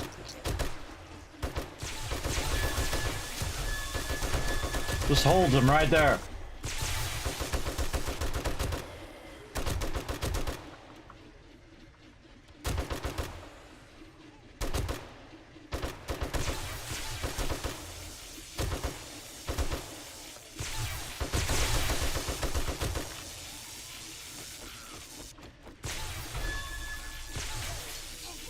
These are barely taking any damage. That one's taking a lot of damage.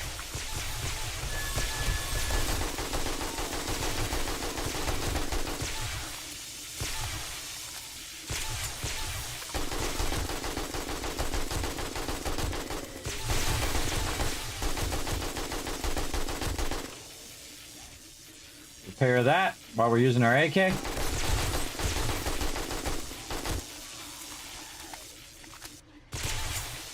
Back at it.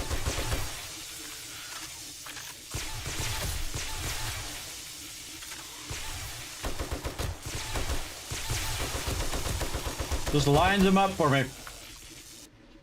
Like I just lines them up for me.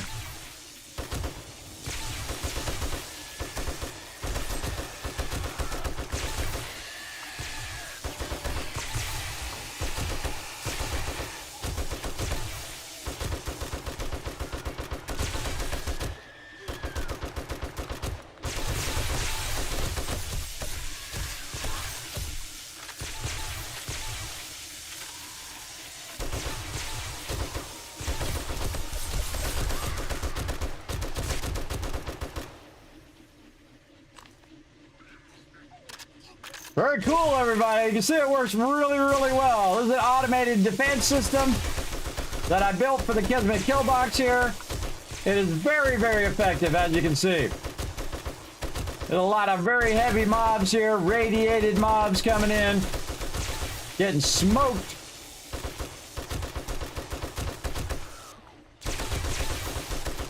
Dropping me tons of loot. Here's some people coming from the right. That means they're shifting.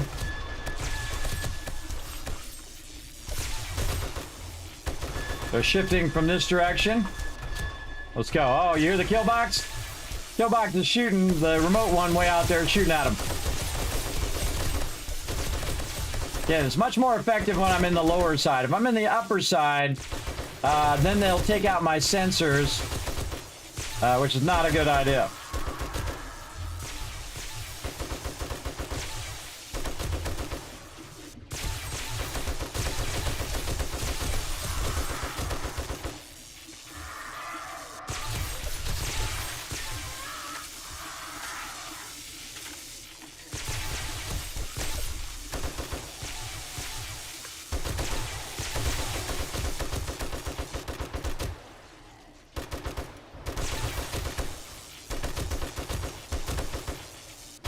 What I should have done is I should have put my Jeep in my inventory.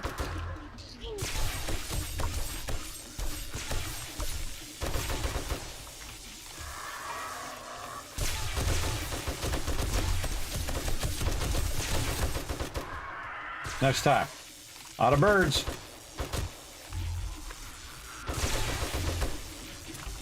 $1,500 ammo already gone. Ain't over yet, everybody. Still ways to go.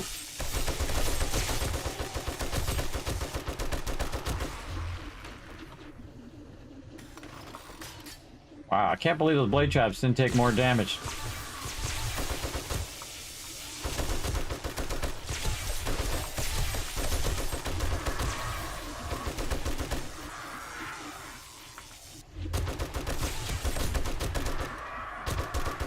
I love it when they're all lined up like that. What? What do you want? Get out of here. Crazy, crazy guys. Man, a lot of birds in this one. Be right with you. Oh, he actually got in there. I'm very impressed. That rarely ever happens. Oh, and we forgot to use our stuff.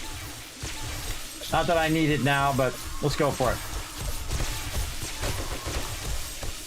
I can close the hatch, but I'm not going to.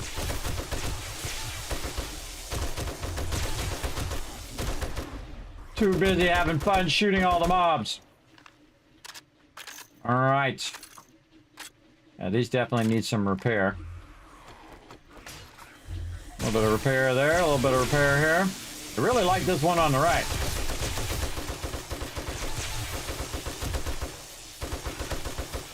feel like I want to move over one. I didn't even use any of my food or water or nothing. Oh, got this door open.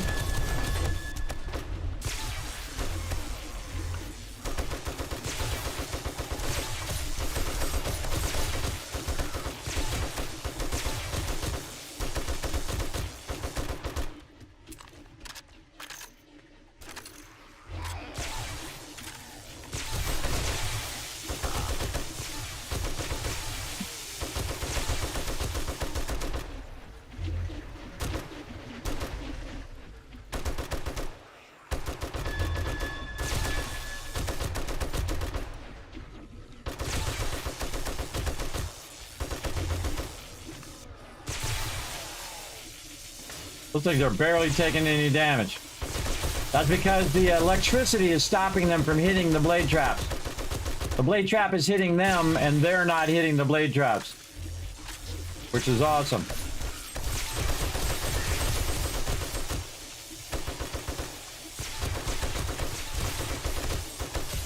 Shifting to this side now.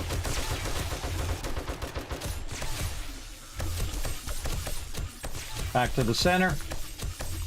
Well, I gotta put them doors back in there. Or put them in there in the first place. Well, we're still kind of on that side.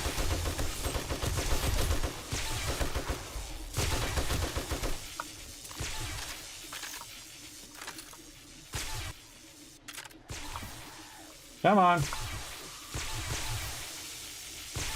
Slow walking. There we go. All right, come on. We got to kill them so they'll spawn a bunch more. Let's go. Let's go.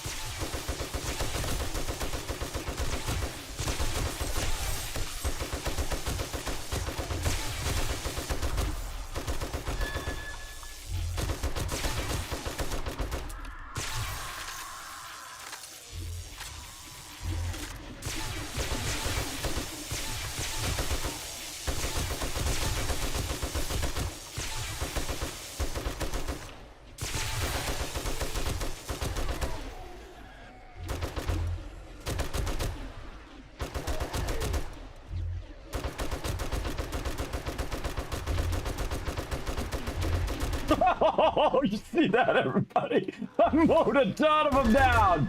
Holy mackerel. Oh, man, they were all lined up. I just mowed them all down all the way back. That was super fun.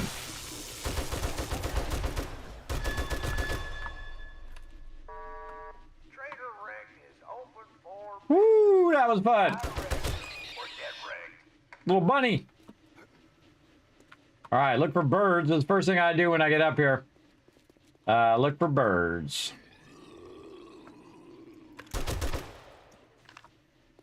I could tell there was somebody down there because I can see that it's still on. And I need to turn this one off because I have this one just turned on. All right, looks good.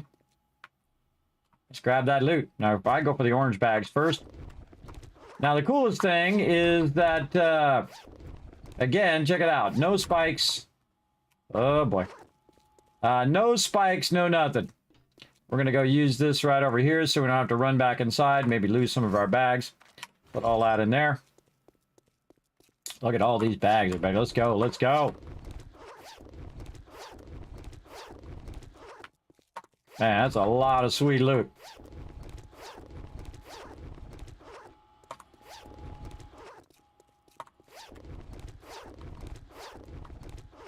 I just run back toward the front here. Now, see, it only detects zombies. When I run through it, it doesn't turn on. That's the thing. That's the thing over there. And through here. This blue one. Couple blue ones. Way out here. Oh, too much stuff. Too much stuff. Let's put some more in this box. Should put this box in the center. Why do I have it way over here? I should have brought my truck, is what I should have done. Was brought my truck and have on my inventory so when I go to loot all of this, because this is a lot more loot than I was looting before. And just put it in my truck after Horde Night. I'll try to remember to do that next time. And again, we'll just run around, double check that we got them all. Look at that. No spikes you have to wade through. No spikes you have to take out. Whatnot. I just jump over all of this. All of this is still intact. Oh, this post got knocked out. So one post got lost. That's not too bad. All the rest of these posts seem fine. Didn't lose any blade trap. I lost one post. That was it. Yeah, this one right here. So what I'll do is I'll put a blocker there next time, put a post there, and then definitely don't stand up there by your sensors, because that messed that up. Oh man, I didn't even fill these all with ammo up here either. I'm gonna fill those with ammo. And then I'm going to put doorways in between these and then put in what I call the turret stance. Then use my turrets next time, too. Oh, my God. That's going to be truly insane. All right, now speaking of truck, I say we go get our truck now that we have our loot secured in that box. Let's go get it. Sometimes I jump the gun there. Whee! Hey, Bill. Right there. All right, anything in here? No. Now, the tricky part of this is just pick it up. Just pick it up. I could back it up and turn it around, but even better, I can just go ahead and pick it up. And I got to turn the right way. And park it that way. There we go. And then before I run out, I can drop all this loot off. Wow, we got a bunch of stuff to sort in there. Get my truck.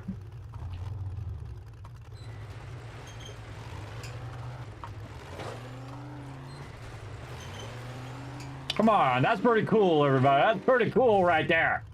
That's pretty cool. Get my truck going. Drive over here where I put all my loot. You see I have the loot kind of off to the side too, everybody, because this way they don't destroy that box. But I upgraded it to steel now, so it's fine. You can put a lot of loot in your truck. A whole lot of it. That's probably the best horde night I've had so far in terms of loot and also in terms of fun. That one's crazy. All right. Got our loot. Back out of there. And back to the kids' cave. By the way, notice I haven't even bothered with my tree farm. Haven't needed it in a while.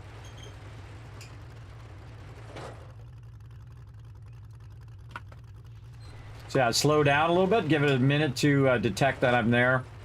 The truck is a little slower than everything else. And then I just pull it off to the side in case I bring my motorcycle down here. This is going to be way too much to put in this box. All right, let's take all the ammo out. Well, this one we can just scrap. I can tell you that already. More ammo. Let's just do our ammo first. Ammo. Yeah, wow, look at that. We got a ton more 7.62 while we're at it. 9 mil.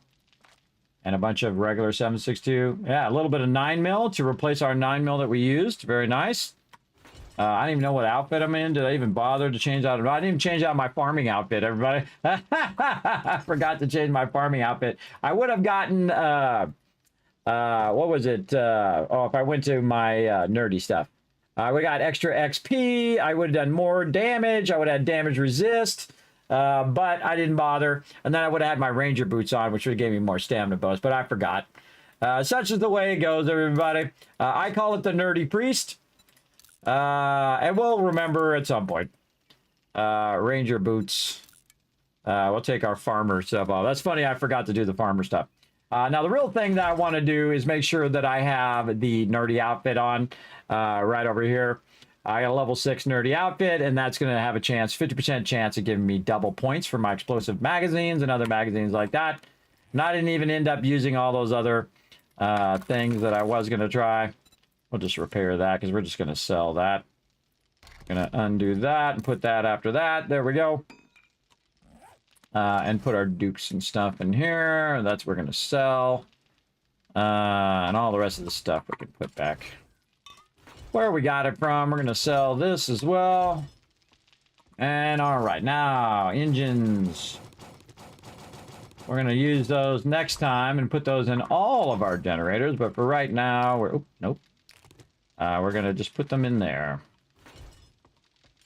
That's easy to do. What else we got? Tech Planet. We can learn all of those. Oh, look at that. Robotic turret now jumping up a lot. That was a lot of those. This is sell. This is sell. Sell. Oh, robotic. Come on. Robotic turret level 6.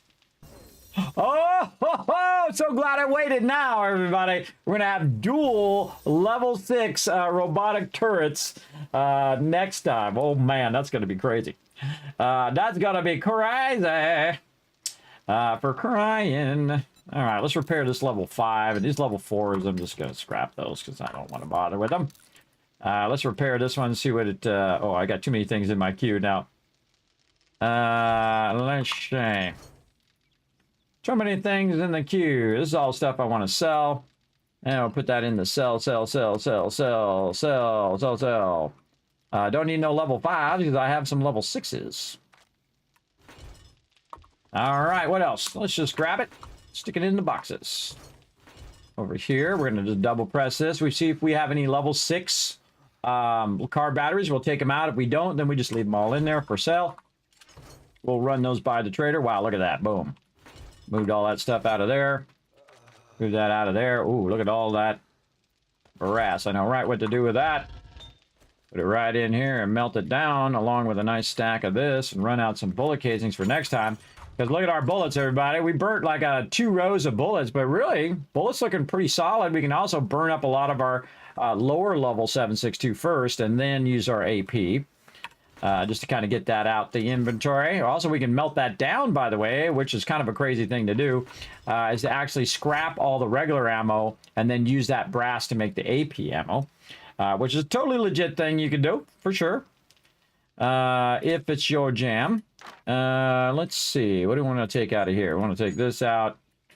Put our knife in there as well. Let's move this up. Move these around a little bit. All right. What else we got? Put this over here. This in there. There we go. Trying to block those things so all the rest of this will go where it's supposed to go. Like this. Concrete. Sort that out a little bit. Okay. Almost done sorting. More stuff up here. Cement over there. Now, some of this stuff is the stuff that I actually took out. A lot of this stuff we can just put up here to be sold. Sell, sell, sell. Garden. Do we have anything in garden? Yeah, a little bit. Drinks. Oh, and meds, which we didn't even bother using. Over here, raw meds. Turn our light on. Drop box is empty, but is the car empty? That's the real question. It is not. All right. Oh, we got our legendary parts, too. Ooh, that's nice. That's nice. A few more books there that we could do. And books for sale, sell. This is all sell, sell, sell stuff. Sell, sell, sell. Don't need those. Sell, sell. Cash. Wow, that's a lot of sweet loot, everybody. A ton of loot. Let's put my motorcycle back in the bike box. Nope. And get all the rest of that. A lot of loot to sell. We're going to have a lot of dukes, everybody. That's what we want. We want to start building up our dukes at this point. Selling all this excess stuff that we don't need. And that's it. Okay, cool. Any garden stuff, any drink stuff. Definitely some raw drinks. Miscellaneous crafting items. More building. More brass. Nice. I like it. I like it. More brass stuff. More armor parts, which we're definitely time to work on our armor as well. A bunch of raw food there. More iron. We definitely take our iron out now. Oops, wrong way. This way. Take our iron out and stack half of that in there and half of that. Put that like that. Then we're going to go up here and see how our brass is doing. We're going to run out our bullet casings there and then put this, cut that in half, cut this in half to max balance those. Take all that out, run some bullet tips up there. Put this up here. Man, are we styling? We got more bullets in there too. We got some bullets that we didn't even have in our thing that we can get going here in a bit. And again, put that in there. We have no 7.62 on us right now. We can put this back. Put this back in here. Way too much gas on me right now. Put that up there. Actually, I could just do this. Bring up some of this gas. And repair kits. Ooh, mama. Man, I gotta get that repair thing up. I gotta get that up. Get that going. Actually, we'll do this. Okay, and down here we want to have one shotgun and one 7.62, and then have 7.6 and that down there. The backup, that just shows me what my ammo level is down there. All right, awesome, right? That's super fun, everybody. Yes, hay bales negate fall damage. Yes. Thank you, Fermi. Yes, it is my 7-year partner anniversary. I know, pretty cool, right? Oh, more antibiotics. Now, you know you won this game, everybody. When you look in the box and you got 90 antibiotics in there. I just made them just a bit ago. And I knew the second I went and made them, everybody, is the second I would get one as a drop. I rarely ever use them, especially using your vitamins before you're fighting mobs. The vitamins will keep you from getting infected. So you don't even need the honey or need the antibiotics if you do it ahead of time. But I always forget. See, I even put it in my inventory and I was going to triple stack it for Horde Night and I still forgot. Because by the time you get there, you're doing like 50 other things. And I didn't even bother to eat my spaghetti or use my yucca juice, which I normally like double whammy, because that's like 78 times 2 water and then 122 times 2, 244, which is basically almost more than I actually have. But I'll just use them now and they'll be fine. Very, very useful for sure. Okay, how are we doing over here? This is almost max. Let's go ahead and get that going. Then maybe cut this in half and cut that in half. Let that run. This is running. More steel. We need a lot of steel coming up. A lot of bullet casings. Oh, man. Now we're talking. See, that Horde Night alone just helped me just on my brass production. Okay, what else are we doing? Badoo collectors. Let's take those. Anything in here? We got to queue some more of that up. Again, I like to do, right before I log out, I like to make sure that everything is kind of running. Because sometimes I don't remember what the heck I was doing the previous time. So, best to get this going. Now, the one thing I don't tap to touch, everybody, this is literally going to run for 2 streams. This is 16 hours in 2 separate ones of gunpowder. So, yeah, 16 hours of running. I don't have to do anything with those things for a long, long time. Now, I can speed it up if I want to, but I don't need to. That's the whole important part. As you saw, I had plenty of bullets there for Horde Night, and they were all, by the way, that was about 2,000, 2,500 AP ammo that I used. Not just the regular ammo. That was a lot of AP ammo. We'll refill our turrets next time.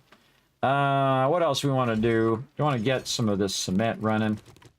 Let's get that going before we do anything else. And let's go over here. Concrete mix, 5,000. Let's just call it 1,800 each. By the way, at this point, I don't even need to do any more cement. I don't even need to do any more because the second I have a full box of that, I'm done. So I'll just run the rest of that and then that's done. And then this one, once it's done running that down or running this out, I'll actually switch this over to like lead or brass. And then I'll double up. I'm a double brass or double lead, or do one lead one time while I'm collecting the brass and then come back and do the brass while I'm back. And that's going to accelerate the process of making bullets and making all of that stuff as well. Because again, at some point I run out of reasons to do that thing. And that's the goal I'm always doing toward that. Do I need to collect any more automatic weapon handbooks? No. Do I need to collect any more Art of Mining? No. Do I need to do Fireman's Almanac or Lucky Looter or Magnum Enforcer or Shotgun Messiah? Also no. Spear Hunter? No. Wasteland Treasures? No, because I've now got all of those unlocked. Almost got Urban Combat done too. Let's see. Silencers have no damage penalty and Crafting Stealth Boats mod. I don't really need it because I'm not using Urban Combat, but there you go. And then also, by the way, you can get all the perks in the entire game. If you play long enough, you can go through and level every single one of these up. Just like you can in Fallout 4, by the way. If you go to like level 300, you can get every single 1 to 10 and unlock every single perk. I haven't done it, but maybe I'll do it in this playthrough. We'll see. We'll see how far we get. Now we have 2 points left right here. Can we get Machine Gunner? No. What was it we were doing? I think we're going into Intellect, right? Yeah, to get Robot Inventor at 8. And then Better Barterer. That's the next one we want to do. Better Barterer. And then Daring Adventurer. So Better Barterer 4, Daring Adventurer 3. Let's put that on the list before we forget. Okay. Oh, it's over here. It's over here on the side. Over here. I'll show it to you here, everybody, after I kind of move this around a little bit. Actually, I just move it over. Move it over here so you guys can see what I'm doing. This is my spreadsheet, and what it does is it tracks all of the... this is 79. It tracks all of the perks, what I did in perks in what order over there as well. So Daring Adventurer number 3, and what was the other one? I've already forgotten. Better Barterer number 4. Better Barterer. Let's go find our Better Barterer up here somewhere. Better Barterer right there. Whoop, where'd it go? I saw it, and then it vanished. Right here. And Better Barterer. Down here, we need level 7 intellect. Better Barterer number 4, which is what we're on. Right? Yeah, Better Barterer 4, Daring Adventurer 3. And this needs to go to 10 to get that next one. And this one's probably 10. And then Physician needs 8. Not going to do anything else in there. Maybe a little bit of Grease Monkey might be a good idea. This is 4, 6, and 8. Okay, well, the second we get to 8, we can unlock all of those. Robotics Adventure is also 8. Good question. Should I go into Intellect next? This is a good question. Machine Gunner, what has this got to be? This is 7. We're at 5. So we would need 2 points, and then we need, so 4 more points there. Sometimes that's why I save up my points, by the way. I can go Iron Gut, and I can go Cardio. I'm a big fan of Cardio, everybody, because it actually tops out at level 7. But Cardio will keep your stamina up when you're running. But that's more toward the beginning of the game. That's why I only put like 1 point into it. You see I've got 1 point in each of them. And then they're not really all that useful late in the game because you have your vehicles.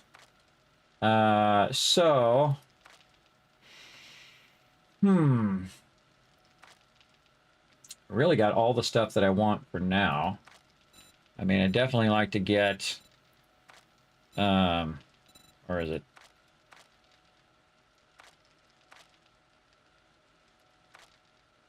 Lucky Looter is already maxed. Salvage Operations already maxed. So all I really need to do is go to 7 there. This one I'm going to eventually need level 10 to get my Boomstick and Skull Crusher up. Do I really need it at max? Not really. It does a lot of damage at the level it's at. This one would be nice to have Machine Gunner up by 1 more. Each shot scored with automatic weapons gives you 4 stamina. This gives you 6 stamina. That one gives you 2 stamina. Some choices here, but tough choice. I'd rather get my bartering, I think, all the way up. Corporate Marketing CEO. That's why I usually go very heavy in the intellect line. And that's going to be level 10. I say we just go full intelligence. So we're going to go 2 points in there, which will take us to 8. So let's go in and say, all right, intellect. Now we're at 5. This is 6. Let's just make some notes for next time. This is 7. Oh, this is 8 and 8 because we're already at 7. So this is 8 and 8. I didn't put the one of these are intellect 7. So this is 7. That's intellect 6. Yeah, so I put one into intellect and I forgot to put it in the list right here. 7. Let's rework these numbers. And actually, I'm just going to take this intellect mod thing and put it way at the bottom. We need some more columns in here. Or rows. Let's put 30 more rows in there. Oh, boy. Let's undo that. Let's take this one, put it at the bottom, and then tell it to do 30 more rows. So it doesn't color all of those rows. There we go. And then we can take a bunch of these empty rows. Stick it in between where we're working here. All right, there we go. So intellect 8, which is going to take 2 points. Takes 2 points. Right here. So that'll be to 85. Again, we take all these other numbers out. So intellect 8, which would take 2 points, would take us to 86. And then what do we want to do? So at 8, we can do robotics inventor, but we want to do barterer. Oh, that's 10. Daring adventurer.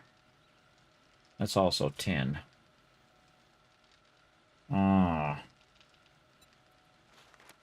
These are good questions. I can use my +1 intelligence to get higher. This one's going to be 8. So physician, I can get at 8. Barter is 10. Daring adventure is 10. Robotics is 8 and 10. Okay, so robotic adventure is going to be 8. So this is get number 4. It's going to be 8. And then we'll just go ahead and say 5. 5, which is going to be at 8 intellect. This one's going to be 10. Right here. Okay, and then we want better barterer, which is going to be at 10. Better barterer, which is also level 5 and takes level 10 intellect. And then what's the other one? Daring adventurer, also level 10. Yes. Daring adventurer. Put that down here. 4. Gonna have level 10 intellect for that one. And then the other one is physician. So physician is 8, 9, and 10. Right now it's at 2, so we want to get to 3. Where's physician? It's already in here somewhere. All right, so we need more room in here. We need more room. And these are just some ideas that I might have done down there. But I can just keep pushing them down until I feel like doing them. All right, physician, level 3. And that's going to take level 8. And so we'll just do this a bunch of times. This is 4. This is 5. So this is going to take 9. And this is going to take 10. Let's double check that that's right. Let's see. So this is 8, 9, and 10. So 8 is 4. And 5 is at 10. That's correct. Okay. Now we can go in and we can readjust these based on upgrading those. So robotics inventor, we'll get to 8. Then we'll do robotics inventor number 4. Actually, we do physician first. Let's do physician first. Then robotics inventor. Then we got to get more points to get to level 9. So to get to, this is all theory crafting, everybody. It's pretty fun. Doing this, so we got to get to 9. Now, number 9 is going to take a bunch of points over here. So 8 is going to take 2. This is going to take 3, and then 10 is going to take 3. We'll want to push this down again. I want to put some more in here. Now, this is my spreadsheet. Everybody like, Kismet, how can I see this spreadsheet? Well, here you go, chat, right there. Bam. Enjoy. Thank you, Fermi, again, for the happy partner anniversary. I appreciate that. All right, we'll go ahead and pull our intellect down here. Let's take out all of these side numbers now. Again, taking all this out. We'll work with all that here in a minute. All right, robotics inventor. 1, 2, 3. Then intellect 7. Intellect 8, 9, 8. Then we want 9. 9, and that takes 3 points. Let's copy that down. And then we'll do this, which means it's going to be 3 levels. And then we at level 9, we can do physician number 4. And then we're going to need 3 more points. I accidentally changed the column size there. Come on. Come on, fingers, work with me. And then put this in here. And this is going to be 10, 10, 10. And then we can do this. What do I want to do first? Probably better barterer first. That's for sure. Then physician, daring adventurer, and then robotics inventor. All right, that ought to keep us busy for a few levels. In fact, that's going to keep us busy all the way till level 98. That's quite a while. All right, so what do we actually unlock so far? Where are we at right now? Intellect 7. So we've done all of this, and then we did Daring Adventurer and Better Barterer. Better Barterer 4, Daring Adventurer 3. So this is where we should be. We should be level 83. Everybody says we're 84. So what else did we do that we didn't put in here? Oh, was 7 2 points? I think it was. I think 7 was 2 points in there. I won't know. I'd have to undo it. But yeah, I think after level 6, this is 2 and this is 2. So that's what we're missing. So we need another below there. And this is intellect 7. This takes 2 points. Again, intellect 6. That takes the 1 point. Yes. This one takes 2 points. Okay, and then we got to fix the numbers here. So now we should be at 84. 85 and 86 should be the next one over here. Then 85, 86, and now we'll be 99 before we hit Robotics Inventor. Okay, very cool. And what that Robotics Inventor is going to let me do at 99 is put 2 turrets down, 2 robotic turrets down. But we're going to need a lot of lead to make a bunch of the robotic turret ammo. And we can get a lot of lead now. We're okay, I think, on lead. All right, that's going to be a lot of leveling right there. And we good. Okay, and we should be level 84. All right, we got that squared away.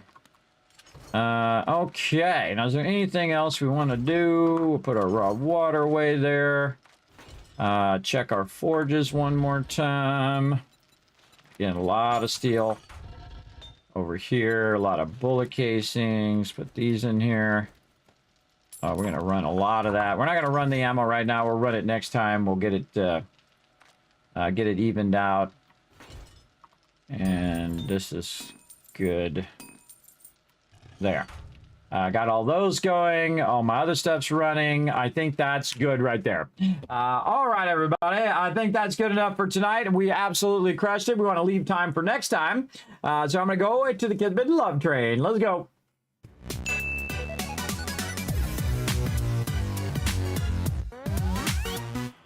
Just makes me want to play that for the next 12 hours, everybody. But we've already been going for 8.5 hours. So probably a good time to stop there, everybody. And again, I appreciate y'all coming in and hanging out as well. Man, a lot of fun there. Let me go ahead and bring up my schedule right over here. There we go. Now, today's Friday now, and I'll be off today working on stuff behind the scenes, also spending some time with the family. So you won't see me again until Saturday, and then it's really going to be epic because we're going to be playing with my team. We're going to be playing, of course, on our mega server brought to you by the awesome people over at G Portal, the best server hosts, everybody. They're absolutely incredible. Also, you can go ahead and say thanks to all those awesome people scrolling by up there, and of course, all my patrons down below. So we're going to be playing Saturday and Sunday at 10 p.m. Eastern Standard Time, which is in about 15 hours from now. It's about 15 hours, whatever it is your local time. But for me, again, be 10 p.m. Eastern Standard Time. Again, playing on our mega server. That's going to be crazy. Remember, that's 20-minute days. It's on hard mode. It's just absolutely insane every time. I'm definitely going to work on my electricity on the outside of the base. It's going to be super fun. Super fun to eliminate spikes and just have electricity. But you got to think also on that one, we're going to have a lot more zombies than I have on this one. So I might lose more electric on there, but we're definitely going to check it out. And we might also do electric that goes in 2 directions. Meaning I have separate power lines for one that's spiraling out from the base. That's the bottom one. And then one that's firing out from the bottom of the base. Because I won't have the second level of the bottom of the base, because I won't have the blade traps there. I'm not going to put the blade traps there for them. I don't feel like those blade traps do too much, but they do keep them at bay, and they do cause them to take damage. But you could probably do completely without them, everybody. You can do completely without those blade traps. Just stun the heck out of them with your electric fences, and then mow them down while they're stunned with your heavy guns. So very, very cool. You can even do that with a sniper, everybody. You just sit there and sniper them the whole entire time if you wanted to. It'd be very, very fun, I think. 1 day and 15 hours. No, I mean, yes. So yeah, that's right. 24 plus 15 hours. Sorry, I meant the time of day, not meaning I'm going to be back tonight at 10 p.m. Eastern Standard Time. You're correct, Sita. So Saturday, 10 p.m. Eastern Standard Time. And I totally forgot about that Polypop reward there, and also that hydrate. So I'm going to give you guys a bunch of extra Kids Caps because sometimes I forget. And I'm also going to give you your Tycoon caps back or your channel points back, because I totally forgot. But I'm going to hydrate and give you some Kids Caps for that. Also, everybody can help out the stream tremendously by just taking a quick moment, popping on over to all those links right there. Go over to YouTube, hit that like button, and leave a comment down below on YouTube. Make sure to like the stream as well. Leave a comment of total annihilation. That's how that Horde Night was, and it just made it look so easy, everybody. But that's a lot of really tough mobs in game stage. We're going to cross over game stage 200 next time as well. Now, of course, my schedule is going to be very much the same as last time as well, by the way. So next week, Monday, Tuesday, Wednesday, Thursday night at 10 p.m. We're going to be playing some more 7 Days to Die, and then also on during the day, Tuesday, Wednesday, Thursday, trying to finish out our season for Fallout 76. So very, very cool. So again, check out the YouTube channel. Hit that subscribe, hit that like button, hit that bell if you want to. Leave me a comment. Check out twitter.com/KismetVP. Hit that follow button over there as well, and hit the follow button no matter where you are right now, because I do a lot of giveaways and it'll alert you when I go live. You can also check out the Discord, check out the website, especially check out patreon.com/Kismet. A lot of exclusive stuff up there, including the plans to that base and also my mega base and a whole bunch of other stuff, highlights and guides and stuff from the past and behind the scenes and all that kind of fun stuff that you can go back and look as a patron supporter over there as well. So again, thanks everybody for being here. Now, you were real smart. You hanged out all the way to the end of the stream, which is always a smart idea, because now I'm going to shower you guys with a bunch of Kiss Caps for future giveaways, and I will see you guys next time. Bye. See you on Saturday, 10 p.m. Eastern Standard Time. Bye, everybody.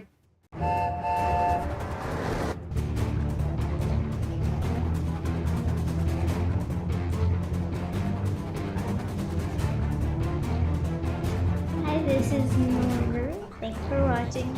Hit the subscribe button.